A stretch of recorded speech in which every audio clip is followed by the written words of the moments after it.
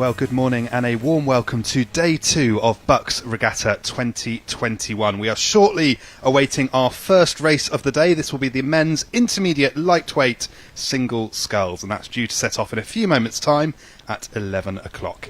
In lane 1 we have Matt Jones representing Gloucestershire. In lane 2 it's Felix Rainish representing Strathclyde. Luke Knight represents Nottingham in lane 3. Antoni Fiderucu represents Strathclyde in lane 4. Lucas Koch represents Oxford in lane 5, and it's Andrew Laird representing Strathclyde in lane 6.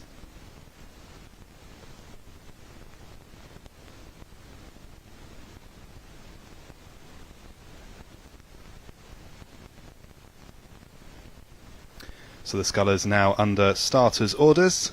We'll expect them to be away in just a few seconds' time. The result of this race, the first 3 boats will go through to the A final later on, I believe it's today, and the remainder will go through to final B.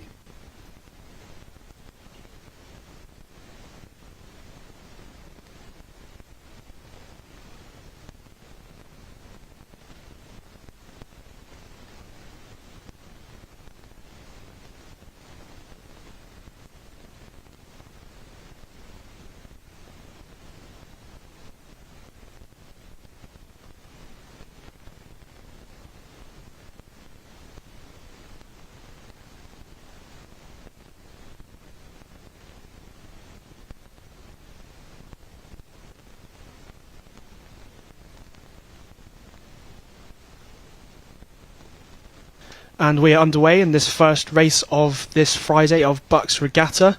It looks like all of these crews have got off to a good start. All of these scullers in this semi-final of the men's intermediate lightweight single. What a beautiful shot we've got there from the tower right up at the start of the course as these scullers set off into the distance. The first race of today, the second day of Bucs Regatta 2021.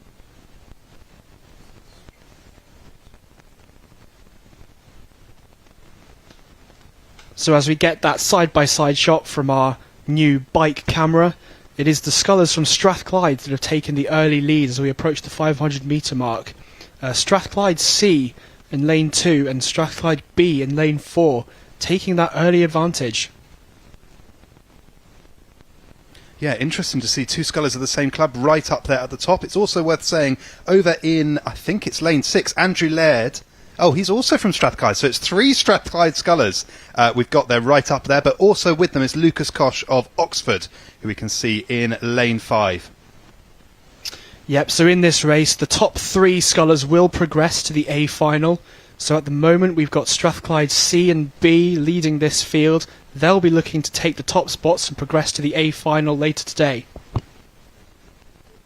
So we're now coming up to the first 500 metre marker. These scullers now, they've done their sprint off the start block. They've got up to speed. They're now trying to find their rhythm for this 2 kilometre race. And we'll start to get our first indication of where they sit in the order as they go through the 500 metre mark. And we can see the split times for that first quarter of the race. But it looks as though these Strathclyde scullers right up there. We've got Felix Rainish in lane 2. We've got Antoni Fiderucu in lane 4. And we've got Andrew Laird in lane 6. But with them is Lucas Koch of Oxford, who it looks like is pushing on strong there through the 500.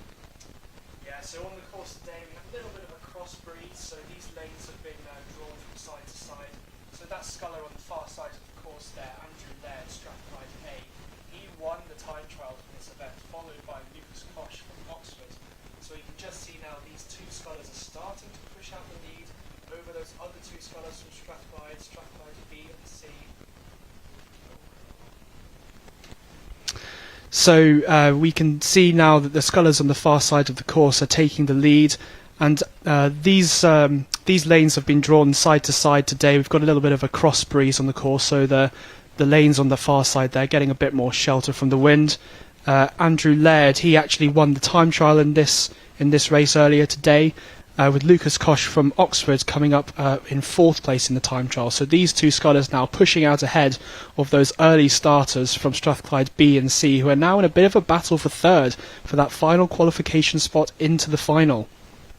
Yeah, I don't know about you, John, but I'm liking the look of Lucas Koch there in lane 5. It looks as though he's just pulling out to maybe half a length of lead over Andrew Laird of Strathclyde, who's over on the far grassy bank side. So maybe as we come to this 1 kilometre mark, we're going to see Lucas Koch taking a lead in this race. Yeah, it looks like a strong middle section from Lucas from Oxford there. He's getting a bit of a lead there over his opposition from Strathclyde. Very impressive to see 3 scullers from Strathclyde in this race. They've obviously stacked this event, this men's intermediate lightweight single, and they're looking for some medals here, I'd say. So here we go as the camera swings round on the 1 kilometre mark. Has Lucas Koch taken the lead in this first semi-final of the men's lightweight single sculls? It looks as though he has, but it's going to be very close between him and Andrew Laird at the halfway point. And let's see what the timing hut says. You can see the times, they're very close indeed. Just 3 or 4 points of a second separating the first 2 boats there. And we're just waiting to have that order confirmed for us. Yeah, so it still looks like the scullers from Oxford and Strathclyde A out in front for those that top spot into the A final, which could prove to be the all-important spot given the conditions here today. Still quite flat on the water, but just a bit of a cross breeze there. And then pretty heated battle there between the 2 Strathclyde scullers for that final spot. But the sculler from Nottingham, Luke Knight, he's not out of the race. He's a couple of seconds down. But it'll be interesting. Is he going to be able to turn on the afterburners in this second K as we go through the middle, the all-important third 500? Absolutely. So only the first 3 scullers can go through to the final. A fierce battle for first and second between Lucas Koch and Andrew Laird. Lucas just came through at the halfway point to take the lead. It now looks like Andrew Laird is fighting back. But also a battle between Felix Reinisch and Anthony Fideruk of Strathclyde, both of Strathclyde, who are competing for that all-important third spot in the final. Which of the 2 Strathclyde scullers will claim that spot? Well, at the moment, it looks like Anthony Fideruk in lane 4 on the far side in that red boat that we can see. He's just pushed out a lead there over the Nottingham sculler, about a length. And that Nottingham sculler, Luke Knight, he's overturned the Strathclyde sculler, Strathclyde C, Felix Reinisch, who's just dropping back here. Absolutely, but look, you can still see Luke Knight's still got some overlap there, so definitely not out of this race as we come into the last 500 metres, because it's going to take some move for him to fight back in the closing stages of this race. He's got to start sprinting now if he wants a chance at this A final.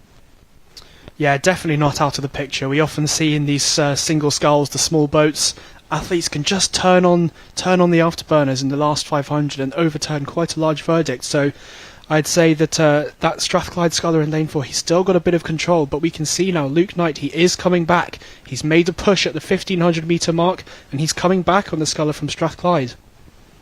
Absolutely. What a battle we've got on our hands here. They know they have to get into that third place in order to go through to the A final, and Luke Knight is definitely going to fight for it. But out in front and looking fairly comfortable in their spots, Lucas Koch and Andrew Laird, they'll be pretty confident they're going through to the A final. Looks as though it might be Andrew Laird who's now leading in that first spot as they come into the last 250 metres, but all 3 of the top runners and riders will go through to that A final. So the placing isn't particularly important for these athletes, but what is going to be a tight battle is for that third place, and we can see 3 scullers now really trying to compete for that last spot. Yeah, we're just approaching the red buoys now. We're into the last 250 metres. So these scullers, they'll be putting on the last bit of energy, their last sprint into the line. These top 2, probably pretty safe for those spots, but there's still that battle for third place, that battle for the final spot into the A final of this event. Yeah, I'm liking the yellow boat of what we think is Luke Knight of Nottingham. It looks like he has the upper hand for that third spot, but right behind him, Anthony Fideruk of Strathclyde, who's only probably a length back, but also only 2 lengths maybe max, but putting on a strong sprint is Felix Reinisch of Strathclyde. He's trying to fight back as they come in towards the red buoys. It's going to take a lot of a move for him to get there, but he's got a chance. But out there in front, Andrew Laird taking the lead. And he's about a length up on Lucas Koch of Oxford. We're pretty confident they will take first. Well, we are confident they'll take first and second place in this semi-final. And then look, we can see the yellow boat coming into view. And that is Luke Knight of Nottingham, who we think will take that third spot in the final. But a tough battle for fourth between lane 2 and lane 4. That's Felix Reinisch and Anthony Fideruk, both of Strathclyde. And it looks as though Felix Reinisch in lane 2 has the upper hand. He put a strong sprint in the last 500 metres of this race to claim back that 4th spot. But unfortunately, he won't be making it through to the A final. Only the top 3 boats can go through. So following those 2 Strathclyde scullers, we can see now just coming in towards the line, Matt Jones of Gloucestershire in lane 1.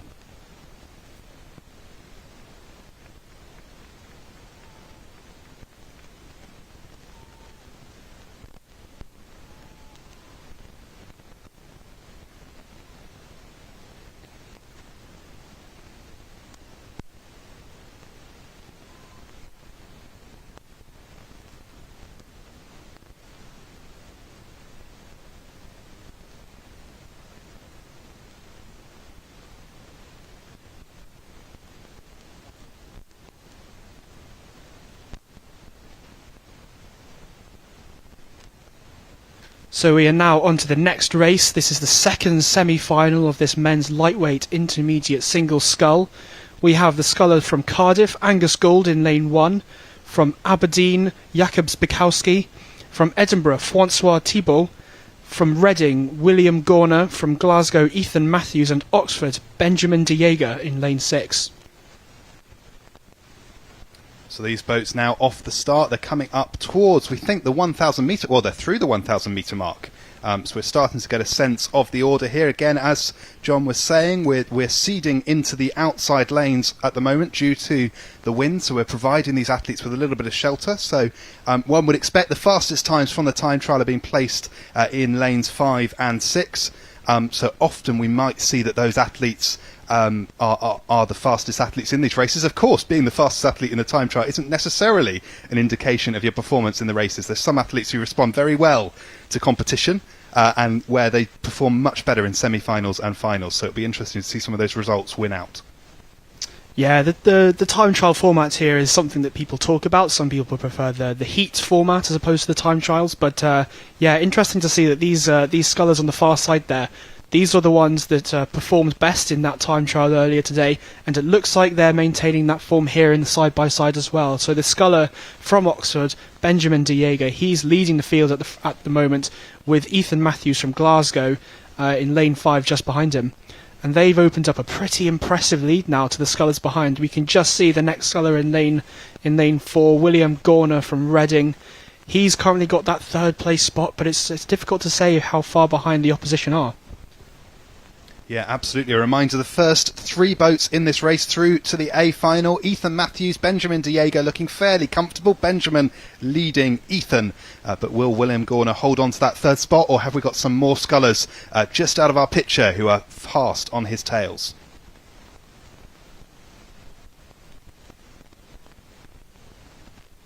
And it looks like actually at the front of the field there, Ethan Matthews is trying to make a charge to overtake Benjamin de Jager from Oxford here. That lead has gone from a length, it's now half a length as the times come through for the 1500. Only 1.5 seconds separating them, and I think that's now a bit less than that as we've gone through the marker now. So interesting that Ethan Matthews is clearly not satisfied with that 2nd place. He wants the 1st place in this semi-final. He wants that preferred lane for this final, which might be quite important today if this breeze gets up a bit more. Absolutely. The first 3 boats through to the final, but you want to secure the best lane, particularly if conditions are going to get a little bit choppy later on. That shelter, all important. So these athletes definitely trying to race for that best place, and a tight battle for 1st and 2nd. It looks as though William Gorner of Reading is fairly comfortable in that 3rd spot, but he does have just behind him in lanes 2 and 3 Jakub Zbikowski and Francois Thibault on his heels. Looks as though he's drawn out a little bit of advantage, probably about a length on those 2 other athletes, but they are trying to fight back as they come into the last 250 metres, and we'll see if their sprint gets them anywhere. Yeah, these scullers, the front runners now just coming into the red boys, so that's the last 100 metres, and it is Ethan Matthews who has overturned Benjamin de Jager from Oxford. Maybe the Oxford sculler happy with that 2nd place, not willing to expend too much energy, but this is a great performance from Ethan Matthews to take the lead. Absolutely, I'm liking his technique as he comes into line, cruising through there and looking very comfortable in the single sky. I mean, both those athletes leading, looking very comfortable. Benjamin de Jager in lane 6, currently sat in second and quite happy to cruise in there. We can see a sprint for the line now from the next 3 athletes. It is William Gorner who is leading for that 3rd place, but behind him and mounting a strong challenge, Francois Thibault is definitely pushing him in towards the line. William Gorner does have a 1-length lead. It looks like he's going to hold on to that lead, but Francois definitely not giving it away to him easy. And Francois will cross the line in 4th place, going through to the B final. We then have in lane 2 Jacob Zabrowski. He's just coming through to the line now to complete his race, and he'll be followed by Angus Gould of Cardiff in lane 1.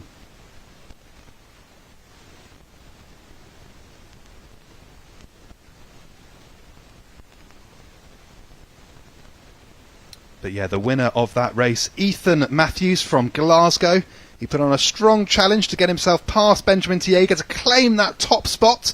He wants to make sure he has the best lane in the final. Benjamin de Jager taking that 2nd spot, quite happy to cruise through to the line there in this semi-final. And they'll both meet each other again in the A final later on this weekend.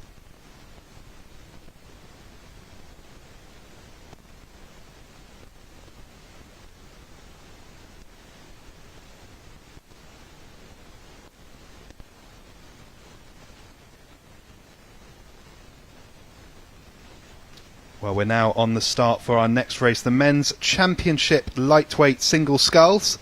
And they're just sat under starters' orders, but we'll take you through the runners and riders. In lane 1, on the left of your screen, we have Cameron Mackenzie representing Cambridge. Representing Aberdeen in lane 2 is Andrew Dunce. In lane 3, we have Nicholas Ryan representing Oxford. Also from Oxford, in lane 4 is Matthew Hudson.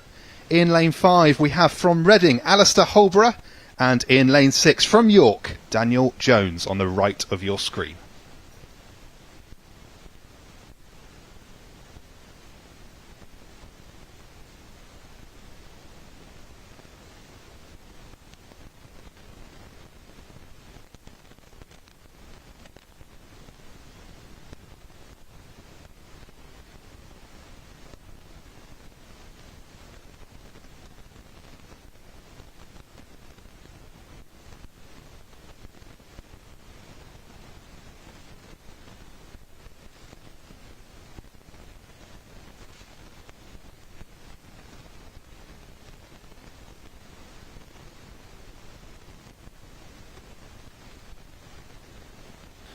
So the results from the time trial of this race, we have a sculler from Strathclyde, Ben Parsonage and Nottingham Trent, Harry Richardson, who have qualified for the A final automatically from that time trial. We then have just this one repechage here, so the top 4 scullers in this race will qualify for that A final. Well, look at them off the start there. We can see a strong start in lane 6 from Daniel Jones of York. It looks as though he might have an early advantage. We'll get more of an idea as we pick up the cameras on the bank, on the side-on view. But it looks as though a strong start from Daniel Jones of York. Alistair Holborough of Reading also up there with him. Yeah, Dan Jones, I believe he's part of that world-class start programme up in the Yorkshire Start, York and Leeds, with Matt Paul up there, trading with the likes of Matt Brigham, the Kingslayer. So, yeah, Dan Jones, he's going to have a really good shot in this race, and I think he'll probably be out for the win. We can see he's in that lane 6, that sheltered lane. He was 3rd in the time trial, so he's the top sculler in this repechage based on those times. But it wasn't far behind him, so he's. We'll see if the sculler from Reading, Alistair Holborough, can challenge here.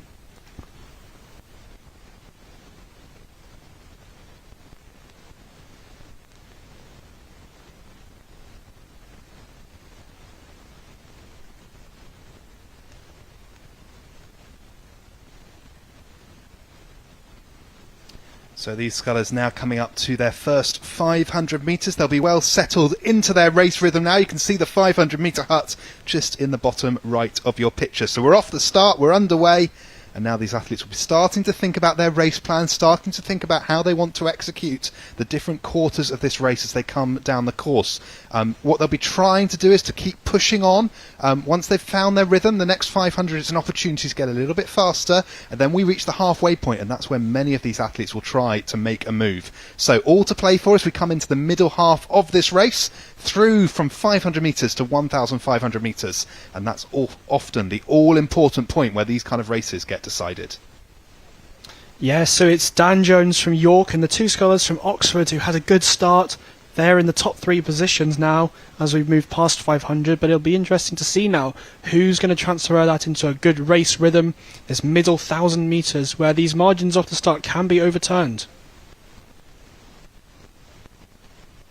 Well, you can see there in the left of your picture the leading scullers, Daniel Jones of York, Alistair Holborough of Reading right up there at the front end of this race. Also with them, Matthew Hudson of Oxford. And we've got the other Oxford sculler, Nicholas Ryan. So we know Daniel Jones has quite a strong lead here, but the second and third place and the fourth place in the final, a little bit more to play for there. Top four scullers in this race will go through to the final later on this weekend. They're making sure they get into those top four spots. The remaining two scullers will be eliminated from the event.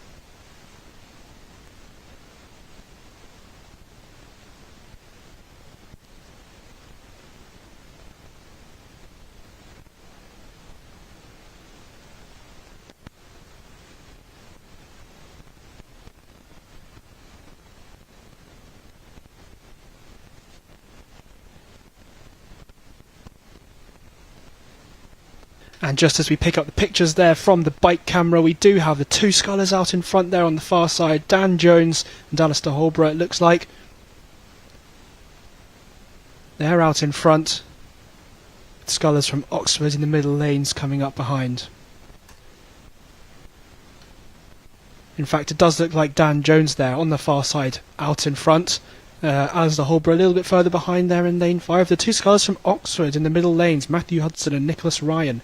They're bringing up those second and third positions at this point. Neck and neck between those two. And then there's a bit of a battle going on here between Andrew Dunce of Aberdeen and Alistair Holborough for that fourth place, the final qualification place into the A final.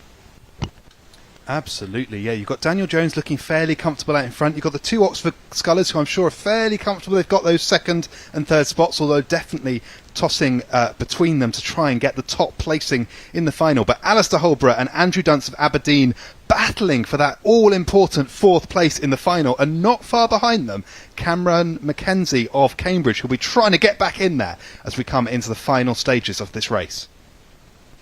Yeah, just the sculler from Aberdeen, Andrew Dunce, he actually won the intermediate lightweight single category in 2019, so last time this event happened, and he's now made the step up to the championship level. So hopefully Andrew can make that step up and put his mark on this event.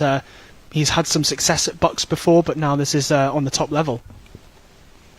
So you can see in your picture on the left-hand side the red boat of Daniel Jones. You can see the lead that he's got over the other scullers. The two white boats you can then see, that's the two scullers from Oxford, Nicholas Ryan and Matthew Hudson. It looks as though Matthew Hudson might have the upper hand just at this moment over Nicholas Ryan, but behind him the real battle for that fourth place, Alistair Holborough of Reading, which you can see in the picture on the far side, but just out of shot, and surely coming on strong, Andrew Dunce of Aberdeen, also battling for that all-important fourth spot. Yeah, so normally in these repechages we'll have two repechages and it'll be the top two from each one to qualify into the A final. But for this event, the number of entries that we had was such that the top two went straight through. One sculler has already been eliminated from the event, and we just have these 6 here. So two scullers from the time trial automatically through to the A final, and then 4 from this race.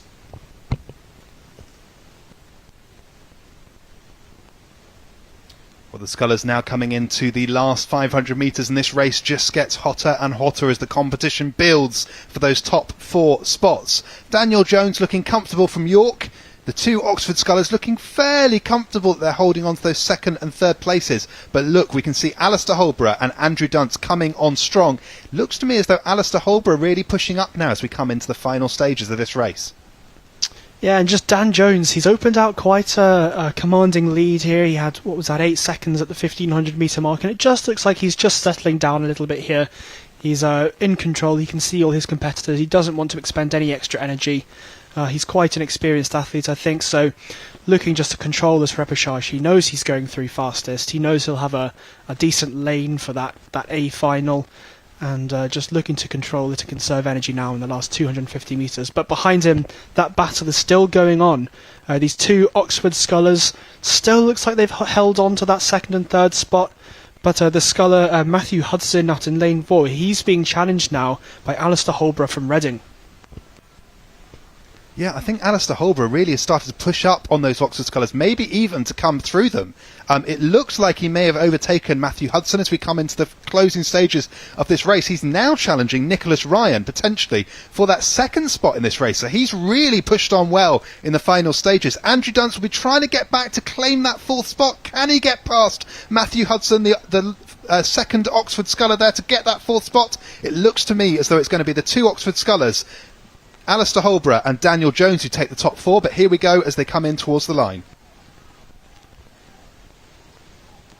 So out in front and looking fairly comfortable, there goes Daniel Jones. He'll go through the line to claim the fourth spot. It looks as though the Oxford sculler Nicholas Ryan is holding on to that second spot in the final, but he will be followed by Alistair Holborough of Reading to take the third, and then it is the other Oxford sculler, Matthew Hudson, who'll take that fourth spot in the final. Andrew Dunce completing in lane 2 there to take the fifth, and in lane 1 Cameron Mackenzie. So they will go through in 5th and 6th, but the top 4 going through to the A final. Daniel Jones, followed by Matthew Hudson, Nicholas Ryan and Alistair Holborough. On your screen there is Daniel Jones. What a race from this sculler, well out in front for much of the race there, and he'll be delighted with that result.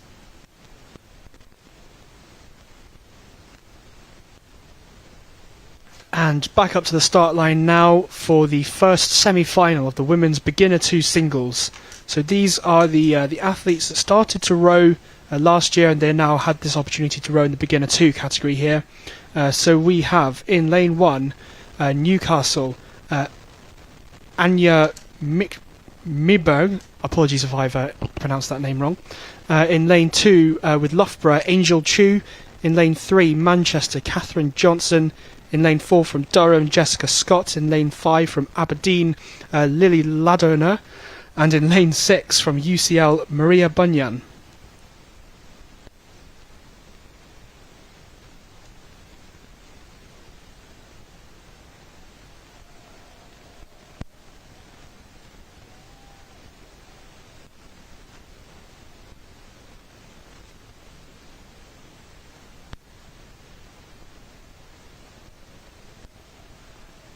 And so off the start there, it's the sculler from UCL out in front. Again, there's the far lanes have been drawn to shelter from that crosswind. And we're going to see probably in this again the two athletes who performed best in the time trial. So that will be UCL's Maria Bunyan and Aberdeen's Lily Ladiner. They will look to take the lead in this race.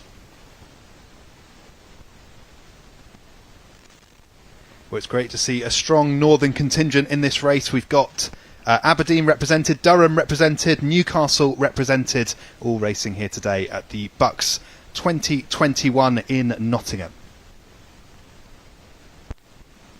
Yeah, so just to talk a little bit about this Beginner 2 category. So we've seen some of these events yesterday as well.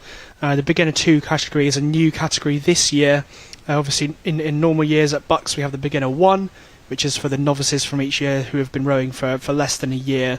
But this is the Beginner 2 category for those novices who started rowing in the 2019-2020 season. They didn't get to race anything last year at Bucs Head. Unfortunately, the beginner events were cancelled because of the weather. And then, of course, Bucs Regatta 2020 was cancelled as well because of COVID-19. So it's great to see these athletes here, and it's great to see Bucs putting on this new event to cater for them. Absolutely, and great to see such a large field that we've had in these events over the weekend. We saw yesterday some minor finals. We're getting right down to the E finals and the F finals. So great to see so many athletes taking part in these categories, rowing as much about performance as it is about participation. It's great to have lots of people taking part in the sport, enjoying their time here at Bucs 2021. Well, these athletes now going through the halfway point in their race. The lead still seems to be with Maria Bunyan of UCL over on the far side. They've eked out probably about 2 or 3 lengths over Lily Ladner of Aberdeen, but also with Lily Ladner not far behind Jessica Scott of Durham, probably about half a length back. Yes, it's still all to fight for those top 3 places. So this is in this event, this is a semi-final, so it'll be top 3 through to the A final, and then the second 3, they'll race in the B final later today. So that top spot, the sculler from UCL really taking a commanding lead here. It looks like she'll be set to take that first place into the A final, but the second and third spots still up for grabs here. Yeah, 10 seconds at halfway is a pretty sizable lead to have developed, so well done there to Maria Bunyan of UCL. She'll be happy with that. She does, of course, need to keep pushing on into the last stage of the race to retain that lead and ensure she secures her top spot into the final. But of course, the benefit of being this far ahead is you can look back, you can watch the other athletes, you can see when they make their moves, and you can make sure that you respond. And now the Aberdeen sculler in lane 5, looks like she's taken a bit of a lead there. So she's now consolidating her place in second in this semi-final. We can't quite see the rest of the field there, but I think just looking for, yep, there we go, the sculler in lane 4, you could just see there from Durham in third at this point. But no doubt the scullers behind from Manchester and Loughborough and Newcastle looking to contest that third place spot into the A final. Yeah, it's looking fairly spread out at the top end of the race, but could be a much tougher battle for that third spot. Durham currently has the lead, that's Jessica Scott, but behind her, Catherine Johnson and Angel Chu of Manchester and Loughborough battling for that all-important third space in the A final later on.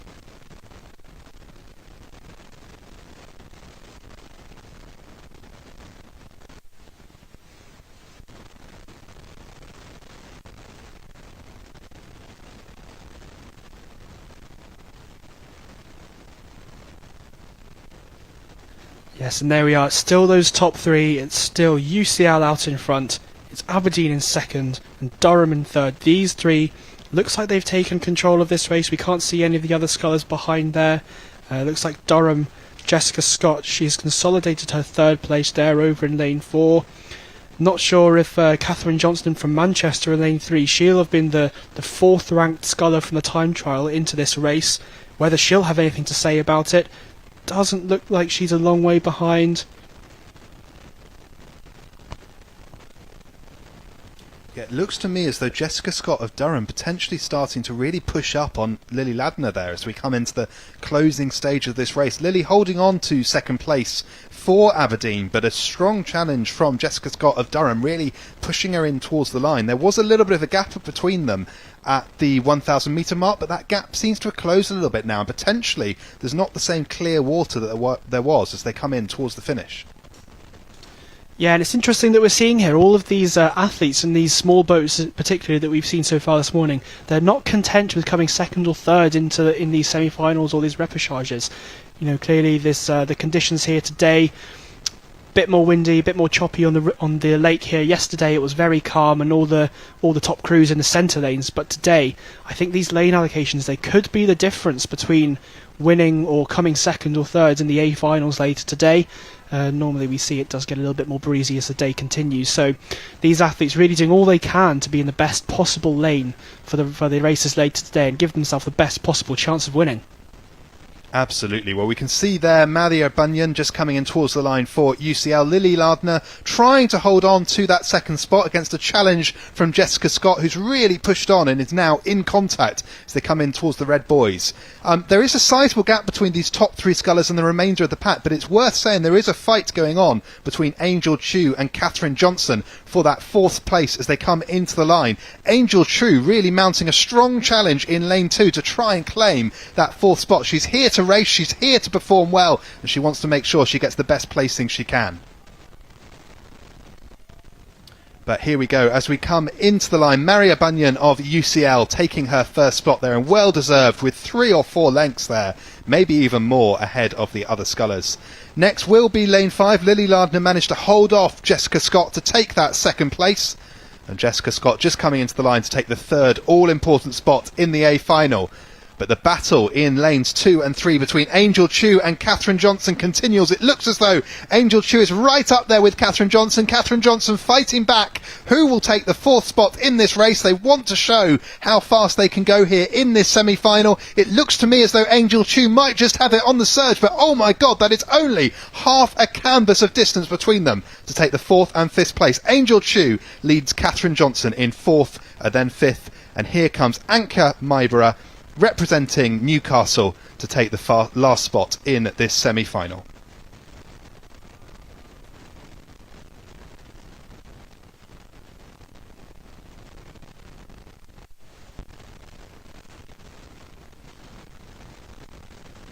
And now moving up for this next semi-final of the Women's Beginner 2 Singles, we're just picking up at about the 1,000 metre mark here. So in this semi-final we have scullers from Nottingham Trent, from Leeds, from Westminster, Lincoln, Queen's, Belfast and Edinburgh. And at the 1,000 metre mark there we can see the splits coming up there. It's the Edinburgh sculler out in front, a couple of seconds over Queen's, and then quite a big gap there, 8 seconds or so to Lincoln, who's got a few seconds over Westminster, and those are your top 4 at the moment. We've got a bit of a battle at the back of the field between Leeds and Nottingham Trent for 5th place in this race. Just a reminder that it is the top 3 that will go through to the A final, and at this point it looks like it's Lincoln and Westminster contesting that 3rd spot. Yeah, 3 through to the final, but these athletes very competitive and want to make sure they get the best place regardless of whether they've got a spot in the final. So a real battle there between Cara Povey and Alana Zeidler of Leeds and Nottingham Trent for the final spots in this race. But it is Charlotte Cooper of Edinburgh in lane 6 on the grassy bank, the far side of your picture, who is leading this race currently. She's followed by Rachel Caniford of Queen's and Harriet Francis of Lincoln, who currently sit in 2nd and 3rd place. It looks as though Rachel Caniford also stretching out quite a big lead over Harriet Francis. So the first 2 scullers, Rachel and Charlotte of Edinburgh, quite far out in front of the others in this field. And yeah, just talking about Edinburgh, you know, their beginner programme is incredible, isn't it? We've seen yesterday we had some of the men's events, which they really did very, very well, and indeed both beginner 1 and 2 singles for the men yesterday. And we can see it here. We've got some really quick scullers here. Charlotte Cooper at the head of this race, and we'll see shortly in the beginner 1 as well. But that Edinburgh beginner programme really coming on a long way in the last few years, isn't it? Absolutely. Edinburgh being my hometown, it's an important point, I think, to note that Edinburgh is not a city that has an easy river on which to row. There is a canal that many of the clubs row upon. They can also travel further afield to organise their training. But definitely a slight disadvantage if you live in Edinburgh that there isn't that big, lovely river stretch of water to go out and do your daily training. Yeah, well, I learnt to row on the Union Canal there in Edinburgh as well, and yeah, definitely, I think it's probably quite good actually for the beginners though. They've got very sheltered water there and very close contact with the coaches rather than at the lake over in Strathclyde Park, so really good setup there at Edinburgh, I think, for these beginners, with the opportunity to do both. And perhaps this year, you know, with all the restrictions we've had in place, they'll have more time to row in the singles as opposed to those bigger boats. Maybe they've been restricted to that. A bit more coaching time perhaps if the squad's a bit smaller, but it's really paying dividends here for these Edinburgh scullers. Absolutely, and one thing that I noticed throughout yesterday's race is the race plans of these Edinburgh athletes, whether they be in the single scull, whether they be in the larger boats, they're really executing well and ensuring that as they come into that second quarter, up to the halfway point, beyond the halfway point, into the third quarter, they're really pushing on, and you'll often see they'll come through other athletes and develop that speed into the closing stage of the race to just pinch those first or second places. It's incredible to see. Yep, and just looking now as they come into the last 250 metres here, the sculler from Edinburgh, Charlotte Cooper, is leading the field still, having come through early on in the race there. She's coming through towards the last 100 metres here, really commanding lead there over the sculler from Queen's, Rachel Caniford, who looks like who she's going to take the second place. And then in lane 4, the sculler from Lincoln has secured that third place. Yeah, absolutely. The top three scullers here looking fairly comfortable. In fact, the whole field looking fairly spread now as we head down. Behind Harriet Francis of Lincoln sits Jennifer Bailey of Westminster in fourth, Alana Zeidler of Leeds in fifth, and then it's Cara Povey of Nottingham Trent currently in sixth.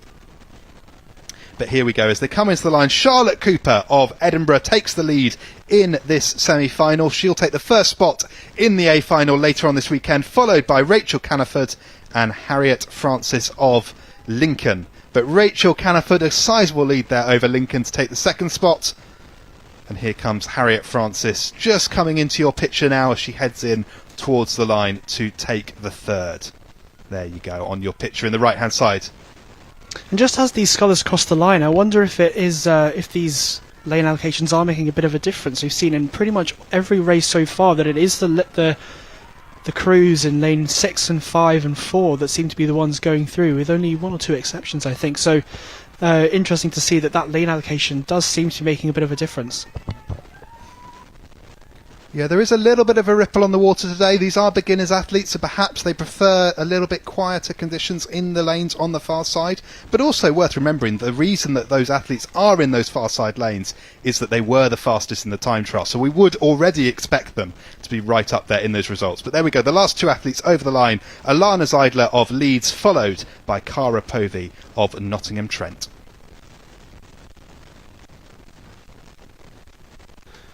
And moving up now to the 1,000 metre mark, where we have the first semi-final of the Women's Beginner 1 single. So these are the athletes that learnt to row this year, this academic year. In this race we have Harriet Watt, de Montfort, Leeds, Edinburgh, Edinburgh again, and Edinburgh again. 3 scullers in this semi-final.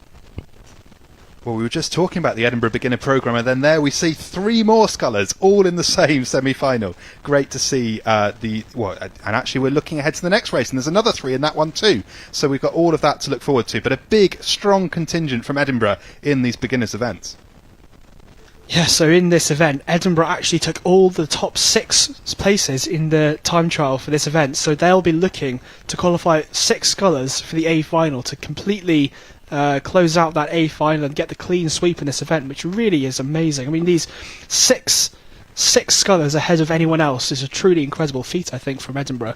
So they've obviously done a great job at bringing up their novices this year. Absolutely. So they had the top 6 spots in the time trial. Will they have the top 6 spots in the semi-finals and go through to the final? It looks as though in this race they do so far. We've got Mia Finchen of Edinburgh out in lane 6, followed by Lily Frushen. So I assume they might be related there. Also of Edinburgh in lane 5, followed by Pollyanna Rimmel in lane 4, who currently sits in that 3rd spot. Yeah, I'm just looking at the 1,000 metre splits there. There's a bit of a lead there between Pollyanna Rimmel and Sophie Boner from Leeds there.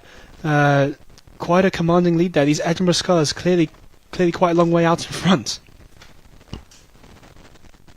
Yeah, what a performance we're seeing here. And we're starting to understand why they got those top 6 spots in the time trial. And maybe we will have that all Edinburgh final later on this weekend. But too close to say quite so soon. We need to see what the next semi-final brings, the race after this. But for this one, the 3 Edinburgh scullers looking fairly confident out in front. Mia, followed by Lily, followed by Pollyanna. You can see them on the far side of your picture.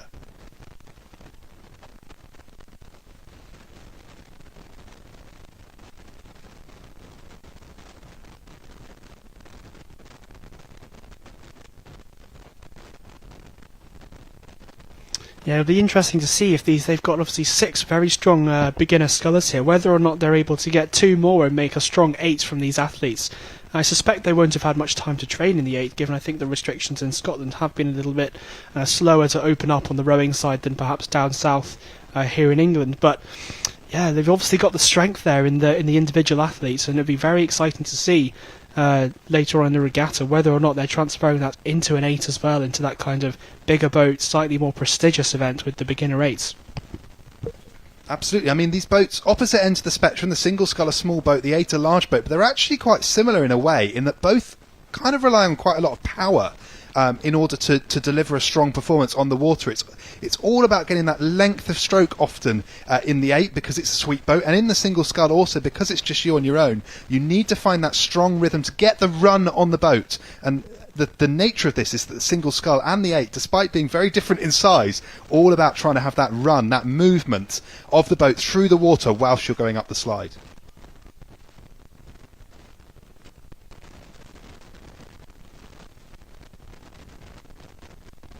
Yeah, so we can see now the scullers just coming into the last 250 metres now.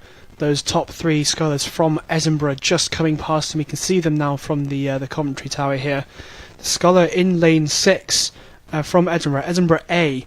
She's maintaining her technique, nice long strokes. Stroke rate's not too high, quite a low stroke rate, but clearly laying down some power there and just moving that single scull really nicely.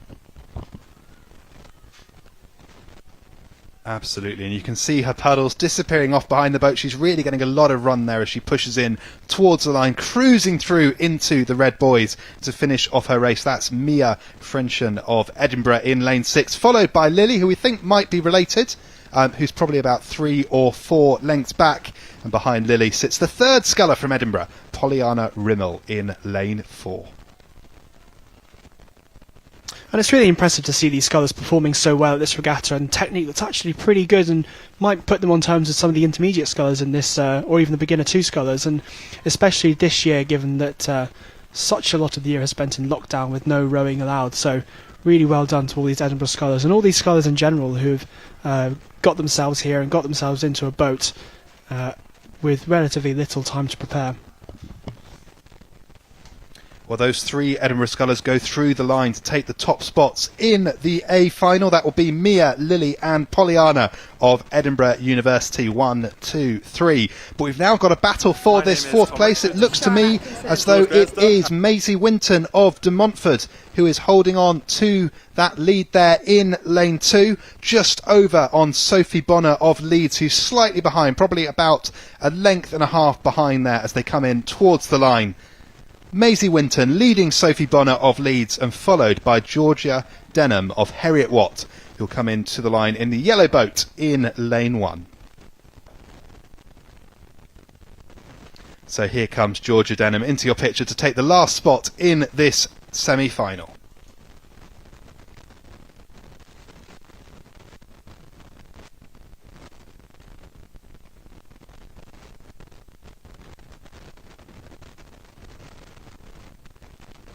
And on to the next race now. We have the second semi-final of the Women's Beginner 1 singles.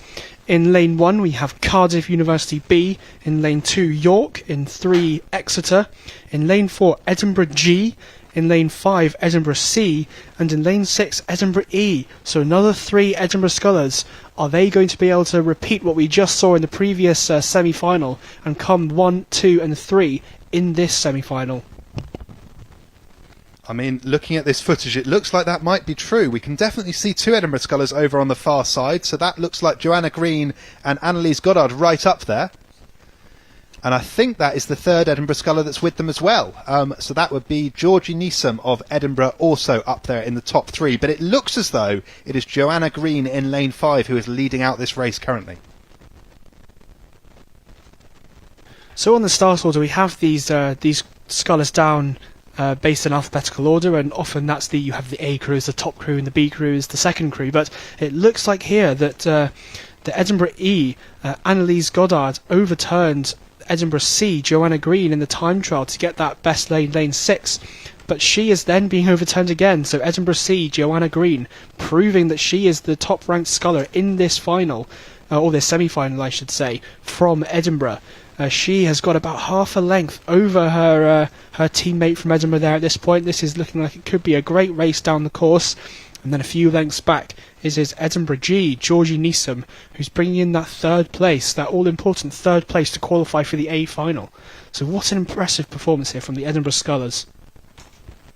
Absolutely, and we were talking earlier about how different race formats benefit different people. There's some people who like to rise to the occasion of a race. They like to see the white of the eyes of the opponent next to them, and that helps to push them into the line. There's others who quite like a time trial, know what they can do, know what their best performance is, and know how to push themselves in towards the line. So it looks as though potentially Annalise Goddard, a great performance in the time trial, but it is Joanna Green who is now responding to the challenge in lane 5 of her compatriot from Edinburgh and is taking that lead spot in this semi-final.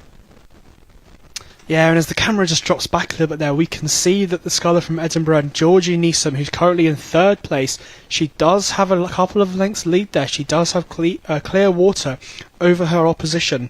And I wonder if that sculler from Exeter, Sophie Lewis, she was next fastest in the time trial, so she's going to be most likely the one to challenge here. But it looks like it is the 3 Edinburgh scullers have pulled away.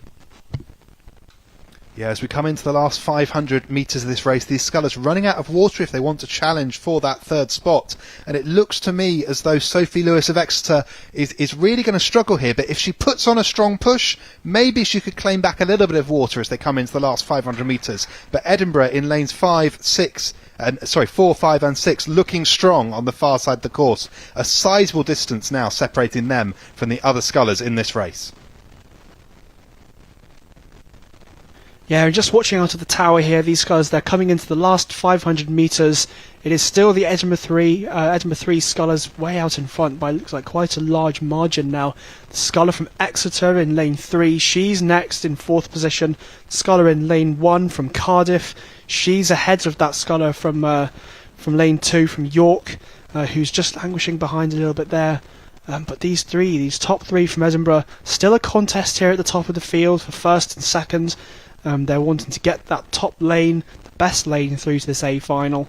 But yeah, what a performance from Edinburgh. Looks like they're going to do it. They're going to do the top 6. They're going to round out that A final with just one club in the A final of women's beginner singles by the looks of it.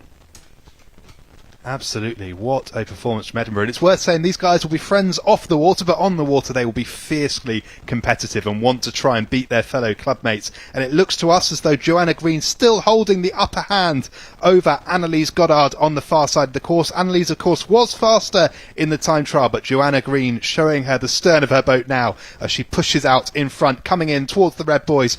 Probably only about half a length separating these two, though, so still a tough fought battle for 1st and 2nd place between Annalise Goddard and Joanna Green, who currently holds the lead.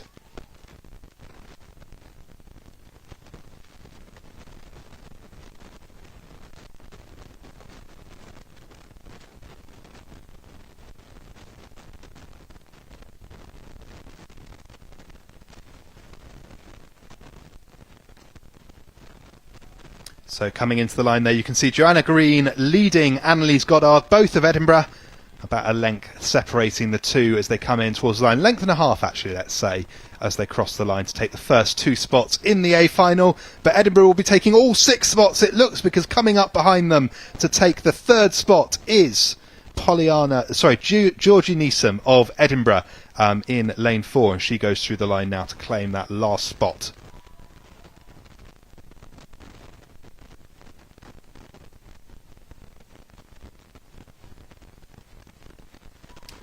So there's the lead there. That is Joanna Green, who took the 1st spot in the A final.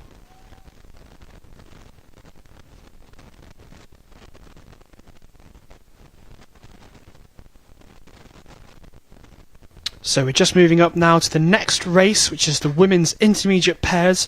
Another semi-final here, so top 3 will progress to the A final. In this race we have Newcastle B in lane 1, Durham, Bath B in lane 3, Cambridge, St Andrews A, and then in lane 6, Oxford University C. So you can see on your picture there the boats as they come down through the halfway point. They're now through the 1,000 metre marker, or going through it now, and just heading into the last 500 metres of their race. And it looks as though the lead is with that Oxford boat over on the far side, but St Andrews and Cambridge battling out there. It looks as though it could be St Andrews have the slight advantage there, or actually is that further into the middle of the course? That could be Bath and Cambridge battling it out there. I think it is those 3 on the far side of the course there. Oxford in lane 6, they were ranked top out of the time trial in this event, so they'll be looking to win this semi-final here, followed by, I think it is Cambridge, who have just got a little bit out ahead there of St Andrews over in lane 5. So those top three currently looking to secure those 3 spots. They're a little way out in front there of Bath, who are a few seconds behind. Bath currently in 4th position, with Durham and Newcastle behind. Yeah, 5 seconds separating the top 3 boats from the next crew in this race. That's quite a sizable gap with just over 750 metres to go. That will be fairly comfortable for Cambridge and for St Andrews and Oxford in those top 3 spots. But they do need to keep pushing on as they come into the closing stages of this race. Oxford trying to hold on, well, comfortably holding on to the top ranked spot in that A final, but a little bit more of a battle going on between St Andrews and Cambridge, who are vying for that pole position. We saw Cambridge had the advantage as they came through the halfway point, but it now looks like much more of a level race between Cambridge and St Andrews for those 2nd and 3rd spots in the A final. Yeah, it'll be interesting to see what happens here. That Oxford crew, it looks like they're pretty set to get that qualification spot into the A-final. If they're going to take their foot off the gas, and these 2 crews behind them that are still locked in a battle, they might creep up on this Oxford crew here. So let's see how this progresses as we're just coming into the last 500 metres here. So you can see on your picture there the yellow boat of Oxford some 3 or 4 lengths out in front of the other 2 crews in 2nd and 3rd place. That's St Andrews and Cambridge, but St Andrews and Cambridge right next to each other there. It looks to me as though St Andrews have the slight upper hand as we come into this last 500 metres, maybe just a canvas in front of that Cambridge crew. And yeah, we look at the times there, 0.3 of a second separating them, but it is indeed St Andrew who currently lead Cambridge for 2nd and 3rd place in this semi-final.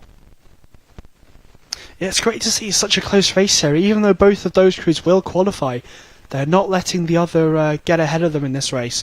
They want to get that 2nd place finish into the A-final. They want to get that preferred lane slightly further over into the lake.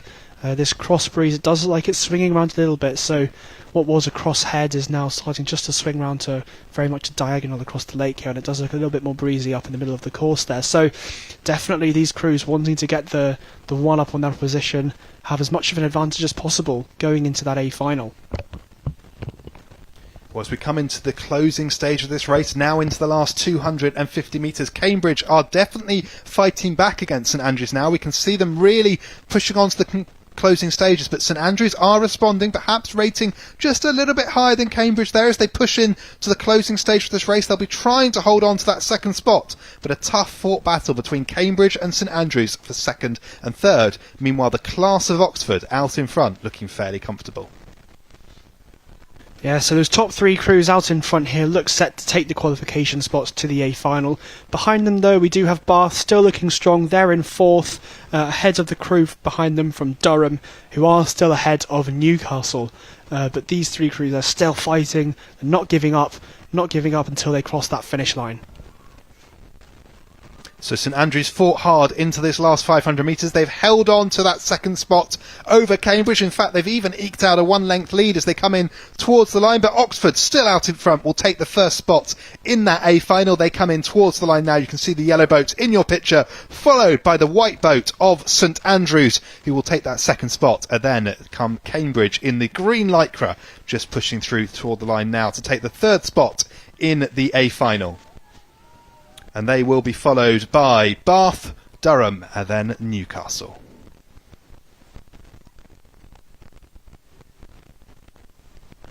And there are the leaders in this race. That is the crew from Oxford who took the lead in the women's intermediate pairs, the first of the crews through to the A final later on.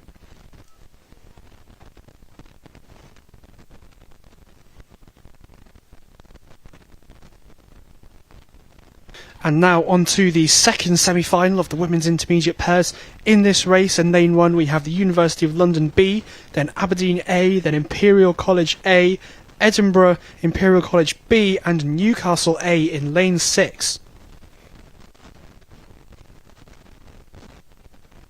So these boats just coming up to the halfway point. Again, it looks like the race is being led on the far side of the lake. We can see the boats from Newcastle and Imperial right up there at the front end of this race. It looks like they've got quite a lead between them and the next boat, which looks as though it will be Edinburgh.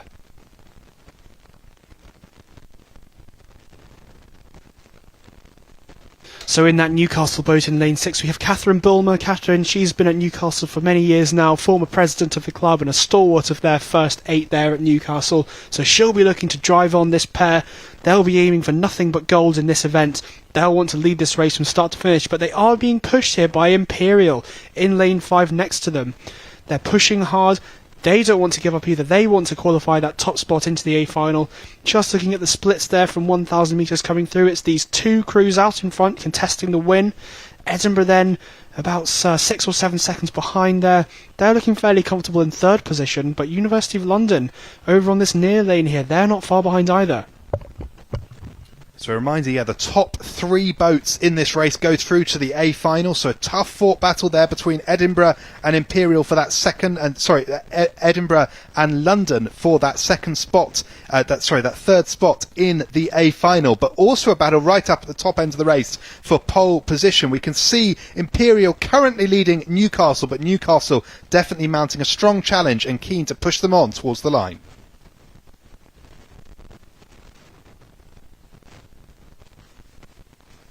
Yeah, great to see such fierce racing here. This Imperial crew looks like they're just in front of the Newcastle crew then, getting out to about half a length. But Newcastle, they're fierce competitors. They have a really tough training program up there in the north. They won't give up. They know how to race. These are tough athletes in this Newcastle crew. But Imperial, they're still pressing out the lead. They're maintaining that lead. It is now half a length, a little bit more than half a length maybe. So a great performance here from the Imperial crew. Well, if Newcastle want to respond, they're running out of water with which to do so. They really need to push forward into this last 500 metres if they want to claim that pole position. It's definitely still doable, but it would require a really quick sprint here in the closing stages of this race. Yeah, and it's interesting to see here, this Imperial crew is listed as Imperial B, but we don't always see, that might sometimes be just the way they're entered, these crews. So this might be the top crew, or perhaps we're seeing a bit of an upset here, and Imperial B are overturning their teammates Imperial A, who are over in lane 3, currently in 4th position, a little bit down on Edinburgh there. Yeah, Imperial A now a little bit further back from Edinburgh. It looks so Edinburgh quite comfortable with that second spot. We can see the difference there between them, some 2 seconds or so as they come into the last 500 metres. That should be fairly comfortable for Edinburgh. Edinburgh will still need to push through to the line to make sure they claim that all-important 3rd spot in the final. But the battle continues between Newcastle and Imperial. You can see them on the left of your picture. Newcastle definitely trying to push Imperial for the line. Could they claim that pole position spot? They're going to need a really quick sprint in the final 250 metres of this race if they want to fight back here.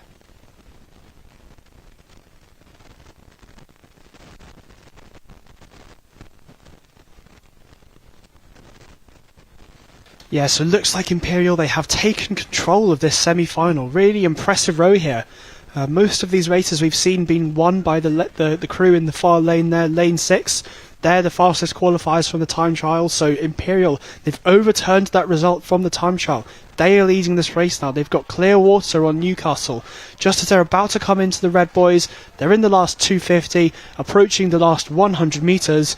It's Imperial B in lane 5 in the lead at this point. Then Newcastle in lane 6, and then Edinburgh in lane 4. Edinburgh being pushed though by London. London are only a couple of seconds down, about a length or so down, so Edinburgh by no means secured their spot.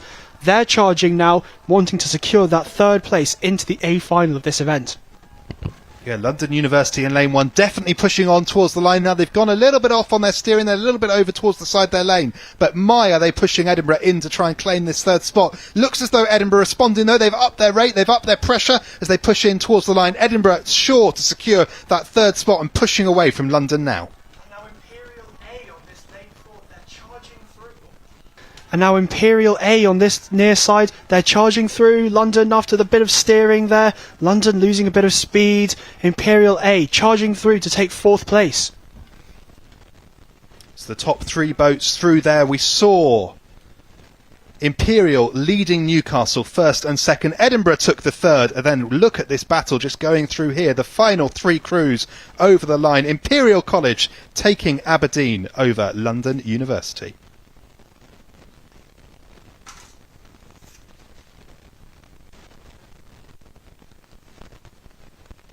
So just as this race of the women's intermediate pairs crosses the line, I just want to point out that we do not have a repechage here in the women's championship pairs. We only had 5 entrants into that race, so the women's championship pairs have progressed straight to the A final, all 5 of the entrants straight from the time trial, so we will not be seeing any races for the women's championship pairs at this stage. So instead we are moving straight on to the men's intermediate single. We have the 2 semi-finals here, and you can just see that first semi-final lining up here to start their race.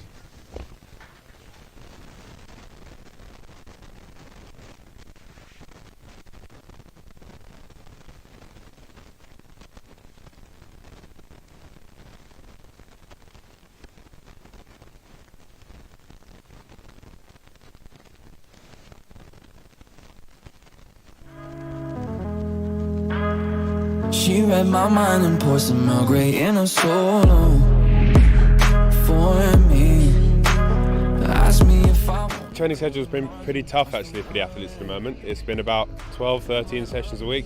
We do a session as a squad every morning at 6:30, and then it's whenever you can fit the second session in the lectures. Rowing at Oxford Brookes University is the premier sport in the university. It's been a lead sport for 25 years and is a really important part of the sports programme at Oxford Brookes. Right now, at the time of year, obviously we're approaching exam times at the moment, which is really important that the athletes do well in their exams. This is what I mean. This is love.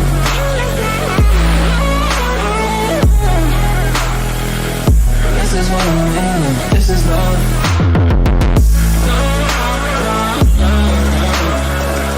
This is what I mean. This is love.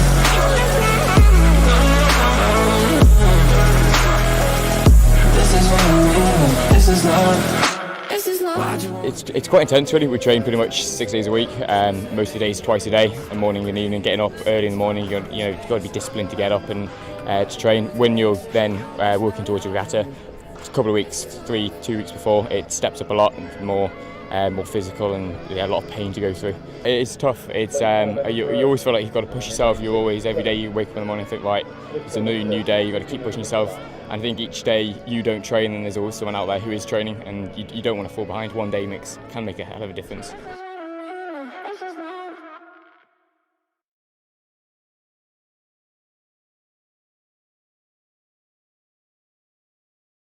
To the Friday of Bucs Regatta 2021. We're just on the start line here for the first semi-final of the men's intermediate single sculls.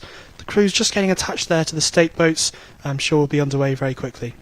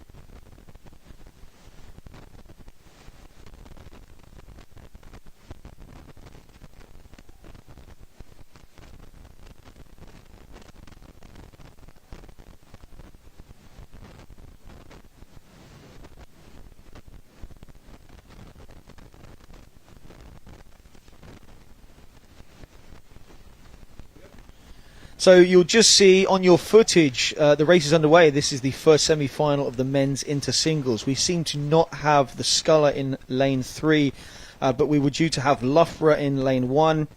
That's Toby Reed. Durham in lane 2. That's Andy Metrick. Exeter doesn't seem to be there. Then Trent, Max Parker, Hartbury, Peter Howard, and then the quickest guy from the time trial, Manchester. That's Felix Rummel. And so just as we've got this side-by-side shot, it is that far side Sculler, lane 6 from Manchester. He's got about half a length out of the Sculler in lane 5 from Hartbury. And then we've got here, just on the near side lane, it looks like lane 2, Durham, is in that third position at this point. So just a reminder that this is a semi-final. So the top 3 from each of these races qualifies for the A final, and the second 3 will go into the B final. Yeah, so the lanes have been drawn so that we have like the diagonal pattern. So lane 6, the one that's furthest away as we see, that will be the quickest one from the time trial, and then so on till, like, in theory, the slowest of the qualifiers closest to us. But we have the first, 4th and 5th quickest Scullers in here, and they in the time trial were only separated by 2.2 seconds. So very tight at the top, and we're expecting this to be pretty tight throughout. But it does seem to be like that Sculler on the far side had the early lead, but the Sculler in lane 2 is making a really, really good charge. So that's the Durham Sculler moving up now. Yeah, it's just the Sculler in lane 4, Max Parker from Nottingham Trent, just dropping back a little bit there. And as well, Toby Reed from Loughborough is doing a good job. He's currently in 4th position, so although probably not contesting those top 3 at this stage, still definitely making good on his result from the time trial here and overturning that Sculler in lane 4. Yeah, so we've got our first timing marker there. You can see the first 3 crews only separated by a second and a half. So the Durham Sculler did indeed make a move.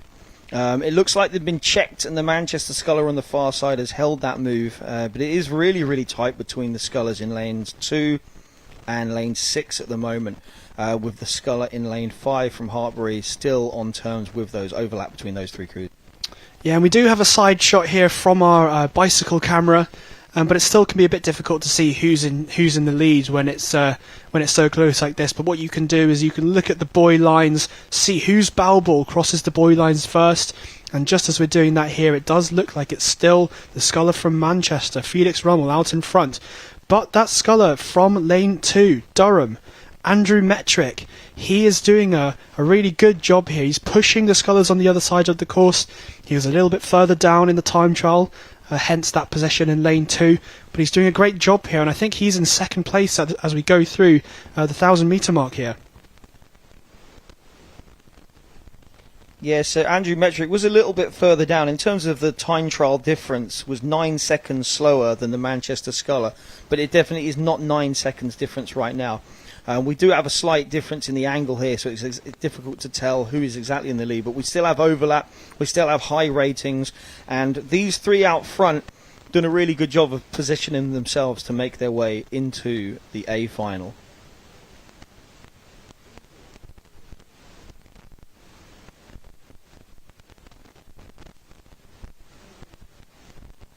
And just coming through the 1,000 metre marker there, we've got the splits coming through.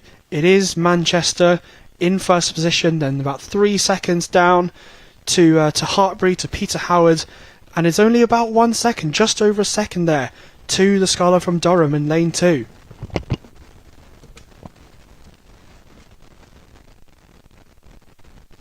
Yeah, so the shots you see are from our camera at the 1,000 metre, just panning across now, so you can get a feel for these Scullers still working very hard. It is the top 3 that will progress to the A final this afternoon and be competing for medals. So as you can see, Manchester, Hartbury, Durham, those 3 have a bit of a buffer now on the Loughborough Sculler in lane 1 and then the Heriot Watt Sculler in lane 4 bringing up the rear at the moment. So you can see now there's been some really, really big moves in the middle, and this field is starting to split around apart. Now the angle is not exactly right. You just saw a buoy line come through there and another one. You see them every so often, but there's definitely been a clear move from that Manchester Sculler. He was quickest in the time trial and is just establishing that dominance now over the rest of this field.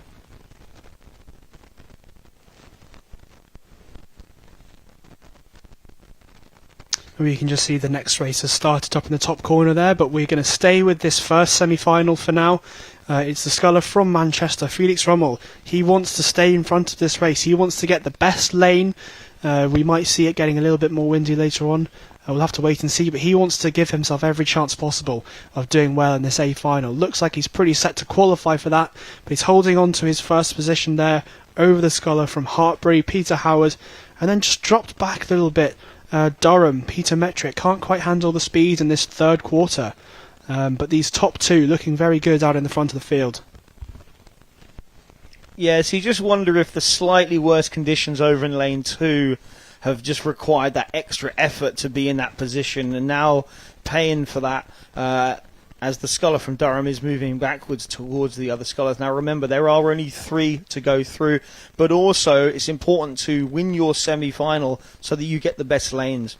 It's not super windy out there, but it is blowing up at the moment. Like that windsock on the far side just temporarily was nearly horizontal. It's mostly been sitting about 45 degrees from the vertical, whereas yesterday it was pretty much just straight down most of the day with just a little bit of flapping around. So it's going to be really important if this wind does pick up to have those best lanes, and the only way of ensuring you get them is to win your semi-final, which the Manchester sculler is doing a really good job of, now 5 seconds up on the Hartbury sculler.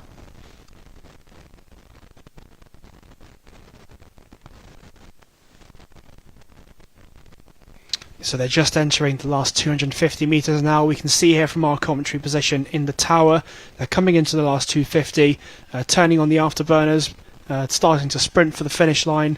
We might see some of these scullers though, if they're pretty comfortable, they might not try and sprint for the line. It looks like the sculler from Manchester is still pretty relaxed there in his first place position. Sculler from Hartbury though, still going for it, still really going for it. So is he going to be able to close that gap? I think it's probably a little bit too much to do at this point.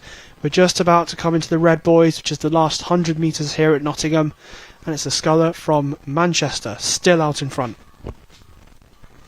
So with this being an inter-event, you expect these athletes to be relatively experienced.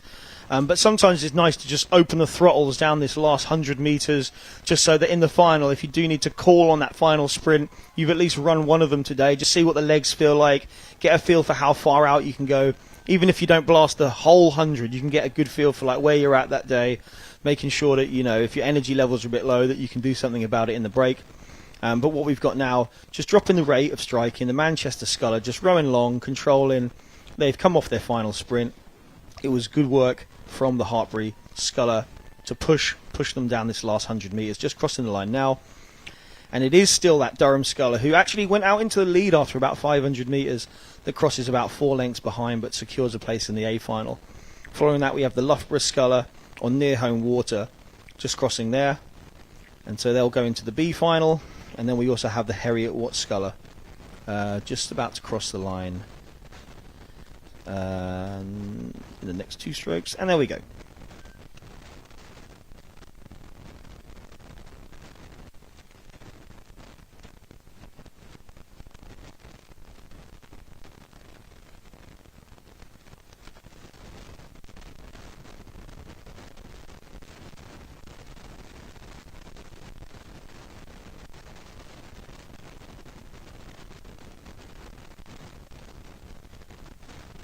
So you see now, we did say that race had started, the second semi-final of the men's inter-single.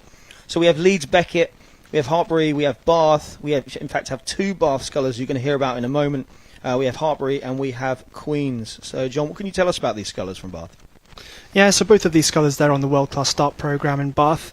Angus Pollock, you can see he's leading this race out in lane 6. A great performance from him in the time trial there. He actually joined Bath this year as a fresher from Bryanston School, so shout out if there's anyone watching from Bryanston. Looking forward to see how Angus can do in this event. And then we've got Jamie as well in this event. So Jamie's been with us for a couple of years, been coached by Dan Harris, who as the coach in the Bath World Class Start Centre. We've also got a couple of scullers from Hartbury, so interesting to see how they can compare to our guys from Bath.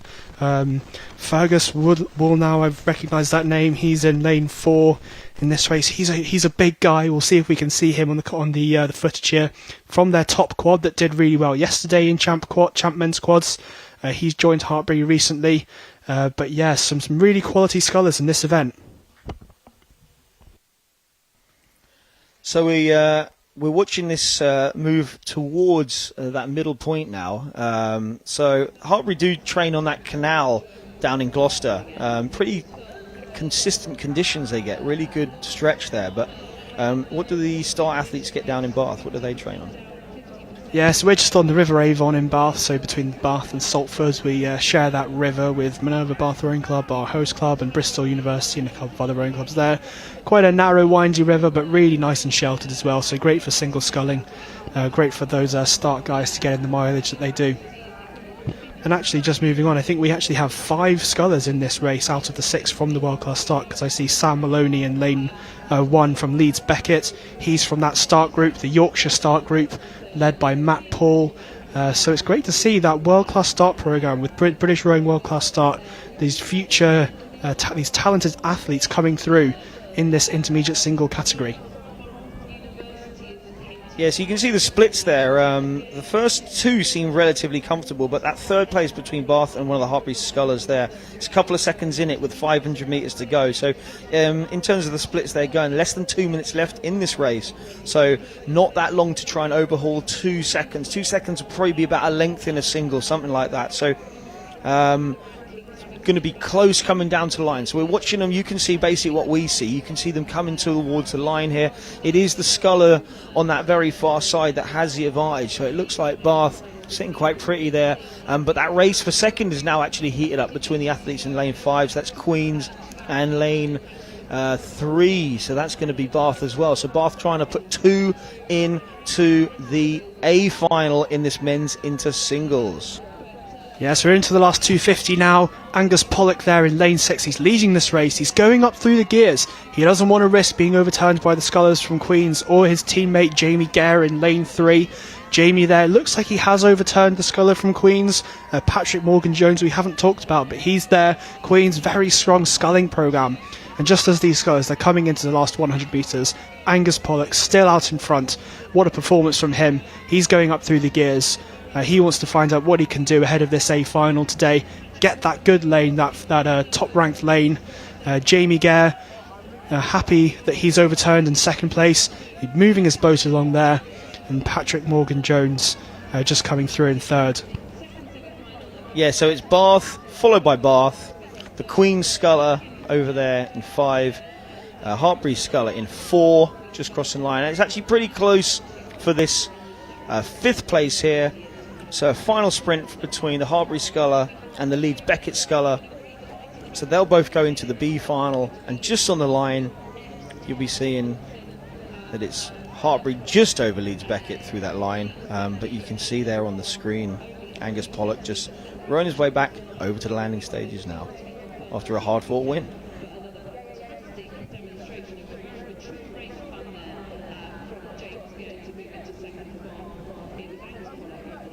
So this next race is already approaching the 1,000. It's the men's champ single. First repechage. So we've got Brooks. We have, no, apologies, we have Edinburgh, Strathclyde, St Mary's, Surrey and Cambridge. And I believe there is actually a B final, which is pretty rare for champs events. But this time they have gone with an A final and a B final. So these, coming off the time trial, the top 2 would have qualified straight for the A final.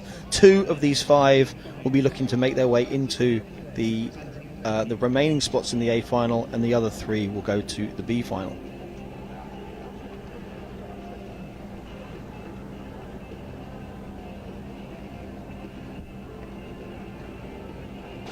So just looking at the results from the time trials, this is the men's championship singles. So 2 athletes go straight through from the time trial. And amazingly, we have 2 athletes from Oxford Brookes University straight through to the A final. We have Quentin Antonielli. He is the sculler who is representing Monaco on the international scene for a couple of years now. And then in second place, just behind him, we have Jamie Copus, who you might recognise as a GB rowing team athlete in the lightweight men's singles doubles sculls.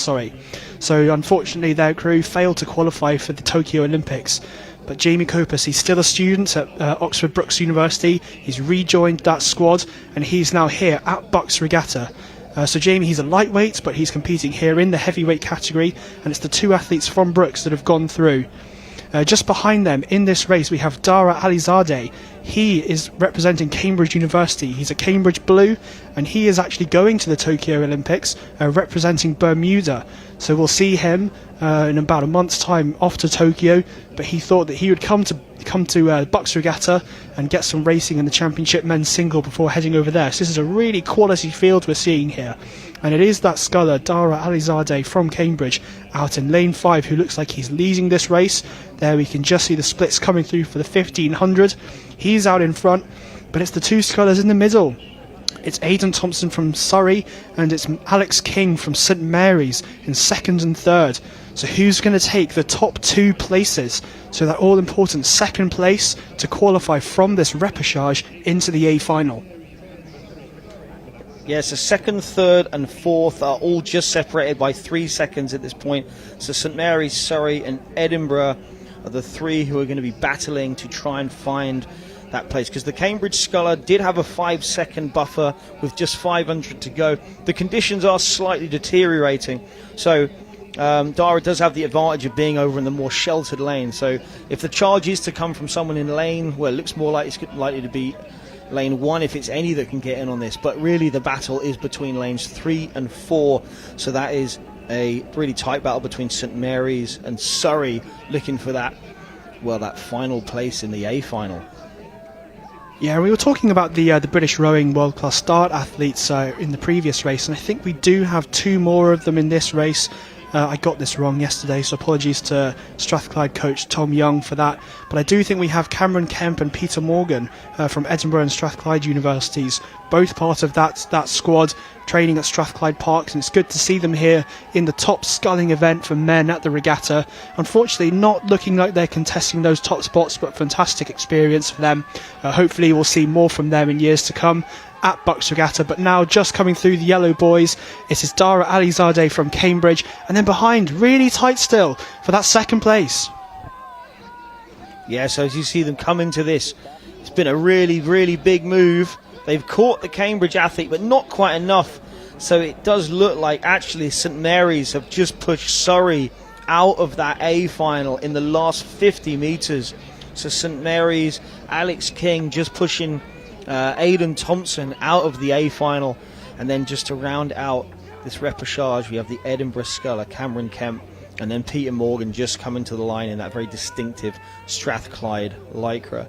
So that was the first repechage of the men's champ singles. All of those athletes will race a second time because we are running a B final.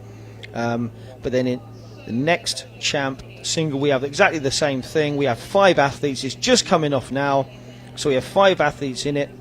We have, most people will know the name, the Kingslayer. Matt Brigham's in here for Leeds. That's on the far side or far right as you're looking at the screen. We have Ben Harris of Hartbury. We have Ollie Dix of Reading.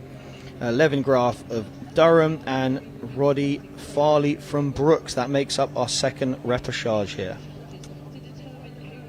Yeah, so many people might have heard of Matt Brigham from Leeds from that amazing race back at Henley Royal Regatta in 2019, where he overturned the Olympic champion Mahe Drysdale and the Diamond Challenge sculls at that regatta. So Matt Brigham, he's no stranger to success. He's a medal winner in this category back in 2019, so he'll be looking to place really well in this event and looking to lead out this repechage. So I was just talking to his coach, Matt Paul, earlier on. Was saying that he reckons that there's more speed than was shown in the time trial. It was pretty close, actually. So the quickest times in the time trial were 5:35 and 5:37 for the 2 Brooks athletes. And then within 3 seconds, or just over 3 seconds, you had the next 2 athletes. So it was the Cambridge athlete you just saw, Dara Alizadeh, just who crossed a moment ago. And then you do have Matt Brigham, who was the quickest coming into this rep, so we'll be looking to win this. Yeah, and just as we're getting those 500-metre splits, it is Matt Brigham out in front with about a 4-second lead. So you can see now the side-by-side camera. He's got about a length over his opposition there, but it's very close for second. Hartbury and Durham, not much to separate them here.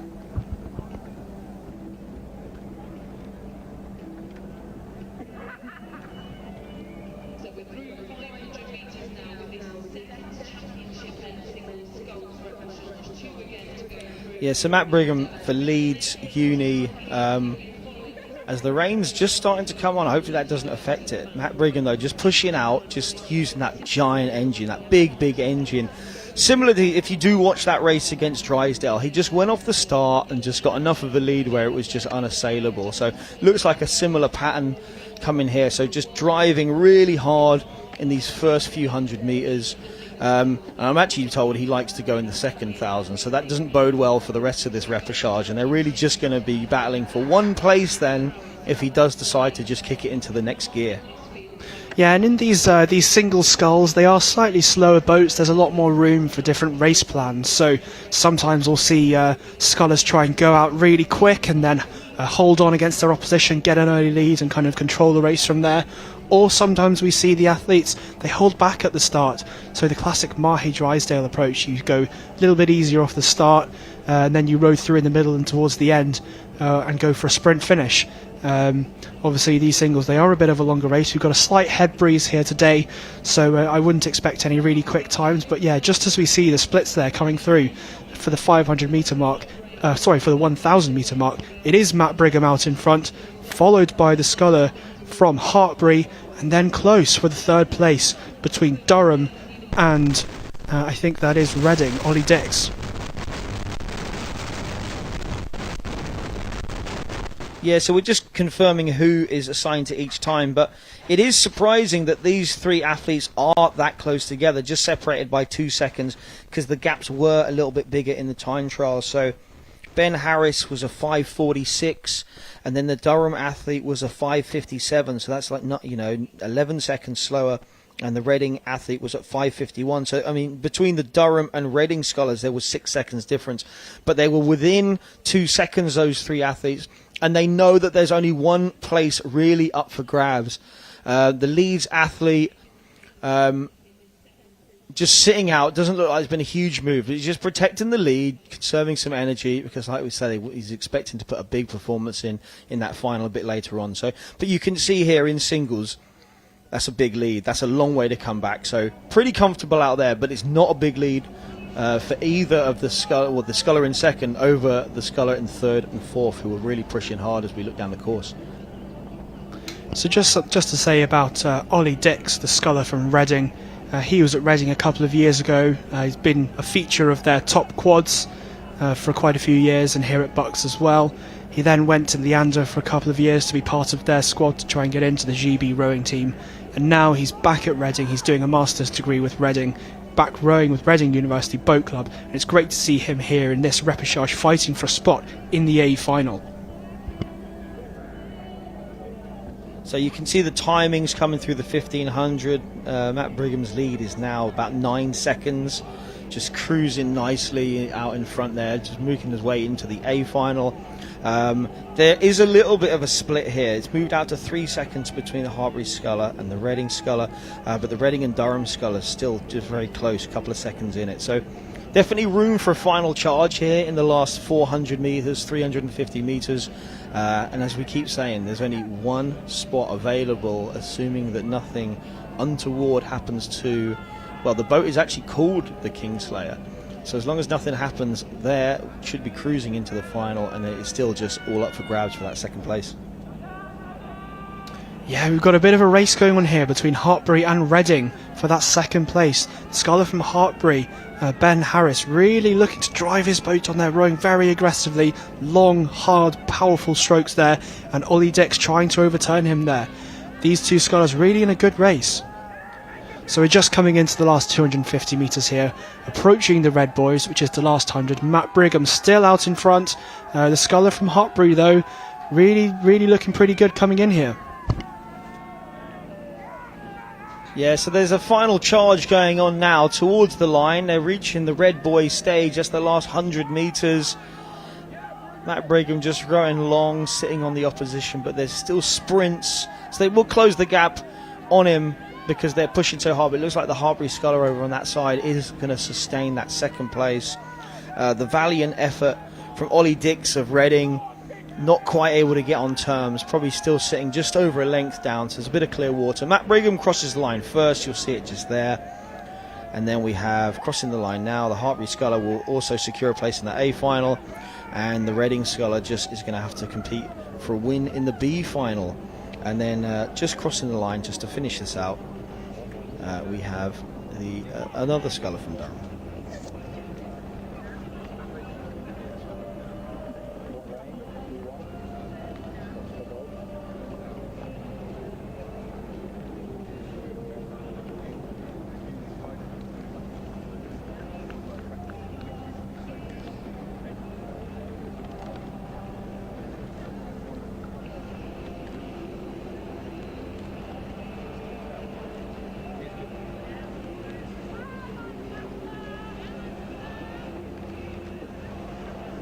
So we're on the start line now for the first semi-final of the Women's Beginner 1/8. So these are the beginners from this year. These are relatively inexperienced athletes. We have Edinburgh, Southampton, 2 crews from York. Great to see 2 crews from York in this semi-final. And then Imperial and Sheffield in lane 1. So we were just discussing here in the commentary box, this Edinburgh 8, it is featuring those scullers that we saw in the beginner singles, so they're doubling up today. Those 6 scullers that we saw, all making the A final of the women's beginner singles. So it'll be interesting to see. On the one hand, you know, they might have been spending a lot of time in the singles, and it sounds like they don't have a whole lot of sweep experience in this crew. And also, if they're doubling up today, that's a lot of races for one day. So how do you think this is going to turn out, Alex? Yeah, I've heard that they haven't done a whole lot of sweep, but obviously the transferable skills in terms of just trying to pick up the water and move it have paid off, because they're in lane 6, so presumably we're one of the quickest through that time trial as well. So looking good for Edinburgh. Like, they were strong yesterday as well, Edinburgh. You know, they were up there in the VL. And they'll be looking, obviously now beginner events don't go towards that as much as, say, the champ events, but you know, these big finals do contribute towards it, and it's good to see the strength in that program. And so did you say, I didn't notice it earlier, all 6? That A final's going to be 6 of them? I mean, in the time trial it looked like it was going that way. Yeah, so all 6 of them, they ranked top 6 off the time trial, and we had in the 2 semi-finals were both top 3 Edinburgh Scullers. So that A final of the women's beginner singles, 6 Edinburgh Scullers. So whichever way it turns out, you can guarantee that on the podium there's going to be Edinburgh, Edinburgh and Edinburgh, the gold, the silver and the bronze. So that was really, really impressive. So you can see the calibre of these athletes on the individual level in this beginner 8 that we're seeing here is really strong. It's just about whether they can transfer that into the 8. Obviously it's 1 stick, not 2 sticks. I always think that it's probably easier to do it that way round than to go the other way round. But yeah, we'll see how it goes here. They haven't had much time in the crew boat, haven't had much time sweeping, so yeah, we'll see. But we're underway now. The race has begun. We can see a little bit of scrappy blade work here, but it's great to see all the crews getting off the line by and large in one piece. Yeah, I mean, they haven't had a lot of time in sweep boats, but they cruised it 35 seconds ahead in the time trial this morning. Phenomenal. So as long as the complacency doesn't set in, and I don't think it will, because you saw what they did in the singles, they should be looking to just move through. So the other interesting crews in here are going to be Southampton. So they were the 4th place crew in the time trial, and one of the York crews. Now, it's a little bit different now because there weren't that many beginner 2 entries in this. The 2 competitions have been combined in terms of these finals. They're still racing for different championships, but one of those 2 York crews is beginner 2 and the other one is beginner 1. So the crew in lane 4 for York is beginner 2.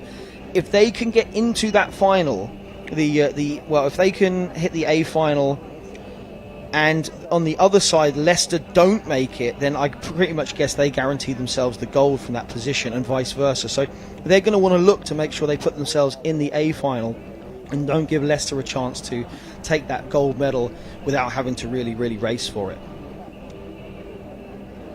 So we've had a great start here in lane 5 from Southampton. It is the Edinburgh crew out in front. They do have about half a length lead here, but Southampton not letting them go. They're not letting them get The huge jump on them at the start here. We saw a huge margin from Edinburgh in the time trial, but I wonder if it'll be the same in this side-by-side race. For these athletes, for many of them, it is their first regatta, their first exposure to side-by-side racing. So a huge factor here is the nerves and the excitement that you have at the start line, and hopefully we'll get all of those nerves out the way now, and they're just getting stuck into this race. But as I'm talking there, it is the Edinburgh crew just cruising out to about a length lead. Southampton in lane 5, about a length lead again over lane 4, which is York, that beginner 2 crew, and then it's quite close behind. See, I don't know which academic year those Edinburgh athletes are in, but if they are in the early years of their university career, looks like there's going to be some formidable strength up in that program as they move into being seniors and I guess racing at the champ level if they're showing what they're showing now. So phenomenal athletes there. Women's beginner 8, such a great event. There's been such a rise in how many women pick up the sport at university. There's at least 4 programs I've spoken to recently that said they're getting so many more women through the door at the moment than men, and a lot of those just have never rode before. So that's what these athletes would be, being beginner 1. They're people that started this year. It has been a bit of a disjointed year, but these athletes have obviously still taken to it. They've not used lockdowns and stuff as excuses to not be really, really fast, and it's just manifesting with some of the fastest beginner women's crews that I can remember.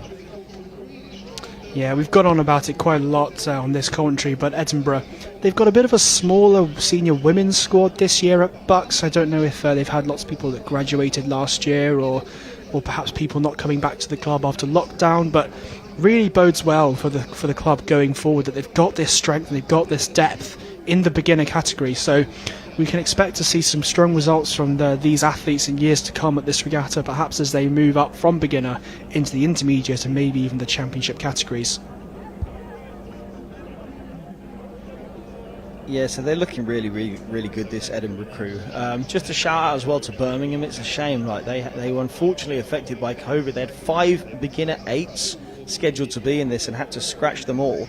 So that would have been a really, really big contingent. Not sure exactly how fast they were, but their club president was saying they thought that the first one would be scratching the A final. So shame for them to not be here, but it has just allowed everyone else, I suppose, the opportunity to shine as much as anyone else. But it's definitely this Edinburgh crew that's shining. It'll be interesting to see who joins them, though, in that A final, because in fact the 2nd, 3rd and 4th crews in the time trial were only separated by a second and a half. So there are medals up for grabs. It's going to be that crew from Southampton who were the 4th quickest. They're going to want to get their way in and make sure that they can compete for one of those 3 medals.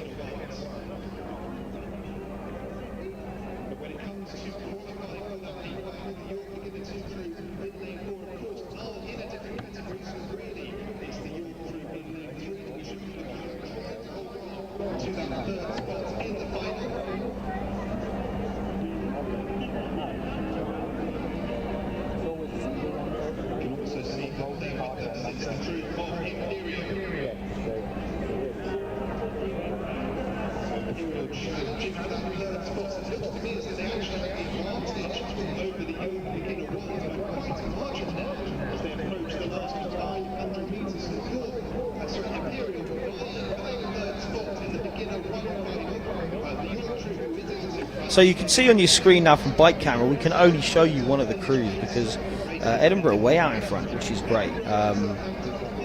There is a bit more of a race going on because this is a semi-final, so 3 are going to go through. Edinburgh pretty clearly out in front.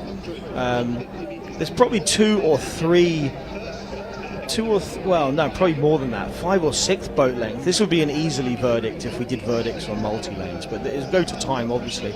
But there is quite a big battle for 2nd place.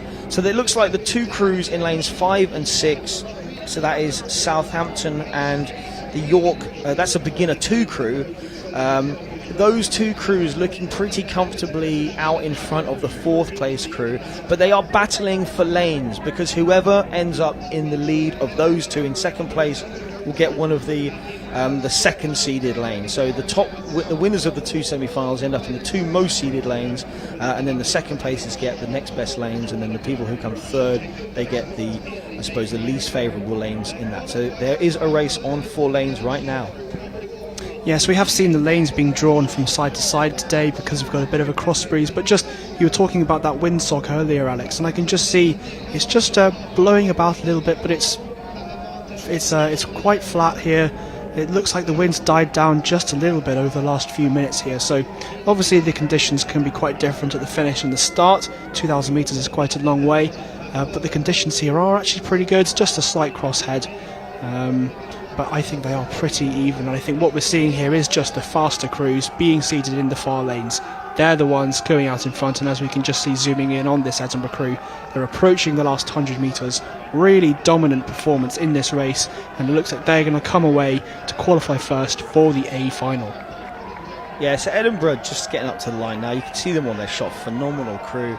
The Imperial crew, who is currently fourth, they look like they're putting in a lot of effort, but it's getting a little bit messy, unfortunately. I don't think they're going to be able to get back onto terms, but it's a really valiant effort to try and get up, but I think it's just too much clear water. But they are pushing away from the York crew, the York Beginner 1 crew, same, starting to tread water a little bit as they go for that final sprint. It's interesting sometimes with these beginners, when they really try and ramp it up, they don't get that same rhythm and movement that they've had through the rest of the race.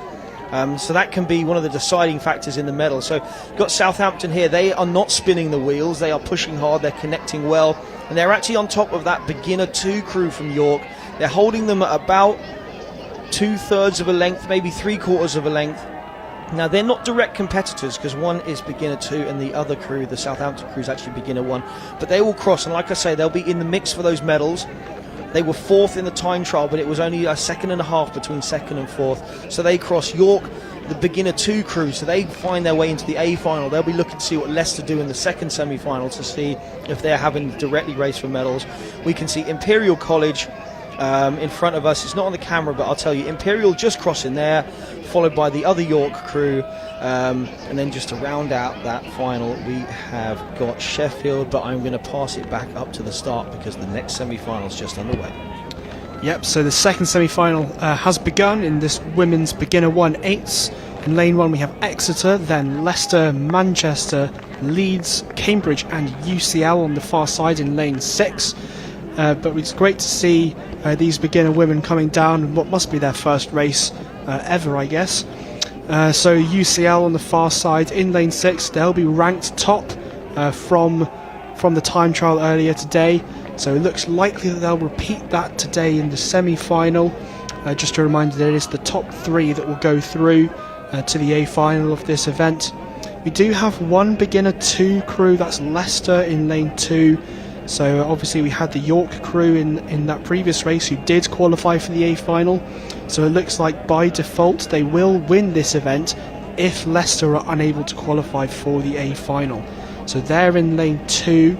So they're ranked 5th off the time trial results in this semi-final. So they're going to have a really good race to overturn that verdict from the time trial. Yeah, so UCL, sometimes they're in the consciousness, sometimes they're not, but it's good to see they're back because when they arrive, they're usually challenging for medals. It'd be easy for them to just kind of amalgamate into sort of, well, we are part of the University of London as a whole, but they keep themselves generally as a separate entity, as do KCL. So the strength of their programme shining through here by being the second quickest qualifier in the time trial this morning. So I mean, they were in a different league to Edinburgh because Edinburgh just outrageously quick this morning. But they will come into this happy that their direct competitor next to them, Cambridge, they did beat them by 1.5 seconds this morning. So, well, 1.4 seconds. So they have that on their side, but it's not really panning out that way according to the results we're seeing right now on the screen. So yeah, we're seeing this crew in the middle of the course. They're out in front. I think that's Leeds out in front. So a great start from them, and then Cambridge and UCL behind. But it's interesting, Alex, just what you're saying there about UCL. How I believe that University of London Boat Club (UL) don't run a beginner program. So many of the beginner athletes, they're forced to row with their college clubs out of that same boathouse, the UL boathouse. And then perhaps once they've graduated from the beginner program at the individual colleges, they might have the opportunity to row for ULBC and into some of these higher level events here. but just as we're approaching the 1,000-metre mark, it looks like we've got those 3 crews again on the far side in lanes 4, 5 and 6 who are out in front. UCL maybe a little bit slower off the line, but it looks like they're coming back onto terms with Leeds in lane 4, and then just a little bit further behind those two it is Cambridge bringing up that 3rd place at this point. So yeah, great to see Leeds really challenging at the top. They were 7 seconds slower in the time trial, but they're not letting that mean anything right here. They're really driving it home. So Dan Grant down on that far bank is going to be really, really happy if they can sustain this. So moving really nicely. You can see as we come through this next marker point as they swing past our camera at halfway. The top 3 separated by just under 2 seconds. So those 3 that are looking for places in the A final, there's an 8-second buffer before the 4th crew. So Leicester, at the moment, it looks like they're not going to make that A final. So, I mean, they'll default into having the silver medal, but it doesn't look like they'll be able to battle against York to claim the gold in the women's beginner 2. So you can see Leeds still lead the charge. Cambridge not in front of UCL, but it's so close. That's pretty much going to be on the surge. And then Manchester, Leicester and Exeter making up the rest of this. They will go to the B final, those last 3 crews. But it is still close. There is a buffer, so it's pretty certain that Leeds, Cambridge and UCL will be making their way through into that final. But the order and which lanes they end up in, that is what is still open for up for grabs, actually. Open to anyone.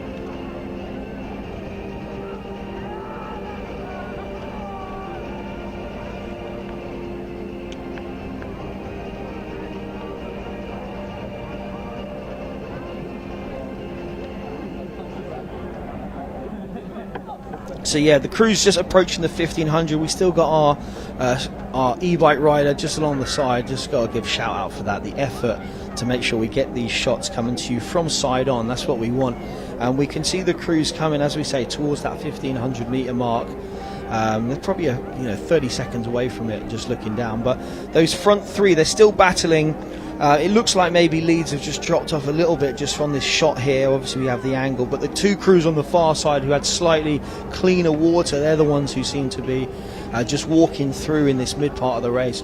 But all 3 of those crews have a nice comfortable open water buffer before we start reaching the 4th place crew, who had been from Manchester. It looked like it's still Manchester over the Leicester beginner 2 crew, with Exeter in lane 1. So those 3 looking still like they're going to go to the B final. But I say that race for lanes at the front still undergoing a bit of drama here. So timing should approach pretty soon. We hope to get them on the screen. But it does look like those crews on the far side, UCL and Cambridge, they're the ones who look like they're just pressing through that advantage to take the best 2 available lanes from this semi-final. Yeah, we see in these beginner events it's generally more about who can get that crew cohesion and who can maintain their form all the way down the course. Very easily for these inexperienced athletes to lose a bit of the form, get too excited and actually make the boat go a bit more backwards. It's very easy to do. But it's great to see some of these crews really looking very good there. UCL on the far side, they're looking fantastic. Just coming into the last 250 metres. Cambridge have come back on them and might even be challenging for the lead here. They're challenging for that 1st place, for that 1st spot into the A final, the preferred lane on the lake here. And then just behind it is Leeds, who looking like they're going to secure that 3rd place. So yeah, Leeds, the early leaders, they're still in the running. They're pretty close at the top 3 here. You can see the camera swinging around. This is just about 50 meters up from the finish, this camera that's pivoting around. You can see a tight battle between UCL and Cambridge. They both want to get that best position. It's probably going to be lane 5 or 6 come the final. But that is really, really bow ball to bow ball right now.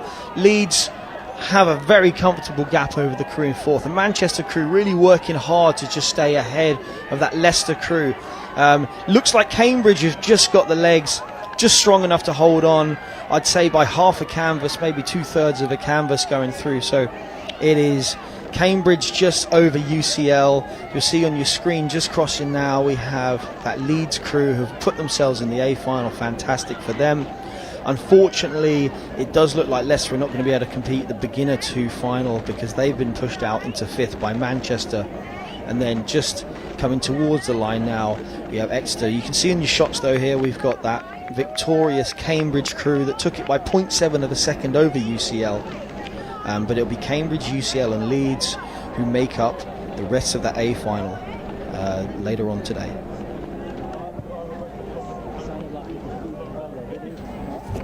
So just moving on to the next race now, which is the Women's Championship Lightweight Doubles. This is the first repechage of this event. In lane 1 we have Newcastle B, then we have Leeds, Exeter A, Oxford A and Hartbury in lane 5. And we're just approaching halfway here, and it does look like it's the crew from Hartbury on the far side there. We've just seen the splits come through. Hartbury on the far side out in front with quite a commanding lead at this stage. And then in second and third, it's quite tight there. So for this repechage, the top 2 will go straight through into the A final. We had the time trial earlier. The 2 fastest from that race went through to the A final. 2 from this repechage and 2 from the next repechage as well. So looks like Hartbury way out in front there with about a 10-second advantage, but it's Leeds and Oxford who currently are contesting that second qualification spot. Leeds and Newcastle just a little bit off the pace at this point. Yeah, so the 2 automatic qualifiers earlier, so it was Cambridge, Gemma King, Catherine King, who claimed that medal in the pair yesterday. They're one of the 2 that went through along with Surrey.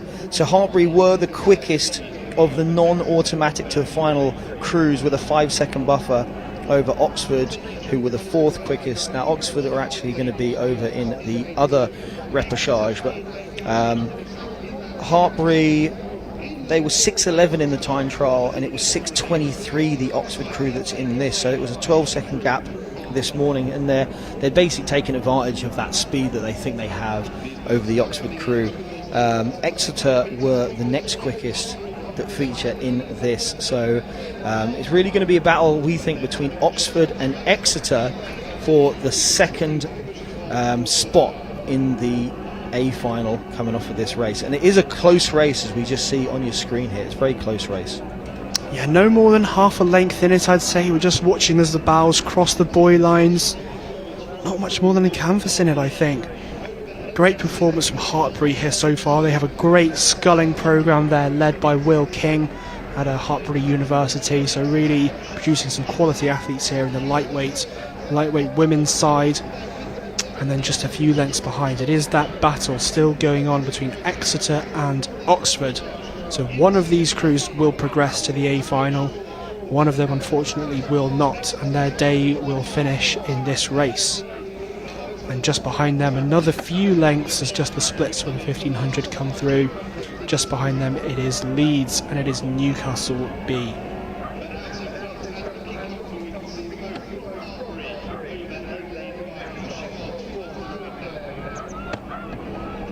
Yeah, so time's still on the screen. It was just a second between the Exeter and Oxford crews looking for that second place. It's a pretty significant lead by the Hartbury Scullers over on that far side.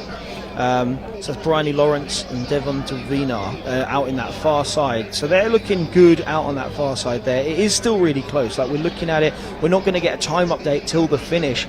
But those 2 crews in lanes 5 and in lane 4, my apologies, in 4 and 3, we're not using lane 6 in this one. Exeter and Oxford, they are really close. From my angle, it looks like they're pretty much side by side. So we're going to have to see as it pans around. There's also a very close race for that 4th place that's going on between the crews over in lanes 1 and 2. So that's Newcastle and Leeds racing really hard to try and get the bragging rights for this. So just going to pass it over. It's really close though. It is tight coming to the line. Yeah, so still Hartbury. We're coming into the Red Boys now, the last 100 metres of this race. They've got it in control. I don't think any of these crews are going to have what it takes to come through at so close to the end of this race. Yeah, Hartbury just relaxing it there, letting the stroke rate come down. They don't want any unnecessary lactic acid in their legs for this final later today. They're just chilling out here, finishing off this race. Really great performance from them. Just watching the cameras come around here. There we are, so just off the finish line. It is Hartbury, then Exeter, and then finishing off it is Oxford. Yeah, so you just see Oxford crossing the line there, followed by Newcastle, who have just stayed in front of Leeds for that 4th place in that repechage. But it looks now we're cutting straight away to the 2nd repechage of the Women's Champ Lightweight Doubles. This one features Worcester University. Oxford have 2 crews in here. Newcastle have a crew, and Bath also have a crew. So I'm wondering if John can give us any info on these Bath scullers. Yeah, so these Bath scullers, so we're featuring Imi Bantig again. She had a really good result at the World Rowing Indoor Championships earlier in the year, so she's got a pretty good erg on her, teaming up with teammate Hannah Slater, who's in her final year at Bath. She's got an experienced head on her, experienced lightweight athlete. So we're hoping for a good result here, but we'll have to see how they stack up. So these crews from Oxford, many of whom I imagine will have competed at the lightweight boat races this year. Newcastle, always strong competition as well from their lightweight scullers. So we'll see how we get on here. Just looking down at the course on our bike camera, it looks like, who is that? Is that out in front? One of the crews from Oxford, I think, perhaps out in front there.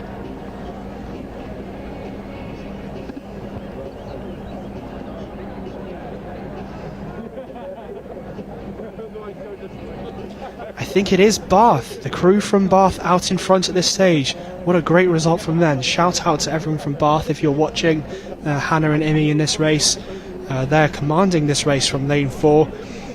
Just about 2 lengths there on the next crew over in lane 5. That's Oxford C. They're in 2nd position, so it looks like if they can hold this verdict all the way down, it will be these 2 to progress into the A final. We can just see in the right hand end of the picture there, it looks like it's Oxford B, currently in 3rd position, but I don't think they're going to be challenging the crews for the 2nd place in this race, just a little bit too far back. They've come through 1500 now, and it looks like it's still Bath and Oxford. Yes, it does look like it's going to be Bath and Oxford, just like the last one, 2 to go through. Bath and Oxford look like they're going to be doing it. It'll be Worcester, Oxford, the 2nd Oxford crew, and Newcastle will be the 3 missing out. So pretty good lead here still, I'd say, from the Bath crew. Oxford over on that far side look to be challenged a little bit by the other Oxford crew. We'll see which one of those makes it in, and then a pretty tight race between Newcastle and Worcester at the back end. Neither crew giving in. I know that Worcester crew, Maddie Follett, Sophie Everett, are going to be competing in lightweight at Women's Henley next weekend. Straight in on the Sunday they'll be racing. So just looking for that race experience. The crew hasn't been together a huge amount of time. They did have a run into this championship. They did a race at Met as well. But just, yeah, I'll let John just call this Bath crew through the line. Yeah, so fantastic performance from the Bath scullers here. Looks like they're going to be taking the win, just coming into the red boys. Last 100 metres, last 10 strokes or so. They're not letting up. Doesn't look like they're going to ease off here. They just want to finish this race off. A really strong result. So it is Bath in lane 4. Looks like they're going to take that first spot into the A final. And then followed by Oxford in lane 5. Just about a length and a half there. We can just see on the screen they're coming up to the finish line. Bath to take first place in this repechage of the lightweight women's doubles. Then Oxford C, as we can just see coming into the picture here on the near side in lane 2, it's Oxford B. And then just approaching the finish line we have Newcastle and we have Worcester.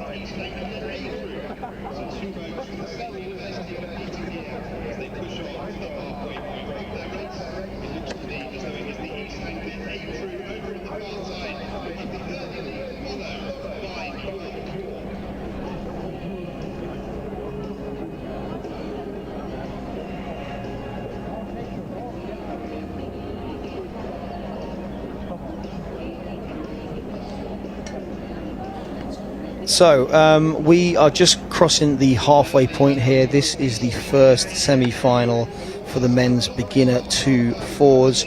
3 of these will go to final A, and it looks like at the moment it's UEA, York and Manchester with quite a commanding position over UEA A. What a mouthful that is. Only 3 of the 4 are going to go through, so it looks like UEA will be missing out in this case. They will go to a B final, but it's Manchester, York and UEA B are the 3 that are going through. In fact, no, so UEA A are the one going through, I think, and UEA B are the one going to miss out. I do apologise, there's too many vowels and letters and everything there.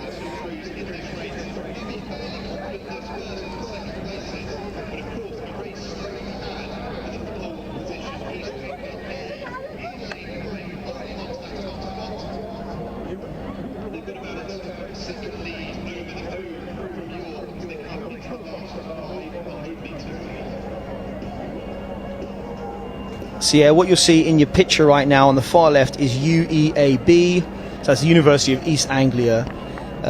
University of East Anglia A. I'll get it right one time, probably before the finish line. York are the crew that you can see, just one in from them, and then a bit of a gap to that Manchester crew who are in the white kit with the purple and yellow blade. So these crews quite comfortably through, but UEA and York battling for the best lane in the final. We have had some staggering from lane 6 to 1 as a bit of a seeding of the lane, so whoever finishes here will get either lane 5 or 6, assuming the umpires don't change it to being back to a more standard fastest ones in the middle. But they are racing for lanes at the moment.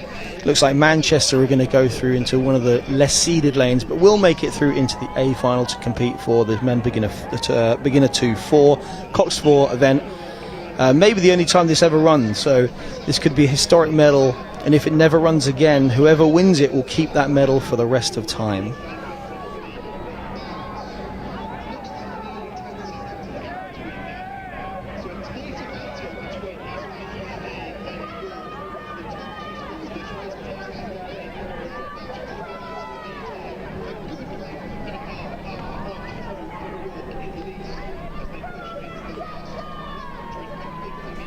So UEA still sitting pretty out there. Callum Bland will be very happy with how they're performing here. Will also be happy to have had 2 crews in this. So UEA looking pretty good here. They were the quickest in the time trial by just a second over IC. That crew from Manchester, they beat them by nearly 20 seconds, about 15 seconds. So that was quite a big jump.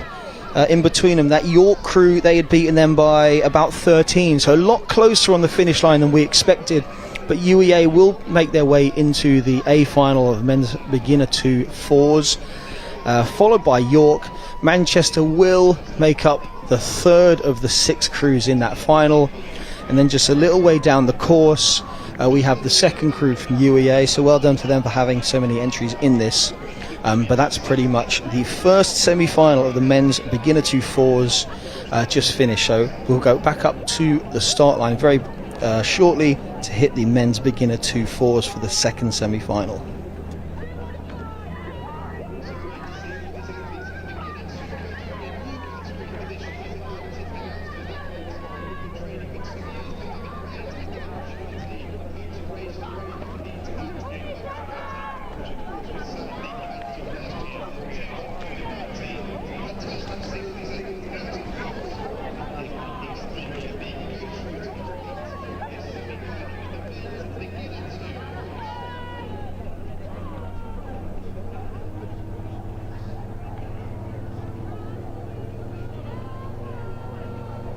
So it is off the line. Again, there are 4 in this.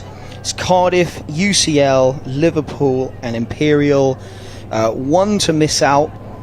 The quickest was Imperial from this. They were about as quick as the crew you saw in the last semi-final. They were about a second apart. So Imperial were the quickest in here. Liverpool were the third quickest in the time trial, but there was an 8-second gap down from IC to Liverpool. UCL were the 6th quickest at 5:54, so that's quite a big gap from Liverpool down, because it was 5:38 to 5:54. and then Cardiff were 5:57. So Cardiff not that far from UCL. Those two crews are about 3 seconds apart in the time trial, and realistically that's where the battle's going to be to try and get that last place in the A final of the men's beginner 2 Coxed 4.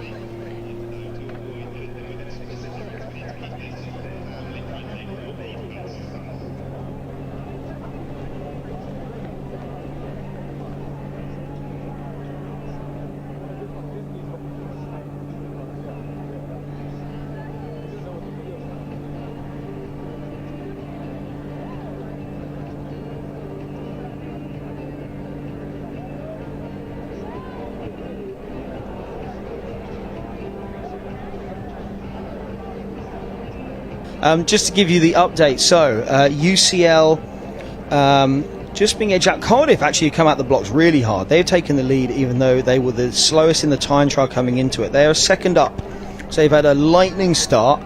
They've got a 1 second lead over the two crews from ICL and Liverpool, who are pretty much side by side. UCL just off the pace at the moment, so we'll have to see. That's obviously a really good start for them. We'll have to see what this middle of the race rhythm shows as they approach the 1,000 metre mark.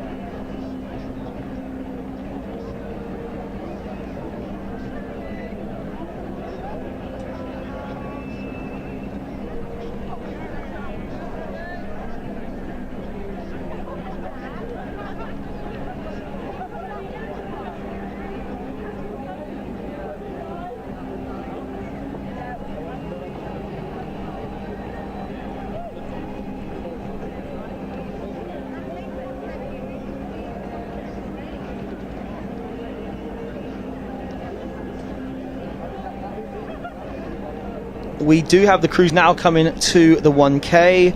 This is race 2:45. Just a reminder, this is the men's beginner 2/4s. You've just seen them paddling through. Cardiff were the early leaders in lane 2. Looks like they're still moving really well there, Cardiff. So Cardiff were the ones who, from the time trial, would have been missing out, but they're certainly not missing out here. Looks to me like the UCL crew is the one that's not going to be making it into this A final. Liverpool and IC over on that far side, you see the camera pan away. They're the two sort of in the middle of your shot at the moment. So now we cut away, you can see Cardiff still holding that same 1 second lead over IC. Liverpool 3 seconds behind IC in this men's beginner 2/4, and it is indeed UCL a little bit off the back. A bit surprising given the time trial, but maybe Cardiff had a bit of a technical issue or an equipment failure possibly that moved them down. They certainly made their way safely into these semi-finals, but now maybe they're showing their true speed. Possibly they just ticked it over. A lot of these higher level crews, now I know this is beginner 2, but you still often have the same coaches.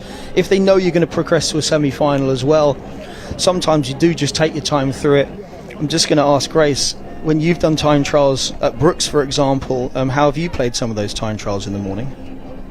Yeah, so you want to try and preserve as much energy as you can, but ultimately you've still got to make it to get into the semi-final, or in some cases for the champ events here it's the top 2, isn't it, that make it directly to the A final. So there's a fine line between preserving energy but also going hard enough to know that you're actually going to make it through. So in this case, they may have known that they were gonna make it through to the semis, and preserve some of their energy for the semi-final and the final to come, because it's a long day of racing, 3 races in a day.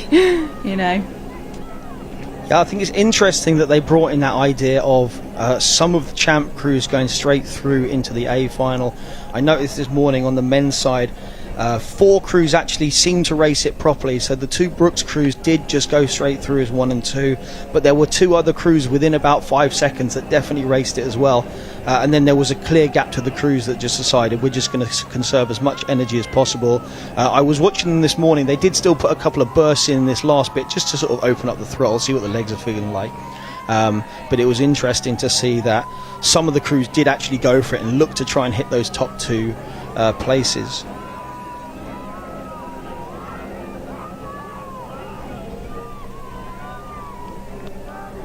So you can see now it is still Cardiff. It's slightly scrappier than you might see from some of the senior events, because this is beginner 2. These will be athletes that had basically their chances of racing at Bucs taken away last year because the beginner events didn't happen at the head, and the regatta was of course not held either. So these are basically the first times that these athletes have been able to compete here side by side. It's a category brought in for this year in order to facilitate trying to keep those athletes in the sport. And it's a really tight race here, actually. This is really broken out into a pretty good side-by-side here between Cardiff and IC. They're the two battling for first place in this, so just a practice race to the line. You know, they're both going to go through. It'd be easy for one of them to just, you know, come off the gas, but the Coxes want to practice their sprints and stuff as well. But it will be IC going through first over in lane 5, followed in lane 2 by Cardiff, and then it's going to be Manchester now Liverpool just ticking down over the line, which is great for them. They'll make it into the final. And then just rounding this out, we have UCL unfortunately missing out.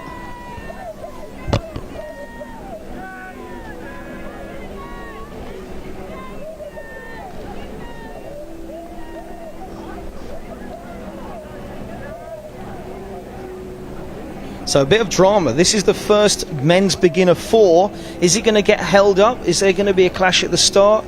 Looks like the crews are still racing, but it is the crew in lane 4 that went off at kilter. That's Exeter, according to my sheet. Went out towards Manchester.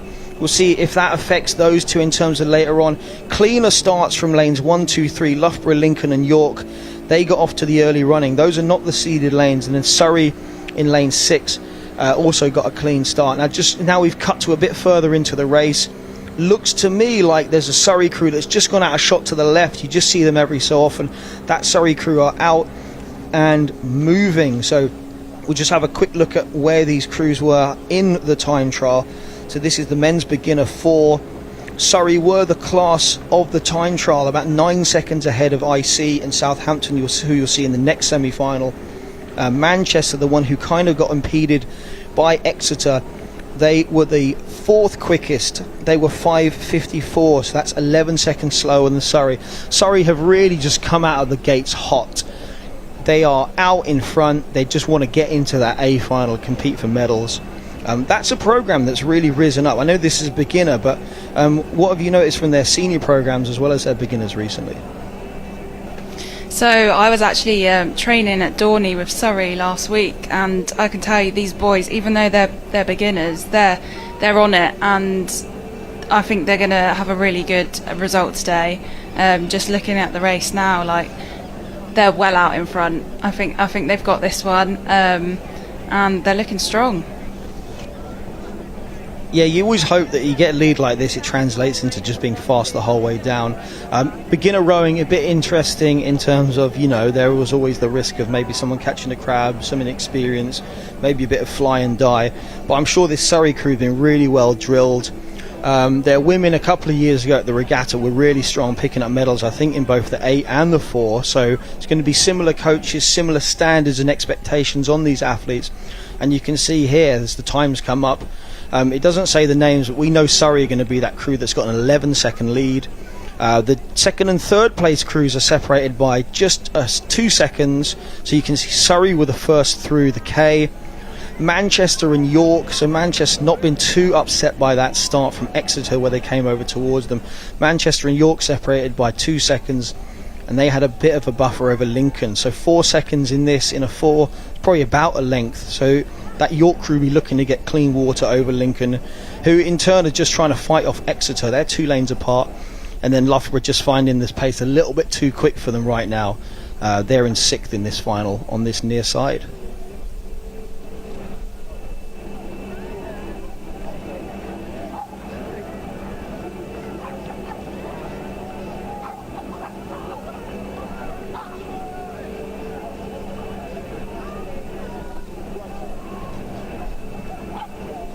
So we've just cut camera across to the centre camera. If you are at Bucs, you'll see Credit to the cameramen. It has been a bit blowy and rainy. You can see the camera is actually covered in like plastic film just to keep it dry. They're on the corner of the tower just looking down. We get pretty much the same view from the same height looking down the course. So we can see that Surrey crew, so Usu going so strong there down in lane 6, looks like far more than just clear water, like a few lengths lead. It does still look like Manchester in 5. They're the crew. We're starting to pick up timing now. So Manchester, the crew in 5, look like they're also going to be going through to that A final. But it's pretty close across the middle 3 lanes, lanes 2, 3, 4. So that's Lincoln, York and Exeter. They look like they're battling to try and find that final place in this A final. Looks more so like it's lanes 3 and 4 in the driver's seat for that. But Surrey really looking imperious right now.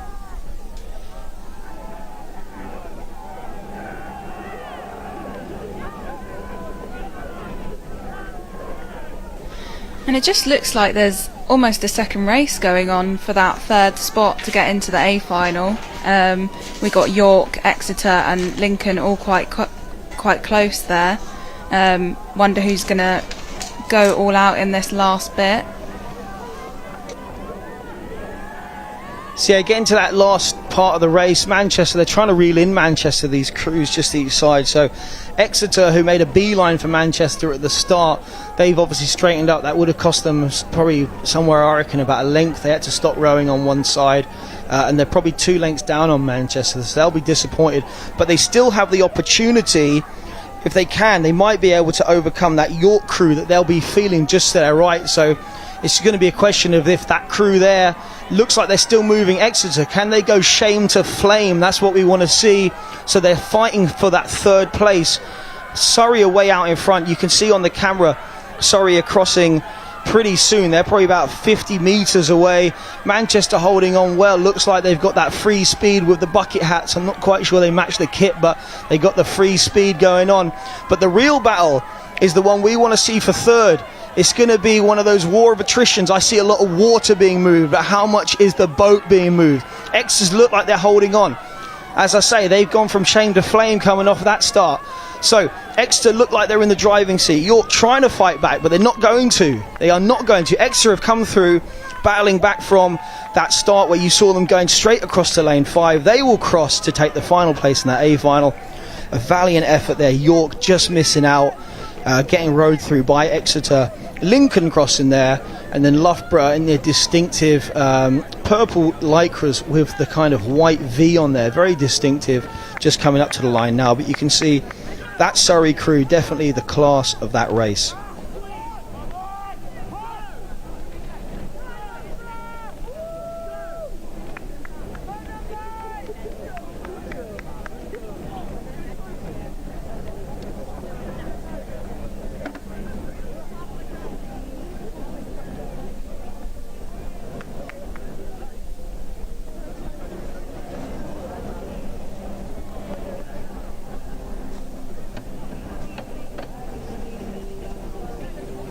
So we've just had, coming off the start, far less dramatic than the last one. I mean, almost say it's boring. They've just actually done a normal start. That's not what we want. Well, we do, but we don't. Men's beginner 4s, 2nd semi-final. You can see the list is there. Imperial are in lane 6, Southampton in 5, Imperial again in lane 4, Oxford in 3, Sheffield in 2, and St George's in 1. So that is the 2nd semi-final. We have the same thing as before in terms of 3 go through to the A final and the other 3 will go to the B final. The top 2 crews here, Southampton and Imperial, were separated by under 2 seconds in the time trial. 6 seconds back of them was the 2nd Imperial crews, that's ICB, and then Oxford was 7 seconds behind that, so there's a bit of a gap here between 3rd and 4th, but we have seen crews overhaul that. We saw Cardiff a couple of races ago overhaul the time trial, so we'll see if Oxford can get on terms with ICLB. And it looks like Southampton were the first to the first marker point. I'm not sure, that might be the 250, seems to be a bit in between, might not have had the starting timing, but Southampton looked to be in the early lead. IC and Oxford and IC very close together, and Sheffield not out of it either, with St George's just slightly off the pace right now, but not losing touch just yet.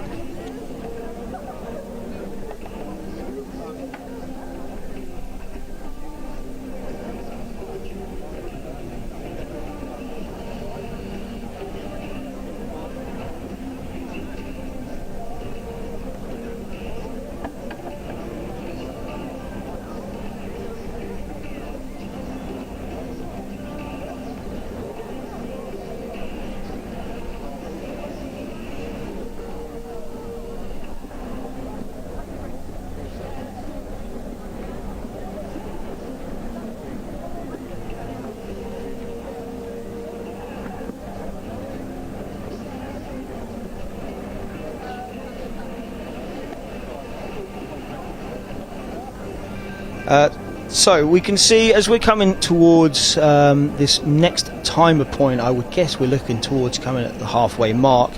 It is going to be 3 through. Grace, what was your favourite part of the race? You like the middle bit? You like the start? Or do you like the wind to the finish? What do you reckon? I definitely like the finish the best when it's over.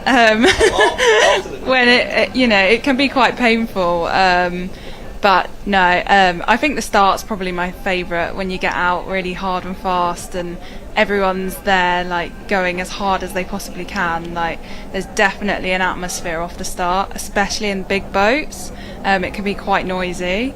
In the singles and the smaller boats, sometimes it can be quite lonely really off the start. But I think it's all quite exciting. The middle's probably the hardest part. I think you've got to be really mentally tough through that middle part. Keep pushing when it gets painful. But yeah, the start for me probably.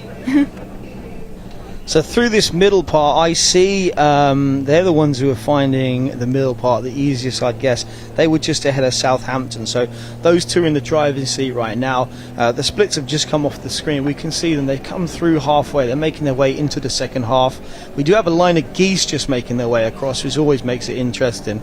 It wasn't quite the flash mob that we had at the finish earlier on, but there's definitely a line of them deciding to go from lane 6 across to lane 1. They do usually get out the way, which is good. But it's IC and Southampton closest together. They were second and third in the time trial, separated by 2 seconds. You can see from the shot that they are, I'd say, bow ball of the Southampton crew is sitting on about either the cox or the bow seat of the IC crew. So those two are just breaking out. It does look like IC, their second boat. They're the other one we can see in that shot. We've gone to the pan out shot now. You can now just see all 6. So the geese, you can see they're safe. They're moving their way into lane 2. It's okay. They were smart. They waited for the lane 2 crew to come past, and the lane 3 crew hadn't quite got there yet.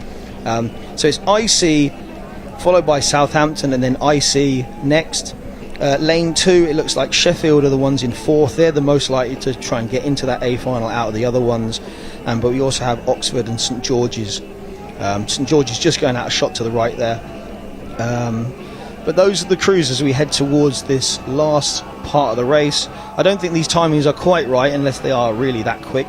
But the relative timings are fine. So Imperial out in front have a 3-second buffer over Southampton, and then the second Imperial boat about 10 seconds back.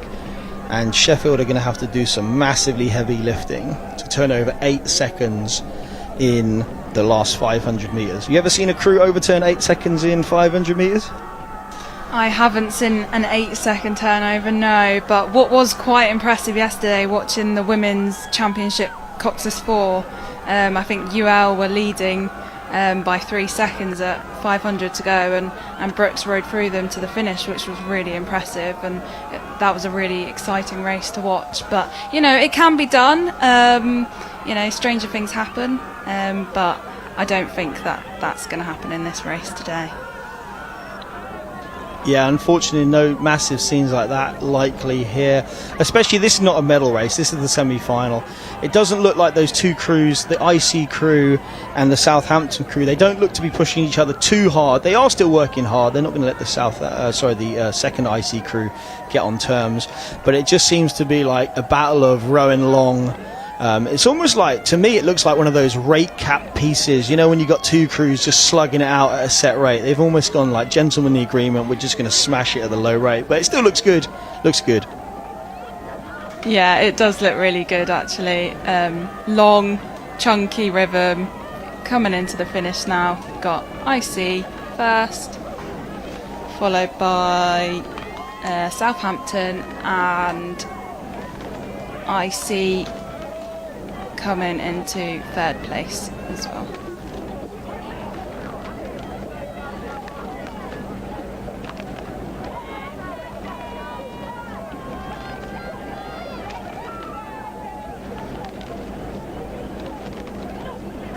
And Oxford, one of the Oxford colleges coming into fourth place, followed by Sheffield in fifth. and St George's just coming up to the finish line. So on your screen you'll see that we have cut to the men's beginner quad now. This event is, I guess, about 5 years old, something like that, maybe 4 years old. They brought it in not too long ago. I think it's been a good addition having that beginner quad rather than just having beginner single on the sculling side. Having that quad is great. I'd also like a beginner double, so if Bucs could bring in the beginner double. I know people ask for it, I'm going to ask for it. Let's put the pressure on, let's get the double in. Let's push something else out and put a beginner double in. That's what we want. So put a beginner double in, that way we've got just another beginner event. Not really one for the HBPs, but okay, there are other unis out there.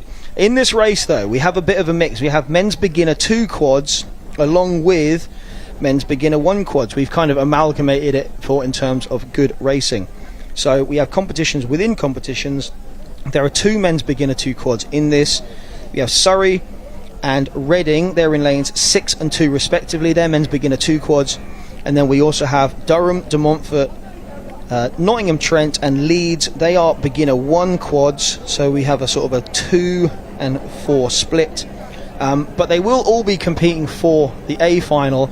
So Surrey, the early leaders, with a big lead over Trent, and De Montfort just on them with about a 4-second gap to Durham.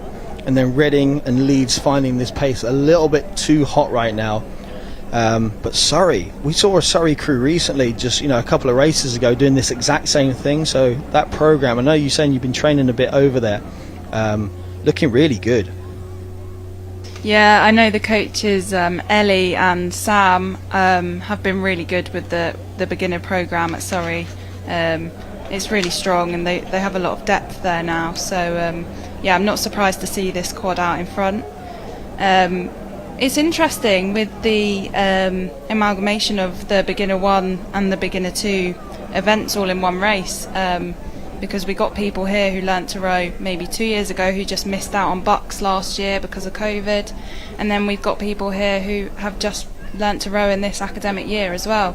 So it's it's quite an interesting one to have it all mixed together. Yeah, I never really originally liked the idea, but I never went to Nat schools or anything where you just see to me it seems like an infinite number of competitions happening at the same time. But I've kind of got to grips with what's going on, and it does make for more competitive racing. They had a similar thing going on at Met a few weekends ago where you're all just in one pot, you do your time trial, you get put into the finals accordingly, but you do still have your competitions within the competition. So it's good they've done it for this. They haven't done it for all the beginner events. These were some of the ones that had a few less entries in. For example, with the women's beginner 8s, there were only 3 entries originally for beginner 2. Wasn't much point in having that as a separate category. Might as well have amalgamated that in, which they did. And similarly here with the quads. But yeah, this beginner 2 quad from Surrey is just way out in front. You can see on your screen what you'll see there. That's not the race for first, because there isn't a race for first. That's just a procession for first at the moment. The race is actually for second here. And it's the distinctive colours of Trent, and it's De Montfort, whose sculling has come on pretty strong recently. They're the 2 that you can see in the middle. Looks like De Montfort are the ones who have that lead. They're in lane 4 over Trent, and it's Durham trying to get on terms as well. 3 to go through. The first one has crossed the line. You don't need to see it. They're not even winding down. They're doing the classic Brooks thing, just keep rowing all the way to the landing stages. I love to see that. But De Montfort holding on, but there is a late charge from Durham. We'll see. It's getting muy caliente here. The spice level is increasing as we approach the finish line. You can see the camera, we've cut to it. De Montfort will cross in second. But have Durham done enough? Have Durham done enough? Have Durham done enough? You tell them. Yeah, so it's Durham taking that 3rd spot, and they will progress to the A final later today. Just Trent there, just not quite enough. It's about a foot, I think, in the end, just separating those crews, but a really, really good race to watch. And we've just got Reading coming over the line now, coming up, followed by Leeds in 6th place.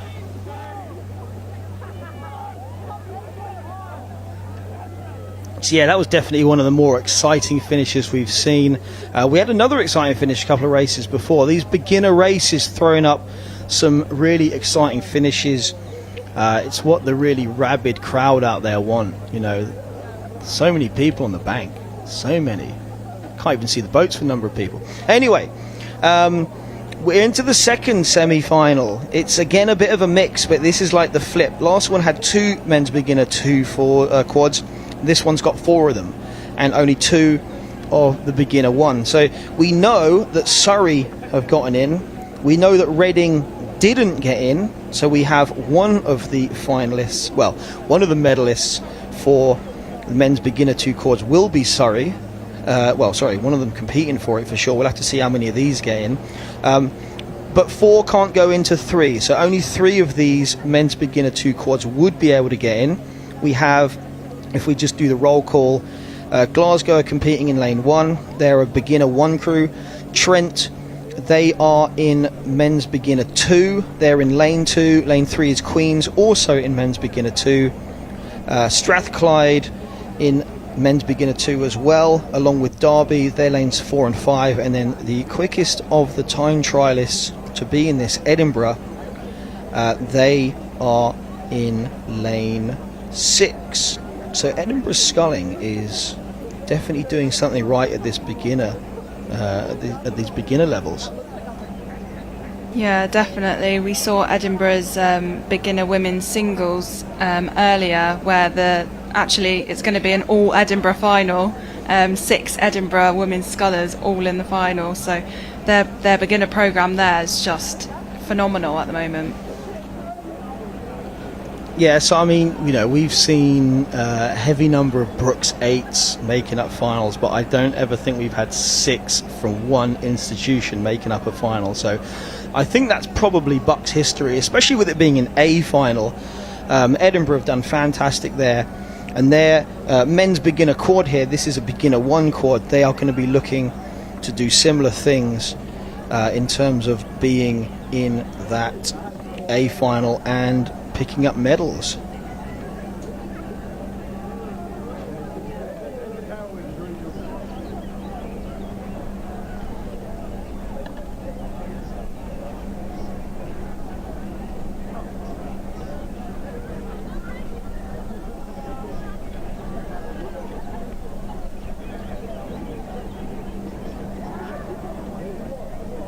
So what you see, I know it does say women's inter-quad at the bottom, but actually we are waiting for the men's beginner quad second semi-final, and I believe that's the one you're seeing here. The women's inter-quad is a bit further up the course, just come off the start, because it's definitely an Edinburgh crew over in 6 that are bullying this race, and it looks like, I would say, the crew in 3, who is Queens, they're looking to take the second place, and that will give them a chance to compete with Surrey for the medals in the beginner 2 quad. So a little bit confusing in that we have 2 races within this race. It's still going to be 3 going through regardless of which competition you are in. But if you, for example, were the only crew in men's beginner 2 to make the A final, you would default to that medal. But if we have at least 2, and as I say, it does look like Queens are going to go and meet Surrey, then whoever comes out on top of those crews in the direct side-by-side later on, they're the ones who'll claim the medal. So at the moment it's Edinburgh with I'd say about a bigger lead as Surrey had in that last race. But unlike that last race, Surrey were beginner 2 with a lot of beginner 1s. This is a beginner 1 crew leading out a field that has 4 beginner 2 crews in, along with another beginner 1 crew. So this Edinburgh sculling program is just going from strength to strength on Friday of Bucs. It does look like Queens. There's a bit of steering issues going on here. They're going a little bit left, right. It's not the straightest line I've ever seen. Nothing too big. They're not coming out of lanes, but not the straightest line. And any time you touch that rudder, it is going to affect your speed a bit. But Queen's looking to hold off Derby. Derby looking to hold off Strathclyde. It's going to be a heck of a finish here, so I'm just going to pass over to Grace to call this finish. Yeah, this is getting close now. Who's going to get that 3rd spot? We know Queens are going to cross the line in 2nd.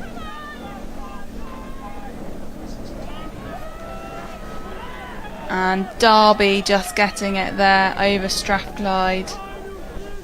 So progressing to the A final will be Edinburgh, Derby and Queen's. Yeah, and just to quickly give you a heads up, it will be Strathclyde, Trent and Glasgow just missing out, unfortunately. But we'll pass back up to the start, and it has been saying on the screen it's the women's inter-quad semi-final AB1. So Grace, you probably know a bit more about these crews than I do. Do you know anything about these crews coming up?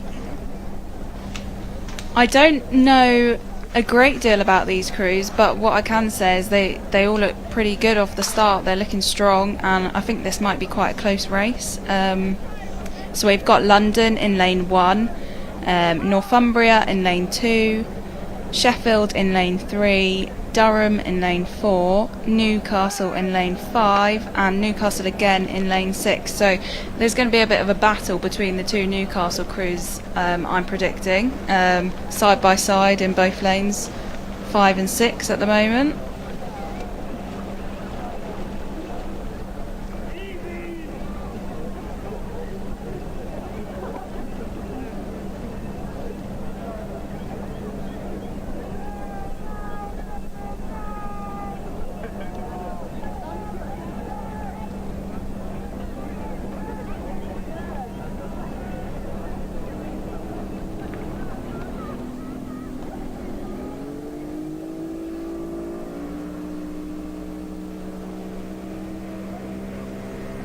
So yeah, this is the women's inter-quad final. 3 go to the A final, the rest will go to the B final. Yeah, there are some strong names in there. We've got 2 Newcastle crews, you've got London as well. Durham are in there along with Northumbria and Sheffield. So it does look like the crew from Newcastle B, who are lane 6, they seem to be the furthest out in front, with Durham chasing them down.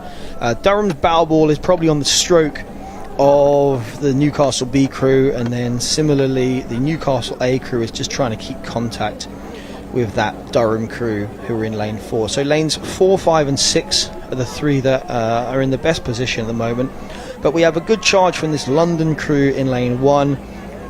You know, the expectations on London are always going to be very high, so part of that's going to be the angle. As we look down the course, London do seem to be in that mix, so we'll have to see if their charge can push them into the top 3.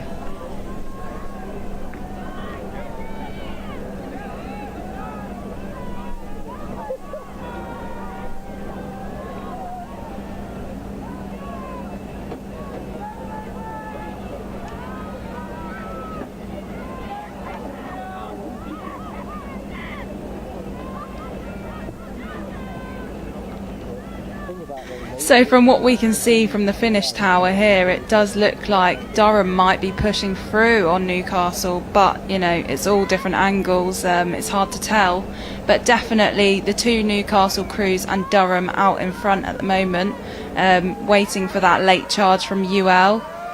They've always got a strong finish, so it's going to be interesting to see what happens on the line.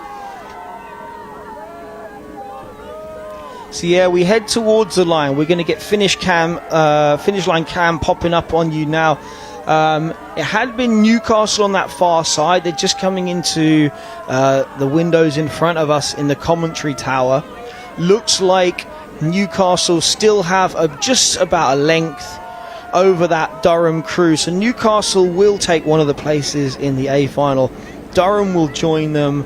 And just to complete that northeast domination in this, it will be Newcastle also crossing in 3rd. The London charge wasn't quite enough. They are only just ahead of Sheffield and Northumbria. So actually that was one of the closest races we've seen from front to back. And not surprising given how competitive women's inter events can be at the Bucs Championships.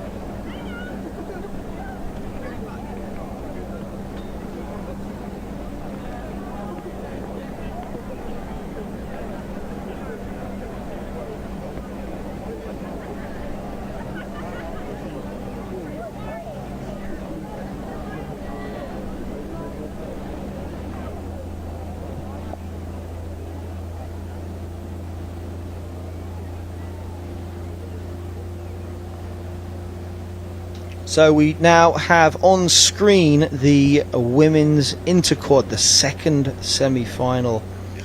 You'll see this one features Reading and Bath and Queens, Nottingham, Exeter and St Andrews. That's a pretty heavyweight set of institutions here. So, Queens have obviously come across from Northern Ireland. They always put up a strong showing at these championships. Bath sculling is really strong at the moment. You get a lot of star athletes down there, a lot of sculling happening down there on that stretch between Bristol and Bath, just at Salford. Reading, we know, unofficially the sculling university. They're in this. Nottingham always really strong. Exeter's programme, maybe not at the same heights as it was just a few years ago, but it's definitely not come off the back end too much. Exeter's still a strong programme. And St Andrews, if you were going to look for a university on the rise north of the border, it seems to have been them the last couple of years, that are putting a lot in. And of course, announced Alan Sinclair as a new director of rowing very recently. So I guess still on the rise, rise, why not?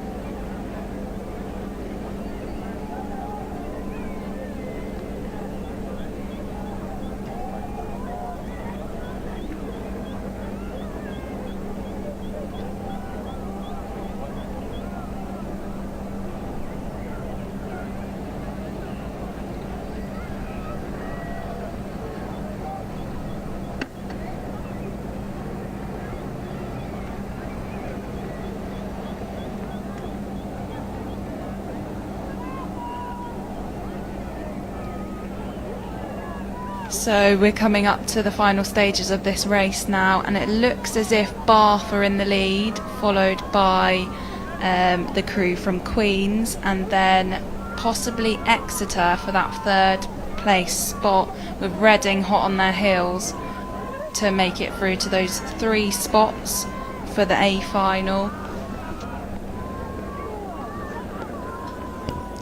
Yeah, so Bath were not the quickest in the time trial. Just based on the lanes, it probably was Queen's quickest. But that doesn't seem to matter here, because Bath are the quickest showing here. So yeah, Queen's were just 0.6 ahead. And there's been a bit of drama in that Queen's boat. And that might have opened the door for them to not make it through here. They were the second quickest in the time trial. Bath were third, but Bath do look like they've got that position. Exeter have found a bit of speed. They must have held a little bit back, but actually it was super competitive in this time trial. 2nd to 7th were only 3 seconds apart, so this is going to be a really competitive final. Queens have got it back on track. Bath are rowing long and are going to cruise through first. You see them coming to the line now. Bath do cross ahead of Exeter. Queens haven't dropped back far enough to lose out on a place in that top final. Reading tried to get back on terms, but definitely hearts in mouths for a moment there from those Queens crew. But a quick recovery. Sometimes the mistake does happen, but it's how quickly you can recover from it. St Andrews will cross in 5th, and Nottingham will cross in 6th there. But a bit of excitement that I'm sure the athletes themselves didn't really appreciate, but they got themselves back on track, got themselves into the A final, and they were the second quickest in the time trial, so they'll hope not to repeat that. But the next race, men's into 8s, time for some blood in the water, I think. Yeah, I think this race is going to be an interesting one. It's always an exciting race when it's 8s. So we've got Oxford Brookes A in lane 6, Edinburgh in lane 5, Oxford Brookes B in lane 4, Newcastle A in lane 3, Cambridge A in lane 2, and London B in lane 1. So yeah, in the time trials earlier, Brookes A, they went over in 4:31.4, a clear 6 seconds ahead of the Durham and London crews you'll see in the other semi-final. The 4th quickest was 4:39. That's 7.5 seconds. Yeah, slower than Brooks. That was Edinburgh. They're the crew in lane 5. We have then Brooks B, who were about a second and a half slower than Edinburgh. So, you know, I'm accused of, on uni rowing, maybe favouring Brooks a bit too much, but I just love how fast they are. Like, you have to love speed.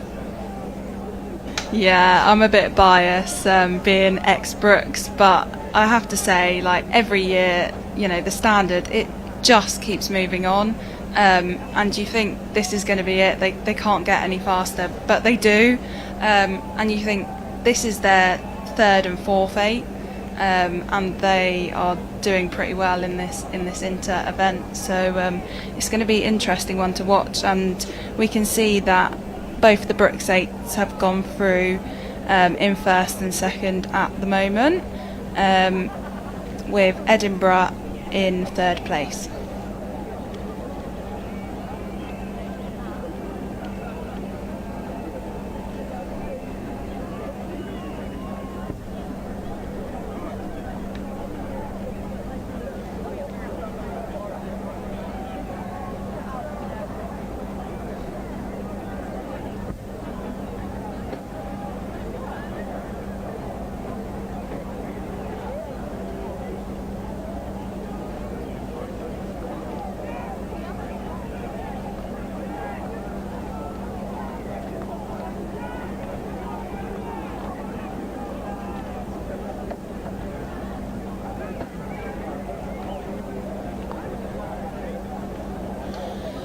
So yeah, this race is getting into the closing stages. Unsurprisingly, Brooks looking pretty dominant out there in lane 6. Just from eye, it looks like Brooks 1-2 at the moment, with Edinburgh sandwiched in between them in a tight race with Newcastle, who will obviously also want to get into that A final. So it's going to be between Brooks's second boat in this, Edinburgh, Newcastle, and there's a late charge coming from Cambridge. London off the pace in this, I'm afraid, in lane 1. But it's really the 2 places for 4 crews. And as we get closer to and closer to the line, it becomes a race between 3 for those 2 spots. But at the moment, this is going to get really, really close. As the Brooks crew just ran long, happy out in lane 6. The Brooks second boat does just have a lead, but there's a big charge coming from the Blue Star of Newcastle and the light blue of Edinburgh. 2 powerhouse crews both of them trying to knock Brooks out. So Brooks will go through to take one of those places, but you can see, if we cut to the finish camera, you'll see here how tight it is. Just looking down the line, Brooks do cross first and just stay out in second. I think Edinburgh are just going to row out Newcastle. That's how it looks. And then Cambridge overlapping. Those 4 crews all overlapping there. So Brooks do just go through 1 and 2. Obviously the first one was pretty comfortable, but the second one was close. And then we have the University of London just tapping over. So that was a pretty exciting finish to this first semi-final. Yeah, that was a close one there. So just to confirm, we've got both Brooks crews through and Edinburgh just pipping it on the line from Newcastle.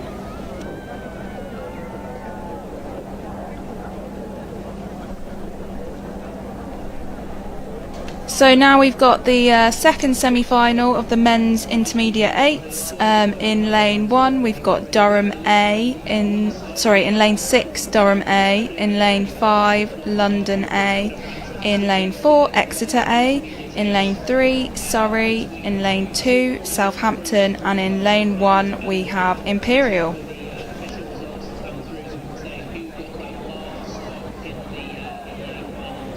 So yeah, no Brooks representation in the second semi-final, but London are one of those real powerhouse institutions. There was a London crew in the other semi, that was the B crew. This is the A crew you'll see in this one. Imperial, their men have often been strong, you know, compete well in the champ events as well, so they're into 8, they'd expect to be quick. Southampton done fantastically well to hit this as well. Some years they are very quick, Southampton, other years not. We'll see what they can do here. They are in lane 2. We've seen some fantastic performances from Surrey today. we'll see if this crew can mirror that, and as we said, Exeter as well in here. So at the moment, it does look like just as we do have seeded lanes, just as in previous races. The crews over in 5 and 6 looking strong, but again the crew in 3 is looking pretty strong from here as well. So just by eye, I'd say lanes 3, 5 and 6 are the ones to keep an eye on. The crew in lane 4, so that's Exeter just losing touch. So it's Surrey, London and Durham from where we're looking like the most likely to progress through, but that crew from Exeter in 4, they're not falling off, they're still there. They're definitely going to be challenging for one of those 3 spots available in the final, but it's the crews from Southampton and IC that are just dropping off the pace a little bit here.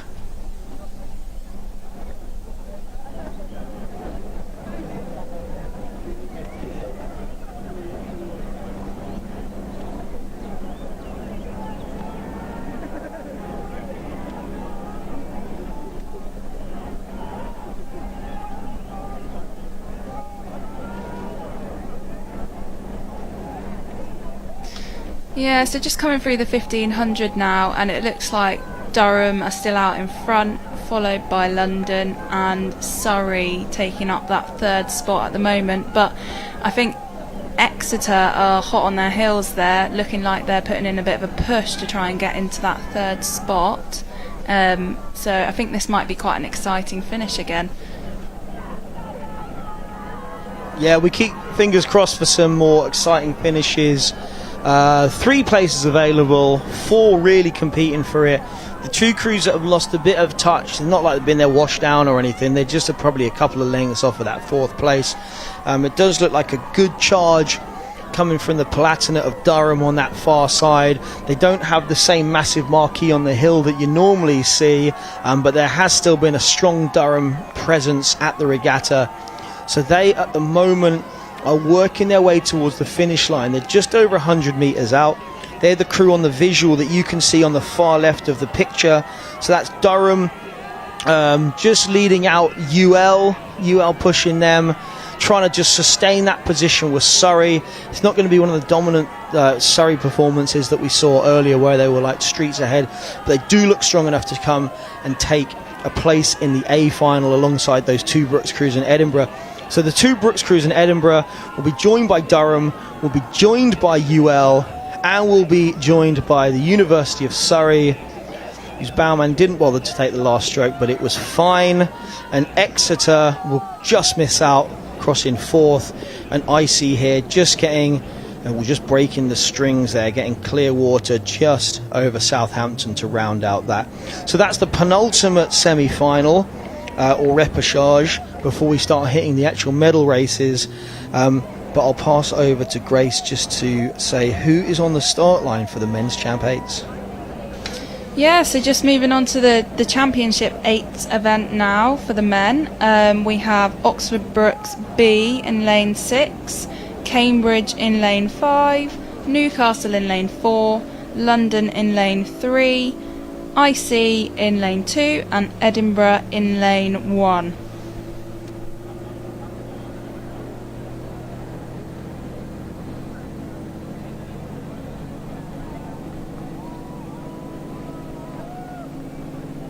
So 5 of these 6 crews will go through to the A final later.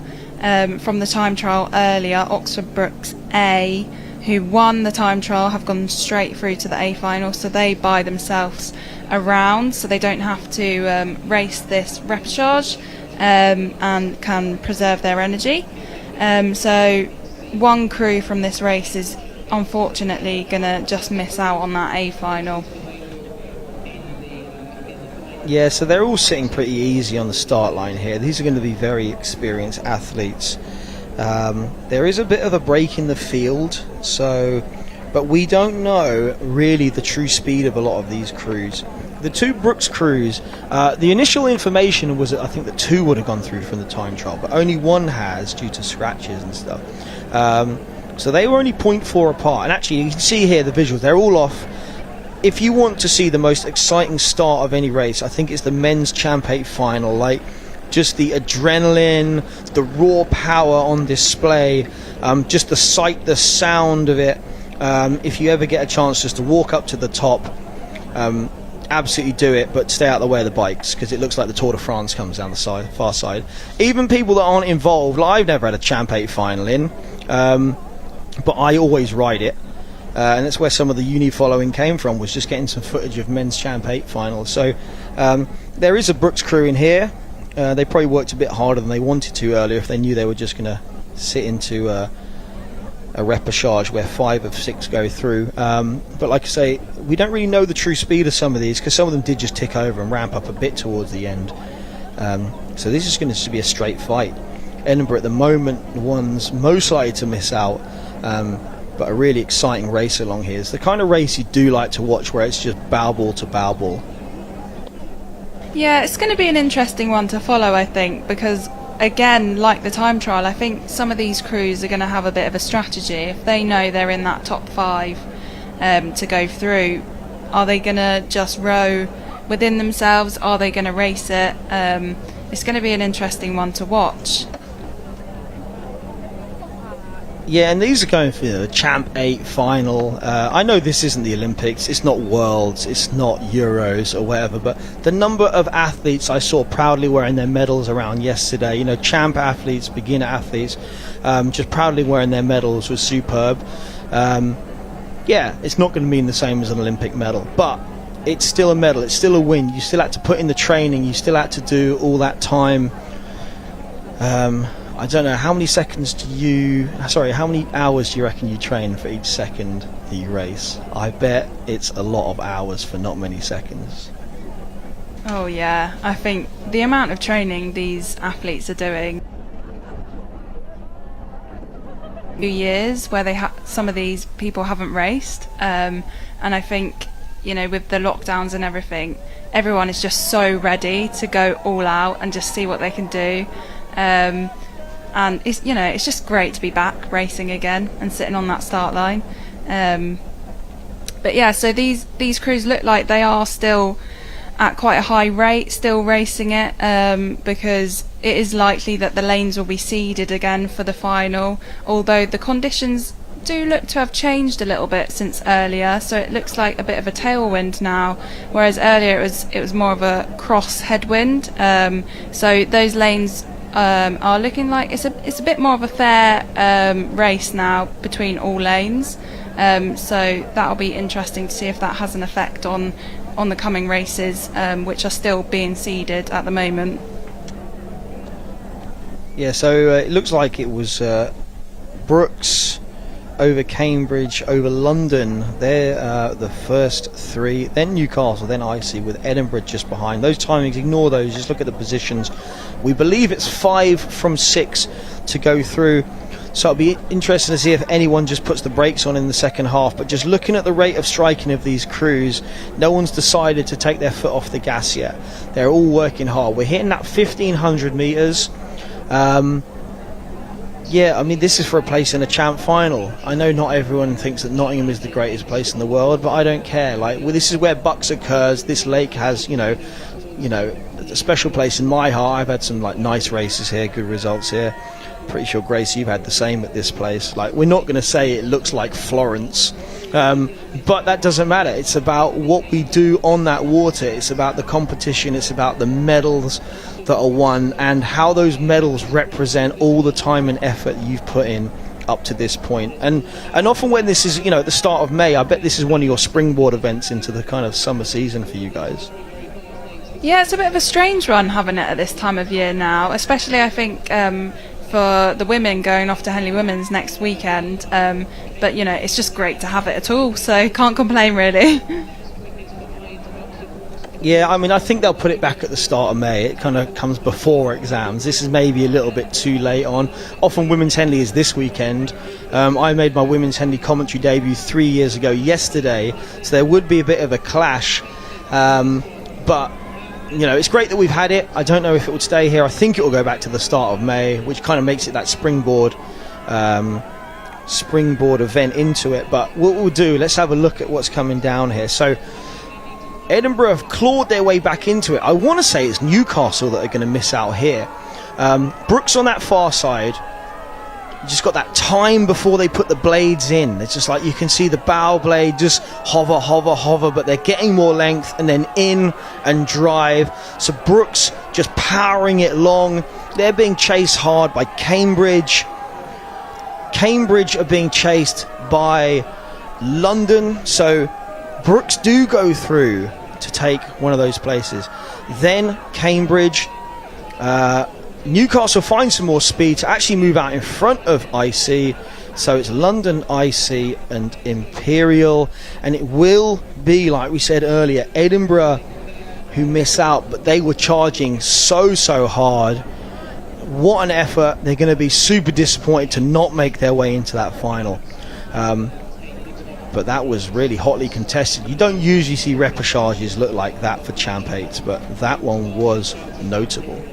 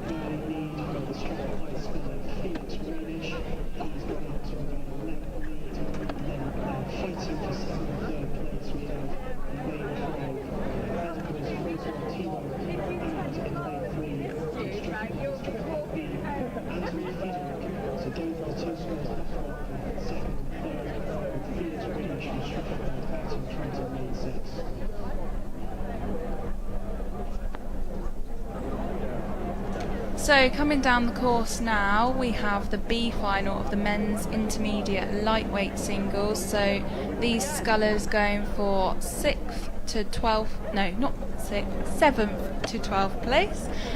So in lane 6 we have Strathclyde, in lane 5 Edinburgh, in lane 4 Aberdeen, lane 3 Strathclyde again, lane 2 Gloucestershire, and lane 1 we have Cardiff.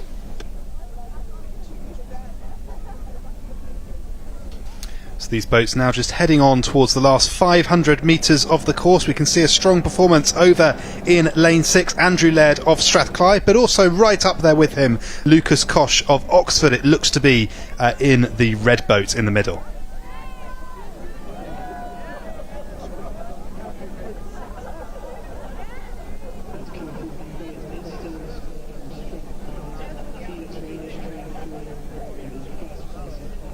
And sorry, I got those names wrong there. So it's Phoenix Rainish of Strathclyde who's leading in lane 6. Anthony Fedoric of Strathclyde, who is with him in lane 3 in the red boat. I was looking ahead to the next race on the course. So 2 scullers from Strathclyde right up there at the top end of this B final.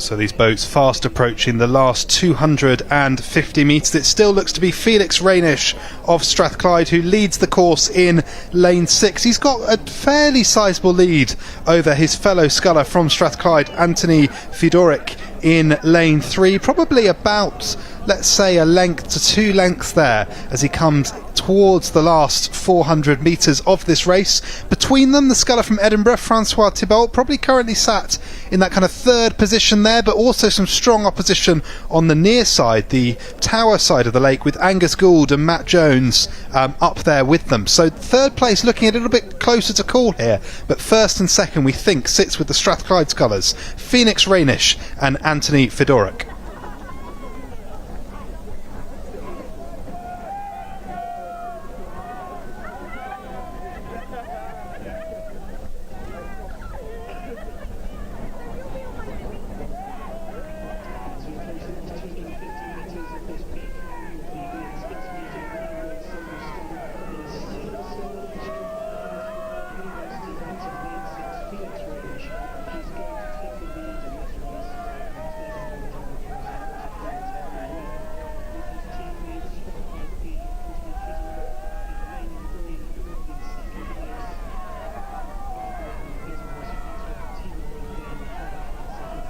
So the scullers now coming into the last 200 metres. It's still Felix Rainish of Strathclyde leading out this course, but it's becoming much tighter for 2nd and 3rd place.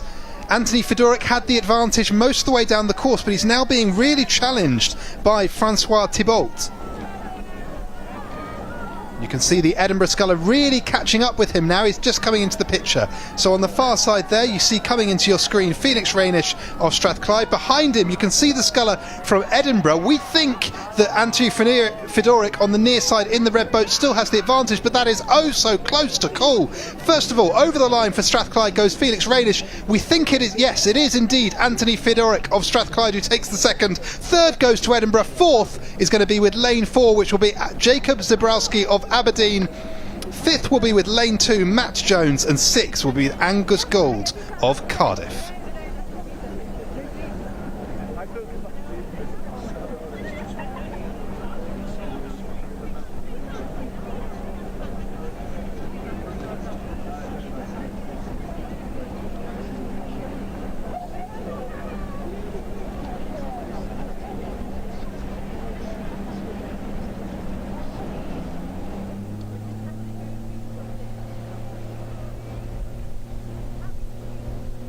So next up we have the men's intermediate lightweight singles A final. So the main final now. In lane 6 we have Strathclyde A. In lane 5, Glasgow. In lane 4, we have Oxford C. In lane 3, Oxford A. In lane 2, Nottingham. And in lane 1, Reading B.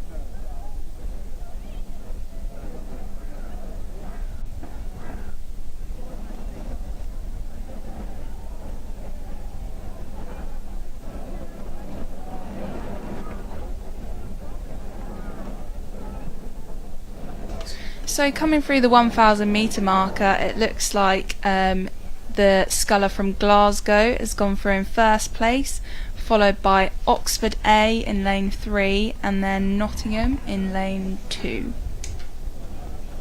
No, that was wrong, wasn't it? No, straight. First two is right. It's very.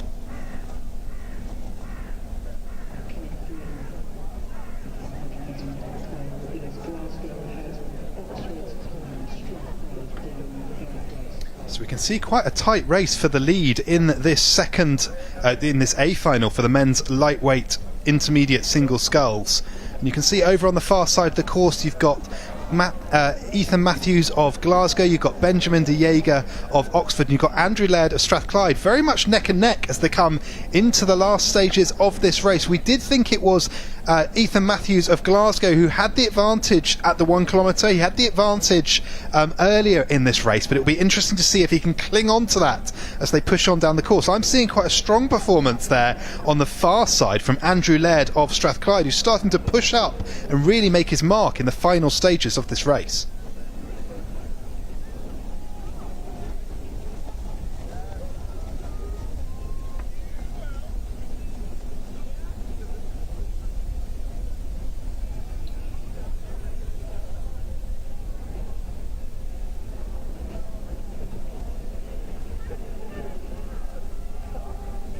So just off your camera to the left is the Glasgow sculler. That's Ethan Matthews. What we're seeing on the left-hand side of your screen is the battle for second, third and fourth. And that's between Lucas Koch of Oxford, Benjamin de Jager of Oxford and Andrew Laird of Strathclyde. Glasgow still very much in a commanding position in this race. They're a good length, 2 lengths out in front, but a real battle for second, third and fourth. Be interesting to see which of the Oxford scullers or the Strathclyde sculler Andrew Laird win out in the final stages of this race as they come in towards the line. We were seeing quite a strong performance from Andrew Laird. He was really pushing towards that second place, but it'll be interesting to see if he can hold on against the challenge from the 2 Oxford scullers in the final stages.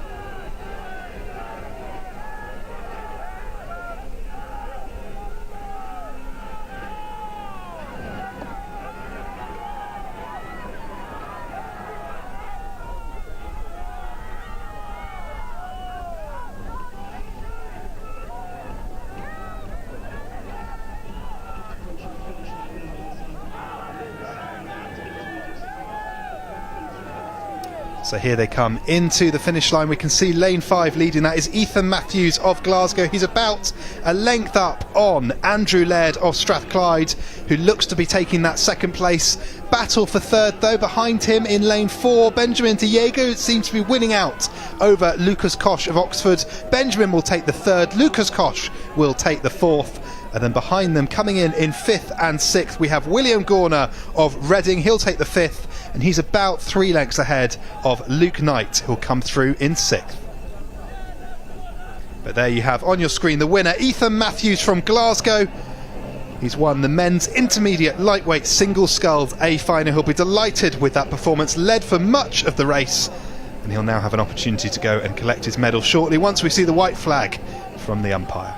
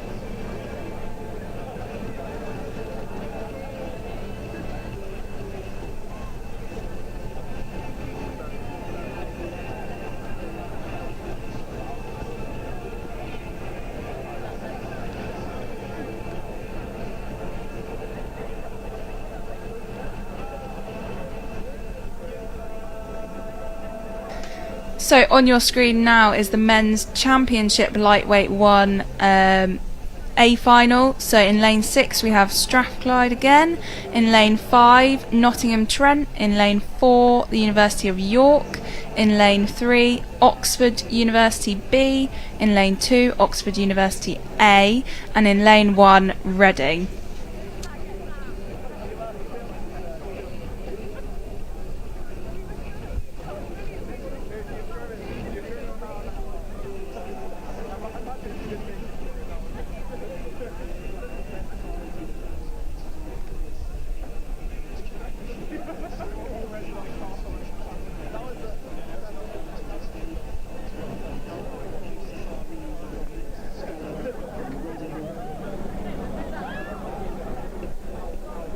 So coming through the 1k marker, it looks like Strathclyde out in front, followed by York and Nottingham Trent University, who are battling it out for that second place, and Oxford University really close behind in 4th place. So it's going to be a battle between 3 for those silver and bronze medals coming through the 1k.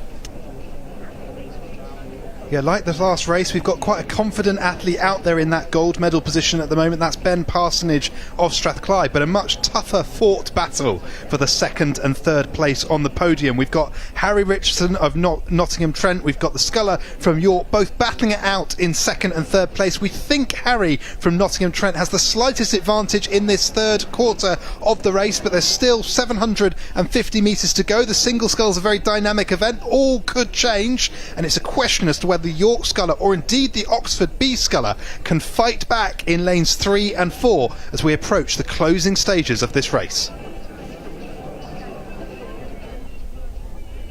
Yeah, it's all about who can be the toughest in this part of the race, isn't it? Who can hold on for longest, you know, just pushing down with those legs, being as strong as you possibly can, mentally tough. It's going to be interesting to see who can come through at the finish line. Absolutely. 2 kilometres, a longer distance than you might think, and it is a challenge for these athletes. It requires endurance. You can set off too fast in these races and find yourself running out of energy to match your competitors. You can set off too slow and find yourself running out of water with which to conduct your sprint. So it's all about having a confident race plan, looking at what's happening but executing your own plan to deliver your best possible performance, and that seems to be what Ben Parsonage is doing very well here. He's off camera to the left. What we're looking at though is the athletes competing for those 2nd and 3rd and 4th positions. It looks like Harry Richardson there in the yellow boat on the left of your screen leading for that 2nd place, but strong challenge coming from the Sculler of York and the Sculler of Oxford. York in the red boat and Oxford in the white on the right hand side.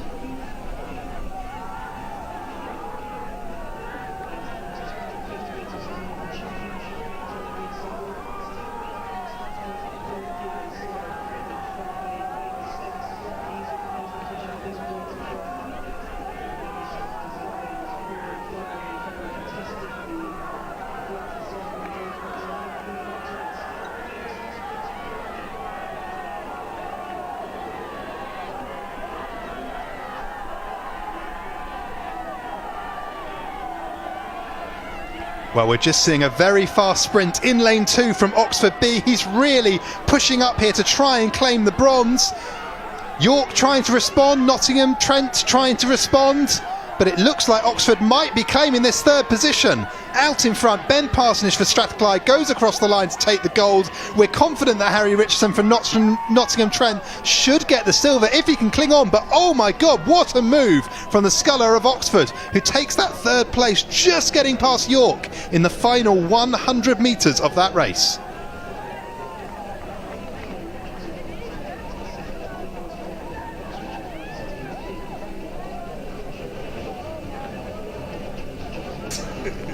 And just through the line there go the final 2 scullers. In lane 1, the sculler from Reading, and then we've got the Oxford A sculler just crossing the line now to complete that final A of the Men's Championship Lightweight Single Sculls. What a race there for the last place on the podium between York, Oxford, and of course Nottingham there as well. So Harry Richardson from Nottingham Trent takes the second, and Oxford sculler takes the third, followed by York. But there on your screen is Ben Parsonage of Strathclyde. He took the gold in this event. Fantastic performance, led for much of the course, and he'll be delighted with that race.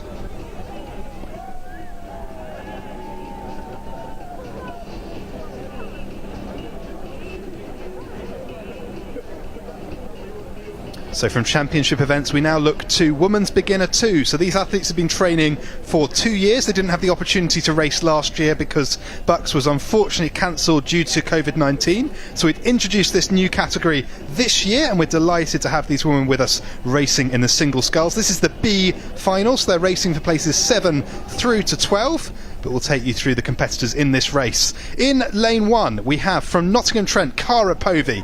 In lane 2 we have Anka Myborough from Newcastle. In lane 3 it's Catherine Johnson of Manchester. Lane 4 has Anna Zalda representing Leeds. In lane 5 Jennifer Bailey represents Westminster, and in lane 6 from Loughborough it's Angel Chu. So lane 6 is on the far side of your view, the grassy bank side of the course, and the scullers nearer to us there in lanes 1, 2 and 3.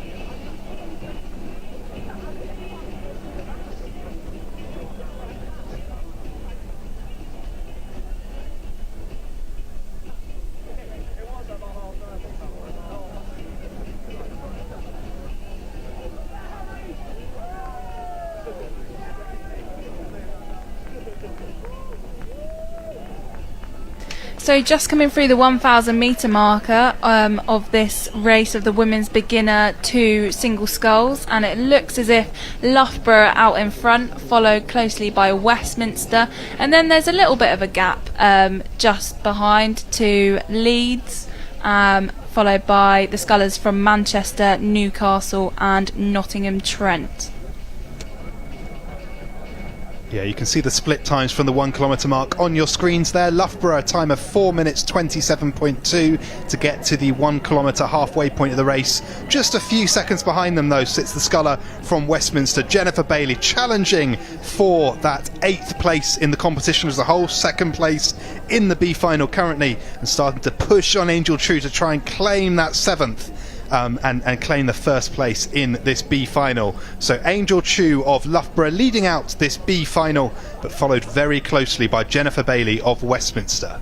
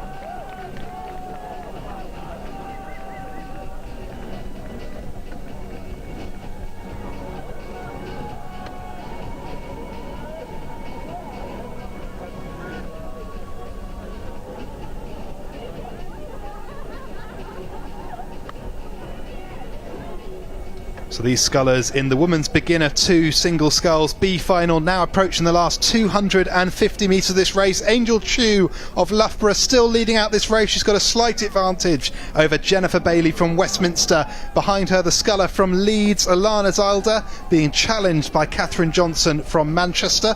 It looks to me as though Manchester might actually have the upper hand now as we come into the last 250 metres. Certainly a very close race between these two scullers to take the 3rd place in this B final. We'll watch as that challenge mounts as we get closer and closer to the finish. Looks like a real sprint going on from Catherine Johnson of Manchester. She's really taking the fight to Alana Zilder of Leeds in lane 4, but out in front, some 2 or 3 lengths ahead, sits Jennifer Bailey from Westminster. She's in 2nd place, and in turn 2 lengths ahead of her sits in 1st place Angel Chu of Loughborough.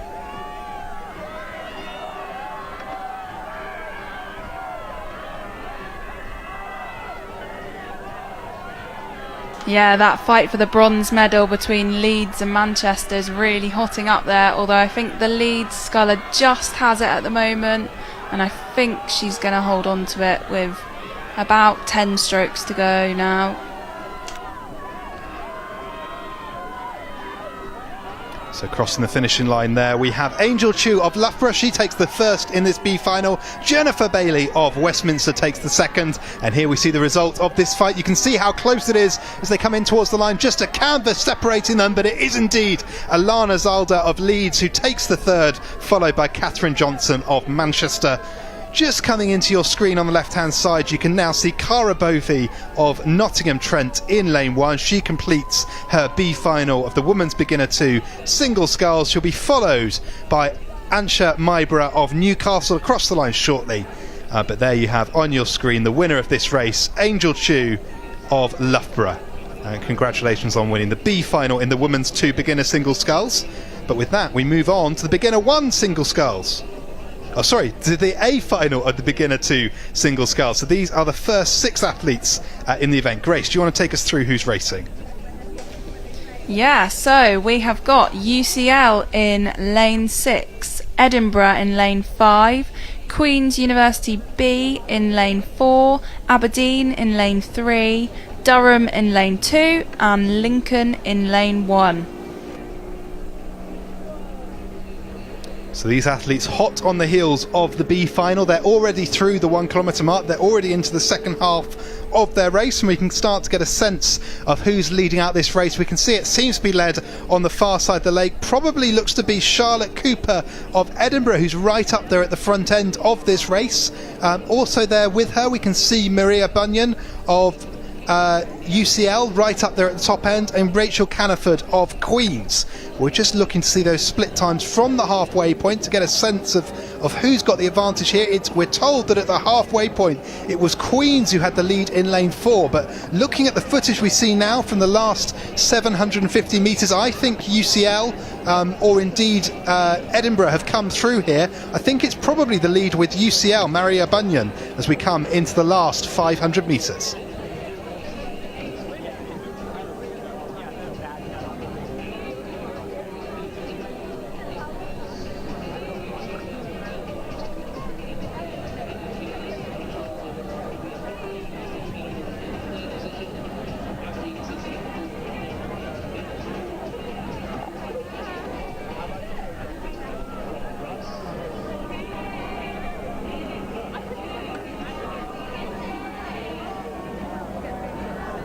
So you can see on your screen the splits from the 1500 metre point, the 0.500 metres to go in this race, and there's less than a second separating the first 3 scullers in this race. It's going to be a very tight fought battle for the podium in Final A. We think the lead is with Maria Bunyan of UCL. We're told indeed that is true at 500 metres. Queen's University, Rachel Camford takes the 2nd place so far, Edinburgh in 3rd, but so little separating these 3 athletes. It's all down to the sprint in this last 500 metres.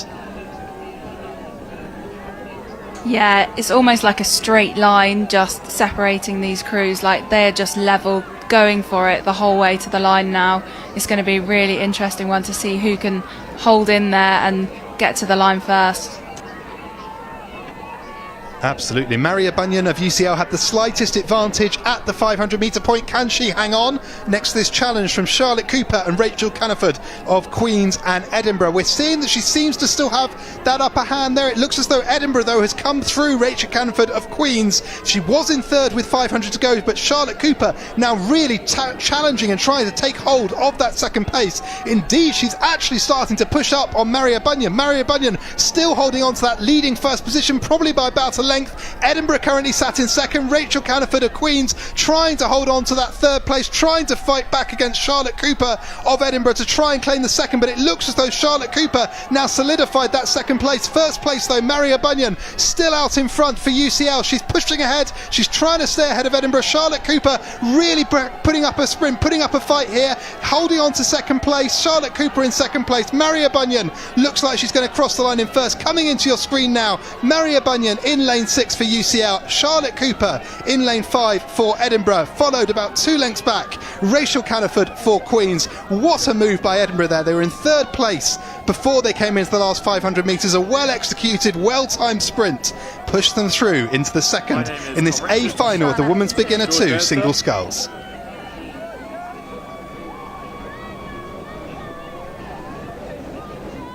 And there you have on your screen the winner, UCL, Maria Bunyan. And she took an early lead in this race, held it all the way down the course against a strong fight from Charlotte Cooper of Edinburgh in the last 500 metres.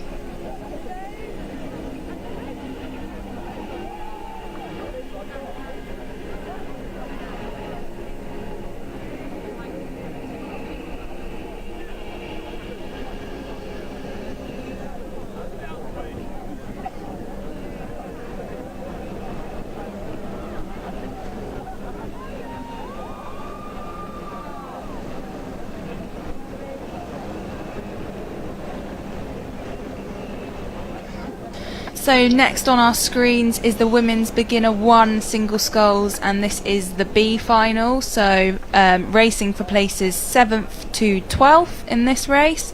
In lane 6 we have De Montfort, in lane 5 Exeter, in lane 4 Cardiff, in lane 3 Leeds, in lane 2 Heriot Watt, and in lane 1 the University of York.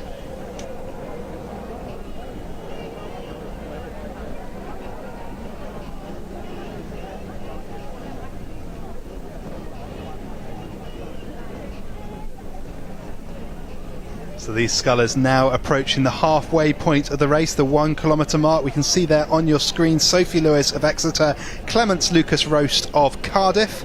But we think out in front is the sculler of De Montfort, Maisie Winton, in lane 6. So we'll see if we can pick her up. She's just a little bit ahead of these two scullers perhaps.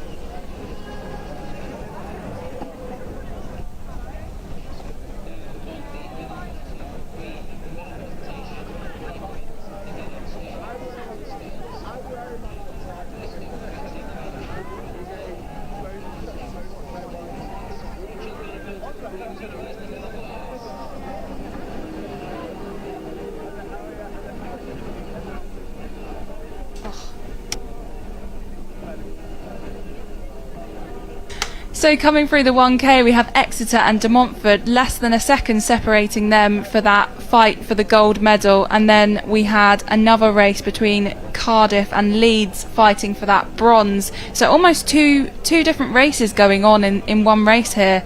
It's an exciting one to watch.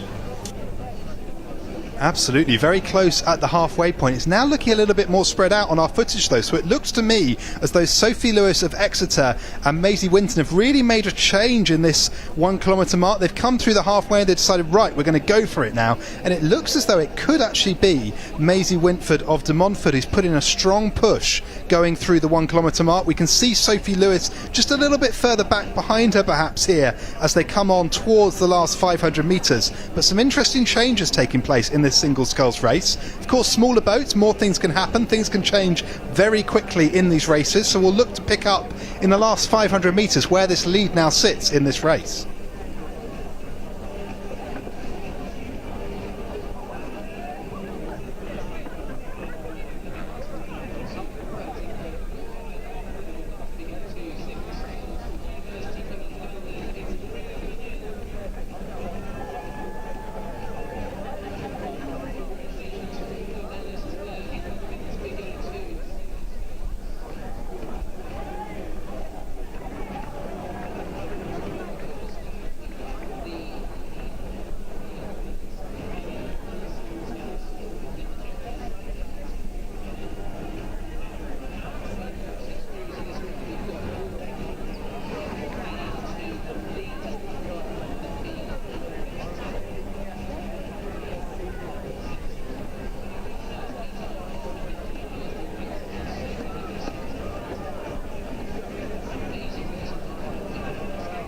So the scullers now coming into their last 500 metres in this, the B final of the Women's Beginner 1 single sculls. Looks to us that the lead is with Maisie Winton of De Montfort. She's over in lane 6. You can see the white boat there. Quite a sizable lead she has over the competition. Behind her, Sophie Lewis of Exeter and Clarence Lucas Roast of Cardiff. And also up there with them actually sits the sculler from Leeds, Sophie Bonner. So a tight battle for second, third and fourth here. Actually, I think Sophie Bonner's doing very well indeed and has pushed up in the running order there. You can see her kind of in the middle of your screen, challenging certainly Cardiff's Clarence Lucas Roast. She's probably pushed ahead there.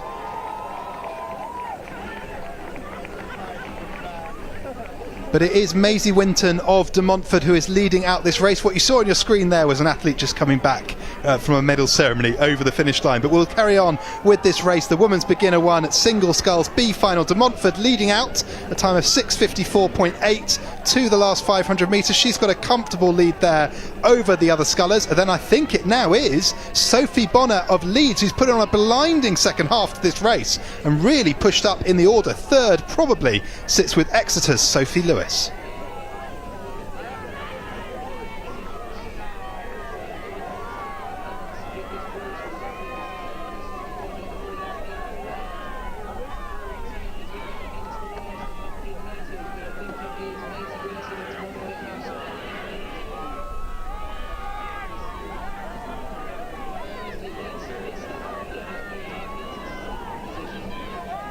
So now coming into the finish line, you can see over in lane 6, Maisie Winton of De Montfort. And she'll take the lead in this B final of the Women's Beginner 1 single scull. She'll be delighted with that result. Behind her, a blinding second half for Sophie Bonner of Leeds. She'll come through in second, only a length and a half behind. And then following Sophie Bonner, we think it's Clarence Lucas Roast of Cardiff. And then a tight battle for this fourth position. Looks to me to be Georgina Denham of Heriot Watt, who takes that fourth position, followed in fifth by Sophie Lewis of Exeter. So what a move by Georgina Denham. She's come right up through the order in the last 500 metres. Oh, sorry, that's not Georgina Denham. That is Emma Graham of York. Georgina Denham now goes over the line in lane 2. But what a move by York there to take the fifth position in that race.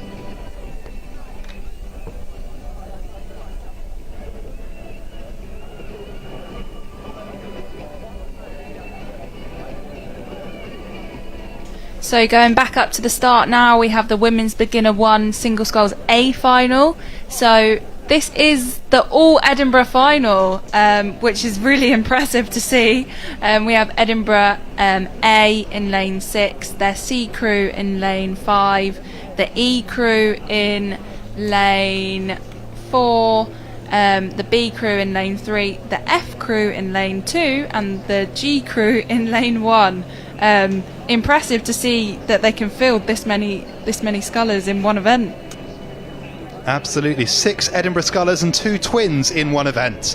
So we've got Mia Friesen who's leading over in lane 6, but her twin Lily Friesen also in this race in lane 3. But we think it is Mia who has the early lead. She's over on the grassy bank side of the course. It looks to me as though it's either Annalise Goddard or Lily Friesen who's holding on to that second place. But if we get a side-on shot, we'll be able to tell you a little bit more as we pick up these scullers coming further down the course. They're now approaching the 1 kilometre mark. Approaching the 500 metre to go mark as they fast approach the finish of this race. So there you can see on your screen the far side of the course, that is Mia Friesen leading out this race, and it looks to me as though that is lane 4 who has the second place. That would be Annalise Goddard. Behind her, Joanna Green right up with her, probably only about half a length back, and about a length behind them is Lily Friesen, the other of the twins, coming along currently in 4th place.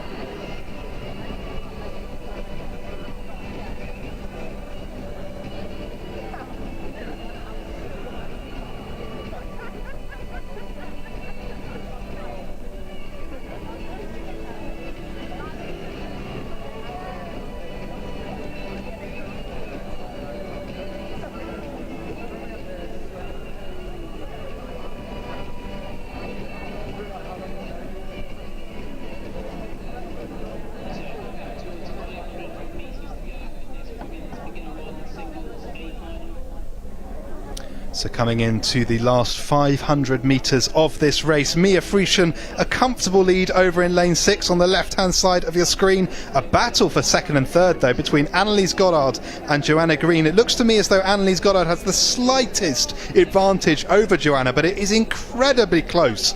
We are talking mere 0.3 of a second between them with 500 to go. That's like a canvas of distance between these two boats. There's nothing separating them with 500 metres out in front. It's all down to this sprint for who will come second and third in this A final. Fourth, it looks to be Lily Friesen, the other of the twins, her twin Mia Friesen, of course, leading out this race with a comfortable lead, a time of 6:24 to the 500 to go marker, and she'll be looking to set new records as she pushes down the course towards the finish here.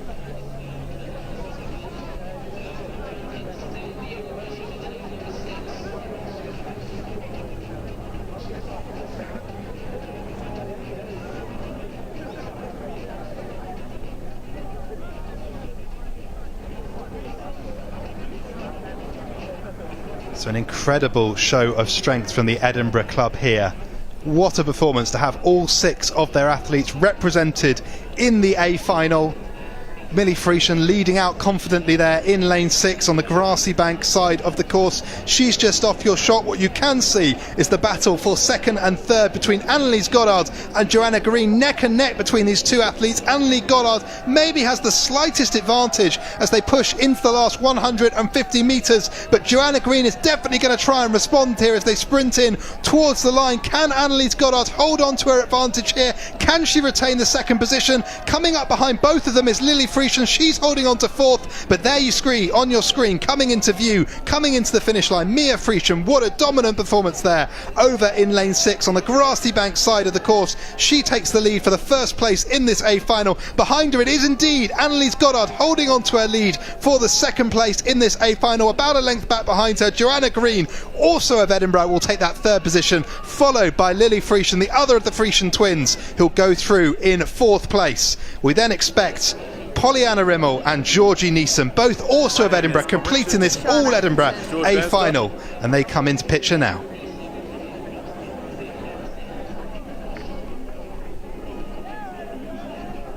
There you have on your screen Mia Friesen. She'll be delighted with that result. What a race from her, a real lead all the way throughout, and to celebrate that with all of her colleagues from the Edinburgh Club in the A final, that must be quite an experience there here at Bucs 2021.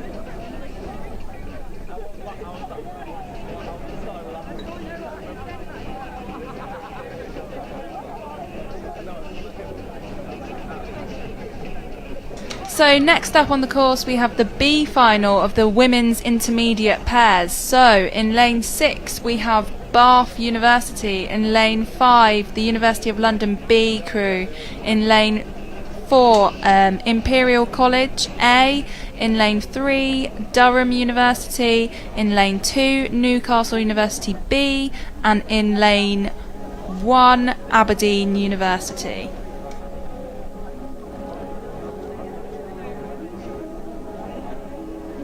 So these boats just coming through the halfway marker there. You can see on the near side of your screen, that's the crew from Aberdeen. They look to be doing very well indeed, probably out in front of the other scullers, of the other crews in this race. Also up there with them though, about a length behind them maybe, sits the crew from Bath. Then you've got the two crews, London and Imperial, up there sat in second and third. But indeed, look at the times there. Aberdeen out in front, a good second of advantage over Bath. Little bit of a gap then to London and Imperial, who currently are battling for second and third.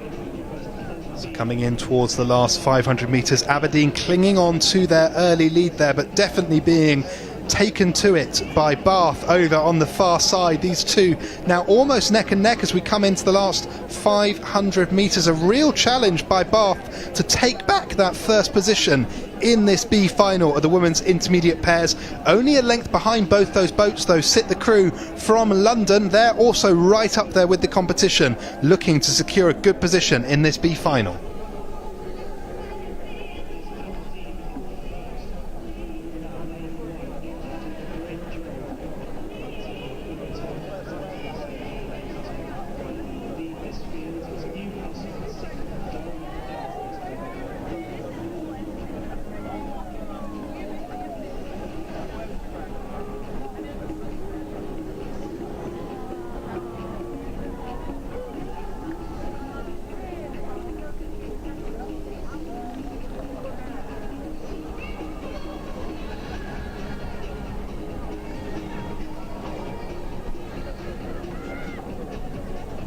There's actually only 5 crews on the course. There were 6 entered, but 1 must have withdrawn. So we think it might be Newcastle on the... No, it is indeed the crew from Aberdeen who have the lead here as they come up through. So Newcastle must have dropped out of this race. Aberdeen leading Bath by just about a second though, as they push on towards the last 250 metres. So a real battle on both sides of the course there between Aberdeen and Bath, and also a battle between London and Imperial for second and third place. It looks as though London have the upper hand as we come into the closing stages of this race. London actually starting to push up upon Bath, starting to challenge for that second position, but Aberdeen holding strong over in lane 1. They're trying to hold on to the first position that they've held for much of this B final.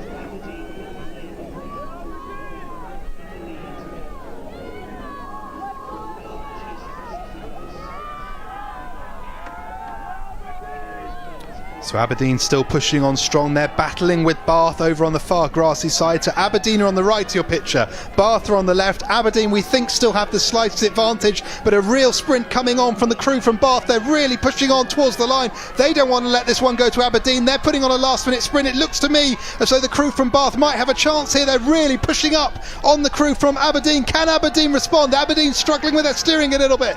Bath pushing on stronger over in lane 6. Looks to me as though Bath might be gaining water here as they come in towards the line. Bath seem to have the upper hand. Bath about canvas ahead. Bath seem to take the first place there, followed by Aberdeen, a length back, followed by London. And then we have the crew from Imperial coming over in fourth. What a move there by the crew from Bath. Really pushed through in the last 250 metres to take the lead there in this B final of the women's intermediate pairs. Look at them there. They'll be delighted with that performance. What a final shift there, and a really well executed race plan for the crew of Bath, just pipping Aberdeen in literally the last 3 to 5 strokes of that race.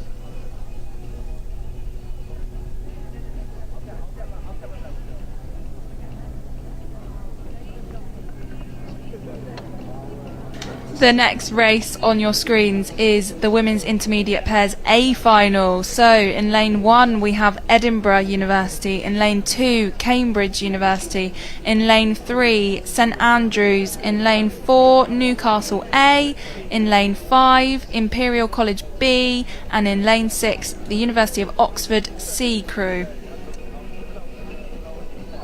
So this, of course, being the A final, medals are at stake. The all-important race here in the women's intermediate pairs. And these crews fast approaching the halfway point of the race, the 1 kilometre marker. It's the point where many coaches will encourage them to make a move, to make a sprint, to start to up the ante in the third quarter of the race. It's the point where we start to see these races being decided, but it looks to me as though the lead is with that Oxford crew over on the far side. Behind them we can see the red boat that we think is Imperial, and behind Imperial sit the crew from Newcastle. So a tight 1, 2, 3 over on the far side of the lake. As the camera spins to bring us the 1 kilometre mark, we can see how much of a lead there is there. Look at this other boat though that's coming into our picture there, also moving on strong. That I think is lane 2. So that would make, if it is lane 2, that would be the crew of Cambridge.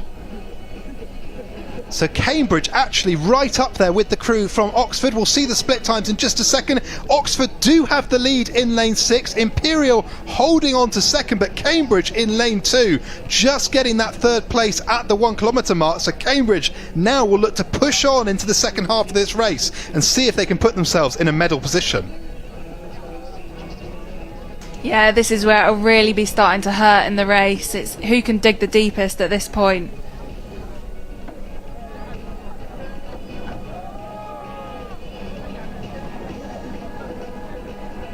Well, the time now for those boats on the far side to respond. They had an early lead. They were pushing on as they came up to the kilometre mark, but now they've really got to put to with the fight from Cambridge coming on strong in lane 2.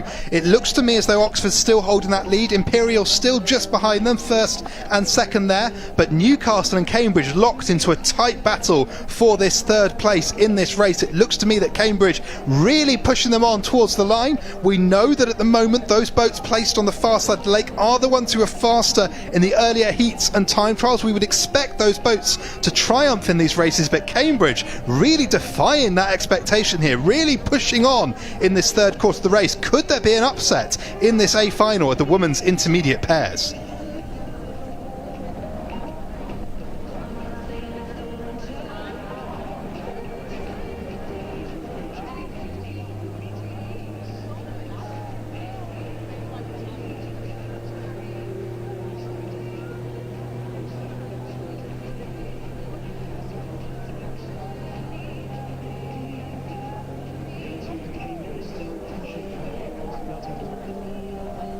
Last 500 metres now. You can see the first boat crossed in 5:47.5. That we think will be the crew from Oxford. About 3 seconds behind them we think will be the crew from Imperial. But we wait to see the confirmed order coming into the last 500 metres. We know we've got this challenger from Cambridge in lane 2 are really pushing up on the top places. You can see the third and fourth times very close indeed. 5:53.8 and 5:54.2 separating them. That we think will be the challenge between Cambridge and Newcastle. Newcastle trying to hold on to third place in this race, but has Cambridge just managed to overtake them? Newcastle still holding now in the last 500 metres, but a definite surge from Cambridge as they come in towards the line. Oxford still in first, Imperial still in second, but can Newcastle hold on to that third place? We think this is a strong challenge coming here from Cambridge. They may have gone a little bit early. They've got to have the energy to fully execute this challenge all the way through to the finish line, but if they can keep it up, they can really take the fight to the Newcastle crew. Newcastle trying to respond here as they come into their last 250 metres of the race. Actually, Newcastle's starting to put some pressure also onto Imperial. So Imperial, Newcastle and Cambridge all in a tough battle for second, third and fourth here, but out in front the crew from Oxford looking very comfortable as they come into the last 150 metres. Imperial looking like they're holding on to that second position fairly comfortably, about half a length ahead of the other crews, but my Newcastle versus Cambridge for the third position in this A final of the women's intermediate pairs. Newcastle, Cambridge both battling on strong as they come into the last 150 metres. Who will triumph? Who will take the third? Well, first place we think is going to go to Oxford. Second place we think is going to go to Imperial, but is it tight. Newcastle are pushing up on Imperial. Newcastle versus Imperial. It looks like Newcastle could almost have taken that second place there. Newcastle, Imperial, it's anyone's guess who took second and third. A challenge from Cambridge pushed them through the last 500, but Cambridge does take the fourth. Fifth will be lane 3, that will be St Andrews, and sixth will be Edinburgh over in lane 1.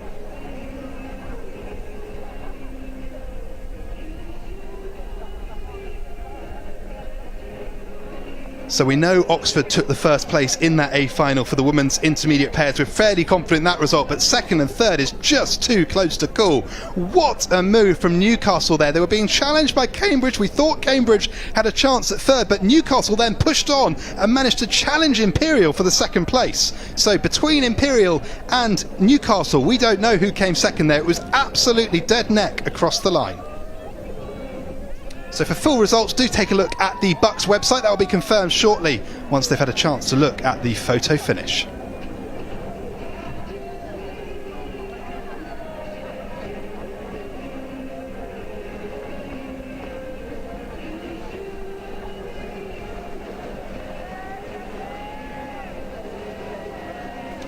So the next race up is the Women's Championship Pairs A final. So in lane 1 we have Durham, in lane 2 Cambridge University B crew, in lane 3 Cambridge University C crew, in lane 4 Imperial College, and in lane 5 the University of Oxford A crew.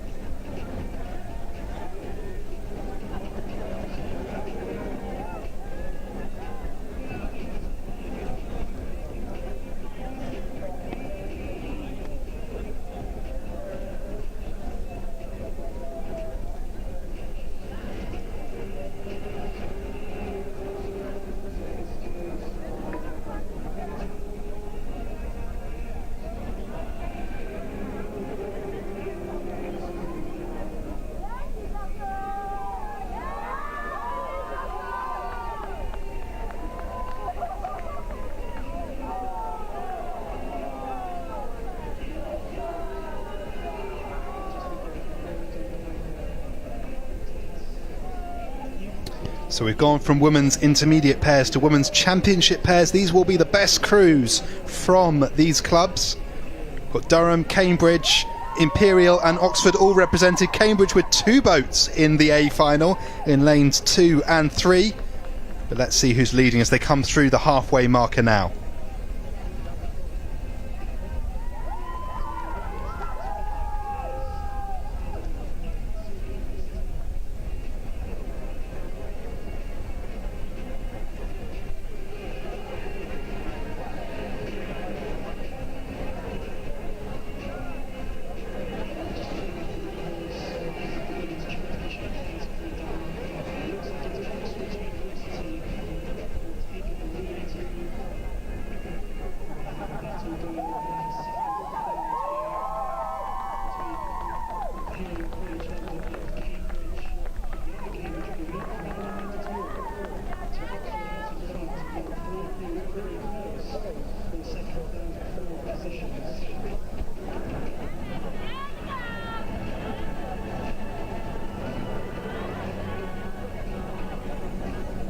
So going through the halfway point, a lead for Oxford over in lane 5. They're followed by Cambridge C in lane 3, and then it's the crew from Imperial College London in lane 4, but very, very tight between Cambridge, Imperial and the other Cambridge crew. There's just 2 seconds separating second, third and fourth in this A final, all to play for. You can see them on your screen there, out in front on the left hand side. That's the crew from Oxford, but then very tight indeed between Imperial, Cambridge B and Cambridge C.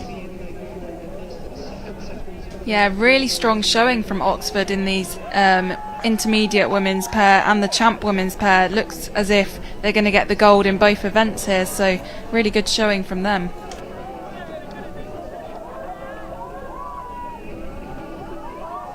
Yeah, clearly been quite a dominant club in today's smaller boats, and great to see them out in front here and leading with confidence as we come now towards the last 500 metres or so of this race, but still a tough battle to be fought over second, third and fourth. It looks as though Imperial, who were sat in third at the halfway point, have now pulled through to a second place over the Cambridge C crew, but Cambridge C very much in contact, probably only about half a length, maybe only a canvas behind the Imperial crew as they come into the last 250 metres, so very much all to play for here as we push on into the sprint. Can the Cambridge crew, Cambridge C or indeed Cambridge B in lane 2 fight back here in the last stages of this race?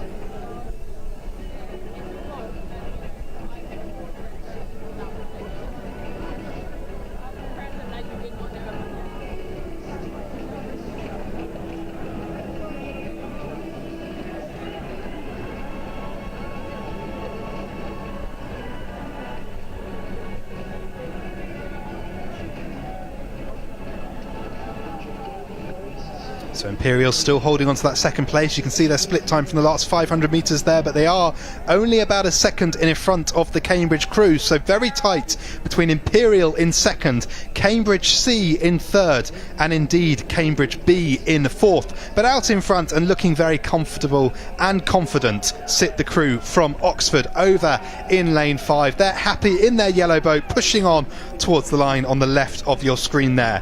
The real battle, this second and third place. Imperial College leading Cambridge into the finish line, but Cambridge definitely trying to push them here. Imperial still seem to have the upper hand. They're probably about half a length ahead here. They seem fairly confident they've got this. They know they need to just keep pushing off the Cambridge boat behind them, but Cambridge now upping the rate as they come in towards the finish. Cambridge trying to see if they can eke out this second place.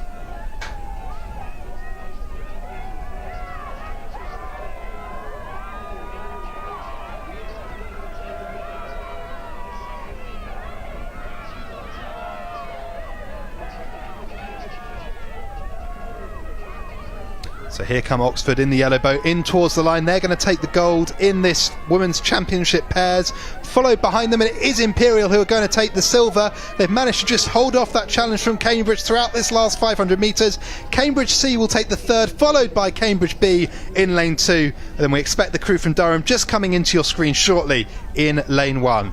But what a row there from Oxford. They dominated in the women's intermediate pairs. They've dominated in the women's championship pairs. A really strong performance from this squad, and they will be delighted with that result. They led all the way from the halfway point of this race. We think they probably led from earlier on indeed, but we picked this race up at halfway and watched them dominate through this second half.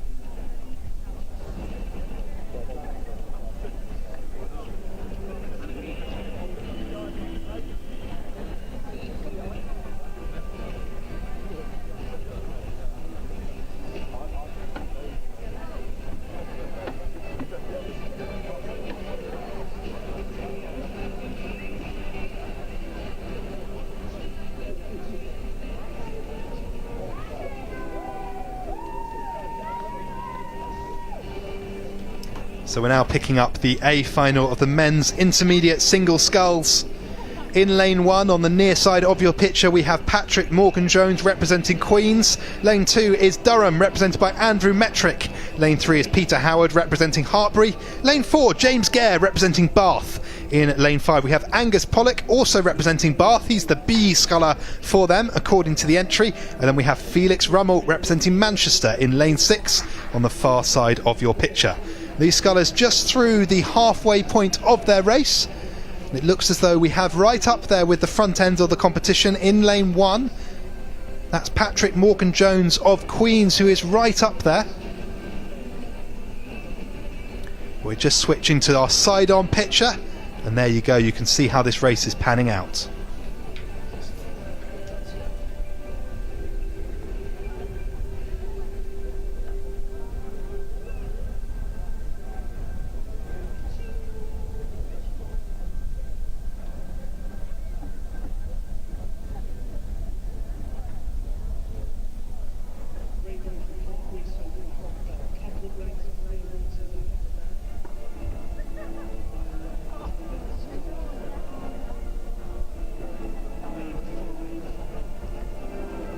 So sorry, we have actually picked up, this is the men's intermediate final B.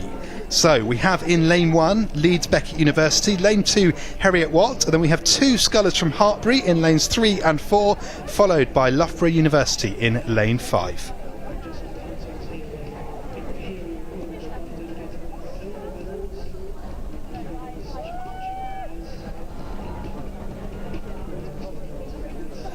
So I think it is the sculler of Hartbury University in lane 4 who is leading out this race. He's got a comfortable 2 to 3 length lead there. Behind him, it looks to be fairly level between the next 3 scullers. We can see Loughborough University, the other sculler from Hartbury, and indeed Heriot Watt.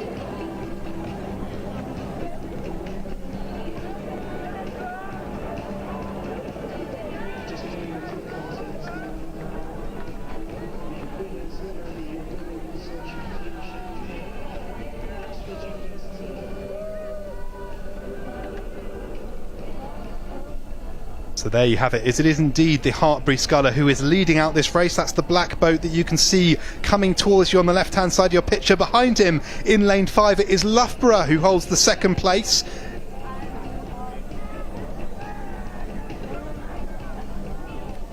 And then behind them that is Leeds Beckett University who's holding on to the 3rd position. So Hartbury sculler in lane 4 leading out this race. There's another Hartbury sculler who sits behind, we think, in 5th. You can see the Heriot Watt sculler at the back of the pack there, the yellow kit just in the right hand side of your picture.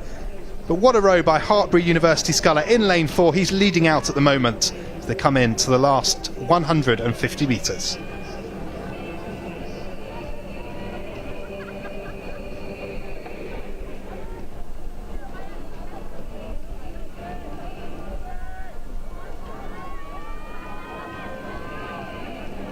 So coming into the finishing line to conclude this B final of the men's intermediate single sculls, it is the Hartpury sculler who leads by 2 to 3 lengths over Loughborough University.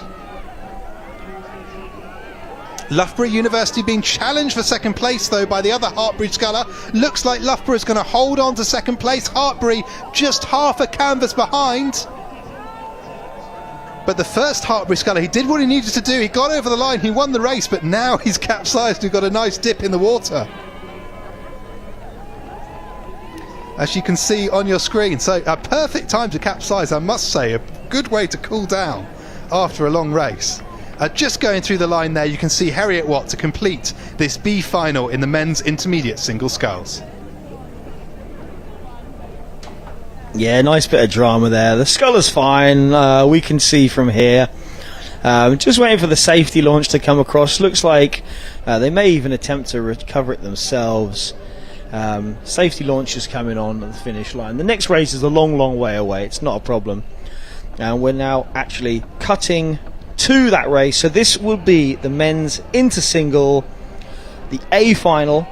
So we do have a pretty big head-to-head here, I think, between Felix Rummel and Angus Pollock, University of Manchester and University of Bath. They were the quickest two, and Patrick Morgan-Jones. Those three were all 1 second apart in the time trial, with Peter Howard, who I believe was just there. You saw capsizing, just missing out, even though he was fourth in the time trial. So you can see here, coming off the top, we do have Manchester and Bath.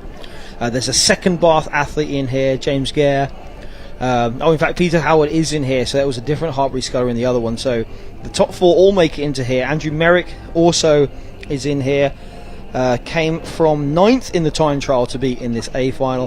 And then I say Patrick Morgan-Jones, who was 3rd in the time trial, rounds out this A final. So just to give you the roll call again: Queen, Durham, Hartpury, Bath and Manchester.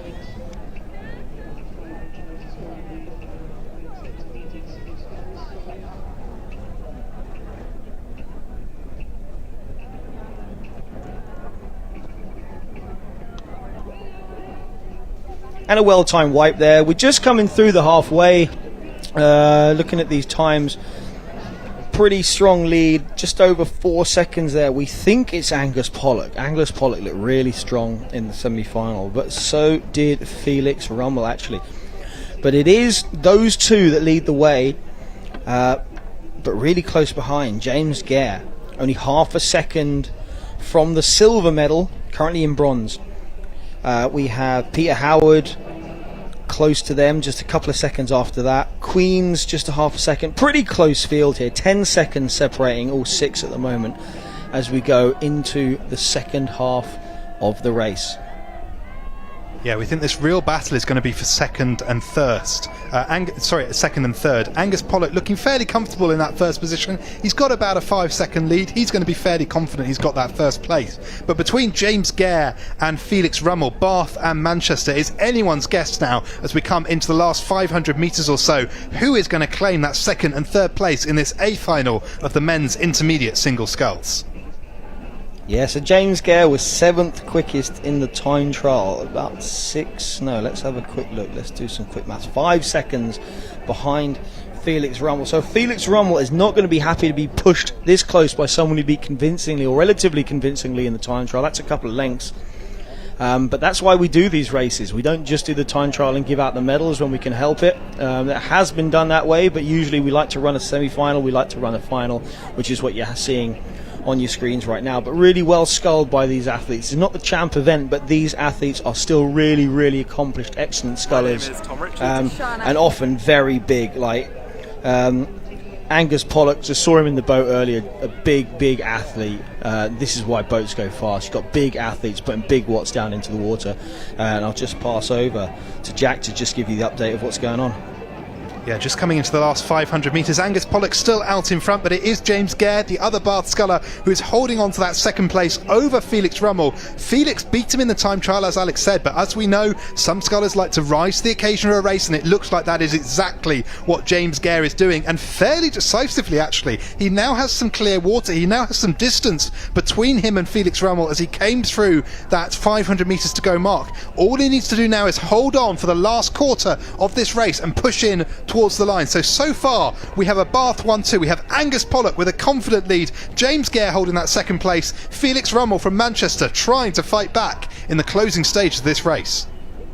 Yeah, it looks to me like Felix Rummel is coming under pressure from the Hartbury Sculler in lane 3. So I would still say it's Bath, Manchester, but the Hartbury Sculler in 3 is making that charge. They are just coming past the shed that tells them they're 200 metres out if they do take a glance to their right. So now it is time to charge to the line.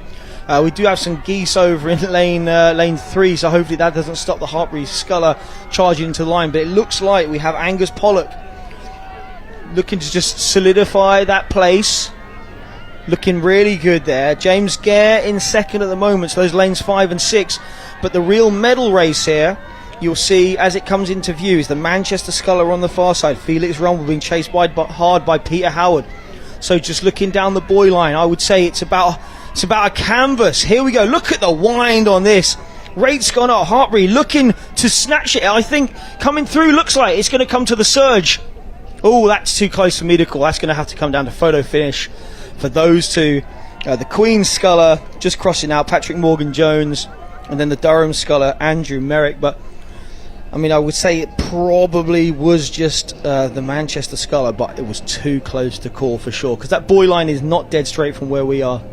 We'd need to see what the official verdict is for that one. What a close finish there. A real sprint put on by lane 3. That's Peter Howard of Hartbury really pushing up on James Gare there. A photo finish, always exciting to see in these A finals. Pushing up on Felix Rummel for third place there. Always exciting to see in these races. But there you just had on your screen a picture of Angus Pollock from Bath, who led a confident lead throughout that A final of the men's intermediate single scull. So this is a race that we don't see very often. We don't do B finals and champ events typically, but I think the feeling is to just get these athletes as many races as they can. So the B final for men's champ singles is being competed for right now. We do have 6 scheduled to be in there. I haven't done a check to see if they are all in the race, but they did get away safely off the line when we saw in that top corner. This race features Surrey, Reading, Durham, Edinburgh, Strathclyde and Brooks. So some really strong names in university rowing featured in this B final. So what you're seeing now on your screen is the picture of these athletes come into the halfway point of the race, the 1 kilometre mark. And as we pan round, we can start to get a sense of who has the lead in this race, and it's looking quite tight at the top end. Over in lane 6, we can see Aidan Thompson of Surrey coming on well, but also look at this athlete on the near side there. That looks to be Cameron Kemp of Edinburgh, I think, who's right up there with the competition there, or it could actually be Peter Morgan of Strathclyde, in lane 2, who's right up there with Aidan Thompson of Surrey, but we'll see those times confirmed in just a sec. But 3:36.7 and 3:37.3, 0.6 of a second separating the leaders at this halfway point. Yeah, so these athletes would have been disappointed to not have made the A final, but that is not manifesting into underperformance here. Everyone pushing each other hard. Like we said, it's really close at the top. 3:36.7 down to 3:40. That's not a big gap between those top 5. It's 4 seconds between Surrey, Edinburgh, Strathclyde and Reading and Durham. So really close racing. The Brooks Sculler just finding the pace a little bit too hot to handle at the moment, but really tight between these others. And we just saw in that last race a really massive push to the line by Peter Howard. We think it might have just been in vain by a bow ball or so, but it's definitely possible to make big moves in these small boats. Yeah, and throughout the weekend we know that we've seen these last minute moves, these great executions of race plans by athletes, particularly by Edinburgh I should say. We've seen a lot of that in other races, so Edinburgh could surprise us here. They're currently sitting in that kind of second, third place, neck and neck between them and Peter Morgan of Strathclyde. Out in front, probably by about a length though, sits Aidan Thompson of Surrey, who's fairly comfortable there as he comes through towards the last 500 metres of his race. He'll be trying to hold on to that first place against the challenge from Cameron Kemp and Peter Morgan, but Cameron Kemp and Peter Morgan could not be closer at this stage. No, definitely not, and being Strathclyde and Edinburgh, it wouldn't surprise me if these two have been doing pieces against each other, or at least sort of have a feel for each other's speed. So they are neck and neck, and this race is dragging them back towards the Surrey sculler, Aidan Thompson. So we did see some really, really dominant sculling performances and sweep performances from Surrey in my last commentary stint. This isn't the same, but they do still have the lead. Surrey have the lead. Aidan Thompson has the lead, trying to hold off the battle between Peter Morgan and Cameron Kemp of Strathclyde and Edinburgh, but that little intra battle will help spur them on. Aidan Thompson's out in lane 6, can just kind of keep himself just out of eye shot almost. You know, you can just sneak your way up that outside there, and it looks like has maybe even pushed out. Yeah, absolutely. Aidan Thompson doing well there to keep up on the far side, but we're seeing a really strong finish here from Edinburgh and Strathclyde, who are definitely pushing up upon Aidan. I don't know quite how much of a lead he's got. I think they're starting to close it. Definitely Edinburgh putting in a strong sprint now as we come into the last 250 metres. That's Cameron Kemp of Edinburgh, who is definitely pushing up there. I think he's definitely got the advantage over Peter Morgan, or no, Peter Morgan also responding there. So a real battle going on for second and third, certainly between Edinburgh and Strathclyde, Cameron and Peter. But is Aidan still in front there over for Surrey? It looks as though Aidan holding on to that lead though, and still holds that first position over in lane 6. Yeah, so we have a good view from up in the tower, but as they peel around, it's a pretty similar to view to what you're seeing. You'll see that on that far side, the Surrey sculler is moving for home, does still have the advantage. We can see from the buoy line, probably sitting a buoy and a half in front. That's just over a length in terms of this. So the Surrey sculler is crossing the line first. You'll see on your screen just happening there. The Strathclyde sculler has pushed through. So first was Aidan Thompson of Surrey. Peter Morgan of Strathclyde came through second. Cameron Kemp couldn't quite stick on it. Durham Levingraf following there. And then the Reading sculler, Ollie Dix, over in lane 5. And then it will be the Brooks sculler that you may see coming into. We just peel to the winner from Surrey there, Aidan Thompson, who will not claim a medal because this is the B final. But still, hard fought, good race experience, something they'll take on to presumably further races this season. And not on your screen, but the Brooks sculler just crossing now. Roddy Farley, well done for being in the Champ B final. With that, we'll now look to the A final of the same events, the Men Championship Single Sculls. In lane 1, representing St Mary's, we have Addis King. He's on the left of your screen, just out of picture. Then it's Ben Harris representing Hartbury in lane 2. For Leeds, it's Matt Brigham in lane 3. In lane 4, Dara Alzilade representing Cambridge. In lane 5, Jamie Copus representing Oxford Brooks. And also from Brooks in lane 6, on the right of your screen, Quentin Antegalini.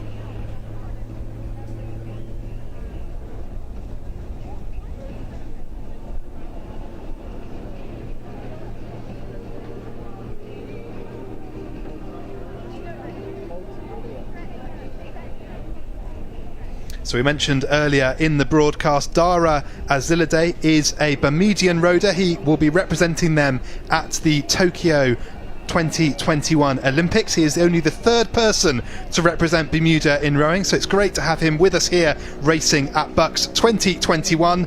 These athletes now under starters orders, getting ready to set off. And you can see Dara there. He is in the mint green kit of Cambridge. He is the third pontoon from the left on your camera shot. We'll see how he performs in this race. He was fairly dominant in the earlier semi-final, so he's definitely a challenger to win this A final of the Men's Championship Single Sculls. But also strong is Matt Brigham from Leeds, and he's just to his left on the second pontoon from your left. So the real competitors, we think, in this race in those middle two lanes as they set off from the start. Yeah, the two Brooks athletes, Jamie Copus and Quentin Antonielli, they are the ones who just qualified straight through from the time trial. But we want to see what these other athletes do. We said one of them is going to be competing at Tokyo 2021, and I think it's phenomenal that they're using Bucs Regatta as one of their sort of stepping stone events to get ready for that event. And of course, you're going to hear me say it a load of times, Kingslayer. We know he's in there. Lane 3, we want to see how big the engine is. How high can he rev that engine? What is the second half going to look like? You know, at trials he just went at halfway and just went, come on then, make up the 6 lengths on me. So we want to see what happens in the first half of this race and of course the second half. But at the moment it's pretty close.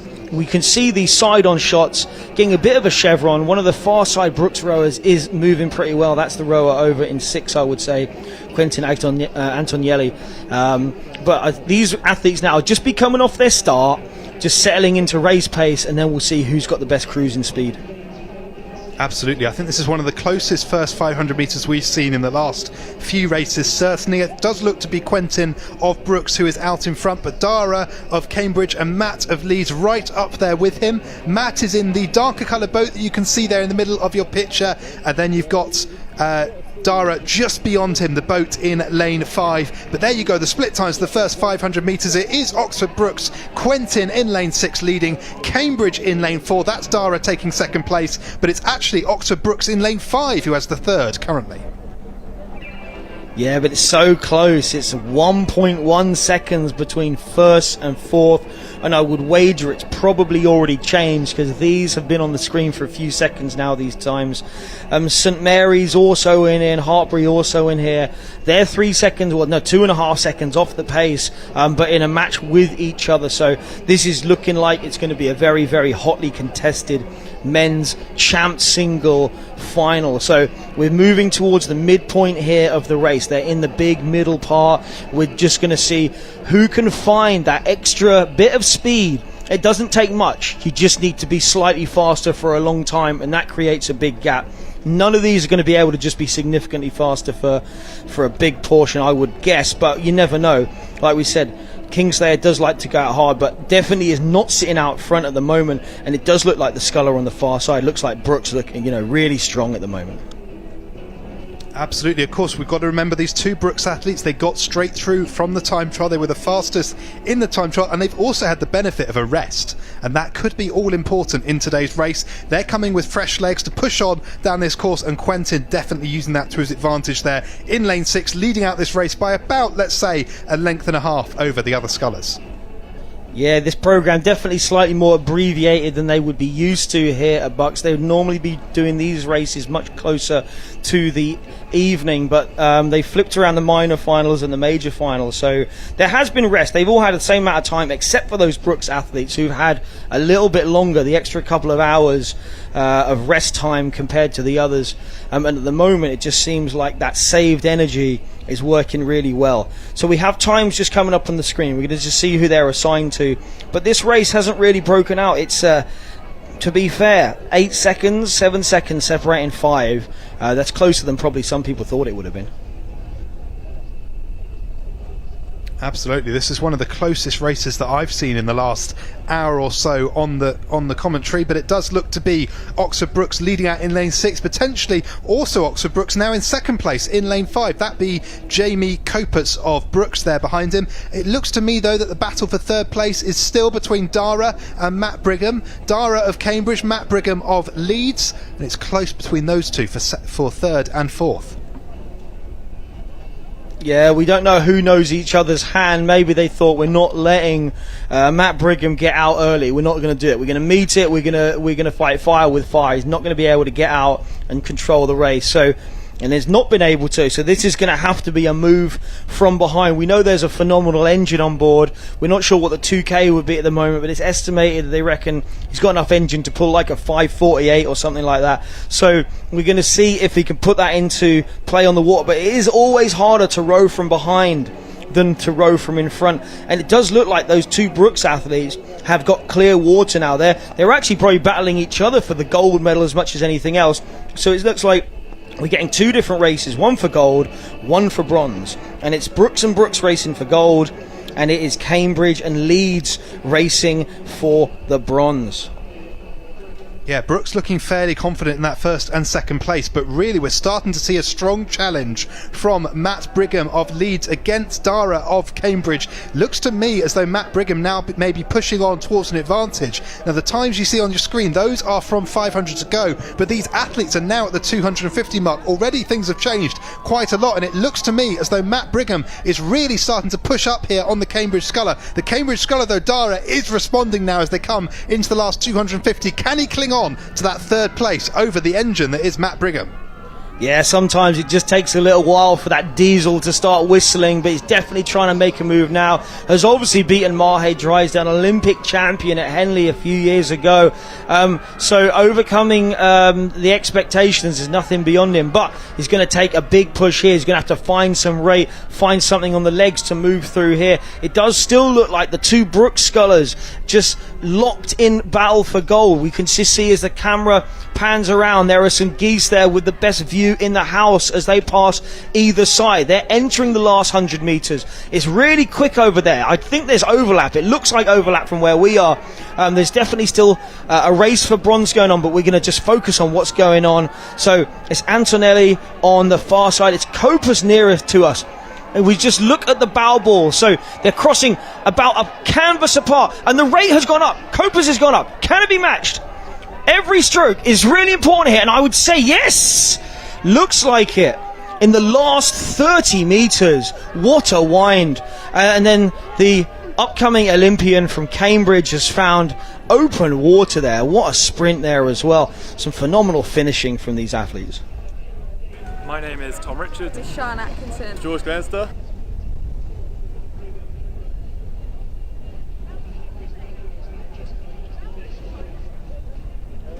Yeah, so excellent. You can see there Jamie Copus, so happy with that win. Had to do it the hard way. Definitely had to do it the hard way. That's not how you draw it up unless you're in Hollywood, and that was a Hollywood finish there. Literally, it looked like it was going to come down to the surge, but managed to break through and got it by about 2 feet or 3 feet in the end. But that's going to be a heck of a finish. If you watch that back, you'll see how close it is, and what a move. Congratulations to both those Brooks Scullers, of course, but especially to Jamie Copus for taking that gold. Absolutely. Copus just sat on the tail of Antonelli for most of the race there, right up until the last 500 metres. Was quite happy just to sit on the bow ball, I'll just sit here, thank you very much, and then suddenly turn the screw in the last 500 metres, and wow, was that a sprint. Yeah, just absolutely lit it up. But we move back. The shots you can see, we're just waiting for lane 3 to get attached. That's York. You can see them just backing on at a slight angle, and then they'll straighten up. This is the Women's Beginner 8B final. Such a good event, Women's Beginner 8. It's always really, really competitive. It could be anyone that wins it, but now obviously this is the B final. Just in there at the moment, you'll see to the right of the middle, that's Leicester sitting there in lane 4. So third from the right. You can just see the nose of lane 6 to the right. That is IC. In from them is Manchester, and then you've got Leicester. Leicester are actually a beginner 2 crew, and will pick up the silver medal. So they'll actually row across, even though this is a B final, to collect that silver medal. They won't be able to compete for the gold because York made it into the A final in the women's beginner 2. But they're obviously not going to want to just limp over last to pick up that medal. They're going to want to earn this. So just based on speed, IC would have been the quickest, then Manchester, then Leicester, then York, then Sheffield, then Exeter. That's how it would have been drawn. But yeah, this is the B final of the women's beginner 8s. All crews look like they're attached, just getting straight now. See Cox's hands in the air at the moment. But yeah, it just looks like we're waiting for York to just straighten up, and I think we'll be off. Yeah, the hand in the air is a signal that the Cox just isn't quite happy with the line yet. As soon as that hand drops, I'm sure we'll be under starters orders and away.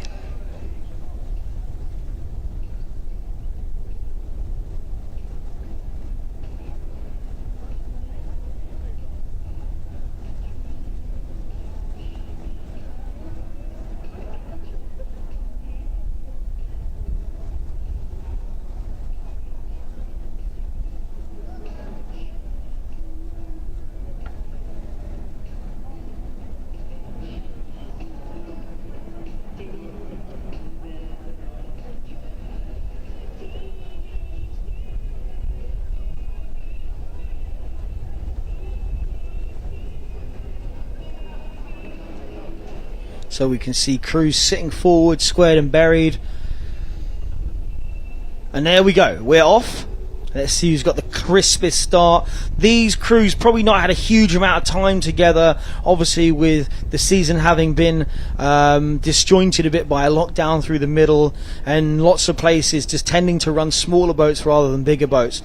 These guys, these ladies won't have had as much time in the 8 as usual to get in sync with each other, but all crews off pretty cleanly. The conditions are pretty fair out there at the moment. It's actually flipped to being a bit of a tailwind.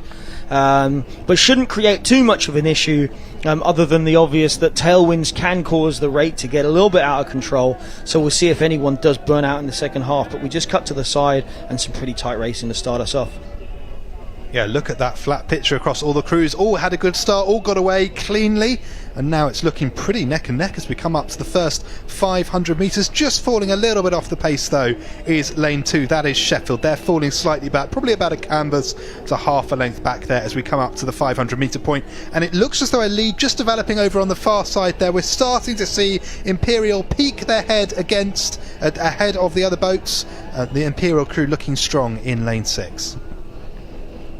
Yeah, so I remember back in the day, Imperial just got a whatever start, like we're where we are, and then they would just move from about 500 metres, come up through the middle. But this Imperial squad hasn't done that, and it's not been the tactic so much. I'm talking that's back in the early 2000s. They used to play that card a lot. But this Imperial crew has got out in front. They want to control from the front. Usually the better plan. You've got to be really, really confident if you're willing to just drop a length and then walk through.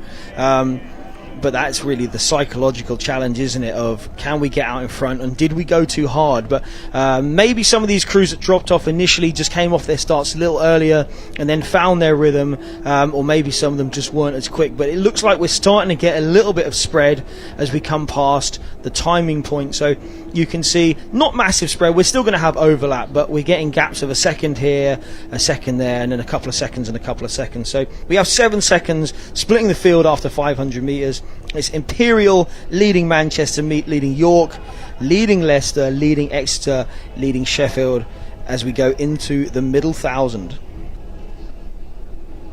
Absolutely. Well, this is now the all-important point in the race. They found their rhythm, they found their speed, and now what they need to do is to start thinking about that race plan. And I'm sure their coxes will be calling it out to them, telling them what they need to do at each stage of this race, and we'll start to see these crews putting the moves in, turning the screw on each other, just testing how strong those crews in the lead are, just testing whether they can eke a few seats on each other, and starting to see that challenge. And we can see that from the crew of Manchester, just starting to push up on Imperial, just testing their strength there. It's early in the race to make a decisive move, but they're definitely trying to gain some seats here. Yeah, so this race isn't for medals, although a medal will be given to Leicester despite the result of this, because they will receive the silver in women's beginner 2/8s. But at the moment it just looks like Imperial and Manchester are the two crews that are just walking out. They got a little bit more speed, and it's been that way for about the last 400 metres. So looks to me like there's just about a length from Manchester over the crew, one behind them, possibly York or Leicester. It cut away, so I can't tell you. But then Imperial as well. But Manchester and Imperial are the two crews walking out on the field. And then this is, like we've said, the B final, and it says it on the screen for the women's beginner 8s. It does also feature one beginner 2 crew. We've kind of combined the competitions, but they are competing for separate medals in this race. So beginner 1, these athletes who have started rowing in the last year, been rowing for a year.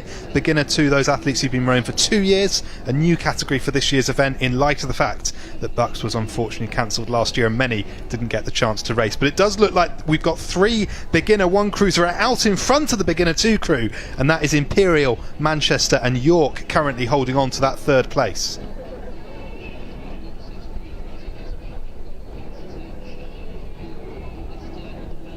Yeah, so we've just cut to the bike cam here.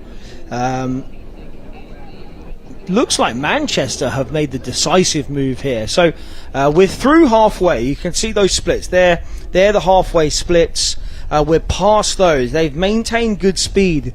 It's about double what they pulled in the first part of the race. And often the first part of the race is the quickest. You come off really revved up. A lot of power strokes in there, and then there's the settle in the middle.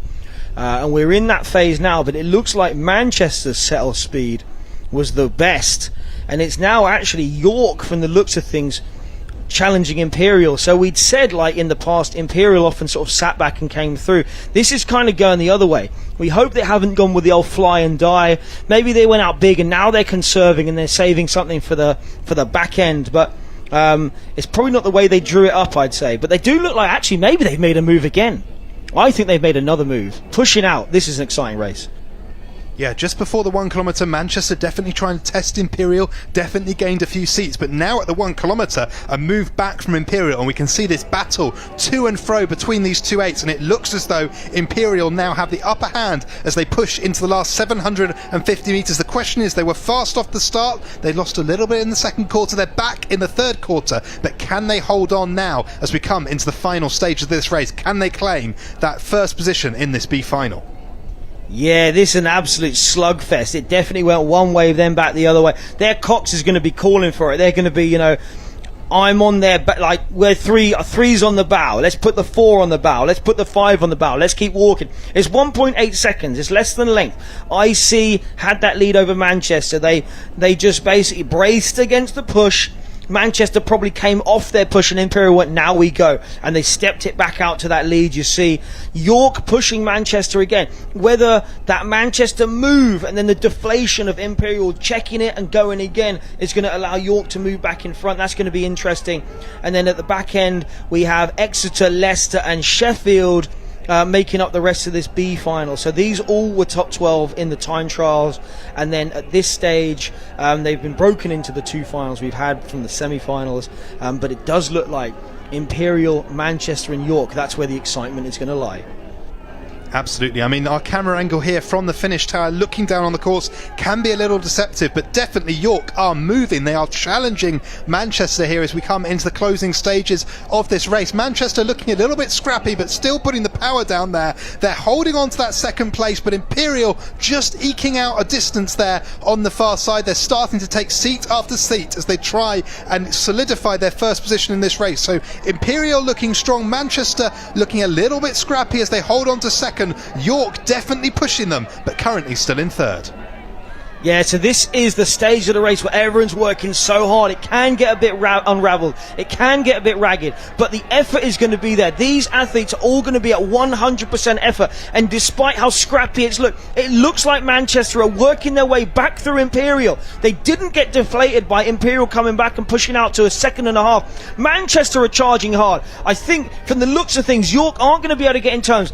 But just like you saw with Jamie Copus, it's a late move, but this time it's Manchester. Manchester pushing hard, and I reckon it's about 3 feet, and they've just taken IC, and neither crew knows they're through the finish line because they're still going, but they can stop rowing.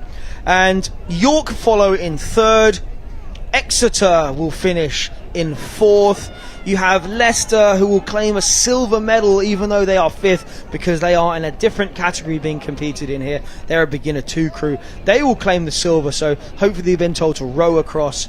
And then just finishing off this final, we have Sheffield just coming to the line now, still working hard.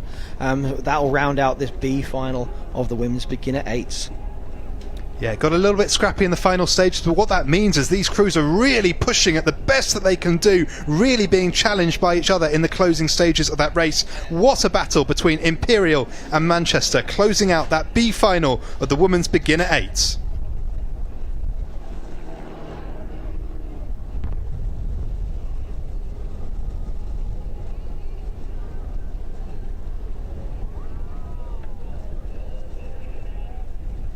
So we are off in this A final of the women's beginner 8. The Edinburgh athletes, some of which were picking up those medals in the singles earlier on, they're doubling up here. They were the class act in the time trial. You know, we know they were all 6 of the A final in the women's beginner singles. They were also 35 seconds nearly ahead of the second place crew in the time trial. They've been dominant, and I reckon there's no reason that they would not try and get out to a lead and walk it. They're going to want it to be that when the camera cuts to them at the finish, no one else comes into shot. That's what they're aiming for, I believe. Yeah, and I mean the early indication from this shot from the tower does look to be that Edinburgh is just eking off into the distance from the other crews already, so maybe we're starting to see that early advantage from the Edinburgh 8 as they start to push off from the start line. They'll be settling into their rhythm now as they come up towards the first 500 metre marker.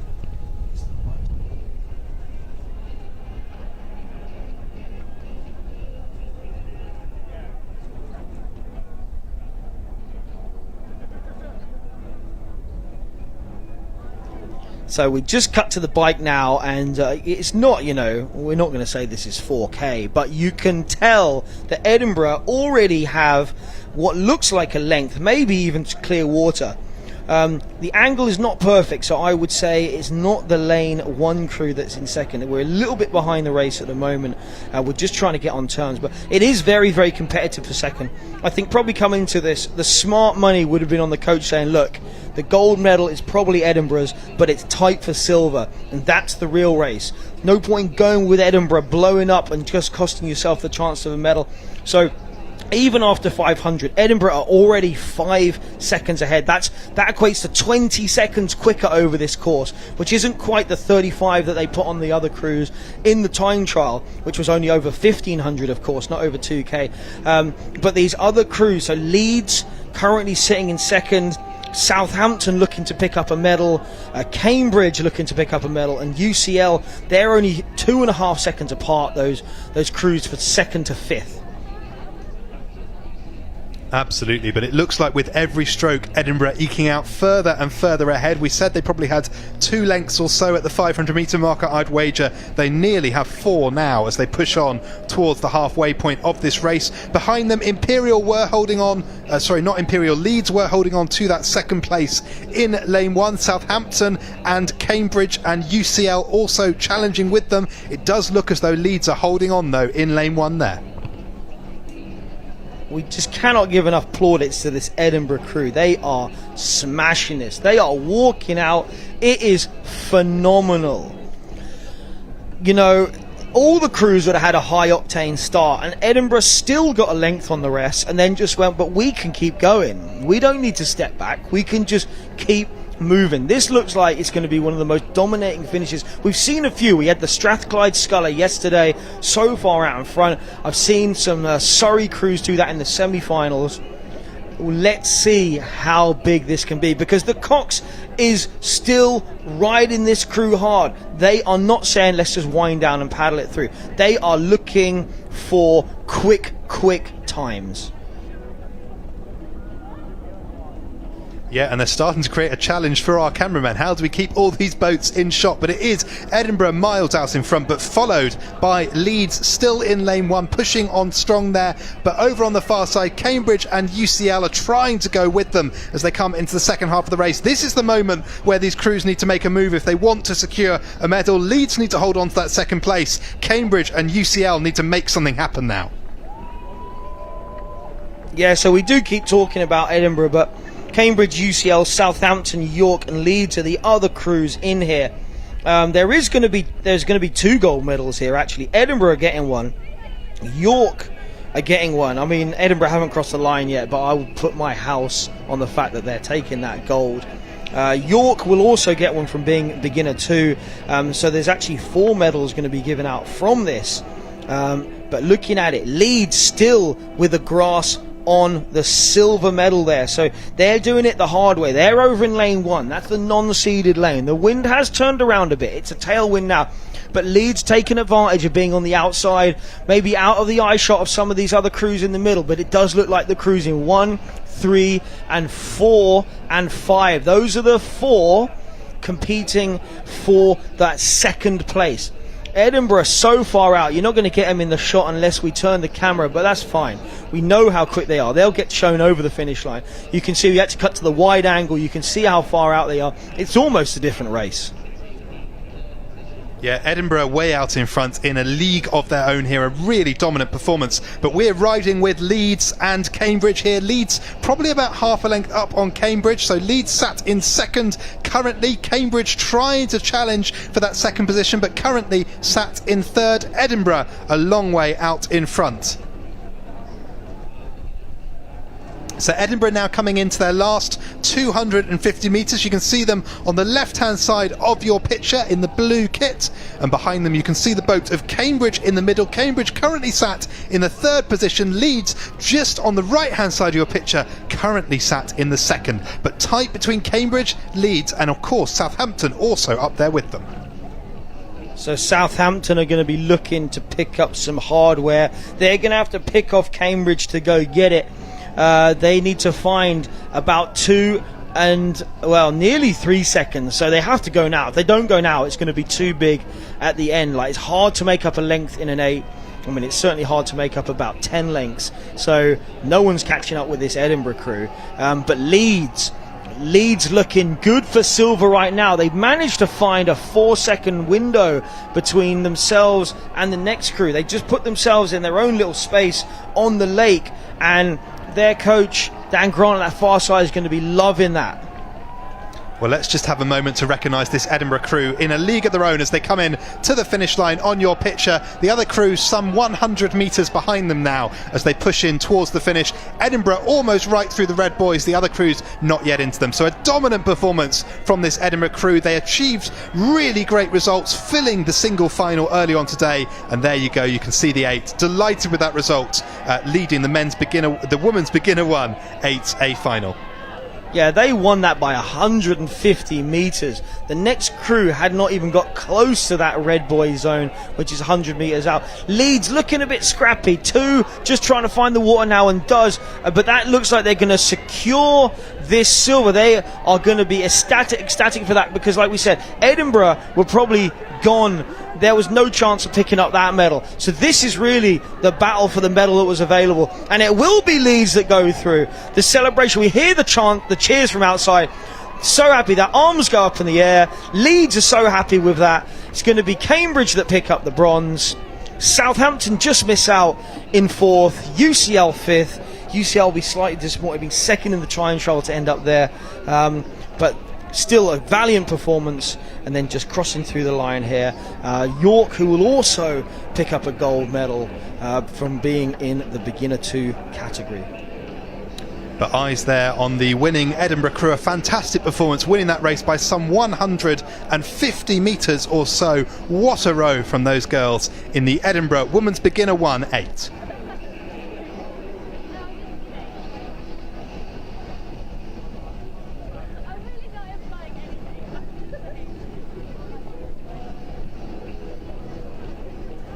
So now we are straight back into more medal races. No B final here. This is the women's champ lightweight double. It'll be contested between lane 1, Exeter, lane 2, Oxford, lane 3, Bath, lane 4, Hartpury, lane 5, Surrey, and lane 6, Cambridge. Now that Cambridge double, the King twins, they won the women's champ lightweight pair yesterday. They're going to be looking to do that again. They look strong in their semi-final. So these boats fast approaching the last 1,000 metres of their race, the halfway point. It looks as though the lead is over on the far side of the lake, the grassy bank side, where we have Cambridge, Surrey and Hartpury. I think the lead is between Surrey or Cambridge here at this 1,000 metre point. And here we have the splits coming in. We've got 3:41.5 for the first boat across. I think that is probably the King twins representing Cambridge. And they are followed by Surrey and Hartpury.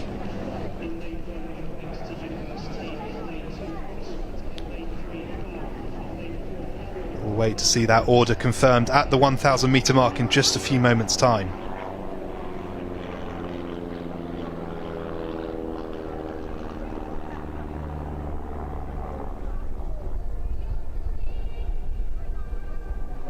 So at the moment it does look like Cambridge, followed by Surrey, followed by Hartpury. That's lane 654.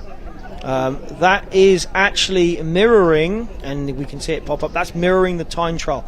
It's 5 seconds between first and third there. It was 11 seconds between first and third in the time trial. Those top 2 crews there, Cambridge and Surrey, wouldn't have had to do the semi-finals or the repêchages They will have just, in fact, it was 2 repecharges of 5. They've been resting since this morning, recharging, and usually with women's champ lightweight, refueling is the most important thing, having done that weigh-in, I guess, as close to 6 a.m. as they could have done. Yeah, absolutely. For those who don't know, an important reminder, lightweight rowing means that there is a set weight limit for these athletes. They need to make sure they hit that weight limit in the morning after they've had their morning weigh-in. They can, of course, eat, drink and do what they need to do to perform their best in these races, but it does mean that these athletes are often much more closely matched. They're the same weight, they have the same amount of muscle mass at their opportunity here for these races, so it can lead to some exciting races for us to cover for you today. Yeah, so it's still a good lead for Cambridge, about 5 seconds now for Catherine King and Gemma King, looking pretty strong there ahead of the Surrey double, which is featuring Leonie Kennedy and Sasha Kennedy. Are they related as well, do we know? I don't know, maybe that one's by luck. We'll have to ask Camilla later, she'll know. But yeah, so we have the Catherine King, Gemma King double out in front of Leonie Kennedy and Sasha Kennedy, and then Hartbury third. They're about 4 seconds behind. Those 3 crews have kind of established a good position in the medals ahead of the rest of the competition. So the Hartbury Scullers train down in Gloucester on the canal there. So that's Bryony Lawrence and Devon de Vinar. Those 2, comfortably in third at the moment, but it is lane 6, lane 5, lane 4. That's Cambridge, Surrey, Hartbury.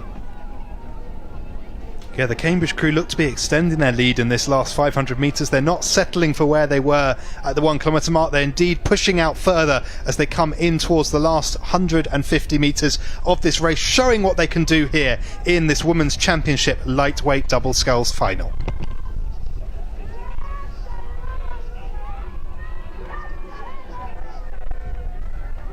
So we're just cutting to the finish line here. It looks like Cambridge's double adding to their medals that they would have won yesterday in the pairs. So that'll be 2 golds in these lightweight events featuring 2 athletes. So that'll be the pair and now the double. They've been really strong both days. They're wearing the Cambridge colours today, whereas yesterday they looked more like they were in the Blondie colours. But it will be Surrey crossing in second. Hartbury will take the bronze. Challenging for 4th. Looks like Exeter not going to be able to overhaul Bath. You'll see Bath just coming into shot there. Then Exeter, and it would be Oxford just rounding out that finish. So we've cut to there. We'll see the winners again on the screen, I'm sure, in a moment. But it was the double from Cambridge. You see them there, the twins celebrating a 2nd win in 2 days. Well, with that, we move to look at the men's championship lightweight 4s. This is the A final. They've just come past the 1 kilometre mark. On the near side of your screen, we have Oxford B. It's then Oxford A in lane 4, Cambridge in lane 6, and Cambridge in lane 5, Newcastle in lane 6, and it is Newcastle who are leading out this race on the far side of the course there. You can see them at the right hand side of your picture, but if we bring you a side by side view, you'll start to see the lead they currently have over this A final at the men's championship lightweight 4s. Yeah, so Newcastle got out really strong, and they're really controlling this race. They got a solid lead here, this Newcastle champ lightweight Coxters 4. Like we said, these guys all matched up in terms of weight, and usually it means you make for close racing, but this certainly is not close racing. Newcastle not interested in being involved in an Oxbridge battle. They've just walked out in front. My crew list says it's Alexander Davies, Anthony Buchanan, Harry Fraser Urquhart and Stanley Cannons, and they are way out in front at the moment. Yeah, almost a 10-second lead over the Oxford and Cambridge boats. Oxford currently sat in second, a time of 4:48.2 to the halfway mark. Cambridge in third, a time of 5 minutes 4.6. Yeah, so we can hear the lead support. You won't be able to see it, but they performed so well in that final. They're just receiving their medals down below us, but to join them in the medals, it's going to be Newcastle here picking up a champ lightweight Coxless 4 medal, because they are cruising out in front. The real race, and I'll just pass back over to Jack, is for the silver and the bronze. Absolutely incredibly close between Oxford and Cambridge here. Oxford have the advantage over Cambridge, probably by about a canvas, but it's very, very close indeed, and Cambridge are definitely upping the rate as they come into the line, trying to eke out over Oxford. It looks like Oxford holding them off though as they come in towards the line. We think Oxford are going to take the second here, but what a challenge between Oxford and Cambridge, but what a row from that Newcastle crew. Yeah, so Agamemnon Crumpton will pick up the silver medal as part of that Oxford boat. And I'm sure they'd enjoy it, pushing out that Cambridge crew, Cambridge in bronze. I'm sure those two clubs always like to get one up on the other one.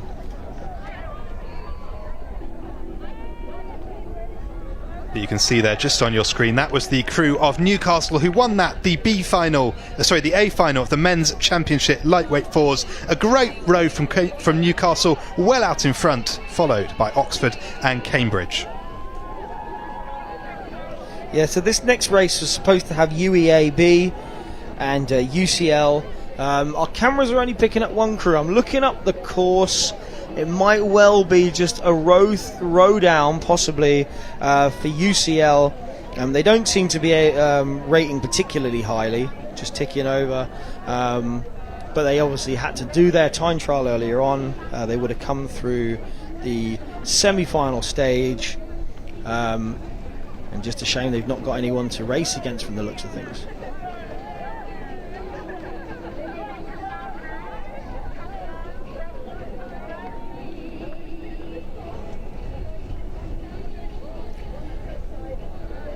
So just looks like UCL are the only ones in here.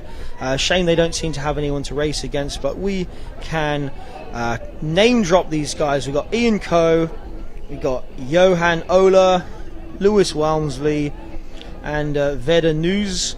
And their cocks, well, it's not always in the right place, but Yikai Martinez Pena. So it does look like just UCL rowing down, but they are pushing hard. They are working hard, taking advantage of this experience on the multi-lane course. It looks like they're just approaching their 1K mark. So we'll just let this one run, and then we'll probably pick up commentary in our next race, the men's beginner 2 for the A final, which should have 6 crews in it.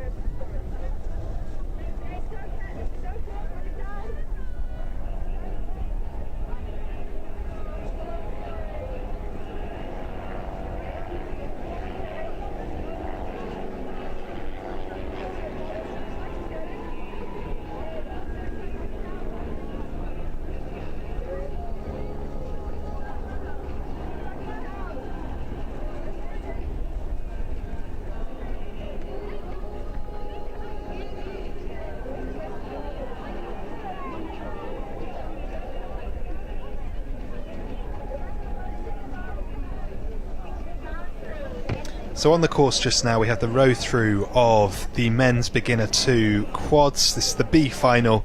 You can see on your screens UCL. It looks like the other crew dropped out of this race, so it's just UCL here. They're rowing through to complete their campaign at Bucs 2021.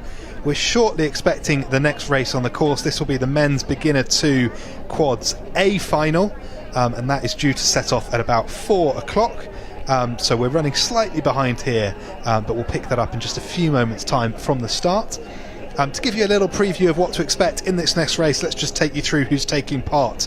We will have Liverpool, Manchester, York, Cardiff, Imperial and East Anglia all represented in this next race. So those boats will be getting attached to the start now, and we'll bring you pictures as soon as that race sets off. But in the meantime, there you can see on your screen boat 247, that's the UCL crew representing their club in the B final of the men's beginner 2 quads.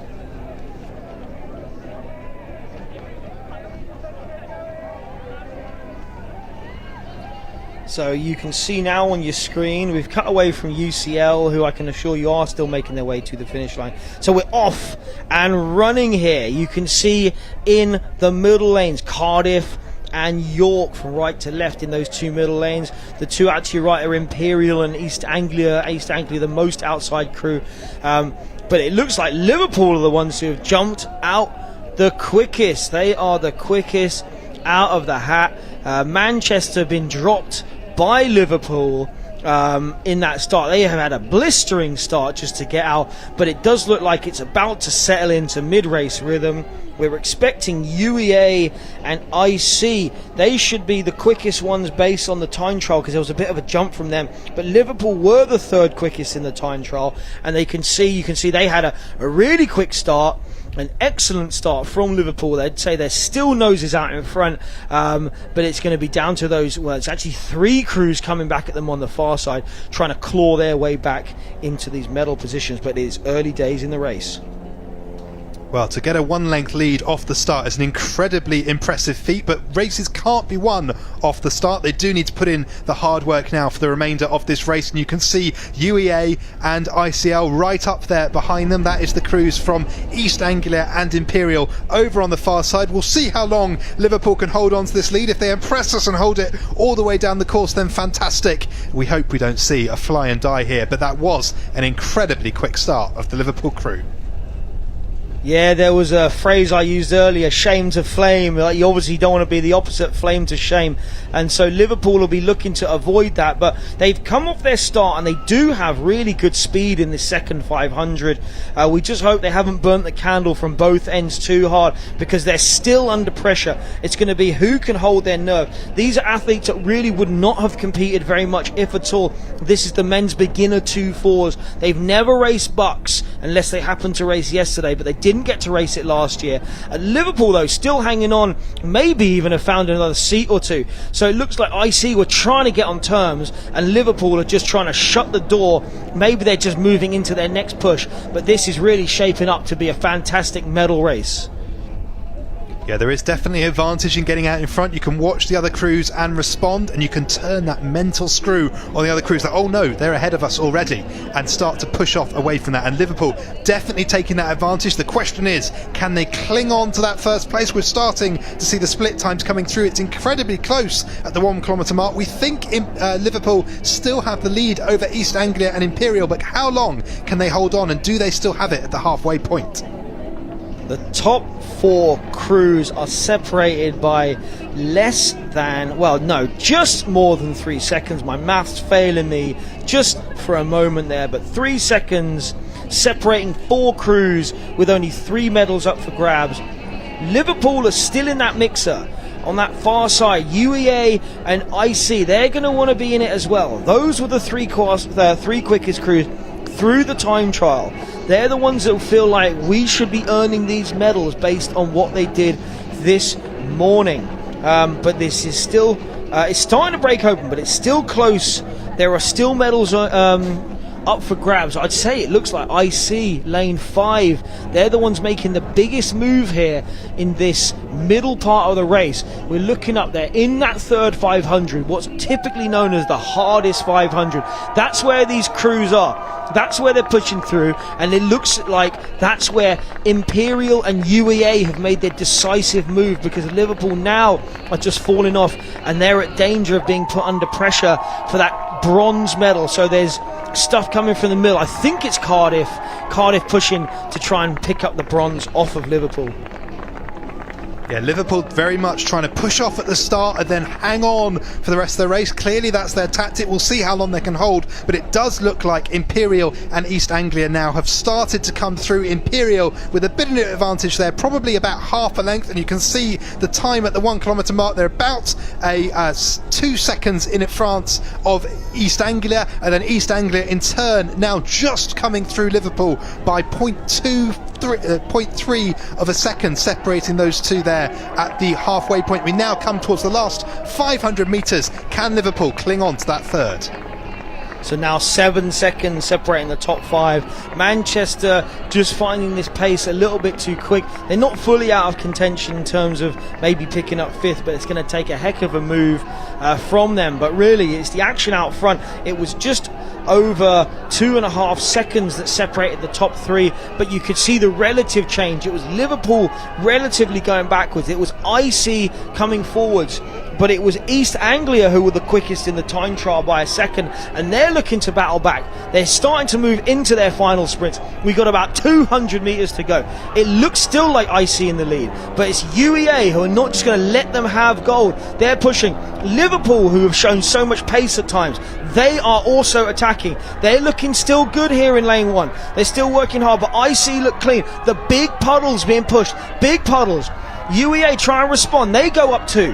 What's going to happen? What's going to happen? The rates are high. We are looking at the buoy line. I would say it's about a canvas. IC up on UEA. I don't think they're going to be able to come back, but anything can happen. Last few strokes. So IC still pushing hard. They're in the driver's seat. They're working hard. Looks like the UEA bow is only on the IC2. So maybe even the IC3. So they come through. Looks there. They cross first. UEA will cross second in 6. And another the medal there, they are ecstatic, even though they had been in the lead and dropped off. So happy. This Liverpool crew just in front of us. It'll be Cardiff that get raced out of the medals, following them York, and then like you say, that Manchester crew just found the pace a little bit too hot, but we're really close, and all crews have now finished. But it's IC that pick up the gold. They were able to hold off the finishing drive from UEA, who will pick up the silver, and Liverpool so ecstatic with that bronze medal there.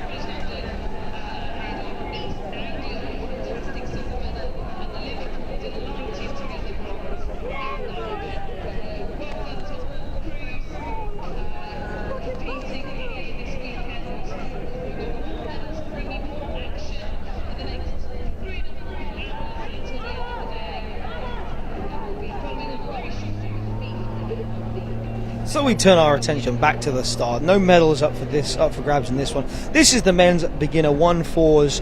It's the B final. It features St George's in lane 1, Loughborough in 2, Lincoln in 3. We have Sheffield in 4, Oxford in 5, and then York in 6. And you'll hear a new voice as I'm now joined by Will. Thank you very much, Alex. Yes, I've been on the sort of venue commentary for most of the last 2 days, so good to get a bit of time up here doing the live stream.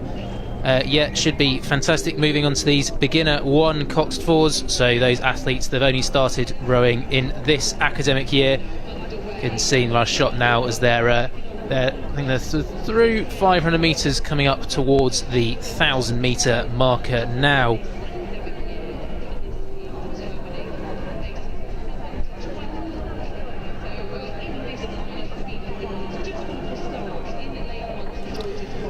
Going through that 500 metre marker, and it was the Oxford University crew in lane number 5, just ahead of Sheffield and York in lanes number 4 and 6 respectively. About a length lead, and you can see now as we pick up our coverage side on, that Oxford crew has got a lead of just almost the length. So the stroke seat of the Oxford crew sitting on the bow ball of the Sheffield boat, just over his right shoulder. They'll be looking to stretch that out to a length, because if you can get that length, if you can get that clear water in between the boats when your stern is no longer got any overlap with the bow of the next boat, then you you can say that you're away, and it's a lot easier to control the race from that point on. Yeah, so in this B final, it is actually the 7th to 12th crews from the time trial. None of them were able to overhaul their position, so the top 6 went through to the A final, and then 7th to 12th via the 2 semi-finals ended up in this B final. It was Oxford who were the quickest, just from York in that time trial, just from Lincoln. And there is close racing here, so it's Oxford who have about Clearwater now, I'd say. Maybe Clearwater, well, a canvas of Clearwater here. But there's overlap between the crews who are battling for 2nd, 3rd and 4th. So Oxford looking good right now. York on the far side are in a battle there with Sheffield, and I believe that's Lincoln. Yeah, the Lincoln crew in lane number 3 pushing up pretty strong. So we just got those timings as they go through the 1,000 metre marker. Oxford stretching that advantage out from 3 seconds to about 4.5 seconds, and you can see that in the distance they've now got that clear water on the crews behind. But this battle for 2nd, 3rd and 4th really tightening up. So Sheffield in lane number 4 have a small advantage, but both Lincoln and York really pushing up strong. I'd say the Lincoln crew in lane number 3, they've maybe closed that advantage that Sheffield has down to about 1/3 of a length. So you can see if the crew from University of Lincoln will be able to push through that Lincoln crew. Aidan Turner, Jordan Foster, Joshua Boone, Sam Veach and Lucia Meredith trying to close down on the that crew from Sheffield of Henry Rains, Sebastian Caripio-Dia, Michael Durkin, Eddie Lavan and Sashank Vismaphan. Yeah, so it looks a little bit like musical chairs for 2nd place. Switching places a little bit. It was still really close. Oxford just working out. They've probably now got about a length of clear water. They're moving nicely through the mid part of this race. We're just looking up. These crews are in their 3rd 500. We do sort of have a split. There's 4 here, and then the other 2 crews, so that's Loughborough and St George's, are battling each other pretty hard in lanes 1 and 2. You won't be able to see that in the coverage, but just looking down the course, those 2 are racing pretty hard for that 5th place. But we're just about to cut to a different camera. You'll see that Oxford still holding their position, although the other crews are starting to come back on them. Yeah, Oxford just holding that advantage of just over a length, and as are Sheffield, they're just holding that advantage of about half a length over the crews in 3rd and 4th. As we cut to our camera near the finish tower, Oxford going over that 500 metre mark in about 5:54. They've been pretty consistent with those timings of around about 2 minutes per 500. Sheffield sitting in 2nd, 5:57, holding a 2-second advantage over Lincoln and York. So Lincoln and York just sitting just off the stern of that Sheffield crew at the moment. Will be interesting to see if they can push through. As you can see in the top right of your picture, the A final of the beginner 4s has just got underway. As soon as this race is over, we'll bring you the latest with that A final, where we should see some really impressive beginner rowing. In Zeeman now, you can see the umpire waving their flag at one of the crews, just warning them to get back over to their right, to their bow side. I think it's probably the crew that's out in front from Oxford that's being warned. But getting a little bit tired as we get towards the finish now, and the conditions just a little bit trickier towards the finish with this tailwind that's blowing the crews down the course, although it's probably not quite as strong as it was maybe 20 or so minutes ago. Yeah, so this Oxford crew, I believe it is a college crew for St Edmund Hall. They have that kind of distinctive burgundy, or maybe it's not burgundy, but one of those darker shades of red with the golden blades with a red cross at the end. They're the crew that has had the lead most of the way down. Interestingly, like some of the Brooks coaches have been riding down with them, just keeping an eye on what's been going on. Not sure if they're down on this one, quite possibly. We're looking at that peloton on the far side.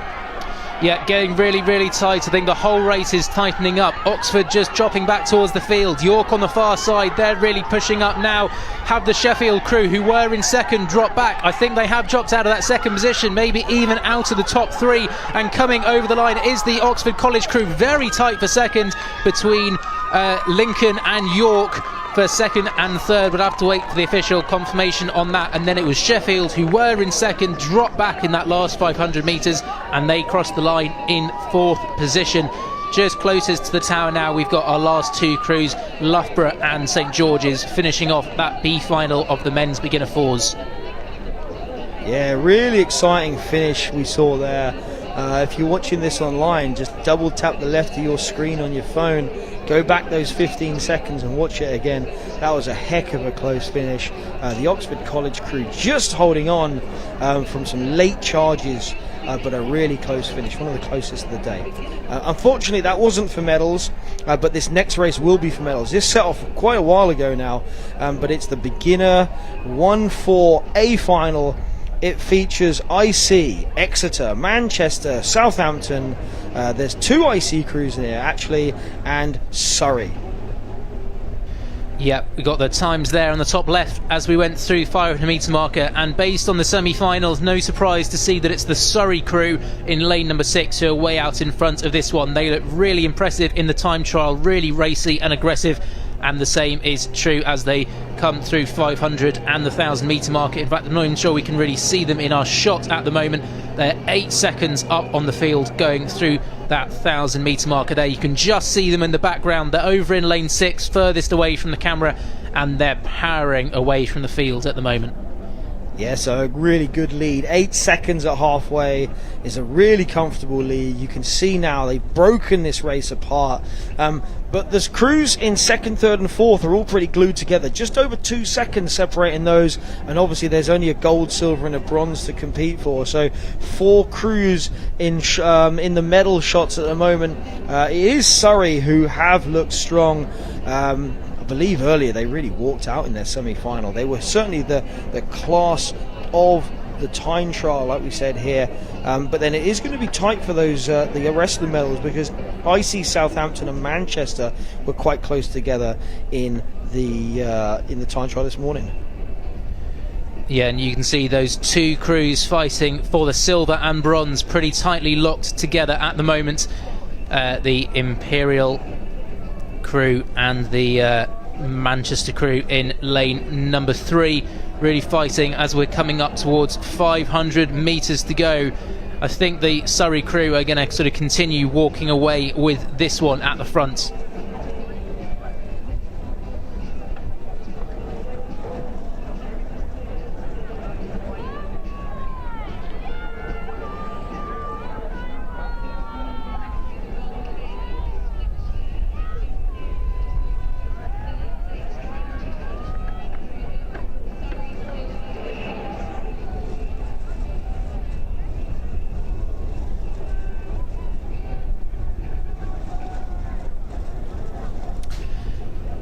So as we pick it up from the tower now, Surrey stretching that advantage out to 10 seconds over Imperial, but just 0.3 of a second separating Imperial and Manchester for the silver and bronze.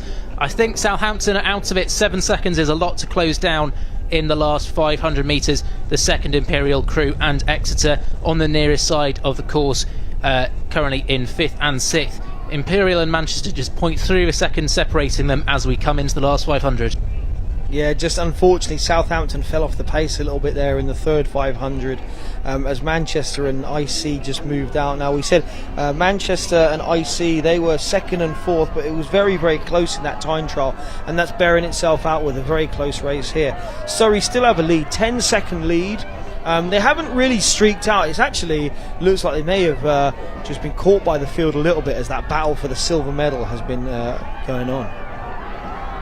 And I think we can know what we can attribute the speed of this Manchester crew in the last half of this race. It's those fantastic bright orange bucket hats that are pushing them on. I think Manchester have moved past Imperial now in the battle for the silver.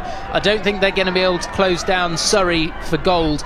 And just starting to get a little bit tired and scrappy as we get towards the finish. But Manchester, they've looked impressive all day, and I think they have established themselves in that silver medal position ahead of Imperial.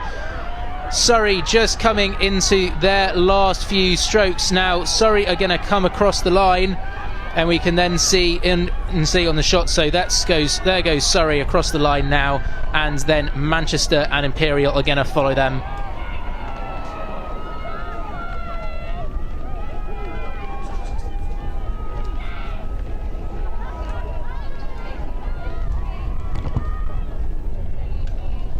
Yeah, strong performance there. Surrey over Manchester, over IC. Yeah, Manchester with the free speed from the bucket hats and the free speed of lane 3. I don't know how many gold medals have won out of lane 3, but I bet it is the majority. So they had that. IC will round out the medals. Round of applause there from Surrey for their opposition. But that was a strong race. But now we're going to move towards another men's beginner race. This will be the Quad B final.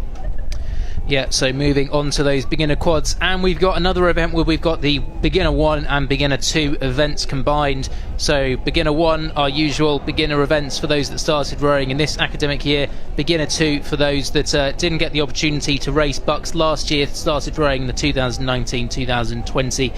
So we've got Glasgow, Leeds, Reading A, Nottingham Trent, Strathclyde and Nottingham Trent in this one.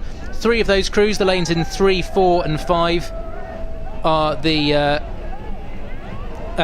lanes in 3, 4 and 5 are the beginner 2 crews, just going through the 1,000 metre marker now.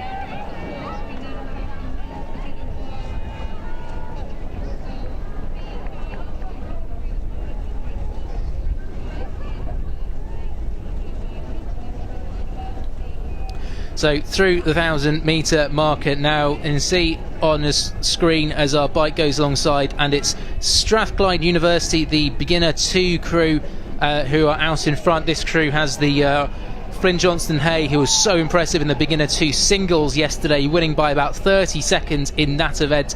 They find themselves in the B final here ahead of the 2 Nottingham Trent crews.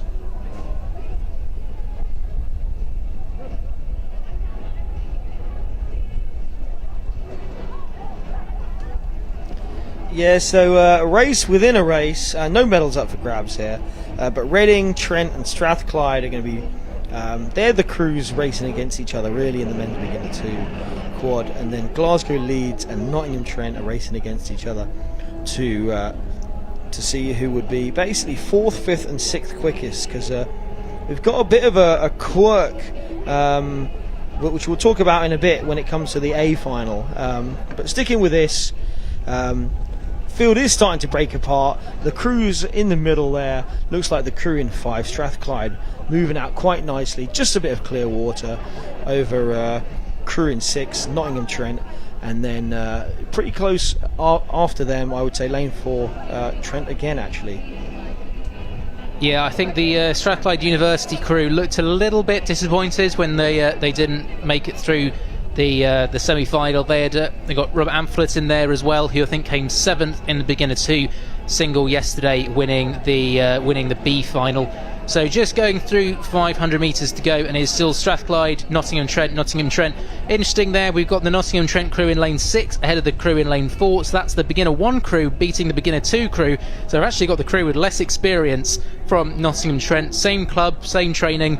And they are currently leading by 4 seconds over their more experienced teammates. Yeah, and just looking up the course, they do look a little bit more in sync, a little bit sharper than the slightly more experienced scullers that you'll see over in 4. So credit to those beginners for coming in, picking up the sport quickly, I mean, the beginner 1, beginner 2, hopefully those people still have more years at university, so can make up quite a strong senior squad for Nottingham Trent in the next year or 2. That's what they'll be looking forward to happening. But it is Strathclyde still leading the way at this point. Yeah, Strathclyde continuing to stretch out as we come into the last 200 metres of the race. You can see the blue boards over on the far side, and they're about to hit the red buoys that signify there's only 100 metres left.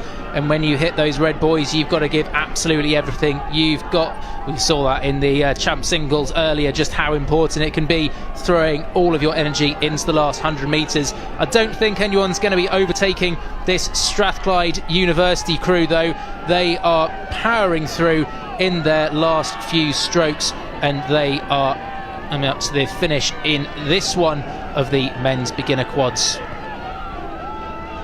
So yeah, Strathclyde lead the legit beginner 1 crew from Trent, who lead the beginner 2 crew from Trent. So that is lane 3 crossing there, that Trent, lane 4.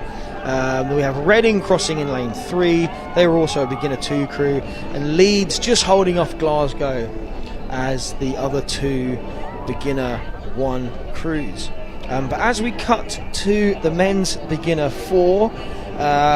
beginner quad final A, a bit of a quirk just by how the races are set up, but I'll let Will talk you through that one. Yes, indeed. So again, we've got those 2 events combined, the beginner 1 and beginner 2 quads, just to make sure everyone's got enough competition. We've combined the 2 events, awarding 2 different sets of medals. But what that means is how the semi-finals have transpired. In this A final, we've got 3 beginner 1 crews and 3 beginner 2 crews, as you see them go off the start now. So we've got Derby, Durham, De Montfort, Queen's Belfast, Edinburgh and Surrey. But in that field we've got 3 beginner 1 crews, 3 beginner 2 crews. So Derby, Queen's Belfast and Surrey, they're all beginner 2. Durham, De Montfort and Edinburgh, they're all beginner 1. So basically all 6 of these crews are going to pick up a medal of some description, but it's just whether it's going to be gold, silver or bronze. Yeah, so ironically, you could finish 3rd and still get a gold in this. That's just how it works. The categories are broken down that way.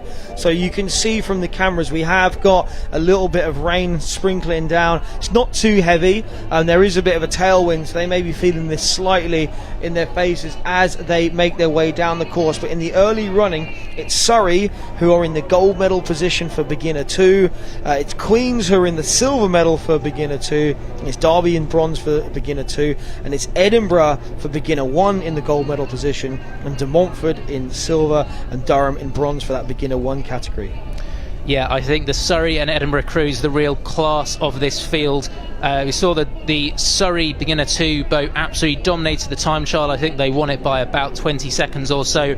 Edinburgh University had a really strong performance in the beginner 1 singles yesterday. They had 1st, 3rd, 4th and 7th in that event. Not quite as good as their female counterparts today, but still pretty impressive, and all of those athletes have gone into the quad today. You can see they are out in front in the beginner 1 single category. So only 2 seconds separating those beginner 1 and beginner 2 quads. That Surrey quad looks like they've really moving well together. A lot of work done in the down on the Molesey stretch of the River Thames. Derby sitting in that 3rd position, so they're in that silver medal spot for beginner 2, ahead of De Montfort, who are in the silver medal spot for beginner 1. So yeah, these 2 crews out in front really pushing each other hard, but there was also a really close race for, in effect, the silver medals, despite it being a race between 3rd, 4th and 5th. So those silver medals are still up for grabs. Surrey, who are the slightly more experienced athletes in here, this is not a straight head-to-head, but they do have the advantage over the beginner 1 crew from Edinburgh. But you can see there as we pan out that those 2 crews are out in front, but there is a close race happening behind them. So we're getting into this last 500. It looks to me, just looking down the course, there's 3 crews battling it out, so they're all battling for silver medals here. But like I say, it's a bit of an odd one that everyone in here is going to get a medal, but what colour is it going to be? Yeah, so it's still Derby and De Montfort who are in the respective silver medal positions for both beginner 2 and beginner 1. You saw when we had that wide shot there, just that vast chasm between the 2 leading crews and the rest of the field. I was speaking to the president of Edinburgh earlier, he was saying that their new novice coach, real big focus on sculling, sort of focuses on getting the speed in the small boat and then allow that to move into the big boat. Bit of a change for how Edinburgh have run their beginner programme over previous years, and we've seen how strong their sculling deck has been over the last couple of days. They're trying to push Surrey hard as we go into the last 200 metres of this A final, but I think the slightly more experienced crew might have enough to hold on. Yeah, so quite an exciting finish. A lot of noise from the crowd. Surrey are holding on. I mean, these are both gold medal crews, but it's Surrey holding on from an extremely accomplished looking beginner 1 crew. That is a phenomenal performance from them. Surrey do cross first. They'll win a gold. Edinburgh cross second, but will also win a gold. And then as we look back down the course, still very close. It's kind of borne out that the 2 silver medal crews are the ones racing each other, and the 2 bronze medal crews are the ones chasing each other or racing each other. But a hard-fought race from all these 6 crews. Yeah, so it looks like next across the line we're going to have closest to the tower the Derby crew. They're in lane number 1 and they should pick up the silver medal in the beginner 2 event. We've then got De Montfort in lane 3. They are going to come across in 4th and pick up the silver in beginner 1. Then it's going to be very, very tight on the line between the 2 crews. I'm not actually going to be able to pick that between Durham and Queen's Belfast, but they are both going to pick up the bronze. Durham will pick up the bronze in beginner 1. Queen's Belfast will pick up the bronze in beginner 2. Yeah, and just logistically that's going to be a bit awkward, getting all 6 of these to come over to the landing stage in one go and then having to clear 6 of them off in one go. We cut back to the start. This is the women's inter-quad B final. It features some really, really accomplished scullers in here. So we have Nottingham, we have Northumbria, we have Sheffield, we have St Andrews, we have Reading, and we have London. So just gone through that 1,000 metre marker and it's Sheffield, Northumbria and Reading out in front of this one. Sheffield just holding a lead of about a second over Northumbria, and you can see that's translating to around about a canvas. Interesting, we've got crews here in lanes 3 and 2. The seeding has been from lane 6, so you'd expect the faster crews from the semi-final to be over on the far side of the course, furthest away from the camera, but in lanes 3 and 2 it is Northumbria and Sheffield who are currently out in front of the Reading and University of London crews over on the far side.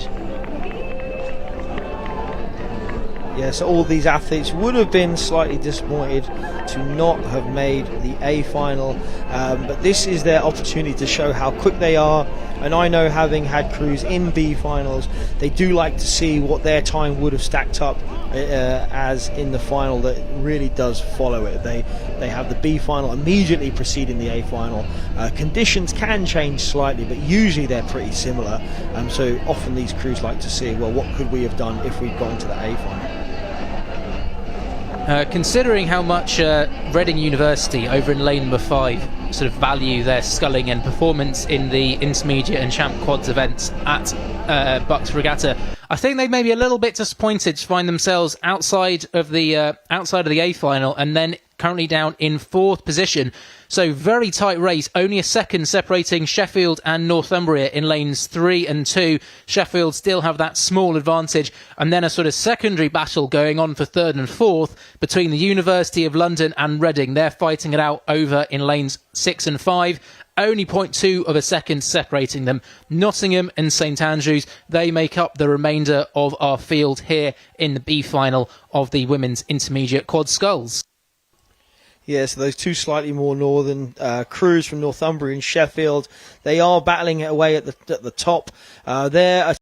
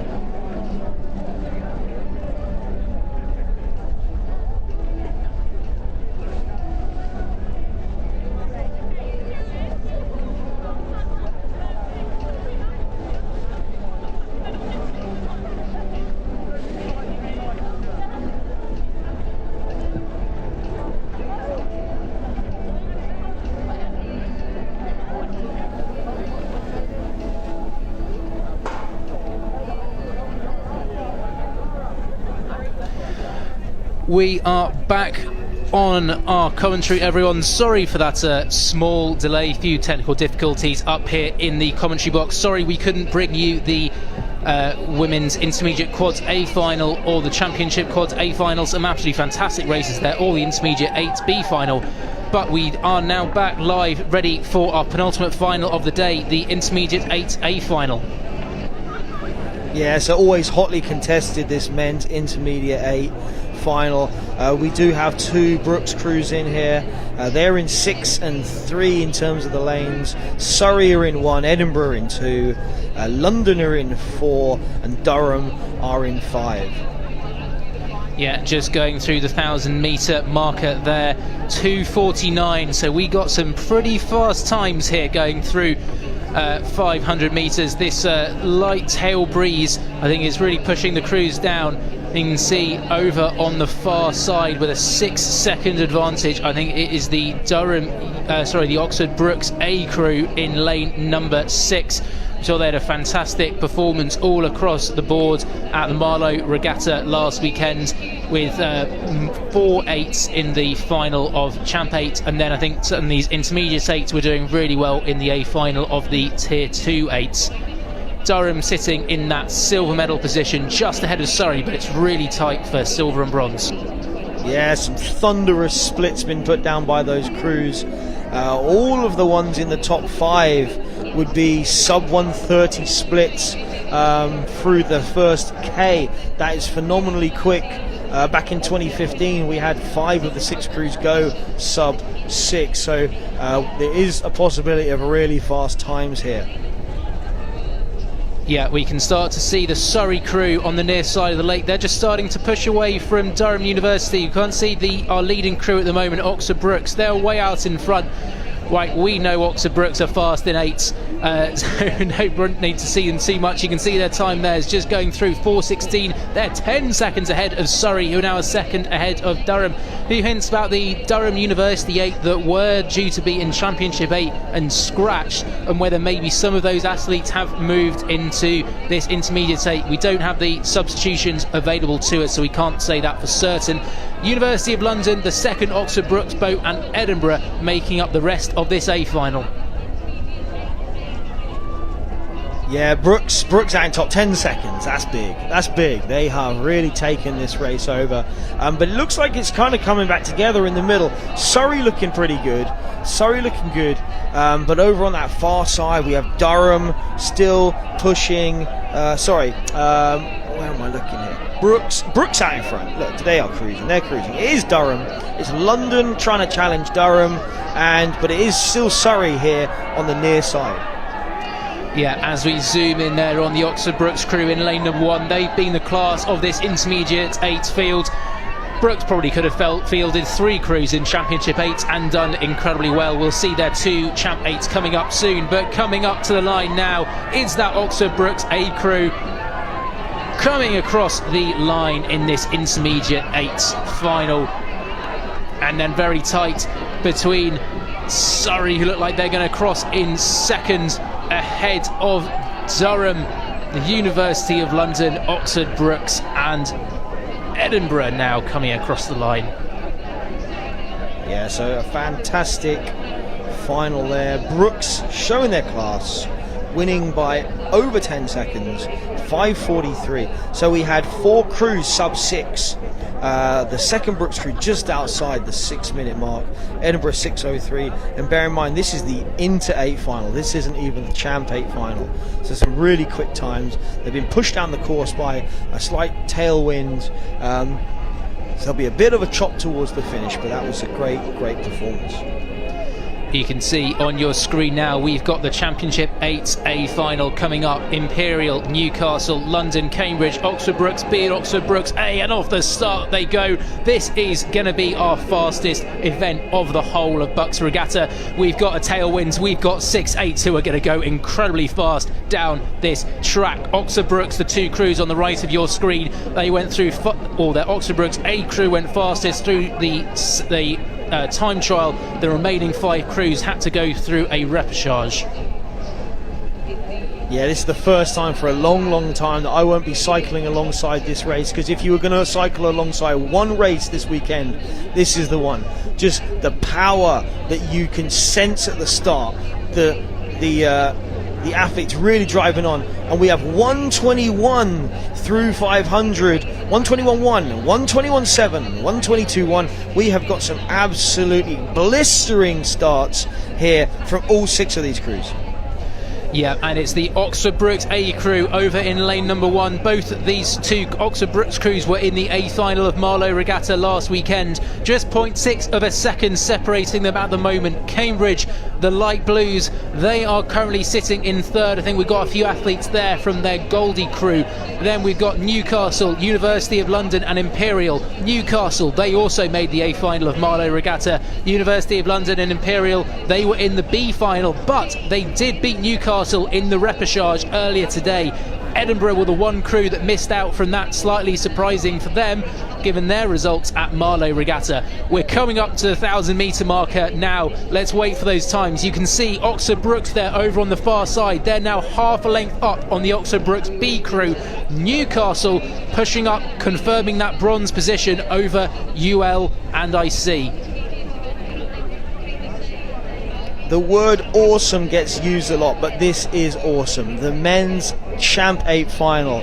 It's just the best display of power that you see on the lake across Bucs Regatta.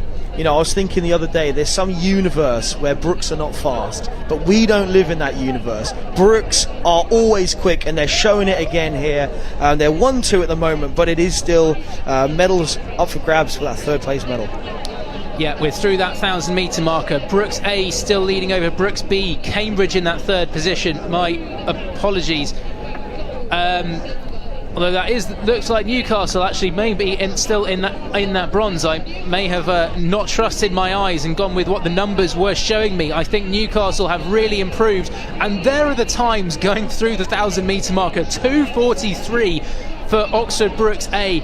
For reference, the world record, world best time in the men's 8 is sort of in the mid-5, sort of 15s or so, around about there. At the moment, they're on for about 5:26. So we're talking about like only a handful of seconds off the world record time by the fastest 8 in the world. Brookes have now stretched out to a length advantage over Brookes B. Newcastle definitely are in that bronze position as we're coming up towards 500 to go, and I think it's actually University of London who are now sitting in 4th, Cambridge dropping back.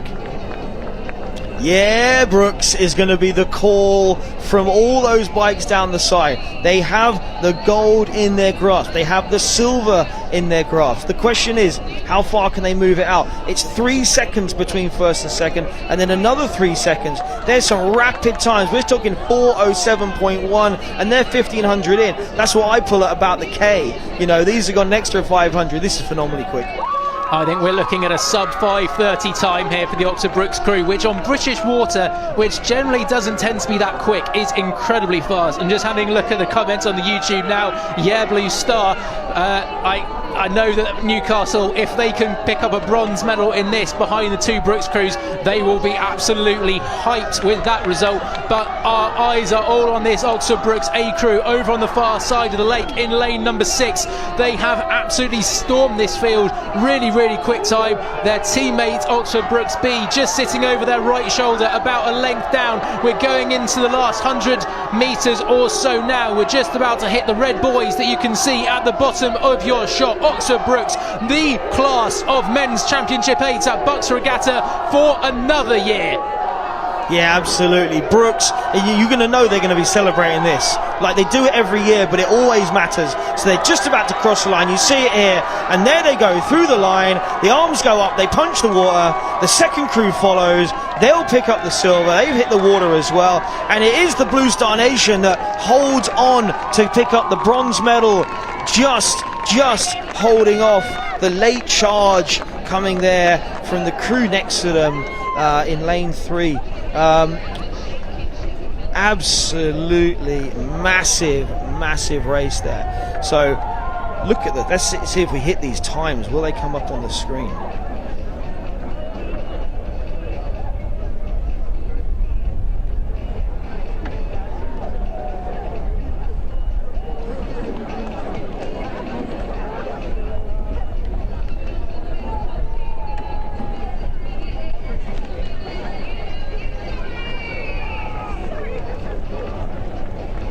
So we can see our crews there, Oxford, Brooks A and B, the winners and silver medalists in the British University Championships Men's Champ 8s.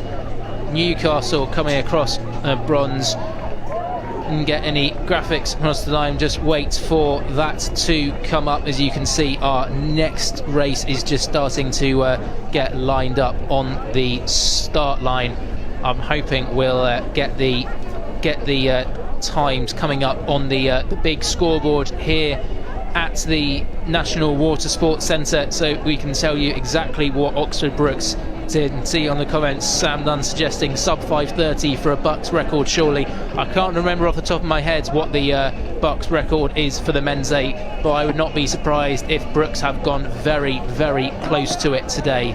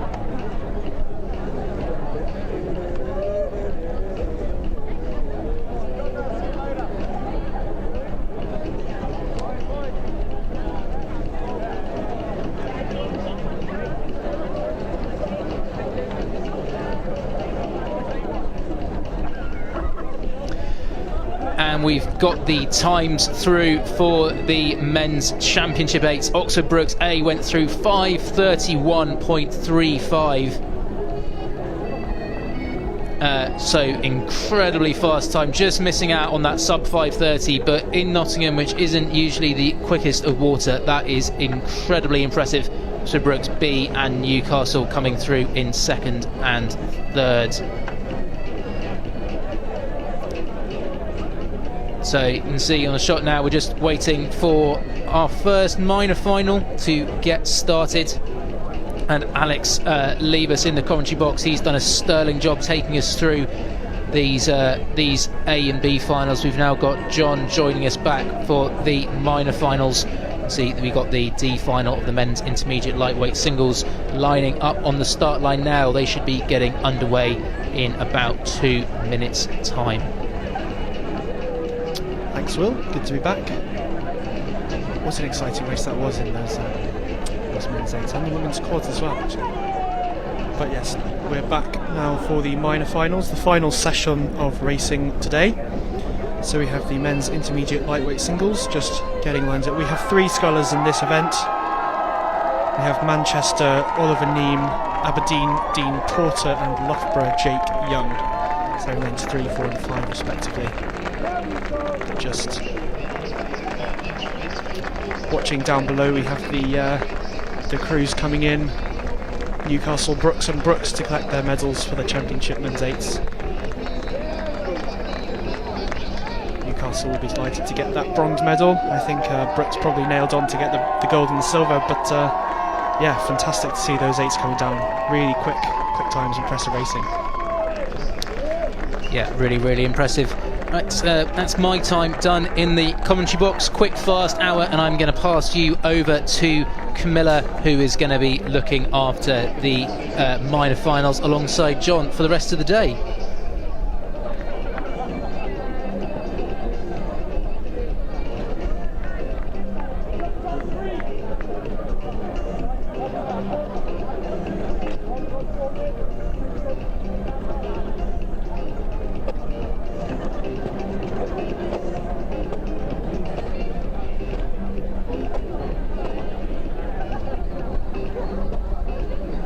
And here they go, they're underway. This is the first of the minor finals today. Scullers getting off the line. A little bit of steering there from the athlete Dean Porter from Aberdeen, but should be all in well. All got off to a fairly clean start then. We just get the side-by-side view there from our bike camera, and it's the sculler from Loughborough, Jake Young, who has taken out an early lead here. He looks like he's about a length ahead of the sculler from Aberdeen. I don't know what's happened there. The sculler from Manchester just dropping off there. Yeah, and so a few difficulties there for the sculler from Manchester in lane number 3. That's Oliver Neame. Just dropping off, was right in contention there, and then doesn't look like he's completely stopped rowing, but now a few lengths back on the field. So our top 2 competitors there, Aberdeen and Loughborough University. So a reminder how these minor finals work. So we had time trials for pretty much every event this morning, and in most events, if there were more than 12 crews, then the top 12 crews progressed straight through to the AB semi-finals. The remaining crews went through to minor finals. So if you finish from 13 to 18, you'd go into the C final, 19 to 24 into the D final, and so on, down as far as the F final. So I think basically as long as there weren't more than 36 crews entered into an event, then you're going to get another race. I don't think we had anyone that's lost out on a race as a result, but we can see here it's the Loughborough sculler Jake Young in lane number 5, stretching out his advantage over Dean Porter of Aberdeen in this D final of the men's intermediate lightweight singles.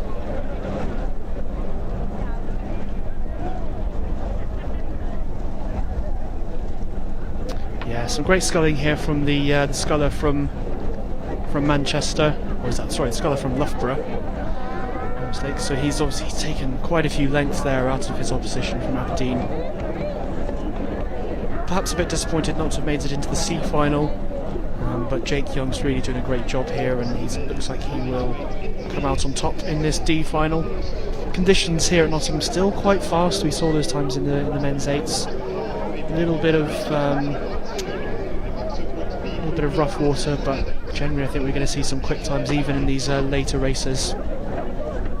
Yeah, just from our position up here on the 4th floor of the tower at the National Water Sports Centre, you can see that the wind is pretty much coming straight down the course, maybe slightly coming over from lane 6, which is why we're continuing to see those crews over on lane 6 being favoured ever so slightly, and that's why we've had the seedings with the fastest crews from the time trials going in lane number 6. But it's not too strong. We're getting sort of a few gusts coming through, but a relatively gentle breeze that's not causing too much rough water down by the finish line. So as we're well into this race now in the men's intermediate lightweight singles, I think we're coming up towards the 1,000 metre marker now, and it's still Jake Young of Loughborough out in front. Once we're past this race, we'll be into some slightly more populated ones. We've got 6 crews in the C final of the men's intermediate lightweight singles. We've then got a little few breaks coming up, because we have had some events where we've scheduled in some minor finals, and then not everyone has decided to scratch before the events. So there's just a few breaks in the schedule coming up in the next half an hour or so, basically up until 6 o'clock, and then we should have a fairly full schedule from there for the rest of the day.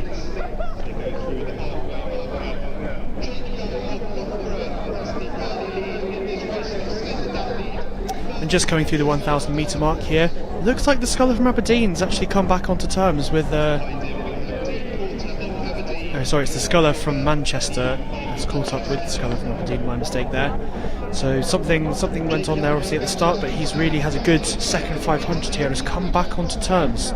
So we could see if these guys can have a bit of a race going down the course. Yeah, fascinating comeback from the Manchester Sculler. He looked like he was really out of it. Had those few strokes where he sort of took off. It didn't look like he caught a crab or anything. You can see a great shot there of the Manchester Sculler, just with that good rhythm, just starting to push up level with the Sculler from Aberdeen. And then you can just see on the left hand side of the shot we've got the Loughborough Sculler, Jake Young, just disappearing off into the distance. He's got a pretty comfortable lead in this D final of the men's intermediate lightweight single. Oh, look, like a little bit of tough blade work there for the Manchester Sculler, and he's dropped back a bit. Great shot here from our camera at the 1,000 metre marker. Good being able to see the rowers sort of face on and can get a little bit of a better idea of their technique and how they're rowing. You see that Manchester Sculler, yeah, maybe slightly lower racing, just sort of powering it on. Aberdeen Sculler just ticking along at a slightly higher rate, maybe a little bit shorter, and then Jake Young in the distance for Loughborough. So he's got this race pretty much sewn up, so he's able to take the rating down as we move to our shot on the camera near the finish line. You can see that that advantage for Jake Young has continued to go out.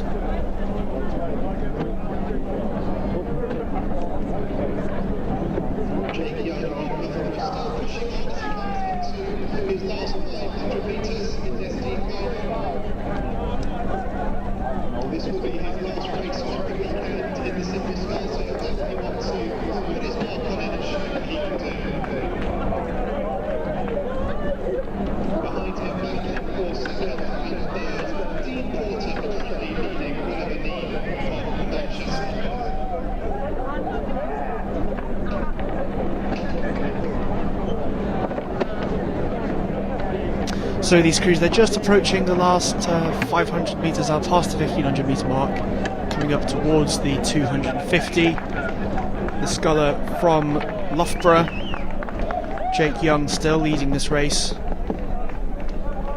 But we do have a little bit of a race. There's the Aberdeen Sculler is only a length or so ahead of Oliver Neame from Manchester. So let's see if any of these Scullers got a bit of a sprint to overturn the opposition at the end here. Yeah, that's Grin's determination, just fighting out for those bragging rights, good racing experience, and just never say die attitude. Don't want to let one spot go to waste.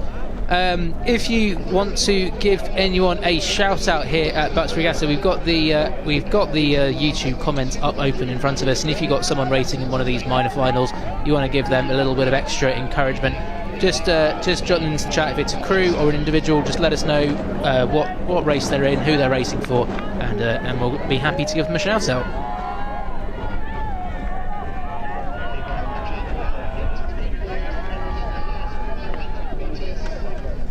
So it's just getting a bit wet here. Rain starting to come down. Bit of drizzle there. You can just see on camera. Hopefully we'll get that cleared up for you. And we've just got the finish shot here. We can see Jake Young from Loughborough just finishing off this race here in the D final of the intermediate lightweight men's single sculls. Two Scullers from Manchester and Aberdeen. They are approaching the finish line now. It's looking close. The Sculler from Manchester has come back and he is sprinting. It looks like he's going to overturn that Aberdeen Sculler after that start. And the Aberdeen Sculler just holds on there. About half a length in the end, but good close racing there.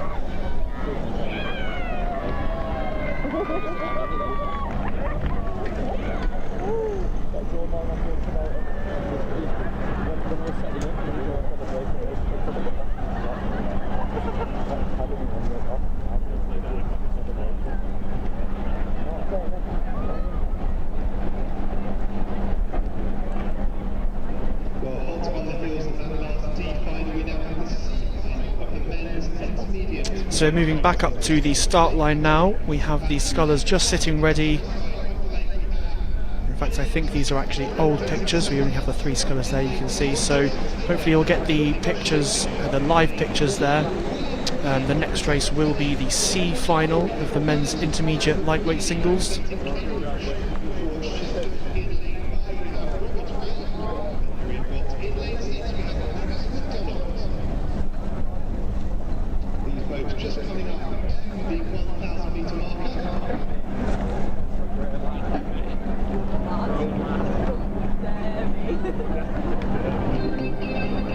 So we've cut to the live shot now, and we have the C final of the men's intermediate lightweight singles. We have in lane 1 James Somerin from Sunderland, in lane 2 John Taylor from Sheffield, in lane 3 William Gray from Reading, in lane 4 Felix Craig McFeely from Cambridge, in lane 5 Robert Way from Sheffield, and in lane 6 Harris McDonald from Heriot Watt. So they've just gone through that 1,000 metre marker. Heriot Watt were leading at 500 gone, but Cambridge have overtaken. So Felix Craig McFeely has overtaken McDonald of Heriot Watt, and it's Robert Way of Sheffield in third. You can just see on the left of our shot the bright orange kit of the University of Sunderland. Those orange socks, you're not going to miss them, or the orange hats for that matter. And then see as we pan across, that's Sheffield's Robert Way with Cambridge University Sculler in the background. And as we cut along to our side-by-side shot, you can see it is Cambridge's Felix Craig McFeely. He was only leading by 2 seconds at the 1,000 metre marker, but in the next 250 I think he's really stepped on it, because his advantage over Heriot Watt's Harris McDonald is now around about 3 lengths. Yeah, we can see the fields looking pretty spread out here. We have that scholar from Cambridge out in front, and then on the far side it looks like Harris McDonald from Heriot Watt in second place, couple of lengths back there, and then a further couple of lengths back it is Robert Way from Sheffield. So looks like this as we approach the 1500. It's going to take some heroics here, I think, from these scholars to take the win. Felix Craig McFeely very much in control at this stage.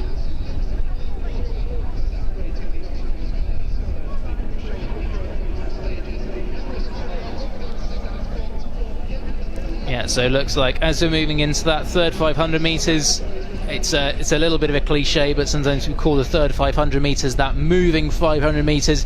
You sort of sit on that race pace for the first 1,000, hit that third 500, you got the finish line in sight, you're over halfway, you can start to think about any moves, and the field does start to spread out a little bit.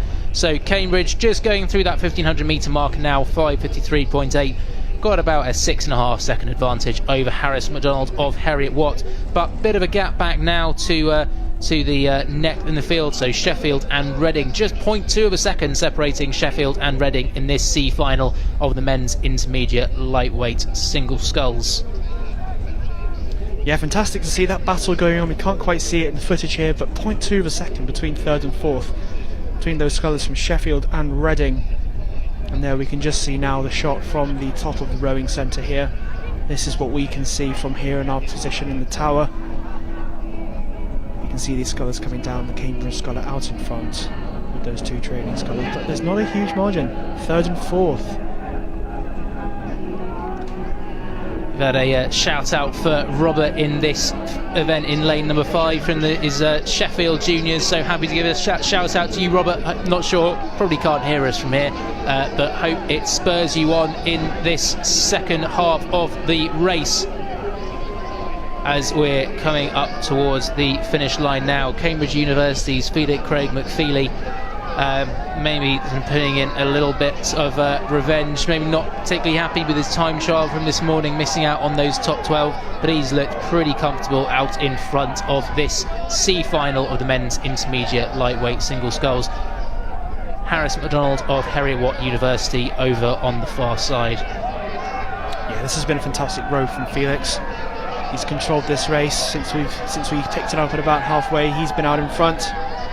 Keeping those strokes nice and long, nice and relaxed, just keeping that margin over the scholars behind him. Coming up to the finish now, the last few strokes, and just crossing the finish line. That is Cambridge's Felix Craig McFeely taking first place in the C final of the men's intermediate lightweight singles, with Heriot Watt's Harris McDonald in second place, and Reading's William Gray coming in third. Scholar from Sheffield, Robert Way, coming in fourth, and we've just got Sheffield again and Sunderland coming fifth and sixth in this C final.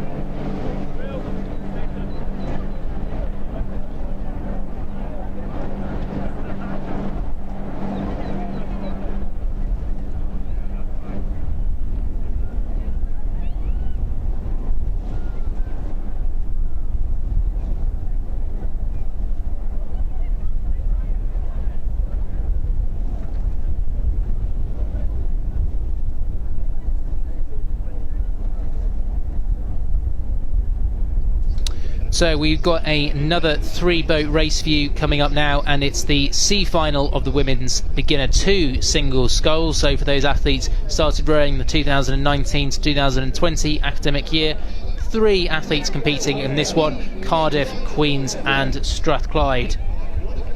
And you can see as we're just panning across our field there, you can see them coming towards our camera at the 1,000 metres. At 500, Strathclyde were leading by 2 seconds over Queens, and then a bit of a gap there to the Cardiff sculler of about 25 seconds.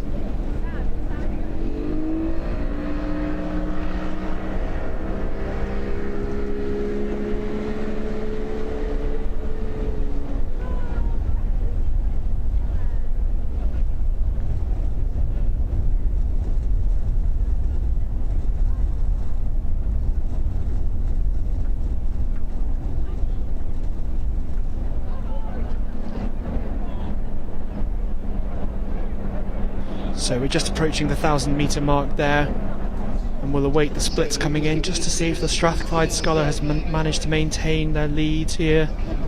Just as the camera pans across, it looks like she has maintained that lead and even extended that lead. Wow, a few lengths there on the Queen sculler. Yeah, really pushing out now as we come up towards the 1,000 metre marker in this C final of the Women's Beginner 2 single. Strathclyde have had some pretty good scullers here, including they had the winner of the Men's Beginner 2 singles event yesterday by in quite an incredible performance by Flynn Johnston-Hay and his teammate Veronica Unkov from Strathclyde, pushing out now through that 1,000 metre marker, 4:41. Pretty good time for a beginner single. Said that tailwind still ensuring that those times are going pretty quickly, and it's then Queen's University Belfast coming through in second position at that 1,000 metre marker. We can see Niamh Gill-Ryan there of Queen's on your screen. Great shots of the Queen's sculler. There's a nice acceleration through the stroke there. You don't want to, when you get those blades in the water, you don't want to accelerate it too hard. They might start ripping through the water, and what you've got to think about is that blade is levering the boat past the position you're in. It's not that you're trying to pull it through the water, you're using that blade as a lever to move your boat. And you can see that the Strathclyde sculler Veronica is also doing that very well, just getting those blades planted and then accelerating through the stroke, so that by the time that you take the blades out, the boat is moving as quickly as possible. And then the Cardiff University sculler Sarah Brown going through that 1,000 metre marker as well in third position. Yeah, interesting technical analysis there, Will. An interesting phrase that I always like is we're not fishing, we're trying to move a boat. So you don't want to be too aggressive with your blades, you're not trying to slam them in at the front end or anything, just gently moving that boat past through the water. So we're just going about 1,500 metres here. The sculler from Strathclyde extending that lead, very impressive lead now in this final. Just maintaining that technique, very long, very loose, great rhythm there. Very impressive for the scullers. That got to remember that these scullers, they've only been rowing for 2 years, but realistically less than that, given all the issues we had in the 2019-20 season. We had all that awful weather back then, and then obviously with COVID, so actually these scullers won't have had a huge amount of time to prepare for this regatta. Yeah, I can imagine how hard it would be, even as an experienced athlete, to try and keep training through the various lockdowns that we've had in the last 18 months or so. But as a beginner, trying to go through that whole process of you just picked up the sport, you may have been rowing for about 6 or so months by the time we got to March of last year, and then the whole world turns upside down, and to have the focus to keep on training through that is really quite something. So I think all the beginner 2 singles that we've had, or in all the beginner 2s in any event that we've had so far in this regatta, really our hats go off to you.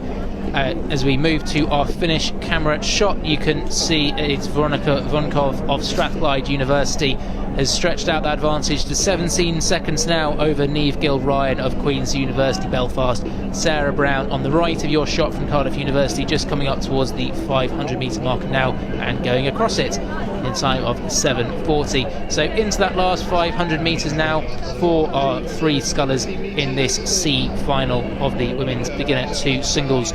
We don't have some of the minor finals bring you in the women's beginner 1 singles, so we're going to have a small break after this race until our next race starts at 5:42, and that will be the D final of the women's beginner single scull.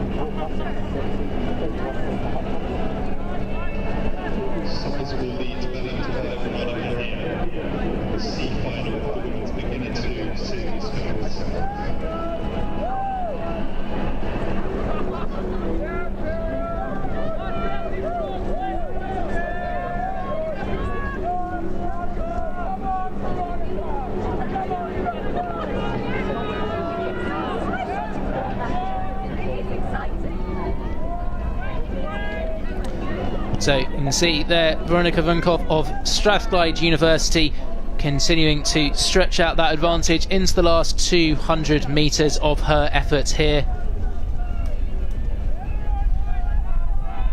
We're into the pretty much about to hit the red buoys for this sculler from Strathclyde. The drizzle just picking up so slightly. You can see the drops on our lens here as we zoom in on Veronica, who's put in a very strong performance here in the women's beginner 2 single scull.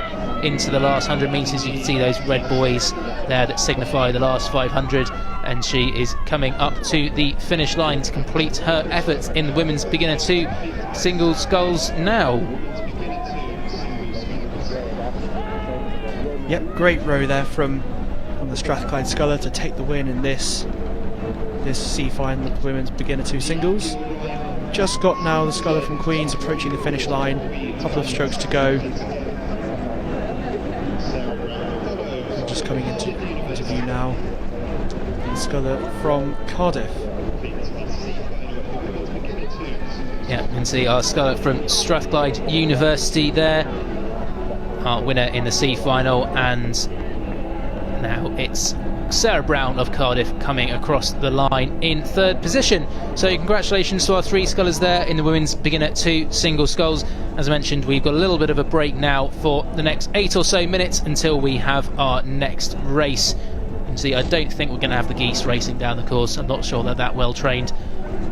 But you can see the next scullers just starting to come up towards the start line there on the right of your picture, just moving up in lane 7 towards the start line, and our fantastic stake boat team who are down there, who are helping all of our athletes get off safely and fairly at the start of every race. So I'm going to leave you for a few minutes now while we wait for the next race, which will be the D final of the women's beginner single sculls. And when it is, it will not be me commentating, it will be finally Camilla Hadland joining us to join John for the next couple of hours of minor finals. She read my mind and poured some Earl Grey in her soul for me. Asked me if I Training schedule's been pretty tough actually for the athletes at the moment. It's been about 12-13 sessions a week. So we do a session as a squad every morning at 6:30, and then it's whenever you can fit the second session into the lectures. Rowing at Oxford Brookes University is the premier sport in the university. It's been a lead sport for 25 years and is a really, really important part of the sports programme at Oxford Brookes. Right now, at the time of year, obviously we're approaching exam times at the moment, which is really important that the athletes do well in their exams. This is what I mean, this is love.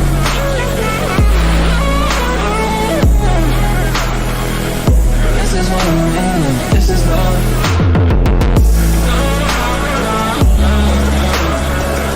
This is what I mean, this is love.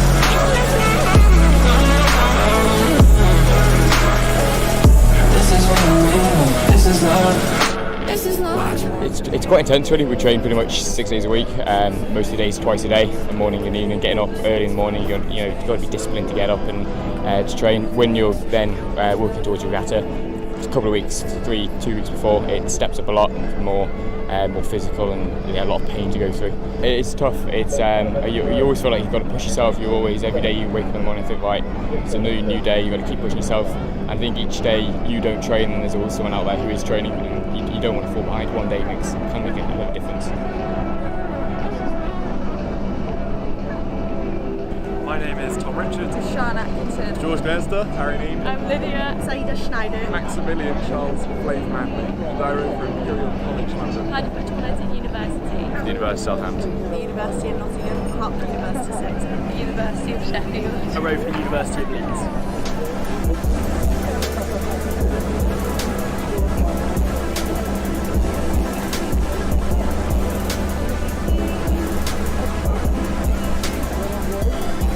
Well, I saw the videos from Bucs online and I thought it looks so damn cool sport, might as well join. Kind of called up the people at our club and then just got in touch. Had one session in the water, then did some gym sessions, and from there just rushed into it over.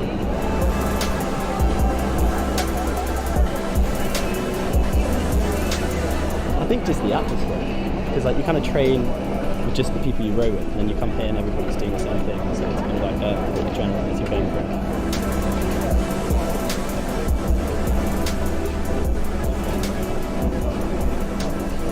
I think it's just because you can see the improvements as you're going along. So you start, I obviously hadn't done any rowing before because I was novice. So you should just generally improve as you're going along, and you can see that. And when you're rowing in the boat as well, you can see the improvements. And like, it's really nice for the team spirit. It's such an intense sport, so it's training throughout the week multiple times. You get to know each other quite well. It's an incredible event. It's once in a lifetime. I'm so happy that I'm able to experience it. I think just the teamwork that's involved in it. Obviously, you're working closely with everybody every day. The coaches are great. It's just a really good team sport.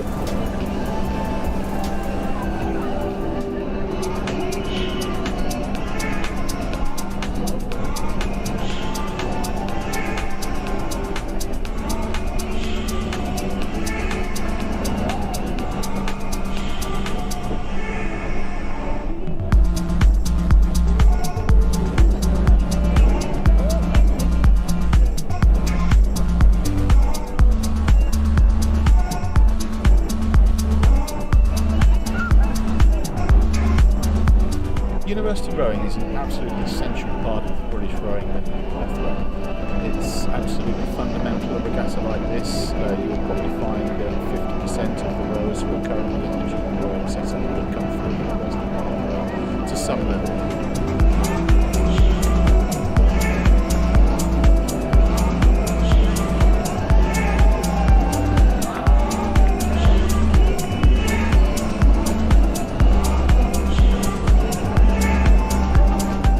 We're doing testing in the British Rowing 10 Tool weekend. So what we're doing there is we're measuring height, arm span, leg power and arm power of rowers coming to the regatta. We're looking to try and find the diamond in the rough of the university rowing. I'm looking to see how our top rowers perform under pressure. We're also looking to see if there's some future potential. So we're looking around for people that are new into the sport.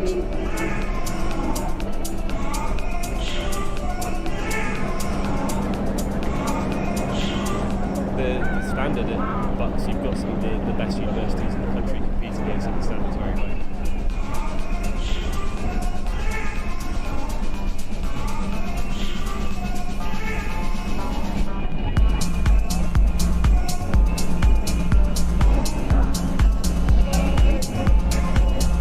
Performance programme at UL is really, really good. Like, we're pushing an 8 programme at the moment and it's really working. Well, so it's a high performance centre, so we've got quite a high range of athletes, given strength and depth this year, hoping just to drive the program on to the best university program in the country.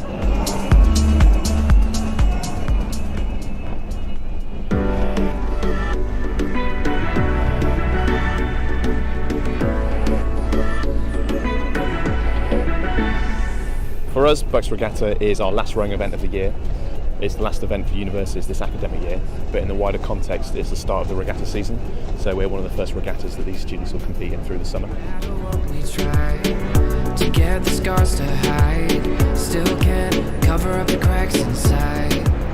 My name's James Lee. I'm the regatta controller for this and the head race. So that entails putting everything in place really on and off the water, ensuring all the bits for the event are in position, looking after our massive team of volunteers.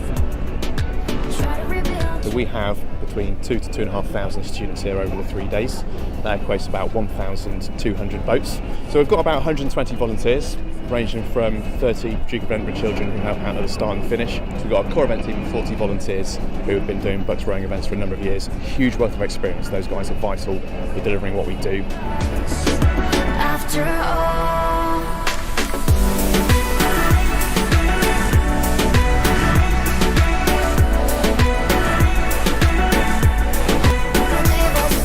I'm Katie Young and I'm Sport Development Manager at Montford University.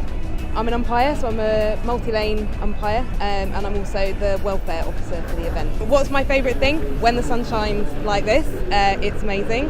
And also, Bucs Regatta is a generally really relaxed event where everyone ultimately is supporting each other, and the students will have a great time. It's a great culmination of the season, and even with the revision going on in the corridors upstairs, everyone's still giving everything that they can on the water as well. crazy to think we may not.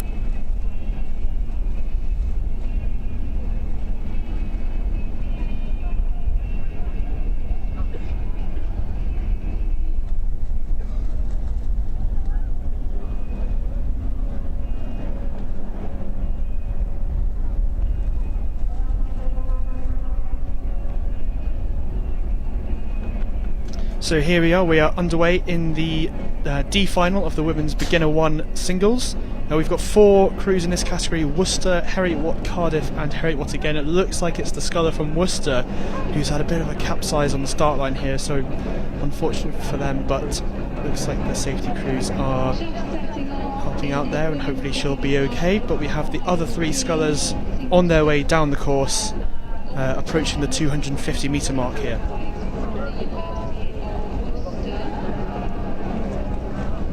Yeah, we've got to remember that with a lot of these single sculls, it will be their first ever race, and so getting up there and getting off the start in the mix and the heat of the action can sometimes be quite overwhelming. And yeah, I think that we'll see the safety launch recover that single sculler, and I'm sure they will be absolutely fine. But we'll bring the action in just a second with this women's beginner single D final, where we've got Worcester contending with Heriot-Watt, Cardiff and Heriot-Watt C as well, but we think it's Worcester that we've just lost there at the start. Yeah, I remember my first few outings in a single and certainly did not want to be lining up on a state boat and doing a 2k race, so I very much admire these scullers here coming up to Bucs Regatta. Oh, there we've just got the replay there. The sculler in lane, I think that's lane 2, isn't it? Just having some difficulties there off the start, catching the oars in the water. And once you start to go, it's really difficult to then get your brain in gear to bring it back, and especially in the heat of the moment, like I say, off the start, it's easily done. I did that in my first ever race in a single, John, off the start at Bucs Regatta. I was about 3 strokes in and I did exactly the same thing as that Worcester sculler, so it happens, and we're now underway with the rest of the scullers on this field. And you can see from the footage, still not the nicest of weather here on the Friday evening at the National Sports Centre, a little bit dreich, as they would say in Scotland. Is that correct? Well, it's actually pronounced dreich. But yes, that's what we say. So just looking at the splits that are coming through here on the 500 metres, it's Heriot-Watt in front, and that's Cardiff, I think, then in second, and Heriot-Watt again in third there. So about 5 seconds to first and second in this race. We've just got the side-by-side shot there. A couple of lengths lead, but I think this is still, you can come back from this deficit in a single, so there's still all to play for here. Yeah, and I think with the slight tailwind conditions that we've got kind of tapping these scullers along, as long as you can keep long into the tailwind, it's very easy to get carried away and sort of be up at the higher ratings in the tailwind, expend a lot of energy, especially if you're not very experienced. So we do have the sculler from Heriot-Watt out in front, but still with a long way to go in this race. We're approaching the 1,000 metre marker, and it's Heriot-Watt's Katie Drummond in this women's beginner single, Heriot-Watt B, crew number 80, and quite the distance that she's managed to gain over her fellow compatriot Laura Purves of Heriot-Watt as well. You can see there from the back, it's Purves on the left hand side of your picture, Drummond on the right, who's in the lead in the bucket hat. And just trailing out to the back a little bit, but not by much, still with overlap. Grace Kinnell of Cardiff sits in 3rd place. Yeah, clearly that bucket hat giving her some free speed in this race. Giving her one up on her opposition, her fellow teammate in this race. But we've seen quite a lot of these Scottish athletes from Edinburgh, Strathclyde, Glasgow, Aberdeen and Heriot-Watt as well. We're seeing here quite a lot of the Scottish athletes in the smaller boats performing really well. We've seen just in those lightweight races we had before, Strathclyde University doing really well, and Heriot-Watt we've seen here in the beginner ones. It's great to see so many athletes coming down from Scotland being competitive at Bucs Regatta. Yeah, definitely, and we've had to make a little bit of a statement to say that all the rules have been very different in different parts of the UK. Scotland, no exception to that, and a lot of their training has been in single sculls in Scotland because that's all they've been allowed to do. And so lots of single sculls, lots of sculling boats entered from north of the border, and again 2 scullers here from Heriot-Watt who train both in Edinburgh and also over at Strathclyde Park on the west coast of Scotland. But nice and controlled here by the sculler Katie Drummond in the centre of the lake. She's just taking that time around the turn to get her blades out of the water, which is something that, like we saw off the start, is very important to do when the conditions are slightly bumpy in a single scull.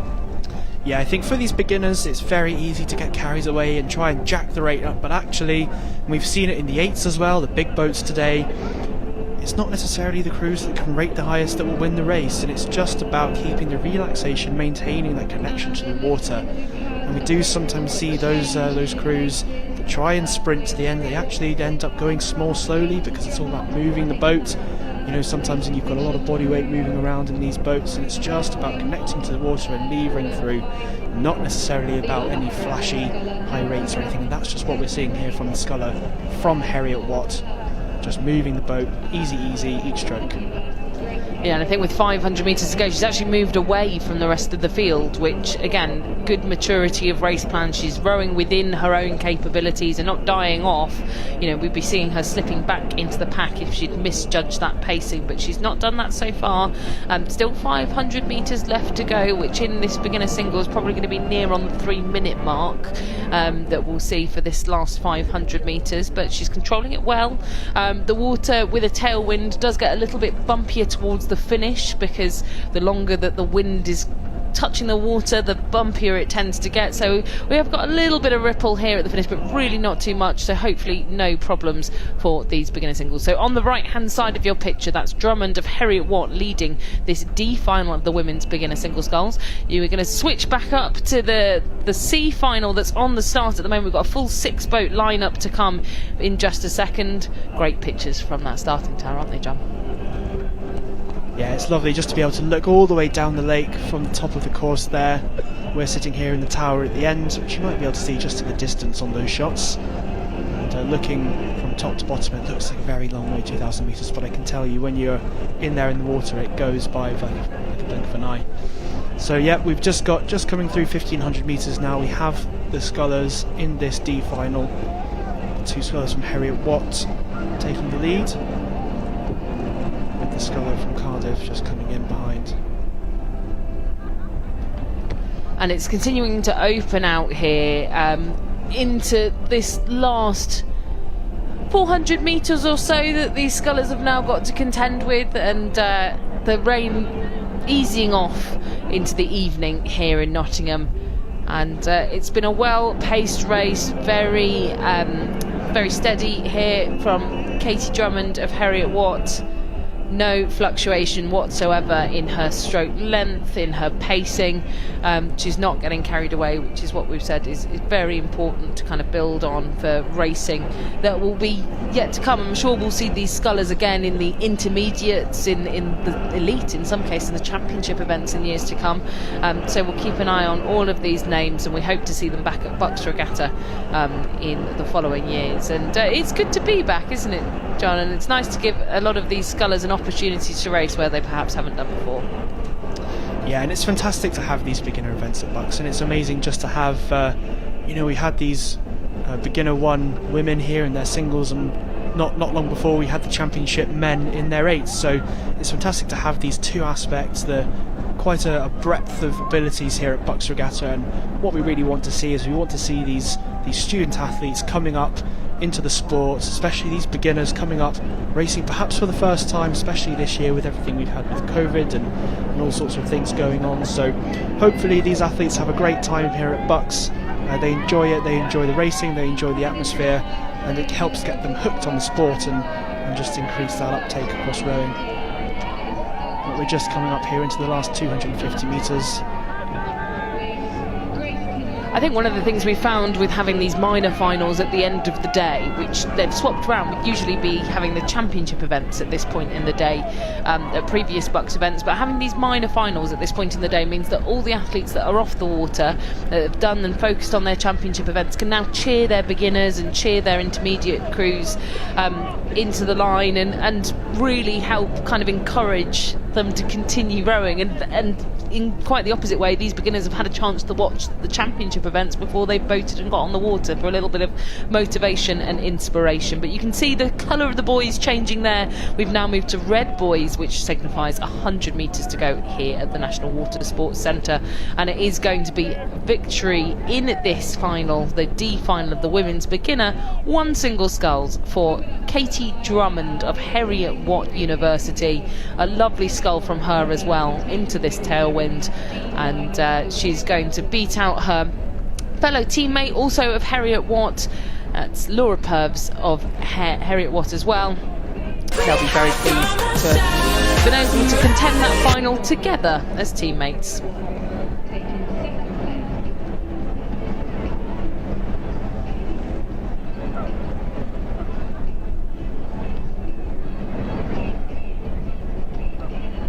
And we're just going back up to the start now for the C final of the women's beginner 1 single. So we've just had the D final and now we have the C final. So we can just see the competitors coming up there. We have Worcester in lane 1, then Durham, Glasgow, Nottingham, Trent, Durham and De Montfort University in lane 6. So these scullers just approaching the 500 metre mark by the looks of it. Just got off that start sequence. They've got their high rates of striking off the start. They're settling into their race pace rhythm. So we'll see who has got the best start. Oh, coming up to 1,000 metres now. My mistake, coming up to 1,000 metres. And it looks like those scullers on the other side of the course, the far side of the course.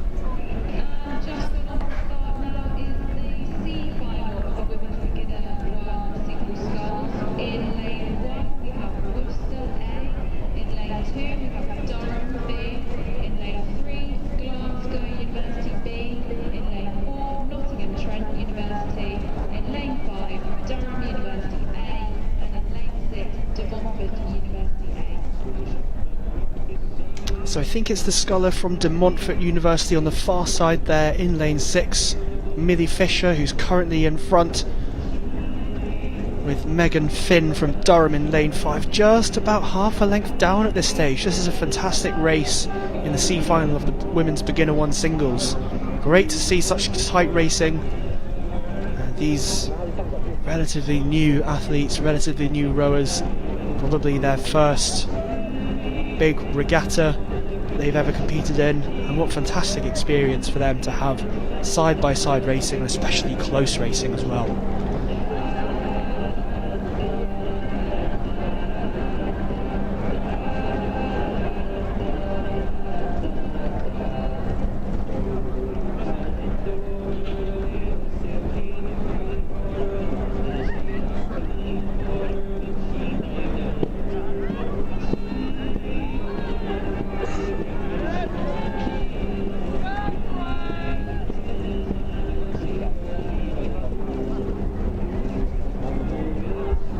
And those top 2 scullers on the far side, they've opened up quite a margin over the rest of the field here. It's Millie Fisher from De Montfort and Megan Finn from Durham. Only just about, what's that, a couple of seconds separating them, and then a couple of seconds separating the scullers from Nottingham, Trent and Glasgow, it looks like. They're for 3rd and 4th.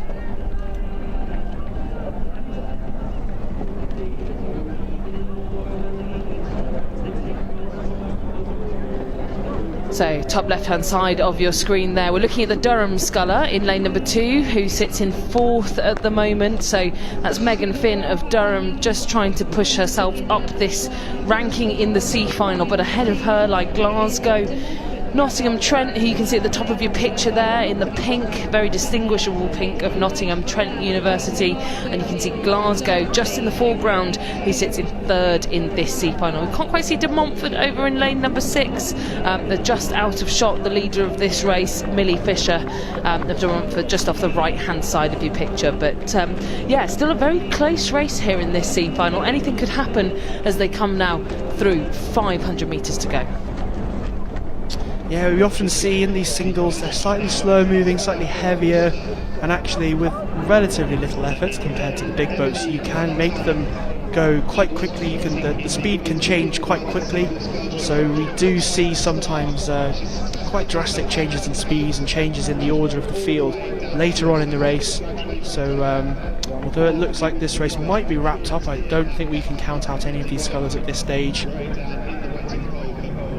Just approaching the 1500 metre mark, we'll get some splits for that shortly. But these scullers looking great, they're maintaining their form down here, looking nice and long. Very impressive technique for these beginner ones.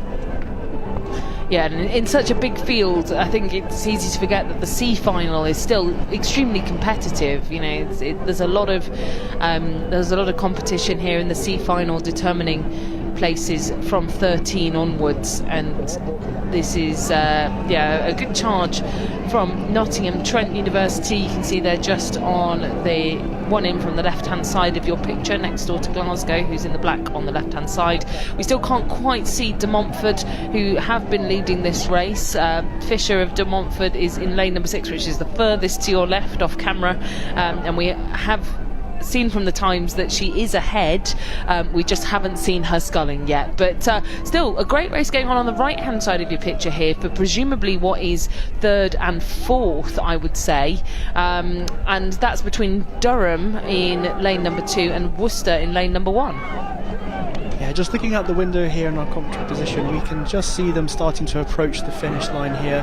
They're in the last 500 metres, and it does look really close between those top 2 scullers, Nottingham Trent and De Montfort, who have switched places in lead. The Nottingham Trent sculler in the middle of the course has overturned that early lead from De Montfort. So fantastic middle section from that Nottingham Trent sculler. Yeah, the Battle of the East Midlands, Nottingham Trent versus De Montfort University, and so close. You can see from the times there, barely anything separating these two crews, and it was a great third 500 from Katie Crouch of Nottingham Trent University. She's paced this very well. It's just now to see whether Millie Fisher of De Montfort's got anything left. We've got Fisher on the left of De Montfort, Nottingham Trent, Katie Crouch on the right, and is there going to be any response at all from De Montfort? Tricky to do if you're not used to racing over this full 2,000 metres to G yourself back up for the sprint, but I think that Nottingham Trent have paced this beautifully, John. Yeah, these guys, they'll be tired at this point. They've raced 1,500 metres. They'll be tired. They won't want to sprint, but they will at the same time. They want to get that top place at the end of this race. It's only a C final, but still winning your race means a huge amount to these scullers. So it's still that battle between Nottingham Trent and De Montfort at the front of the field. Yeah, De Montfort having one last push. We can see Millie Fisher taking a look over her shoulder. She's now focusing back in front of her, but it is a boat length to Katie Crouch of Nottingham Trent. We're going to switch to our finish line camera, and you'll be able to see that Katie Crouch of Nottingham Trent University in this C final of the Women's Beginner 1 single sculls will cross with clear water, and we can hear the cheers of her supporters from the bank here in the commentary tower. How lovely. Over the line then, it's going to be De Montfort University to finish in second.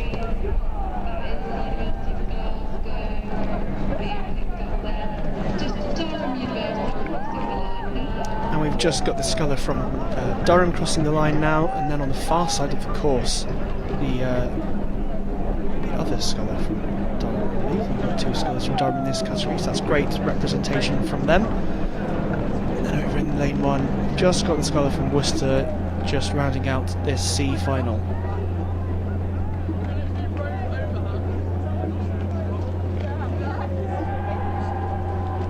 So back up the other end of the course now for the D final in the women's intermediate pairs.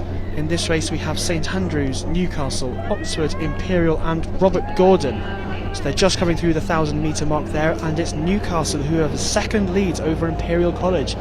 But I think that's looking like a really tight race. That's about half a length in this boat category. So yeah, looking very close at the front, and then Robert Gordon, St Andrews and Oxford behind them.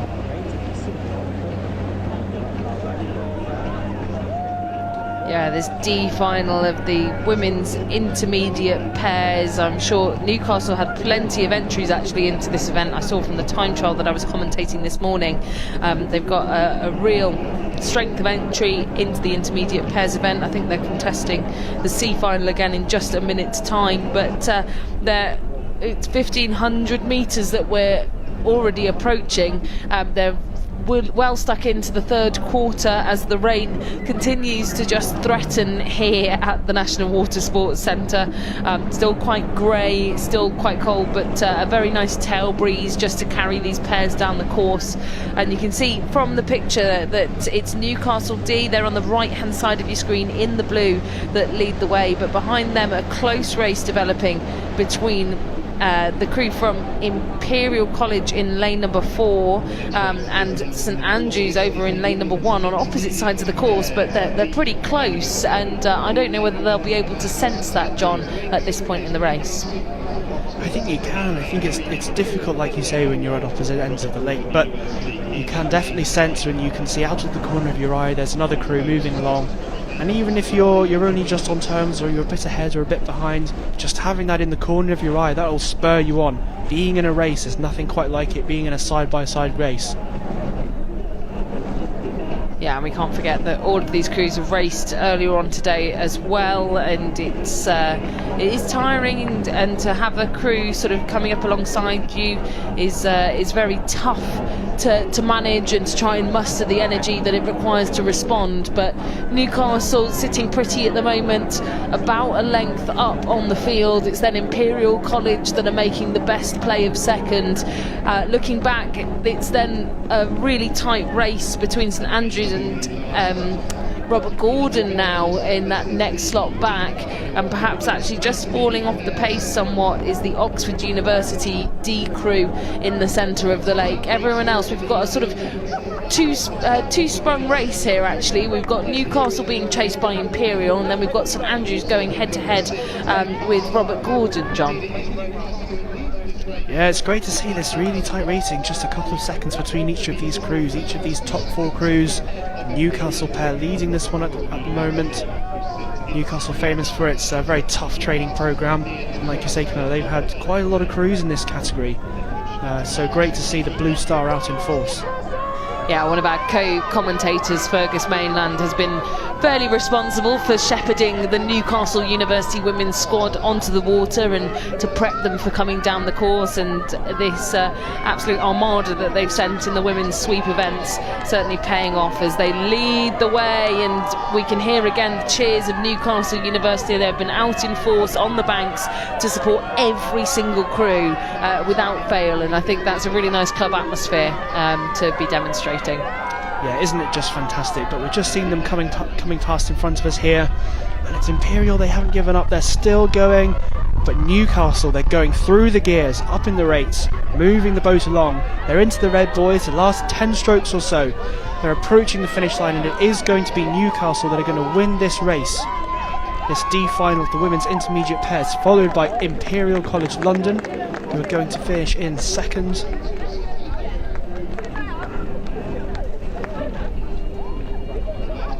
Followed by Robert Gordon, St Andrews, and we're just Oxford University coming up here to round out this D final.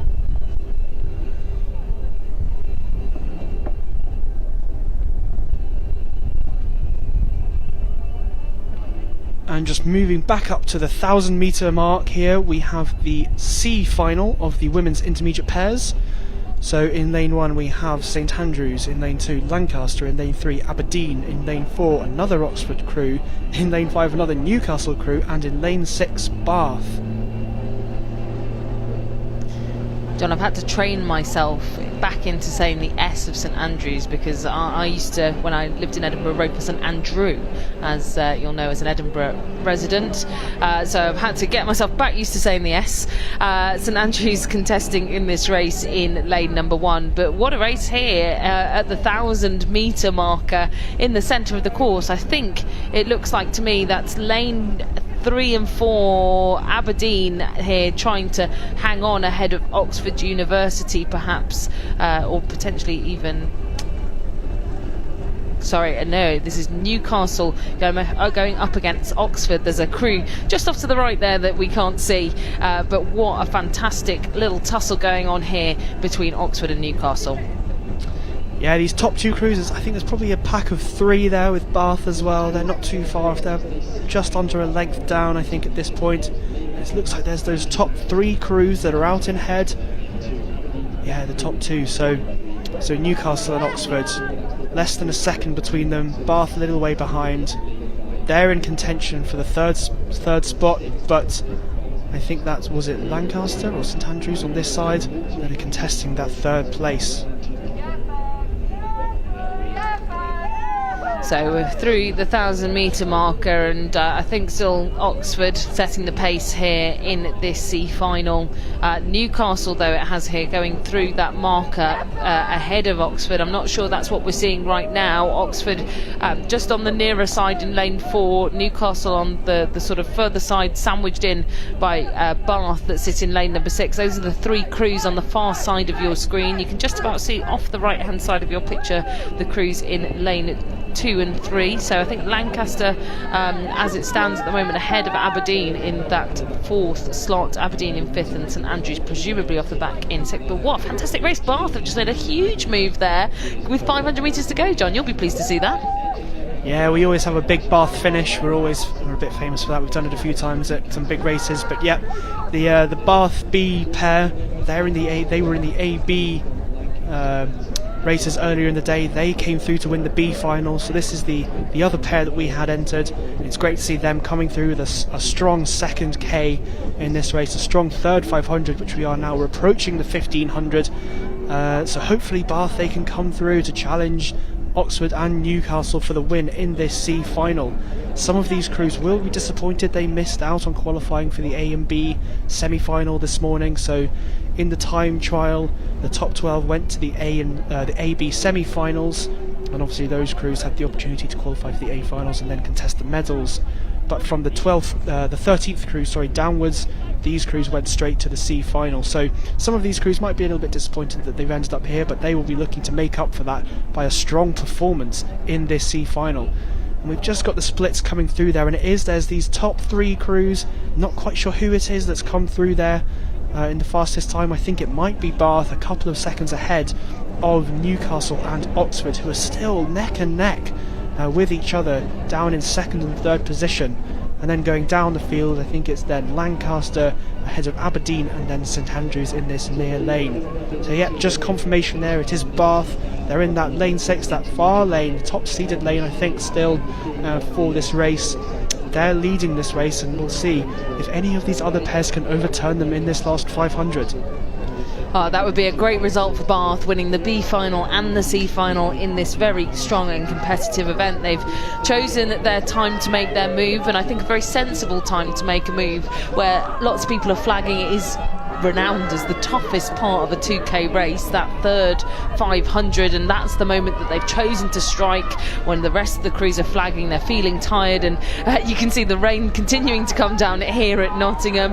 You can just about see the Bath crew still leading the way on the left hand side of your picture. It's then Oxford that sit in 2nd still, but Newcastle, we've seen how strong they can finish. They're pulling up alongside Oxford and trying to get themselves into 2nd in this C final. A big push as well from Lancaster. They sit in 4th at the moment, about a length back from this initial 3 crews. Yeah, I think that Lancaster crew, they're really coming up here. I think they might even be able to challenge. But Oxford and Newcastle, they're still in that race, neck and neck. They're not letting this die. They're carrying on all the way to the finish. They're not going to give an inch to the other crew here. Bath, they're just maintaining their length Doesn't really look like they're sprinting for the line, they're just maintaining that connection to the water as they approach the finish line to take this C final. Oxford just looks like they've managed to eke out about half a length over Newcastle. Oxford will come in second, Newcastle third, and Lancaster, great finish from them to pick up 4th position. And Aberdeen just coming up behind to take 5th, and St Andrews just they might have had some steering issues there, just clipping a couple of buoys as we come through the last section there. But St Andrews just crossing the line now to round off this C final.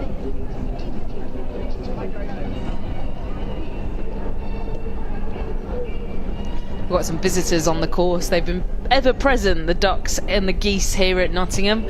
Hopefully they'll get out of the way before our next race, which is the men's intermediate singles sculls. I know I certainly would not like to come across a pack of geese like that if I were in a single, John. I think I did once upon a time. I was racing at Strathclyde Park in a pair, and I had the fright of my life when I was in Bowen. Just rode straight into a pack of, I can't remember if they were geese or swans or what they were, but it was quite frightening. So yeah, here we are, we're off the start in the men's intermediate single sculls, the F final. So we have four scullers here. We have Perrin Britton from Worcester, Fionn Bruche from Glasgow, Ross Evans from Heriot-Watt, and Thomas Hall from Hertfordshire.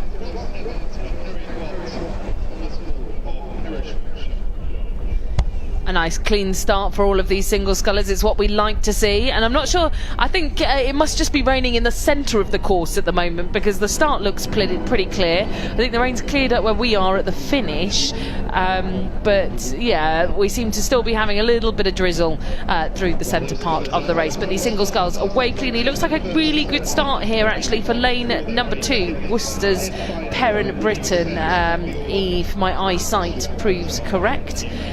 But again, all to play for, like we saw in that last race. Things can change very quickly in the small boats.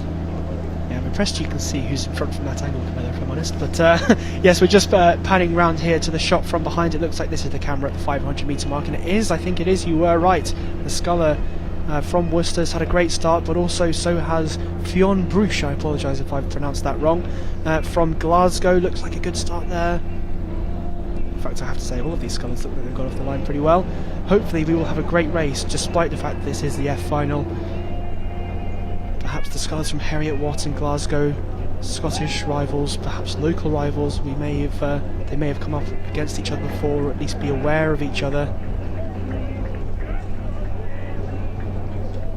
So this is contesting places 31 to 34 in the F final to get your ranking in this men's intermediate single sculls final. I think it's really important that if you come to this event, you come away with a ranking of where you are in that category.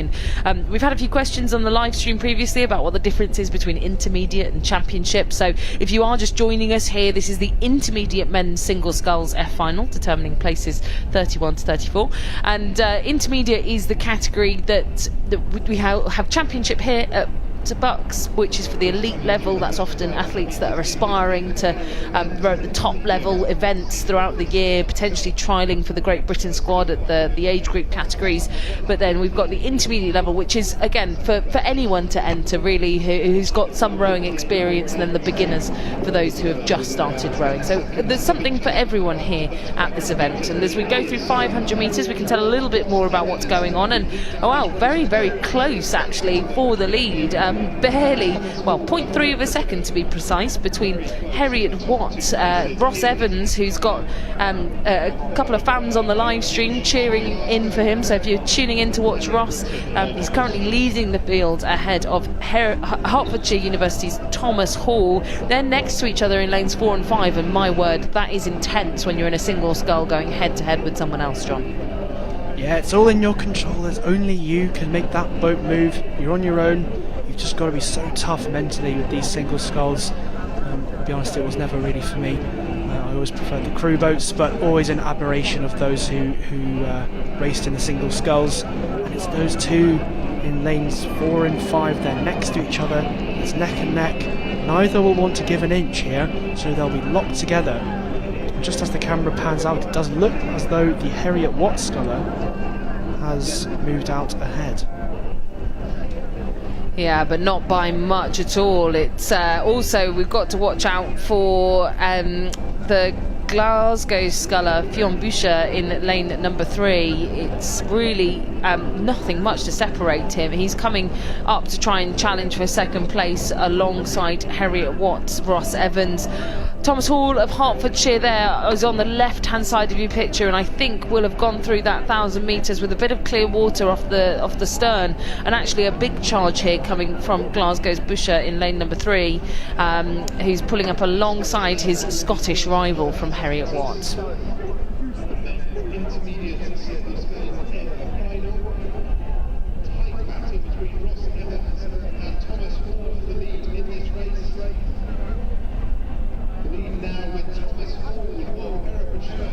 It's fantastic to see the support for Ross Evans coming through on the live stream. Just a reminder, if you are watching this and you have athletes coming through in any of the races, we can give them a bit of a shout out, although we are on the live stream and they probably aren't going to be able to hear us at this stage. But please keep the comments coming in. It's great to hear from you guys that are watching this, and please let us know if you're enjoying this coverage. So it is still in this race, it's still Thomas Hall from Hertfordshire out in front, but we've now got a battle forming for that second place between Glasgow and Harriet Watt. It still looks very close between these two scullers. And I think so much more than just a sort of battle between any two universities. We've got two universities that will be used to racing each other on the Scottish circuit at Strathclyde Park, Harriet Watt and Glasgow. East Coast versus West Coast, John. So even more at stake than just a head-on-head normal singles race. But it's Hall of Hertfordshire that has managed to wrangle himself a bit of clear water. He's on the left-hand side of your picture. But actually, if anything, I think the boat speed might be lying with the Glaswegian sculler Boucher over on the right-hand side of your picture. You can just see how much he's gained over the last 500 metres. I think he's managed to row through Harriet Watt, and I think he's now trying to launch his challenge for first place in this F final.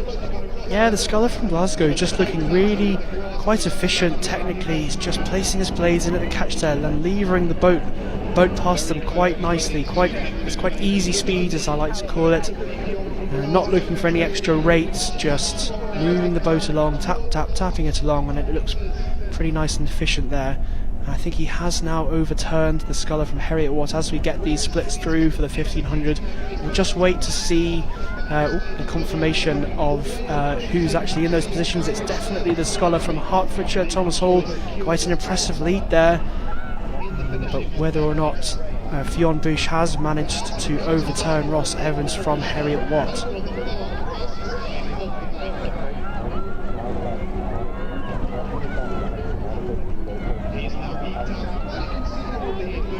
We've had plenty of crowd support here in Nottingham at both ends of the day. I was on the first slot of the day on the live stream commentating in the early hours of 8 o'clock this morning, and there was plenty of support then, and you'll be glad to hear plenty of support now.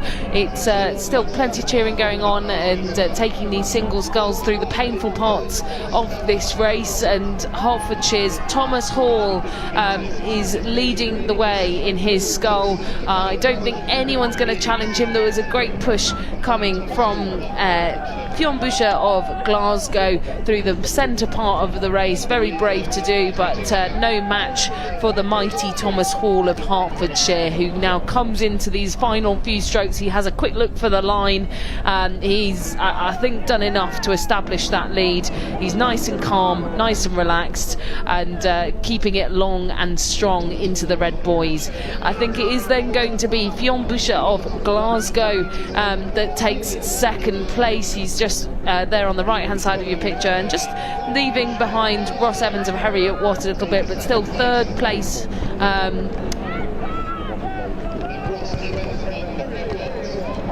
So just crossing the line now, Thomas Hall from Hertfordshire in first place, and then the sculler from Glasgow, Fionn Boucher in second place, overturning that lead from Ross Evans, who is just approaching the finish line now. Great row from Ross, coming in third place. And just looking there at Perrin Britton from Worcester, who's just coming up into the red boys now to finish off this F final of the men's intermediate singles.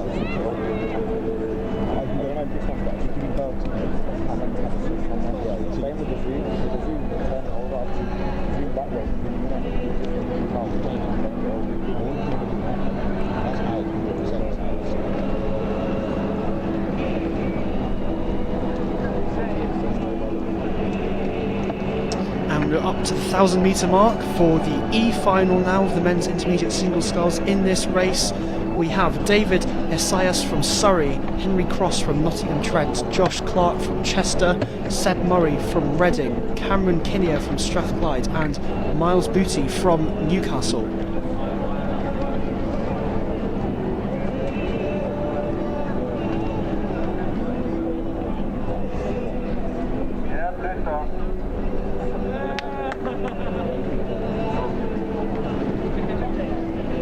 So on your screen at the moment, we're seeing the scullers from Nottingham Trent on the left-hand side of your picture. That's Henry Cross, just behind Chester University's Josh Clark in the red there on the right-hand side of your picture. But we're unsure whether these scullers are out in front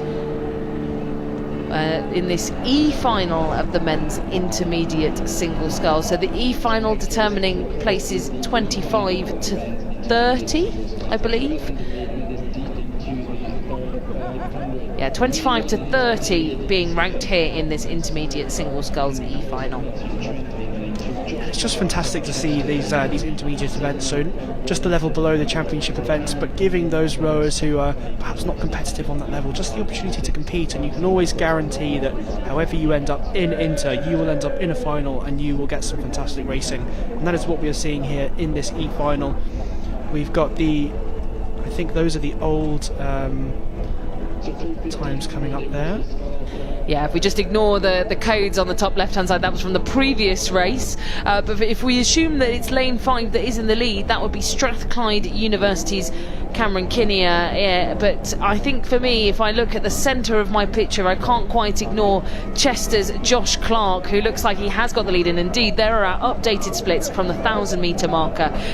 Quite a substantial lead, over a length here for Josh Clark of Chester University. A great first half for him. And in the hunt surrounding him, we can see lane 5 Cameron Kinnear of Strathclyde and the Nottingham Trent sculler Henry Cross just sandwiching Josh Clark in the centre of your screen there. We can't discount Miles Booty as well. He's on the left hand side of your picture, currently contending for 3rd position alongside Cross of Nottingham Trent. And then just off the back of this, it's David Esaias of Surrey and the sculler from Reading University, Seb Murray. Lots of support for Josh Clark on the live stream, and I don't know what you're doing, guys, but it's working because he's in the lead as we come through 500 metres to go. He's got about, he's actually increased his lead now. He's got 5 seconds on the rest of the field going through that 500 metres to go marker, so he's sculling away from the opposition and leaving it to Nottingham Trent and Strathclyde to fight it out for 2nd place. And that we can just hear from our commentary box here, the Newcastle supporters cheering on their sculler, Miles Booty, in that far lane. Will he be able to respond to these other scullers? Is he going to be able to turn it on in the last 250 metres? We're just approaching the finish line now. These scullers in the middle of the course, the sculler from Chester, Josh Clark, just into the red boys now, so maybe 10-15 strokes left. Looks like he's got this race under wraps. It looks like he's going to take the win in this final. This is a huge race for 2nd place though. Strathclyde going head to head with Nottingham Trent. I think Strathclyde with the advantage though, but what a fantastic race it's going to be here. A lead from start to finish for Josh Clark of Chester University. It's then going to be Strathclyde ahead of Nottingham Trent for 2nd and 3rd. A great finish from Newcastle with all that support, and a big sprint there from Surrey to just clinch on to that 5th place ahead of lane 4. Reading University's Seb Murray. That was a great race all round on all accounts there, John. Yeah, fantastic. Just really good to see. This is the E-final. Still getting some really good racing and some scullers being overturned in the middle of the course there. And we're just going back up now. Looks like we're seeing pictures lining up for subsequent ways, but I wonder if we have... There we go. So we've now got the D final of the men's intermediate single sculls in this race. From Cardiff we have Bo Hughes in lane 1, in lane 2 Charlie Asquith from Hartbury, in lane 3 Oliver Bingham from Derby, in lane 4 Samuel Morgan from Hartbury, in lane 5, Edward Hayden from St Andrews, and in lane 6, Christopher Parsonage from Strathclyde. Seeing that name, Parsonage from Strathclyde, I wonder whether Chris is a brother or sibling of Ben Parsonage, who we saw win the championship lightweight single sculls just earlier on in the regatta. So yeah, definitely one to watch there in lane number 6 if that is the case, and I'd certainly think it would, being another Strathclyde sculler named Parsonage, but we'll have to wait and see. Yeah, I think that was Strathclyde's first gold at Bucs in 20 years. I think I saw that on Instagram a bit earlier, so that's fantastic for Ben Parsonage there, and like you say, potentially Christopher Parsonage related there, so let's keep an eye on him down this race. We've just got the splits coming through for the first 500 and it looks really tight, only a few seconds separating the top 5 that have come through here. Let's just await the allocations just to see who's actually in front at this stage.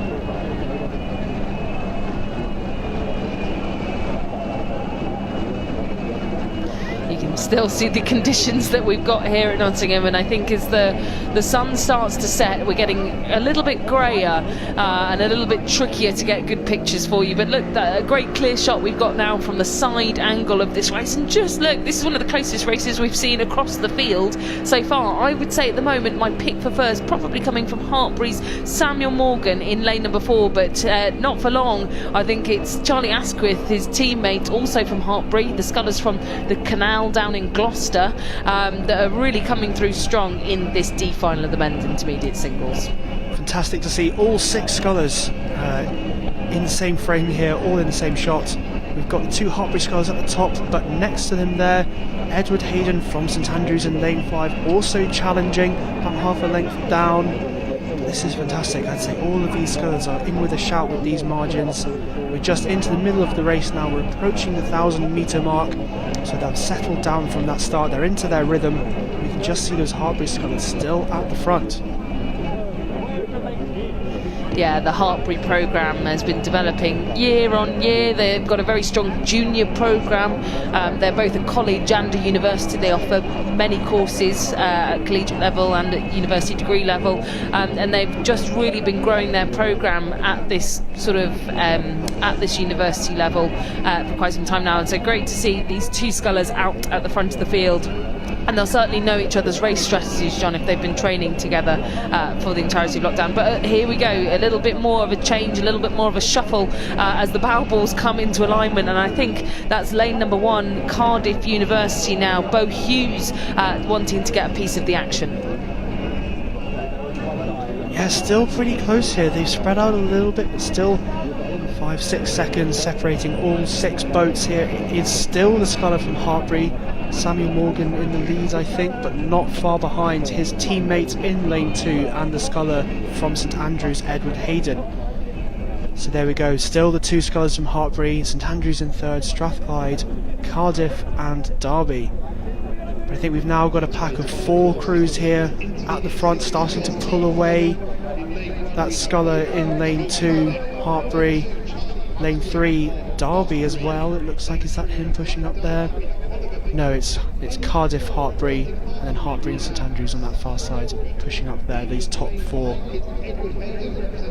Yeah, with 500 metres to go now, this is where they're starting to set out their stall for the sprint, starting to get themselves where they want to be and where they need to be to push up into the top places. And so we're seeing a little bit of a shuffle round actually between these scullers. It's still the lead for Samuel Morgan of Hartbury in the centre of the lake, but around him it's St Andrews going hard. The same for Hartbury C, Asquith and Cardiff's Bo Hughes. They were all up and around those places. Perhaps only the scullers off the pace for attempting to win this D final are Parsonage of Strathclyde and the Derby sculler Oliver Bingham in lane number 3. But other than that, overlap between the other 4 crews, Hartbury C, Hartbury E, St Andrews and Cardiff, all going for the win here in this D final.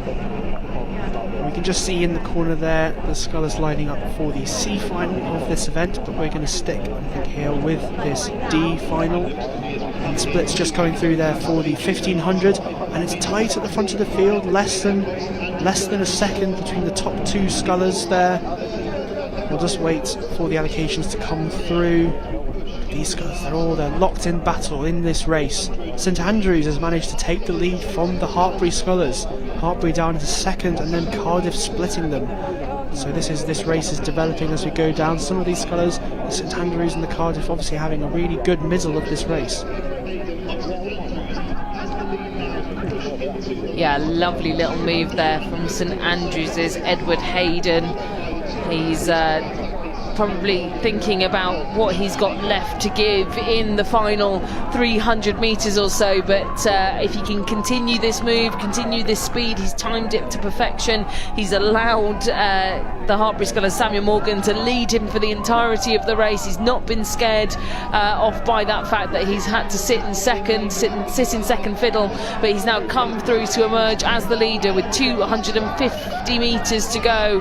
That's only just over 30 strokes that he's got left to row in this single scull, and he's just motoring, he's moving away from the field at an absolutely incredible pace now. He's opened up clear water. It just goes to show you how quickly the speed can change in the single scull, and in fact it looks like he's been leading for the whole thing now, but behind him the race is on for second, and here comes Bo Hughes of Cardiff alongside the two Hartpury Scullers. Yeah, we're into the red boys now, and it's still the St Andrews Sculler commanding lead now. He's built up in that middle thousand of the race, consolidating that now, staying long, strong, powerful strokes, taking him all the way to the finish line. And we've now got three boats neck and neck coming into the finish. We've got Cardiff's Bo Hughes just overturning two Hartpury Scullers approaching the finish line. It's Bo Hughes from Cardiff, followed by Charlie Asquith from Hartpury and Samuel Morgan from Hartpury, bringing third and fourth, with the final two scullers from Derby and Strathclyde in fifth and sixth. But what a race that was in the D final of the men's intermediate single sculls.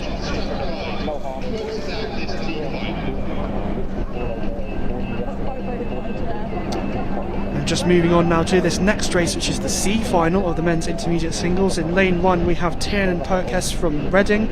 In lane 2 Thomas Lloyd from Aberdeen. In lane 3 Alex Asprey from Hartpury. In lane 4 Andrew Tudor from Liverpool, and in lane 5 Ewan Pringle from Glasgow. At this point it looks like it's Hartpury in the middle lane there, just going out to a lead, with Aberdeen's Thomas Lloyd not far behind.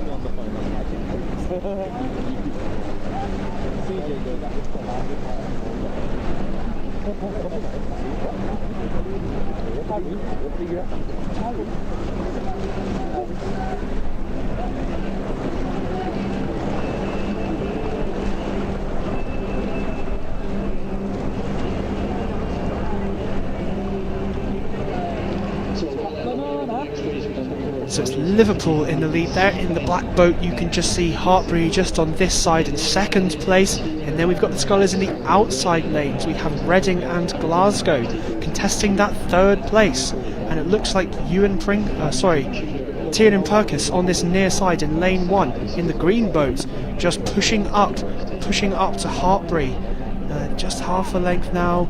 We're into the end of this race. We've got those 1500 metre splits there, really close, just over a second between second and third, Hartpury to Reading.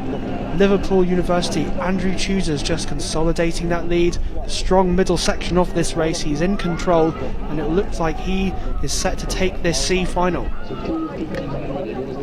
Yeah, very controlled race here, and just 500 metres to go. The Liverpool sculler out, just looking back at the rest of the field. What a great position to be in a single scull. You can see everyone around you, and you've got that sort of panoramic view from lane number 4. Andrew Tudor, a great race for him, and I think he will take the win here, bearing no disasters. And as the rain continues to push down in this final 250 metres, I think it is going to be the sculler from Reading University, Tiernan Perkes, that has the best finish of the scrambling pack.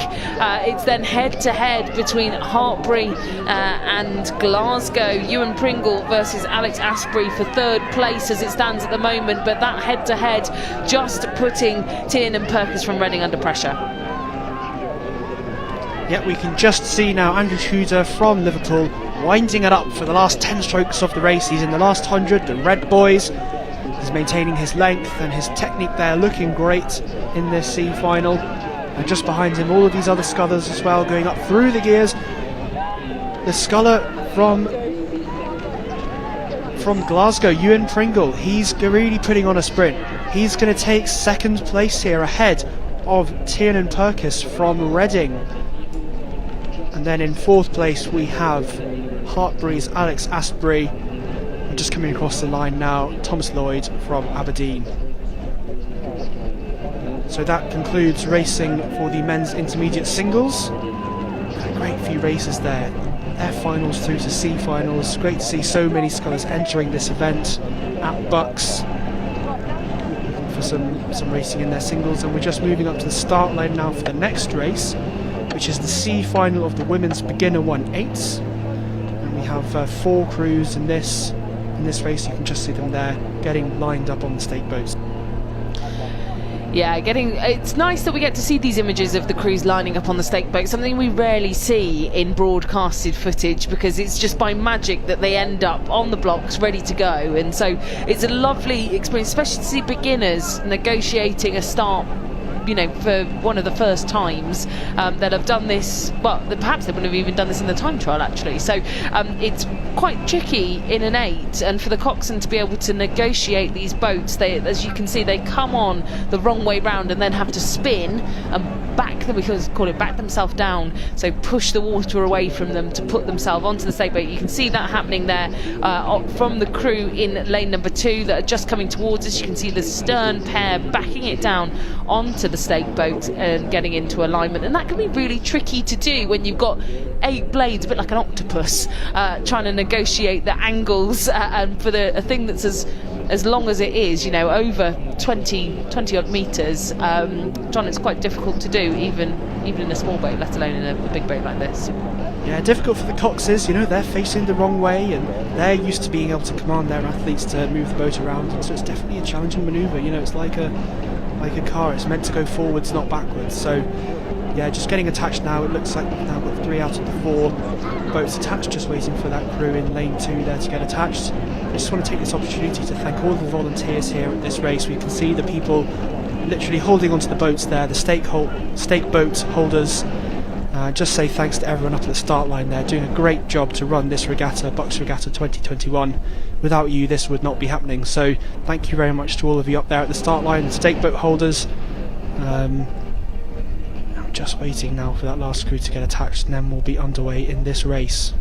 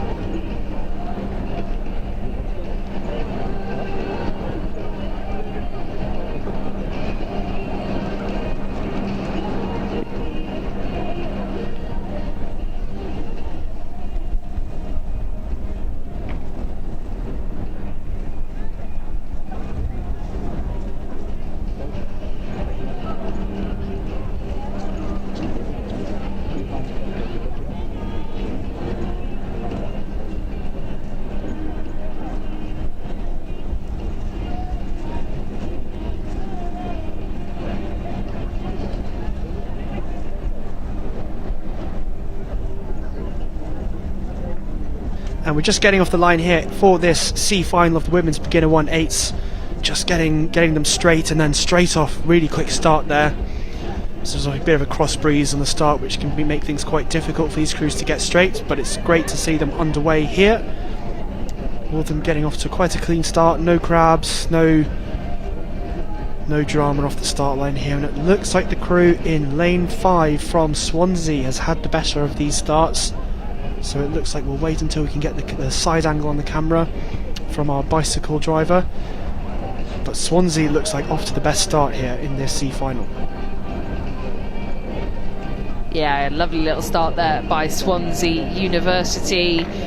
And they've just about got the bow ball from the crew in the lane next to them. That's Lincoln on their 3 girl, and continuing to move. If you keep your eyes on that bow ball from lane number 4, you'll be able to see it slipping back, and that just shows you how much Swansea are drawing out into the lead of this field. Here are the crew lineups. That's who we've got for Warwick. That's the boat closest to us in the red, black and white uniforms. It's then in the lane next to them, Lincoln in lane number 4, that's crew 194. Swansea, who are currently in the lead there, that's the crew lineup for them. And just with the weather that we've got here, just a couple of small blips with the technology, but we're back with this view here down the course. Swansea off to a great start, John. Yeah, it's great to see so many beginner rates here this year after everything that's gone on with COVID-19 and the lockdowns and such. Great to see rowers still wanting to take up the sport and come to Bucs Regatta, racing for the first time. Of course, earlier in the day in this event, in the A final, we had that very dominant performance from Edinburgh University. So their beginner programme doing very, very well this year. But this is now the C final, and Swansea doing a great job here. Up of their opposition. We've got the splits coming in there. I assume that's Swansea in first place, about 4 seconds over the next crew, which I think will be Lincoln in the lane next to them. So that'll be going on for about a length lead there that Swansea will have. So they'll be feeling good. It's just going to be about who's now got the better rhythm in the middle of the race and if they can maintain this lead. And you can see here the time trial really setting out the progress into the finals. So, you know, of course these lanes are seeded to give the crew closest to lane 6 the preferable lane. The wind died down quite a lot here at Nottingham, so there isn't really a preferred lane, I would say, at the moment. But Swansea would have been the fastest in the time trial out of all of these crews in the C final. Lincoln now making a really good press, I feel, and Warwick actually still trying to shake off Loughborough, and they've managed to get about a length up though. Those are the 2 crews you can see on your screen. It's the Loughborough crew on the left, the Warwick crew on the right. Those are the 2 trailing crews that sit in 3rd and 4th. Hopefully we'll be able to see the 2 leading crews at some point. I think Swansea was still pushing away last time we were with them in that first 500 metres, but as we approach the 1,000 metres we'll get another split time, we'll get another bit of a gauge on where these crews are at, but certainly they're in 3rd and 4th, that is Warwick and Loughborough. But looks like here on the left hand side of your picture, I think we're just coming into view now of Lincoln over in lane number 5. No, lane number 4, apologies. Yeah, and just for these beginner crews, the deciding factor will most likely be their technique. In this boat we have 8 rowers, and even with experienced crews it's quite hard for 8 rowers to really sync up very well, getting that timing at the front end with the power going on. Sometimes what you can see is if someone's applying their power a little bit early, that actually can lead to the boat turning from side to side instead of forwards, whereas you've got all the timing there synchronized and propelling the boat forward, and that's what we're looking for. And I think in this event, perhaps more than some of the others, those crews that can maintain that synchronicity are the ones that are going to go most quickly. That was a great press from Warwick through that second 500 metres. They've now actually moved into second place. You can see Swansea there in the distance, who are continuing to move away. That is a dominant performance from them. The first 50% down, 50% to go, another 1,000 metres for them to get down the track. But Warwick, patient, slow and steady wins the race. Hey, they've been just patient, come from the back of the field, move through Lincoln, and now they're sat quite comfortably in second position. It just goes to show you, if you just keep your crew together, I'm sure that's exactly what the Cox is doing here. The person who sat in the stern of the boat with their back to us, they're the driving seat, but they're also the voice of the coach and the voice that will be guiding them down the course and keeping them moving together. That this Warwick crew is doing really nicely. Yeah, the role of the Cox is very interesting, and in these events I think just it's going to be the crew with the coolest head is going to come out on top, and it looks like that's Swansea at this point, so hopefully the Cox just trying to keep the crews calm, focus on their technique, not get too excited. And what we sometimes do see is they're trying to jack the rate up, and it just leads to the crew falling apart a little bit. So just even as we come to the end of this race, just trying to stay as long and in sync as possible and move the boat through the water. It is still Swansea who have built on that lead. We're coming up towards 1,500 metres now, come through that infamous third quarter, so they'll really be feeling it in their legs at this point. But the Swansea crew still out in front, and behind it's Lincoln and Warwick contesting that second place, with Loughborough just dropping off the back a little bit now.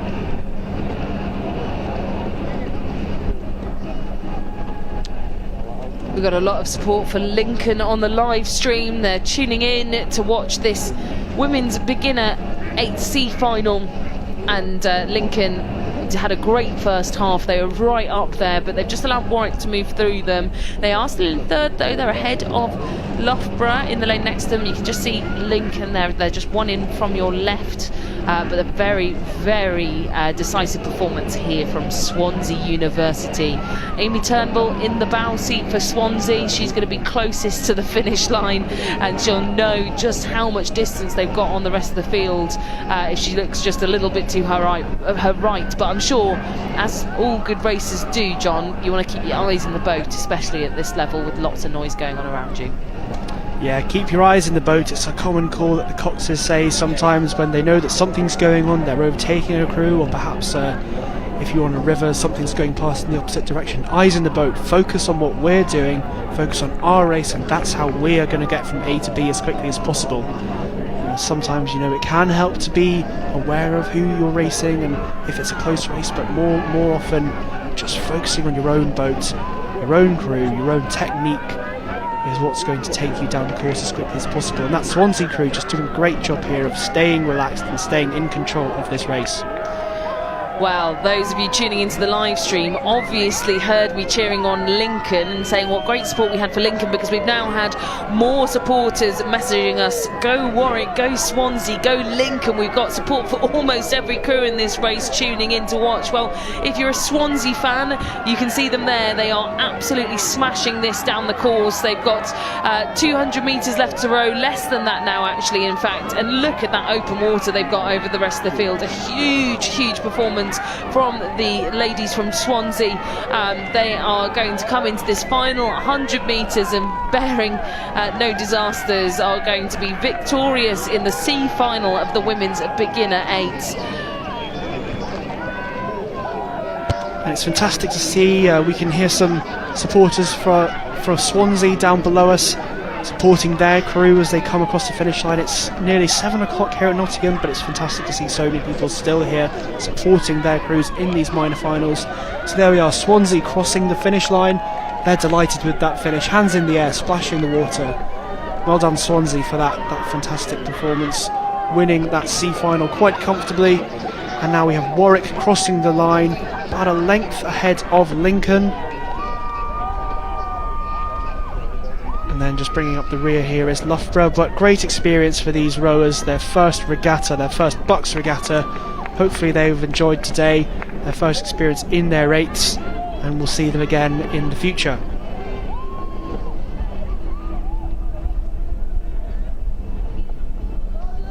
We're absolutely loving your comments here in the commentary box. Keep them coming in.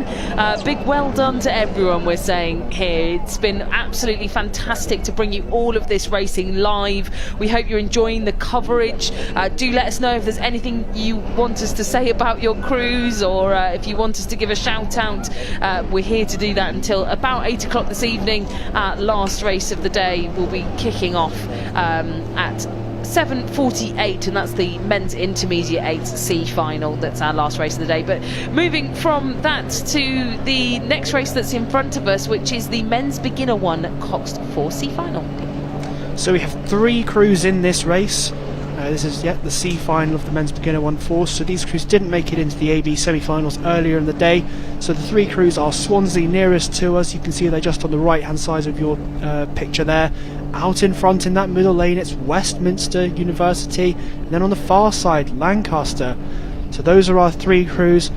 Looks like a good lead from Westminster at this point, just getting a bit of clear water there. And I've got to say, this crew, they're looking pretty good actually, looking pretty in control already. Yeah, a good lead they've established already in this C final of the men's beginner 1 at Cox Fours. Just to take you back to the previous race, we've had plenty of messages in. Big shout out to Kayla Brown. Well done to her, looks like from the Warwick crew in that previous race. And a big shout out to the Lincoln girls as well, all the way from Darlington. Thanks so much for tuning in, guys. Great to hear your comments. Next, we're going to be moving to the 1,000 metre marker, the halfway point of this race. And in case you're just tuning in with us here and you don't know why this is a beginner 1 event, John, do you want to talk through why this is split into beginner 1 and beginner 2 here this year?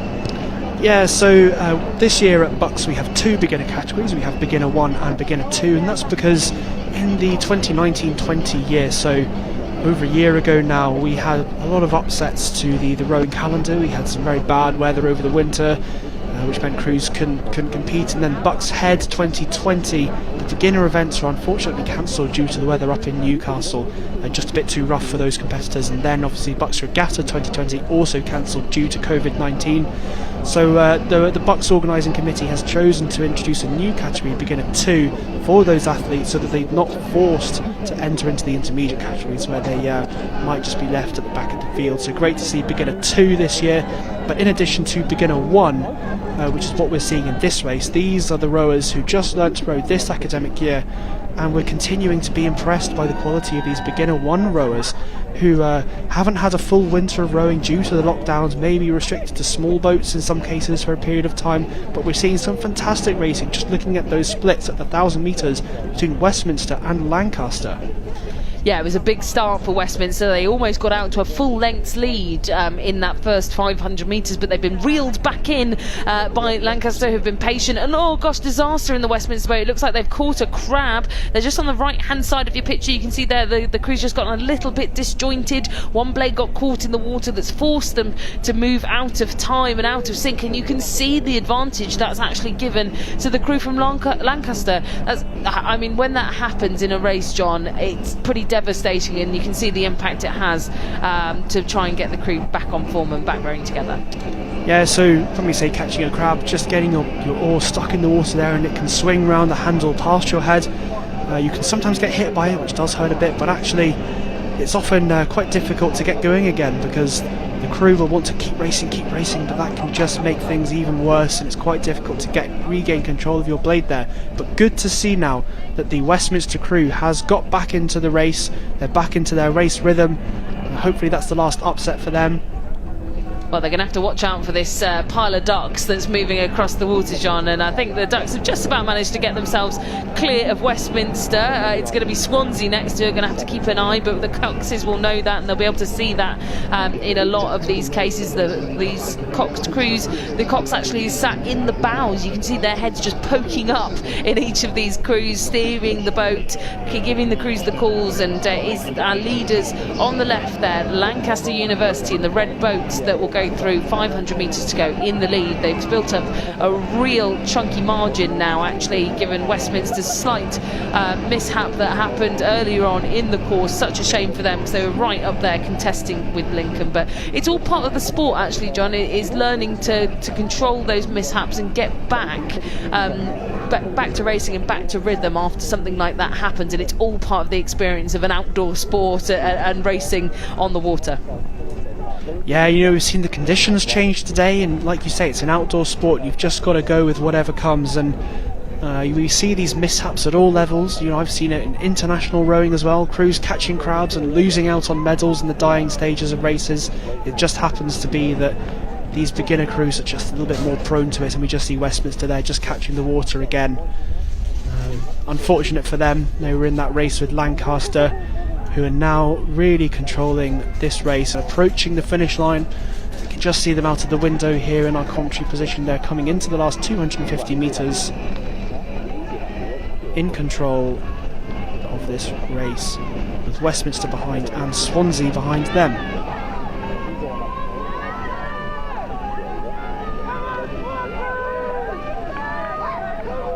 The noise levels we still have here at 7 o'clock in the evening at the National Water Sports Centre is just phenomenal. I have loved the support that has come out, and I've missed it. I've missed the atmosphere of Bucs Regatta, because it really is one of the best that we have in this sport. So much camaraderie, so much support for these beginner fours, and it's the C final here that is going to be won by Lancaster University. They've stuck with it. They rode through Westminster. They caused them to make that mishap, and they're going to cross the line as victors in this C final. Westminster, such a shame that they had that crab earlier on, but they've gathered themselves well to stay ahead of Swansea University. No mean feat, as Swansea looking very good. Just a slight buoy clip there as they come into the final few strokes, but what an achievement for all of these athletes here on the water to contend this late in the evening. But all crews now safely over the line as we move to the next race of the day, which will be the women's intermediate quadruple sculls E-final.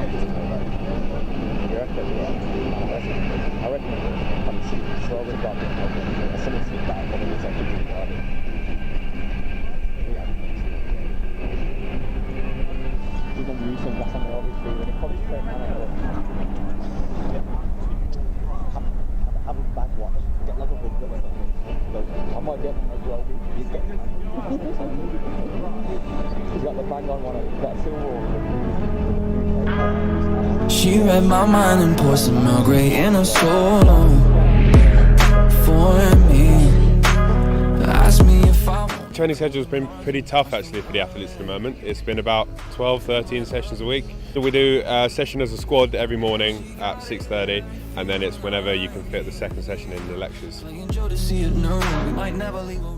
Rowing at Oxford Brookes University is the premier sport in the university. It's been a lead sport for 25 years, and is really, really important part of the sports programme at Oxford Brookes.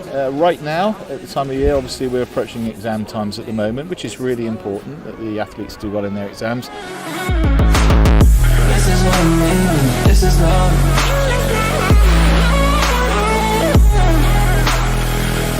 This is what I mean, this is love.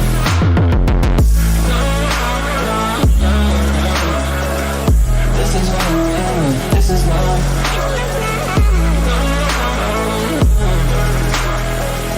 This is what I mean, this is love. This is love. It's quite intense really. We train pretty much 6 days a week, most of the days twice a day, a morning and evening. Getting up early in the morning, you've got to be disciplined to get up and to train. When you're then working towards a regatta, a couple of weeks, 2 weeks before, it steps up a lot, more physical, and a lot of pain to go through.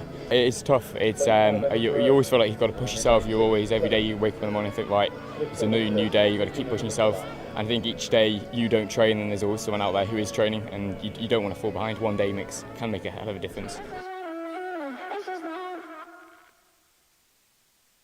My name is Tom Richards. Sean Atkinson. George Glenster. Harry Neame. I'm Lydia. Zaida Schneider. Maximilian Charles Flav Manley, and I row for Imperial College London. Cardiff Metropolitan University. The University of Southampton. The University of Nottingham. The Hertford University Centre. The University of Sheffield. I row for the University of Leeds.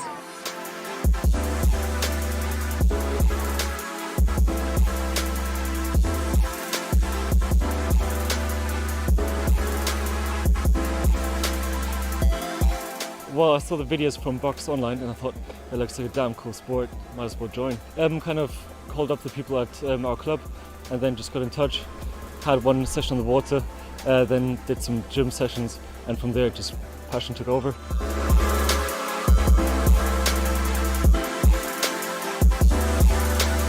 I think just the atmosphere, because like you kind of train with just the people you row with, and then you come here and everybody's doing the same thing, so it's kind of like a bit of adrenaline as you're going through it.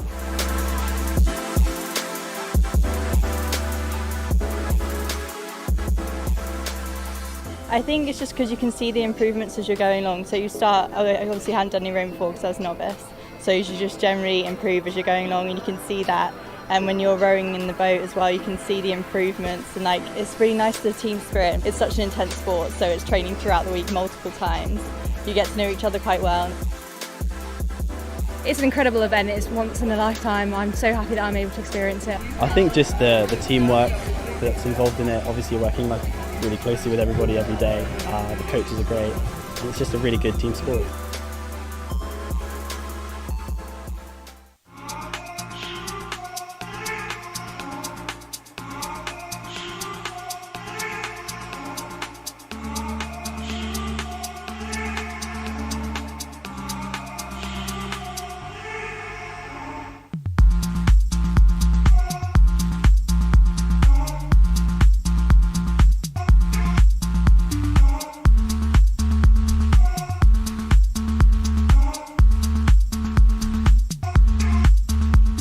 University rowing is an absolutely essential part of the British rowing Olympic pathway.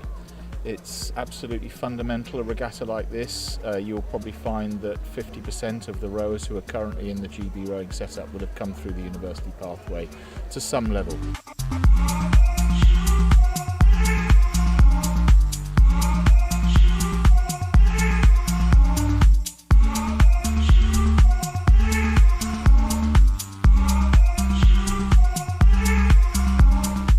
We're doing testing in the British Rowing tent all weekend. So what we're doing there is we're measuring height, arm span, leg power and arm power of rowers coming to the regatta. We're looking to try and find the diamond in the rough of university rowing. I'm looking to see how our top rowers perform under pressure. We're also looking to see if there's some future potential, so we're looking around for people who are new into the sport.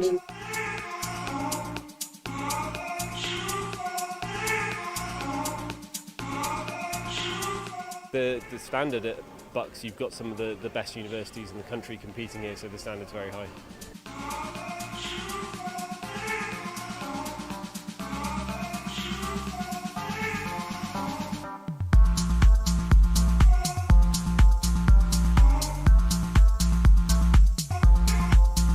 Performance program at UL is really good. Like, we're pushing an 8s program at the moment and it's really working. Well, so it's a high performance centre, so we've got quite a high range of athletes, good strength and depth this year in particular. We've had quite a few new guys coming in, hoping just to drive the programme on to become the best university programme in the country.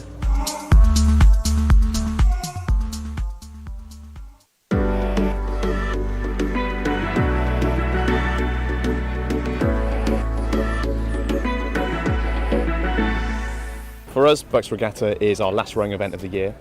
It's the last event for universities this academic year, but in the wider context, it's the start of the regatta season. So we're one of the first regattas that these students will compete in through the summer. We try to get the scars to hide, still can't cover up the cracks inside. My name's James Lee. I'm the regatta controller for this and the head race. So that entails putting everything in place really on and off the water, ensuring all the bits for the event are in position, looking after our massive team of volunteers. So we have between 2,000 to 2,500 students here over the 3 days. That equates to about 1,200 boats. So we've got about 120 volunteers, ranging from 30 Duke of Edinburgh children who help out at the start and the finish. So we've got a core event team of 40 volunteers who have been doing Bucs rowing events for a number of years. Huge wealth of experience. Those guys are vital for delivering what we do. After all,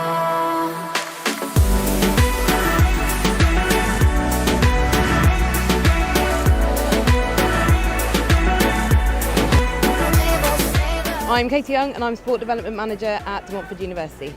I'm an umpire, so I'm a multi-lane umpire, and I'm also the welfare officer for the event. What's my favourite thing? When the sun shines like this, it's amazing. And also, Bucs Regatta is a generally really relaxed event where everyone ultimately is supporting each other, and the students all have a great time. It's a great culmination of the season, and even with the revision going on in the corridors upstairs, everyone's still giving everything that they can on the water as well. Crazy to think we may not speak next year.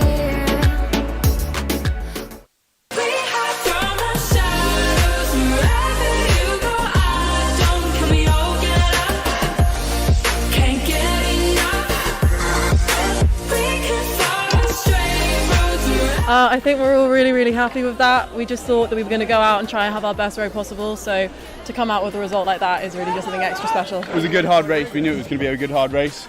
I think they jumped us off the start a bit, but we just had a really solid rhythm and just kind of chugged our way through, put in our tiers, moved away a bit more.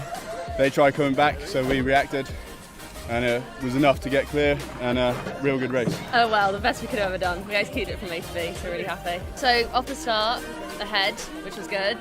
Held it, holding, could see all the others around, kind of coming back, but then we were like, no, committing, we're going to go now. So we were right on the edge in lane 1. In a peripheral vision, we sort of saw UL push out ahead of us. We just sort of put our head down in our rhythm and tried to just work through the middle. And I think the third 500 was where we came through them, so really pleased with that.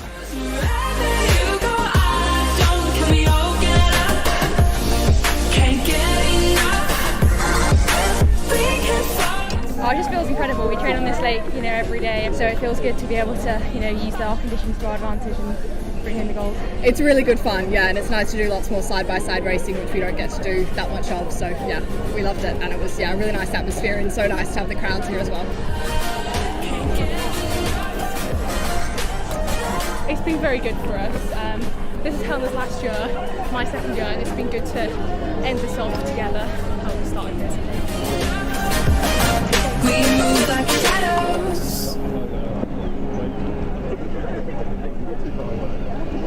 So we are back on the start line after that short break, and we are ready to go with the minor finals for the women's intermediate quads. It should be the E final of that race coming up next, race number 307. So got 4 crews entered in this one, but it looks like we might only have 2 crews racing. Those are the crews in lanes 4 and 5, Newcastle, C and Loughborough. They are on the right hand side of your screen in lanes 4 and 5. It's about 3 minutes until the scheduled race time, so I suppose there is a chance that those other crews could still turn up. I don't think we'll get started until 12 minutes past without them there, just in case they were a little bit late getting set off down to the start line. But hey, some of the best races in the world, head to head, 2 boats down the course, down the track, a straight 2,000 metres. So we could be in for a treat here still. Yeah, is it Henley or is it Bucs? Who knows?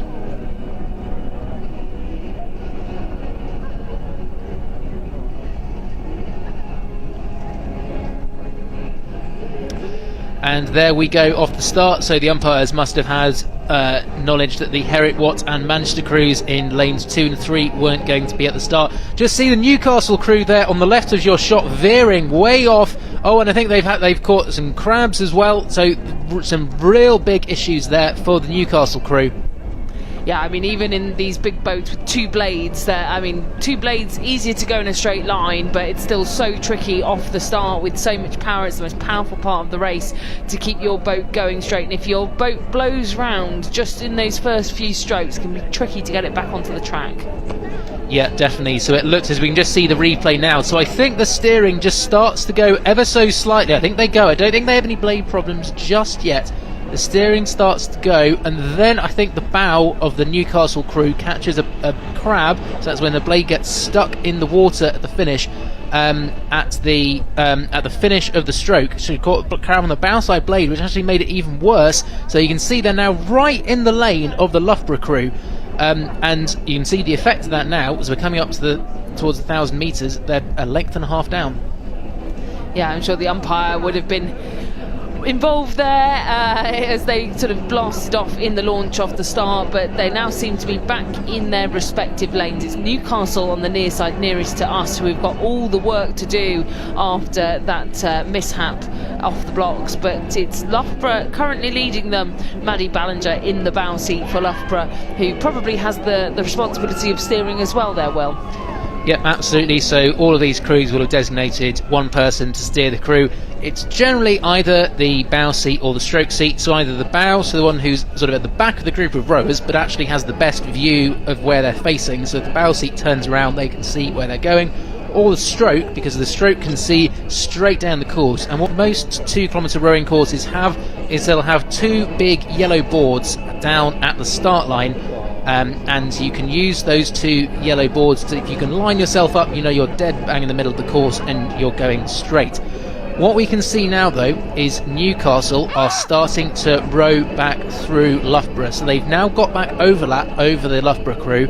It's probably about 3/4 of a length, so you can see the bow of the Newcastle boat, the bow is the front of the boat, the bow of that is just level with the stroke athlete in the Loughborough crew, and even as I'm saying that, it's probably gone from the stroke seat to the 3 seat, so Loughborough really moving here as we're coming up towards the 1,000 metre mark. A very similar thing in one of the men's beginner 4s races earlier. I think it was even the same lane. It was lanes 4 and 5. One of the beginner crews went veering right across the lane 5. They dropped back to 6th position and they managed to row all the way through, and they got into 3rd position in the semi-final and managed to get themselves a place in the A final right at the end. Will Newcastle be able to do the same thing again? Will they be able to row through Loughborough?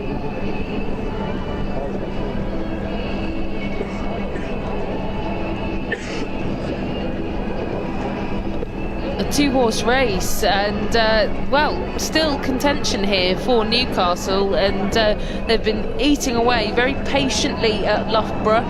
They've got their rhythm back after that the big old veer off the start, and when they're going in a straight line, they're actually making good headway. Yep, so the speed on the boat looks good. If they do come through, I think it may be interesting to see if the umpire does have anything to say about this. The umpire wouldn't have got the best view of what happened, because it takes a few seconds for the umpire to get behind the boat. I wouldn't be surprised if the start umpire, who's in the tower up at the start, they would have seen that very, very well, and I'm sure they'd have fed that information onto the crews. And we can see, as we go back to the side-on shot, Newcastle have now rowed through Loughborough and got an advantage of about just over a second. I don't think Loughborough were really impeded by what Newcastle did off the start. I think if anything it cost Newcastle time. We saw that they ended up a length and a half down as a result, so I think it would probably be quite harsh if Newcastle were to suffer as a result of their own steering issues any further. Yeah, I don't know. I mean, I'm not a qualified umpire, I must say that, and neither of us are here. Maybe we should go ahead and do that, Will. But yeah, I think just in terms of what Will said, it's often looked upon by the umpire as to has it given anyone a disadvantage. And again, I think Newcastle were behind when that steering mishap happened. I think they didn't come into contact with the Loughborough crew and slowed them down. So I think we'll watch with interest as to the colour of flag that we get at the end of this race. If the race is all good and the umpire classifies it as all good, we'll see a white flag at the end of this race. If they feel that there's something to contend or the race hasn't quite gone to plan, it will be a red flag, and that will stop the result of this race being confirmed until that dispute has been sorted. Exactly, so we might either see one of those Loughborough athletes raising a protest at the end of the race. So if you see one of the Loughborough athletes raising their hand in the air, that means they're protesting the result. Or the umpire might even make the proactive decision to red flag the race temporarily, go and speak to the crews, especially if they think one crew may have impeded, go and speak to them, ask for their opinion, see if they felt like what had happened had any impact on them, and then they might then go and subsequently white flag the race, or they may recommend there to be some further action taken against one of the crews. But we won't know that until we get down towards the finish. As we see from our camera shot here towards the finish line, great view of those 2 women's intermediate quads in the E-final making their way down the track Newcastle on the right of shot, Loughborough on the left, going through the 500 metre marker. About a 6-second margin between them, so I think Newcastle continuing to stretch their lead out over Loughborough.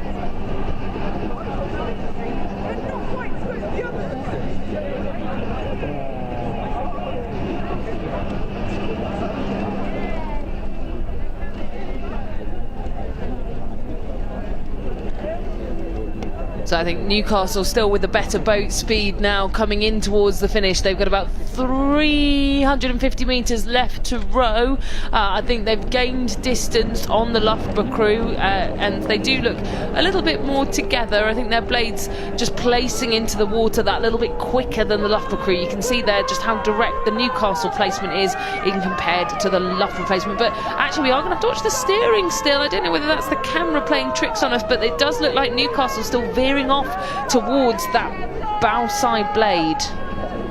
Yeah, getting a little bit close with their bow sides. That's their left-hand blades. You can see how close those are to the buoys. They're passing on the left-hand side of the rowers, and they're quite far away from the ones on the right-hand side. I don't think they're about to clip any. I might just say that, yeah, they just went over that buoy. So I think the steersperson, the Newcastle crew, will have to respond to that. I can't see any flags now from the umpire warning them. But we're coming into the last 200 metres now, Camilla. Yeah, and I think Loughborough having similar steering problems themselves, actually. You can see their blades clipping the buoy lines too, so I don't think So eyes out on the umpire to see what flag comes up at the end of the race. Loughborough just about to cross the line now as they do so, and there is indeed the white flag. So the umpire has decided that there was no issues with Newcastle's. You can just see the umpire just putting down his white flag there in the red boat at the top of the screen. No issues involved with that race, the E-final of the women's intermediate quads, so Newcastle will take the win in that one.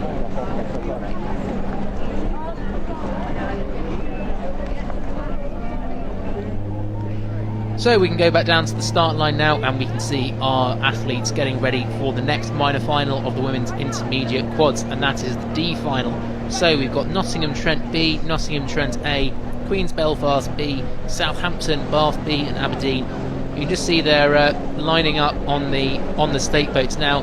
As we've got a few more gaps in between races now, it's good because we've been so flat out with the races today. It's actually giving us an opportunity to talk about some of the elements of this regatta, that especially if you're not as familiar with rowing as some people, maybe you're a parent or a friend or a supporter of one of the athletes who are here and you're watching online. First of all, thank you very much for joining us. Secondly, hopefully we can share some interesting bits about the sport. So at the start we've got the 6 stake boats. So they're the people who are lying down on their stomachs. They hold the sterns of the boat, so the back of the boat, and then it will be the crew's responsibility, the rowers' responsibility to make sure they're pointing straight. So normally whoever's making the calls in the crew, it might be the bow person or the 2C, they'll be just make sure they're straight, and then the starter will get ready to set them off, and we can see a fantastic shot there as the 6 crews go away from the start. Yeah, it's pretty artistic, isn't it? Off the start with 6 crews, a full lane, and those puddles that you see coming off the stern, off the blades of the boat. It's just one of my favourite things to see, this angle from the start tower. It's great that we've got these pictures because we don't tend to see them usually. A great start from the right-hand side of the course. I in fact think the best start has come from lane number 4, Southampton University there, out of the blocks like a rocket, and you can just see how together they are actually, in fact, in this women's intermediate quads D final. They're there in the centre of your picture now, but it looks to me like the umpire's launch that tends to follow the crew out in the lead is with Queen's Belfast in lane number 3, so they've also managed to ride up alongside Southampton. Yes, but we could also see that the umpire was warning one of the crews, and I think that was Queen's. Queen's have now adjusted to go all the way to the right. You can see there now on the right-hand side of your screen, the umpire is now having to warn them to go back to the other side, going back to the left. So not the most direct route down the course for the crew from Northern Ireland. Yeah, and actually I thought that quads were one of the easier boats, in inverted commas, to steer, because they've got, as I say, one blade on either side, so it's nothing to do with pressure, but we've had in both races a little bit of wonky steering off the start. Yeah, and if you're slightly less experienced at doing steering, it can be a pretty tricky skill to pick up. But we're picking up our crews now, and Camilla, you were absolutely right. As we get towards the 500, it is the crew from Southampton University, stroked by Stephanie Gordon, that are out in front. We're just about to go through the 500-metre marker on this one.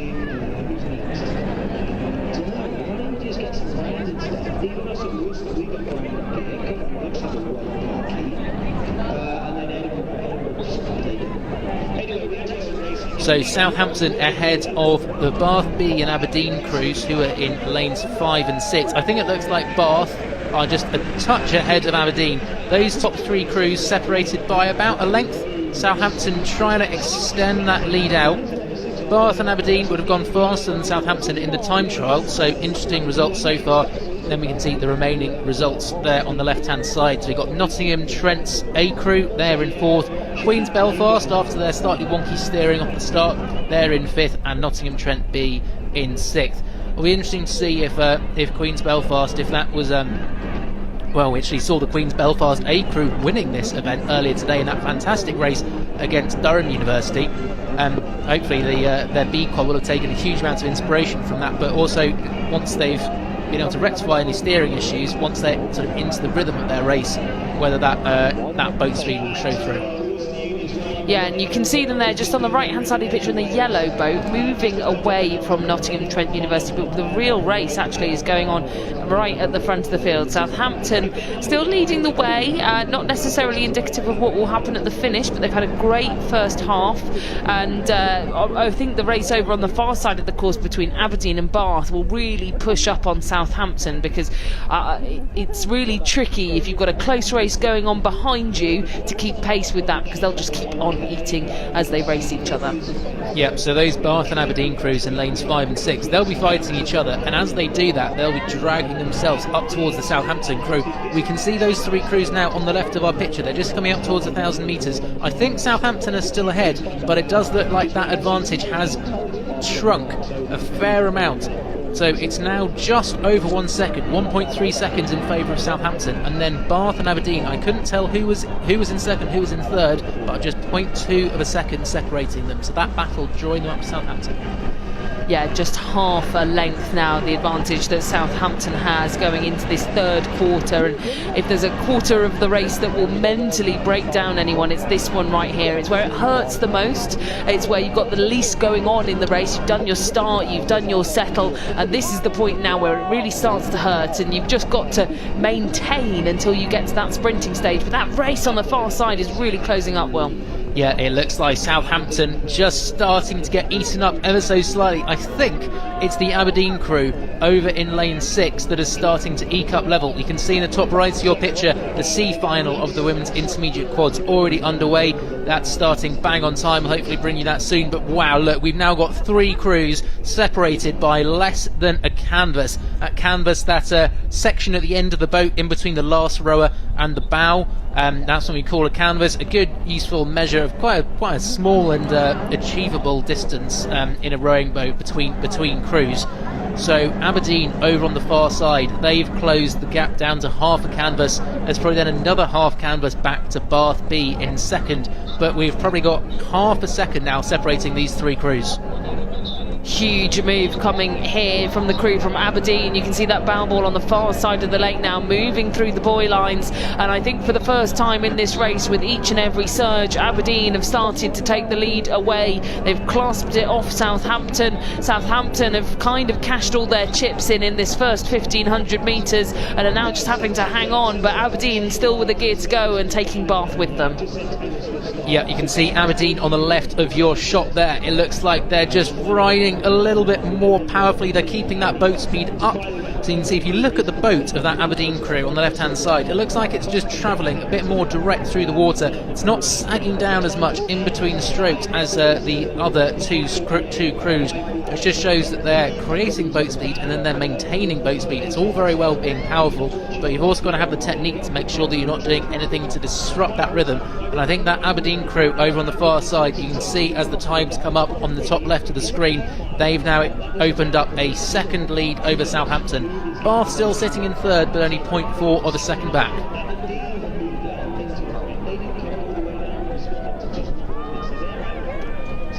What a wonderfully executed race plan here from the University of Aberdeen, one of the universities that has to travel the furthest here to Bucs Regatta. So fantastic to be able to have them race here, and it will all be worth it if they can come away with the win in this D final of the women's intermediate quads. They've rode through Bath, they've rode through Southampton now, but Southampton not rolling over just yet, Will.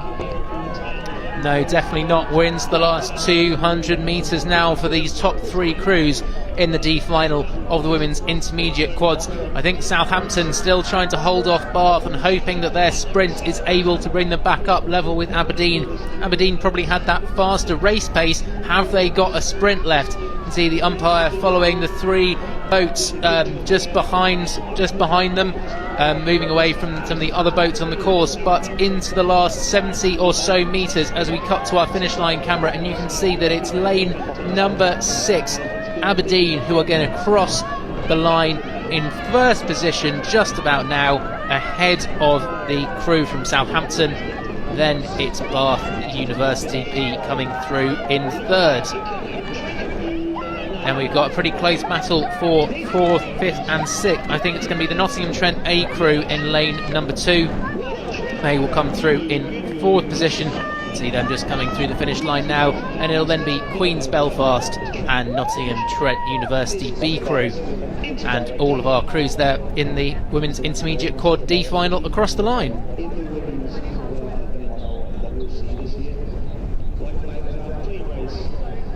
We're going to cut straight back up the course to our next race, the C final, already through 1,000 metres here in this C final of the women's intermediate quads.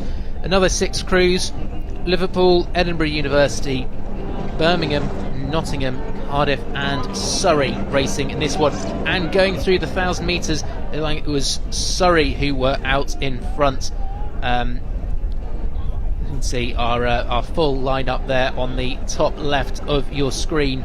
So 2 crews who were very, very tight, and they're continuing to battle. I think that's Surrey over on the far side, but it looks like they're being pushed through. Is that the crew from Cardiff, Camilla? I think it might be the crew from Cardiff indeed, as we look towards lanes 4 and 5, and they've opened up quite a bit of clear water. Apologies, lanes 5 and 6.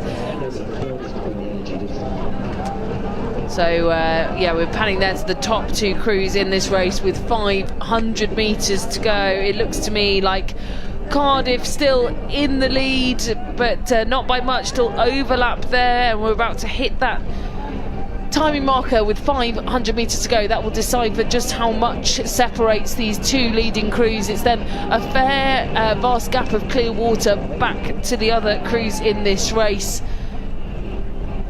Looks like only 4 crews that we've got contesting in this C final of the women's intermediate quadruple sculls. You can just see there how much water separates those top 2 from the bottom 2. Well, yeah, really impressive performance from those top 2 crews. Slightly surprised that in the instance where they don't have all the crews present, they'll sometimes sort of collapse the race down. So those crews in lane 1, they'll sort of move those over, so you end up with all the 4 crews kind of bunched together rather than leaving those gaps. Not the case here though, and it is Cardiff in lane number 5. We were just struggling slightly to see on the pictures, but great confirmation there from our timings, and as our fantastic camera towards the finish zooms in on our leading 2 crews, it is Cardiff University who are pulling ahead of Surrey. Cardiff running their Rowing Together for Healthy Minds based there is a fantastic initiative in support of mental health in rowing from a couple of years ago. Go to see Cardiff all representing that initiative, and then we got the Surrey crew in the blue just behind them.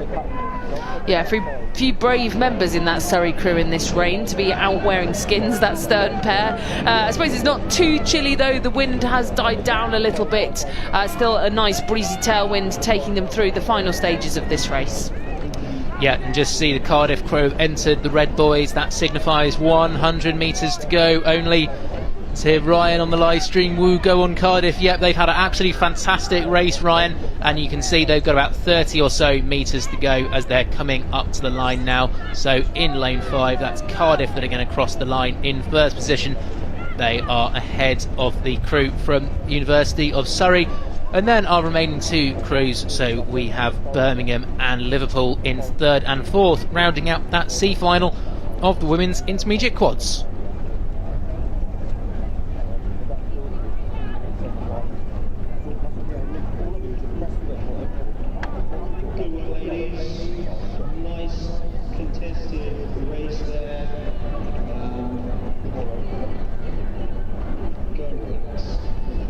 So we just got a gap of one race now, and then we'll be back at the start of the next race, which will be the E-final of the men's intermediate 8 at 36 minutes past 7.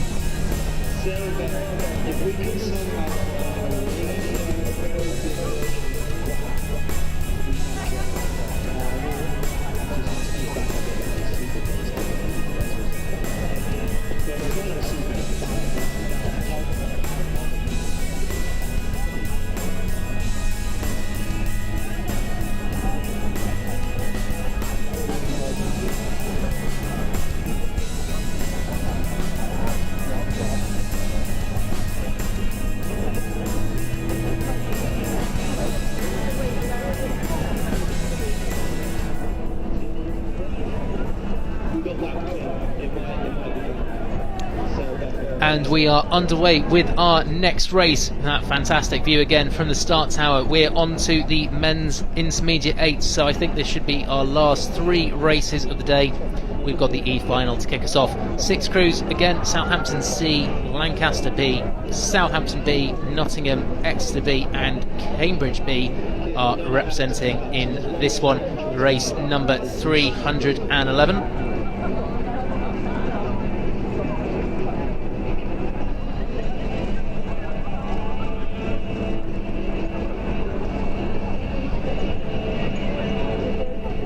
So we can see our men's 8s going underway here as we got that start list now for race number 311, going off the start and making its way towards 500 metres. A small flock of geese just having to make its way, and I think that may have caused a few problems for the crew from Southampton there.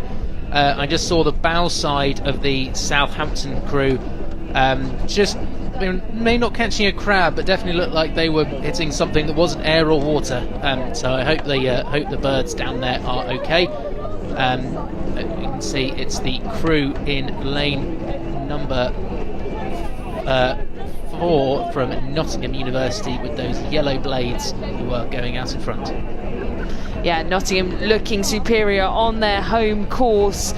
They've got about half-length lead now as we get to 600 metres gone. We've gone through that 500 metre timing marker, and I think a great charge actually coming from the lane just to the near side of them. Southampton University here just trying to stick with them, stick their bows to the foreman of the Nottingham crew in these men's intermediate eights. It's so important to be in the mix in this second 500 metres.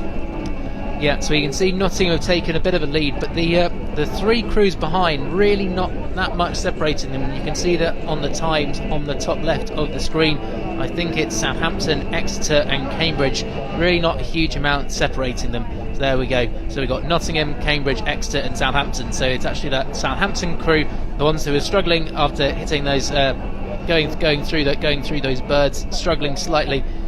And similar to this last race actually, Camilla, where we've got the crew in lane 4 that's pushed out early, and then they're starting to close on the crews in 5 and 6.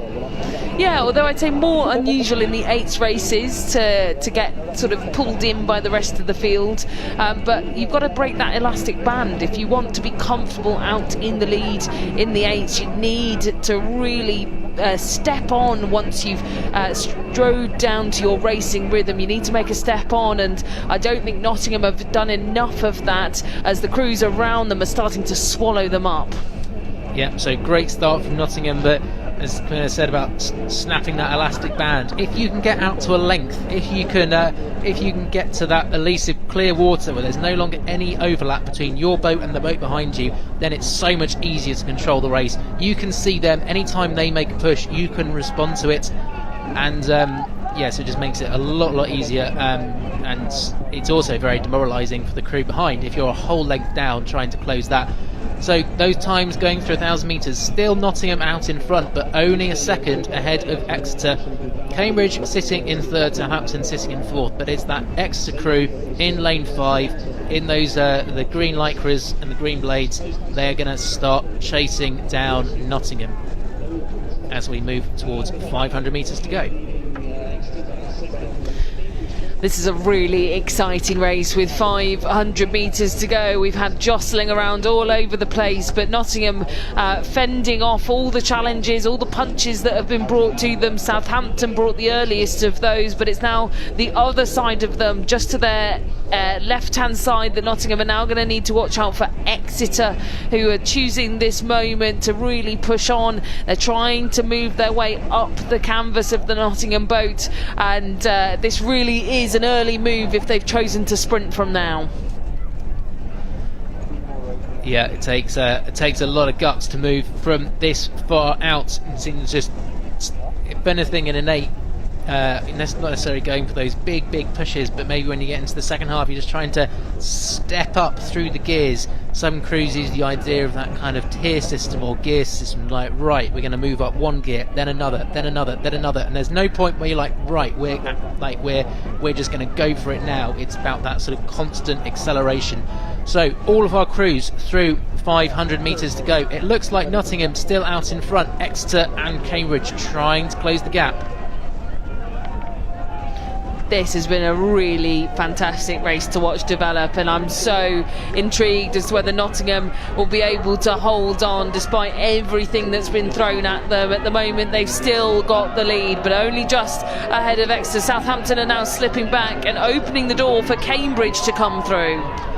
Yes, I think the Nottingham crew remains looking a little bit on together. Oh yeah, there's a crab there for the Nottingham crew in the 3 seat. That's going to be an absolute disaster. Blade getting caught, sorry, I think it was the 4 seat. They got a bow rig boat there in the Nottingham crew, and that's given Exeter the opportunity to come up level as we're coming towards the Red Boys.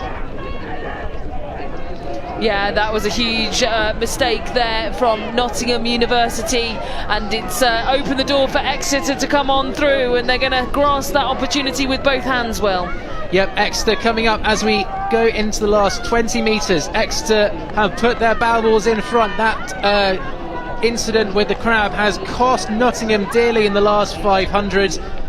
Cambridge crossed the line in 3rd, ahead of Southampton in lane number 3, and then we've got Lancaster and Southampton to round out the field in that men's intermediate 8.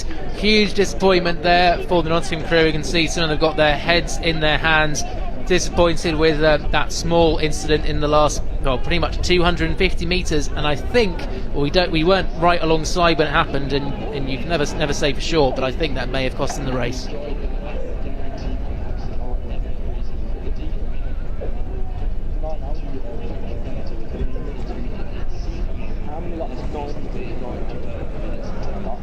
So we can go straight down to the start line now for race number 312, the D final of the men's intermediate 8. 6 more crews lining up on the start line.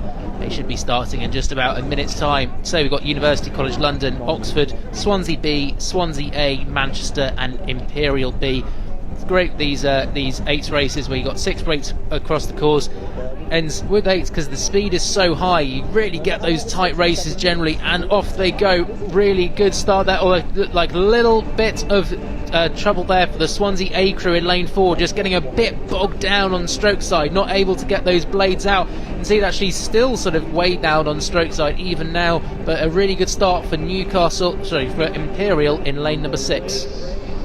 Yeah, Imperial with the cleanest of the starts on the right hand side of your picture. You can just see that they've catapulted out and got that advantage just when it doesn't hurt quite as much, using that free speed, that adrenaline off the start, just then choosing the right time to settle that deciphers the more mature racers from those that don't have the experience to do that and step on. Exactly, so rowing a 2,000 metre race, it's a delicate balance between aerobic and anaerobic exercise. So aerobic, where you're using your oxygen, you can sort of keep going for a fair amount of time, and anaerobic, where you're not using oxygen to create energy and you're actually creating lactic acid. And that's what you feel when you're getting really, really tired doing exercise, when you feel that sort of burn in your muscles. That's the lactic acid building up. And so off that start, as Camilla said, you've kind of got a little bit of leeway where you can really, really push, but then you've got to settle on because you can't go with that speed for particularly long. But look at this start we've seen from the University College London crew in lane number 1. We weren't really mentioning them off the start because we were expecting the faster crews from the time trial to be over in lane 6. But UCL have gone out of the start like the clappers, and they've got a 0.3 of a second lead over Imperial. Yeah, I think UCL just doing exactly what we've said, that you start to see from races that perform well, which is getting into a good rhythm and just letting the boat run underneath them. And this has been a fantastic start for them. They're getting round the turn together and just letting the boat run underneath them. But they've still got to be careful. This high pressure off the start. We'd not expect to see a crew like UCL seeded into lane 1 be this quick and leading the rest of the field, who outperformed them in the time trial. But like we said, we never know what happened in this morning's time trial. They could have just had a really terrible race, and now they're going up head to head with IC, who would have been the fastest qualifiers into this D final. Exactly, Camilla. I think maybe with the slightly more experienced crews at the sort of championship level, you expect those time trial performances to be a bit more representative of their overall speed. In the intermediate events and maybe in some of these minor finals, we can see a bit more variation. Also, we've got to bear in mind that these crews have not done a huge amount of racing over the last 18 months or so. Engaging yourself for a time trial when you haven't got crews side by side, it's actually pretty hard.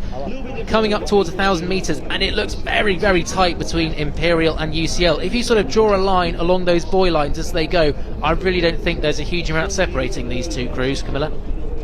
Yeah, nothing at all. I thought that UCL had managed to draw out a bit more boat length on Imperial, but coming through, I think actually Imperial on the far side might have just clipped that marker ahead of UCL. They've come back into the mix, into first place, drawn up alongside the purple of UCL, and on opposite sides of the lake. This must be really challenging for the Coxes. Yeah, really tough for the Coxes. You'd want your athletes to stay as locked in as possible. Maybe if you've got a crew right alongside you, kind of with your peripheral vision, you can see where they are.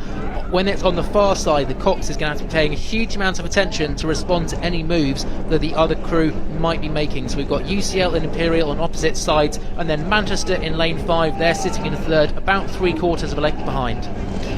What a lovely little pushback there from UCL. Despite the fact that they've got many a length separating them, this is a great head-to-head race. And as we go through 500 metres to go, it's going to be interesting to see who has just reached that bow ball over the 500 metre marker to go race first. At 7:50, apologies, I was just looking at our graphic in the top left-hand side. We've not quite hit 1,500 metres yet, but we are getting there. And I think UCL have moved again here, Will. Yeah, it looks like UCL have responded. It's, as I say there, when those crews are so far apart, it's slightly hard to tell because you get that parallax effect of one crew so much closer to the other. I'm just trying to draw a line as we go past these sort of lines of boys. I think there's not a huge amount separating them, but I think if there's one crew that's out in front, I think it's still UCL. Manchester sitting in third, and it's the Swansea A crew in lane 4 who are currently in fourth. Swansea B and Oxford battling for 5th and 6th. You can just see how wide this lake is here at the National Water Sports Centre to accommodate these 6 crews, and trying to race somebody who is as far away from you as they almost physically could be on this lake is going to be so tough for UCL. It's going to be so tough for Imperial, and in fact 2 London rivals going up against one another. It's all on the line here on reputation. Yeah, 2 tideway crews. They probably won't have rode past each other that much recently, as Hammersmith Bridge being closed, it's sort of cut those 2 clubs in half, so they're not on the same stretch of water anymore. But going through 500, our timing's still saying that Imperial were in front, and they'd actually stretched that advantage out to 0.8 of a second. So just shows how tough it is, even if you're directly alongside, unless you're level with those bow balls to tell who's in front. Lovely sprint here coming from the Manchester crew. They're one in from the left-hand side of your picture. They're moving really well in this final stage. They're starting to get a little bit more overlap on UCL and on Imperial, but it's not going to be enough. They're running out of water very quickly. That's your 1, 2, 3. But UCL versus Imperial coming into the line. Yep, UCL versus Imperial. You can see all the crowds running alongside. I think that's the UCL supporters cheering on their 8 here in the men's intermediate 8D final, our penultimate race of the day. I think Imperial have struck out for home, though. I think their sprint in the last 500 has been enough. Manchester are absolutely flying over to the top of the screen. Are they going to sneak second on the line? I think they have. Manchester get through UCL into third. It's then the Swansea A crew in fourth, and it'll then be Oxford and then Swansea in 5th and 6th. What a fantastic race there in the men's intermediate 8D final. Fantastically paced for Imperial all the way down the course, and great sprint from Manchester. Yeah, I was going to say, actually, even more impressive pacing from Manchester. They were almost a length down at 500 metres to go, and to row all the way through, very brave. And we're about to line up with our last race of the day, Will. Yeah, last race of the day, and we've got our last men's intermediate 8s race. So last day of the longest day of Bucs Regatta. If you've been here with us on the live stream all the way through from 11 o'clock, then we doff our metaphorical caps to you. We've still got 226 of you joining us here on the live stream, so welcome to the 226 of you tuning in for the final race of the day, the men's intermediate 8C final.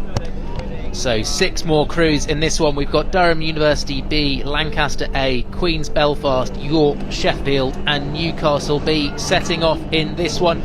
Great shot as 6-8 get away cleanly off the start. The umpire slots in behind them. Doesn't look like we got any issues for any of these boats. I think we're going to see some pretty fast times in this one, considering how fast the Champ 8s and the intermediate 8s went in the A final. I think the wind has died down slightly as we get towards the end of the day, but there's still a decent tail breeze coming down the course that'll be giving these rowers just a gentle push.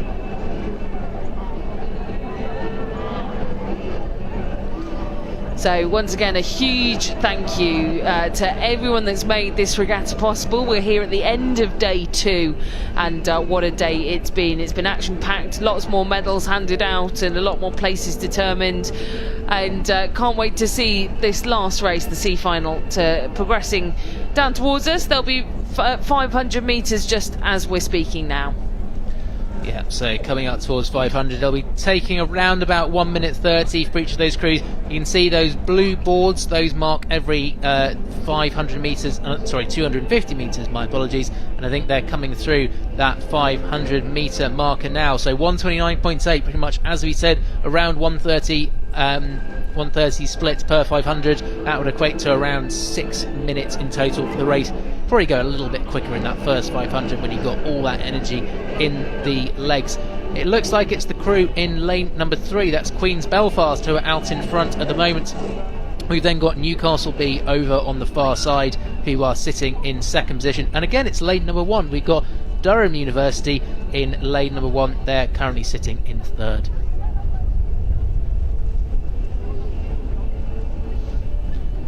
So as we watch them all shuffling like a pack of cards to try and jostle for a position, I think we'll tell a lot more in the next 30 or so strokes who's got that base pace, that cruising rhythm in the 8s that just gives them the boat speed, that easy speed to let the boat run underneath them. And Queen's still managing to do that as they stretch out. They've got about 3/4 of a length on Durham University, and Durham just trying to keep that overlap clear as they head now in towards the halfway mark. Yeah, fantastic shot there of the Queen's Belfast crew as we just pan out towards 1,000 metres. Let's see how the moving and shaking has gone in this second 500 metres. Have Newcastle or Durham, the two crews from the northeast, been able to close down on the Northern Irish crew from Queen's University Belfast? Just about to hit that 1,000 metre marker now. It looks like Queen's Belfast still just in front, ahead of Newcastle, maybe at a canvas. Durham dropping the back ever so slightly, but still in that third position. Yeah, an interesting formation here actually in this race, with our leaders in the centre of the lake, second and third on either side. It's not what we'd expect actually from the seeding from the time trial. The other crew we're going to have to watch out for that's had a really sneaking second 500 is the crew from Sheffield in the black and yellow. You can see their black boat just one in from the far side of the lake, and they're really making good progress to run up alongside Durham University. Yeah, so they're coming up alongside Durham, and I think what they're trying to do is they're trying to hang on to the coattails of that Newcastle crew. Just as long as you can stay alongside that Newcastle crew, because I think Newcastle might be one of the fastest moving boats on the water at the moment, and that's drawing them up alongside Durham. Queen's Belfast though still out in front, and I think it looks like they might even be pulling away from Newcastle as we speak. Yeah, they're about to come in towards 500 metres to go, and we've said it time and time again, if Newcastle can be anywhere near the front of the race coming into the sprinting stages, they have had so much support here today on the bank, and there is no exception. For the last race of the day, it's now 7:53 p.m. and I can see at least 20 or so Newcastle supporters here at the base of the tower ready to cheer these guys home. They are here without fault every single time, whether it's a Champ A final or a minor final, beginners, intermediate, championship, it does not matter. The Blue Star Army will be out to support, but they are going to have to roar on their crew a huge amount here, because Queen's Belfast still out in front over Newcastle. Durham University on the near side, they're still trying to push up to get level with their northeastern rivals, Newcastle University. It's going to be a fantastic last 500 metres, Camilla. Queen's Belfast still the favourites. Yeah, Queen's Belfast still storming away. It's going to be 3/4 of a length coming into these final few strokes, and they're going to have to cling on because the Blue Star Roar is well and truly alive. That wall of noise being created, still ever present as the sun sets here at the National Water Sports Centre. Newcastle make the charge for Queen's Belfast in the lead. Durham dropping back actually now into 4th position, because here comes the charge from Sheffield University. Yeah, the Newcastle fans are going to have to get really loud to make the Newcastle crew hear them over on the far side of the lake, but there is a good sprint going on from the Newcastle crew, but Queen's University Belfast are giving it absolutely full heave, full send into the last 100 metres. Newcastle are going though, and I think Newcastle are drawing level with Queen's University Belfast as we go into the last 60 metres of the men's intermediate 8C final, the last race of the day. Newcastle coming up to the line, and Newcastle have poked themselves in front ahead of Queen's Belfast. It is then Sheffield who get third ahead of Durham, then very tight on the line. I think it looked like Lancaster just got in ahead of York. Oh my word, what a sprint from that Newcastle crew. Well, we called it. We said if Newcastle were in contention with 500 metres to go, they would be carried through by the support. And I think that kind of sums up Bucs Regatta, really, is that some of the support that we've had on the bank has really spurred these crews on to give them that extra and additional energy they require to pull off a feat like that. What a row through from Newcastle. And yeah, what a shame there for Queen's Belfast. Yeah, and just amazing the club spirit from Newcastle, that you got all those different squads always down there cheering, and yeah, it helps during the race. But that's the same spirit that's there in the club for every single training session. That you've got the women's squad supporting the men, the seniors are supporting the novices. Whether you got in the third day or the first day, there's that same competitiveness, and everyone wants everyone to do well. And regatta after regatta, we see Newcastle pulling out performances like that. So that draws to a close that amazing last race of the day that sums up day 2 here at Bucs Regatta 2021. If you've joined us for the last 2 days of racing, thank you very much, but we would love to see you back again tomorrow. You can see there everything to look forward to in Saturday's final day of racing, day 3 here at Bucs Regatta, and we've got another great set and a range of races to look forward to, from the women's lightweight intermediate single sculls all the way through to the women's championship 8. Thank you very much. I've been Camilla Hadland. I've been joined here by Will Horrocks in the commentary box. A big thank you to all of our commentary team who have kept you entertained on the live stream. We'll be back again tomorrow, and a huge thanks to all the volunteers, all the athletes and coaches that have made this weekend happen. We could not do it without you. Thank you very much from us here at the National Water Sports Centre in Nottingham, and we'll see you again tomorrow.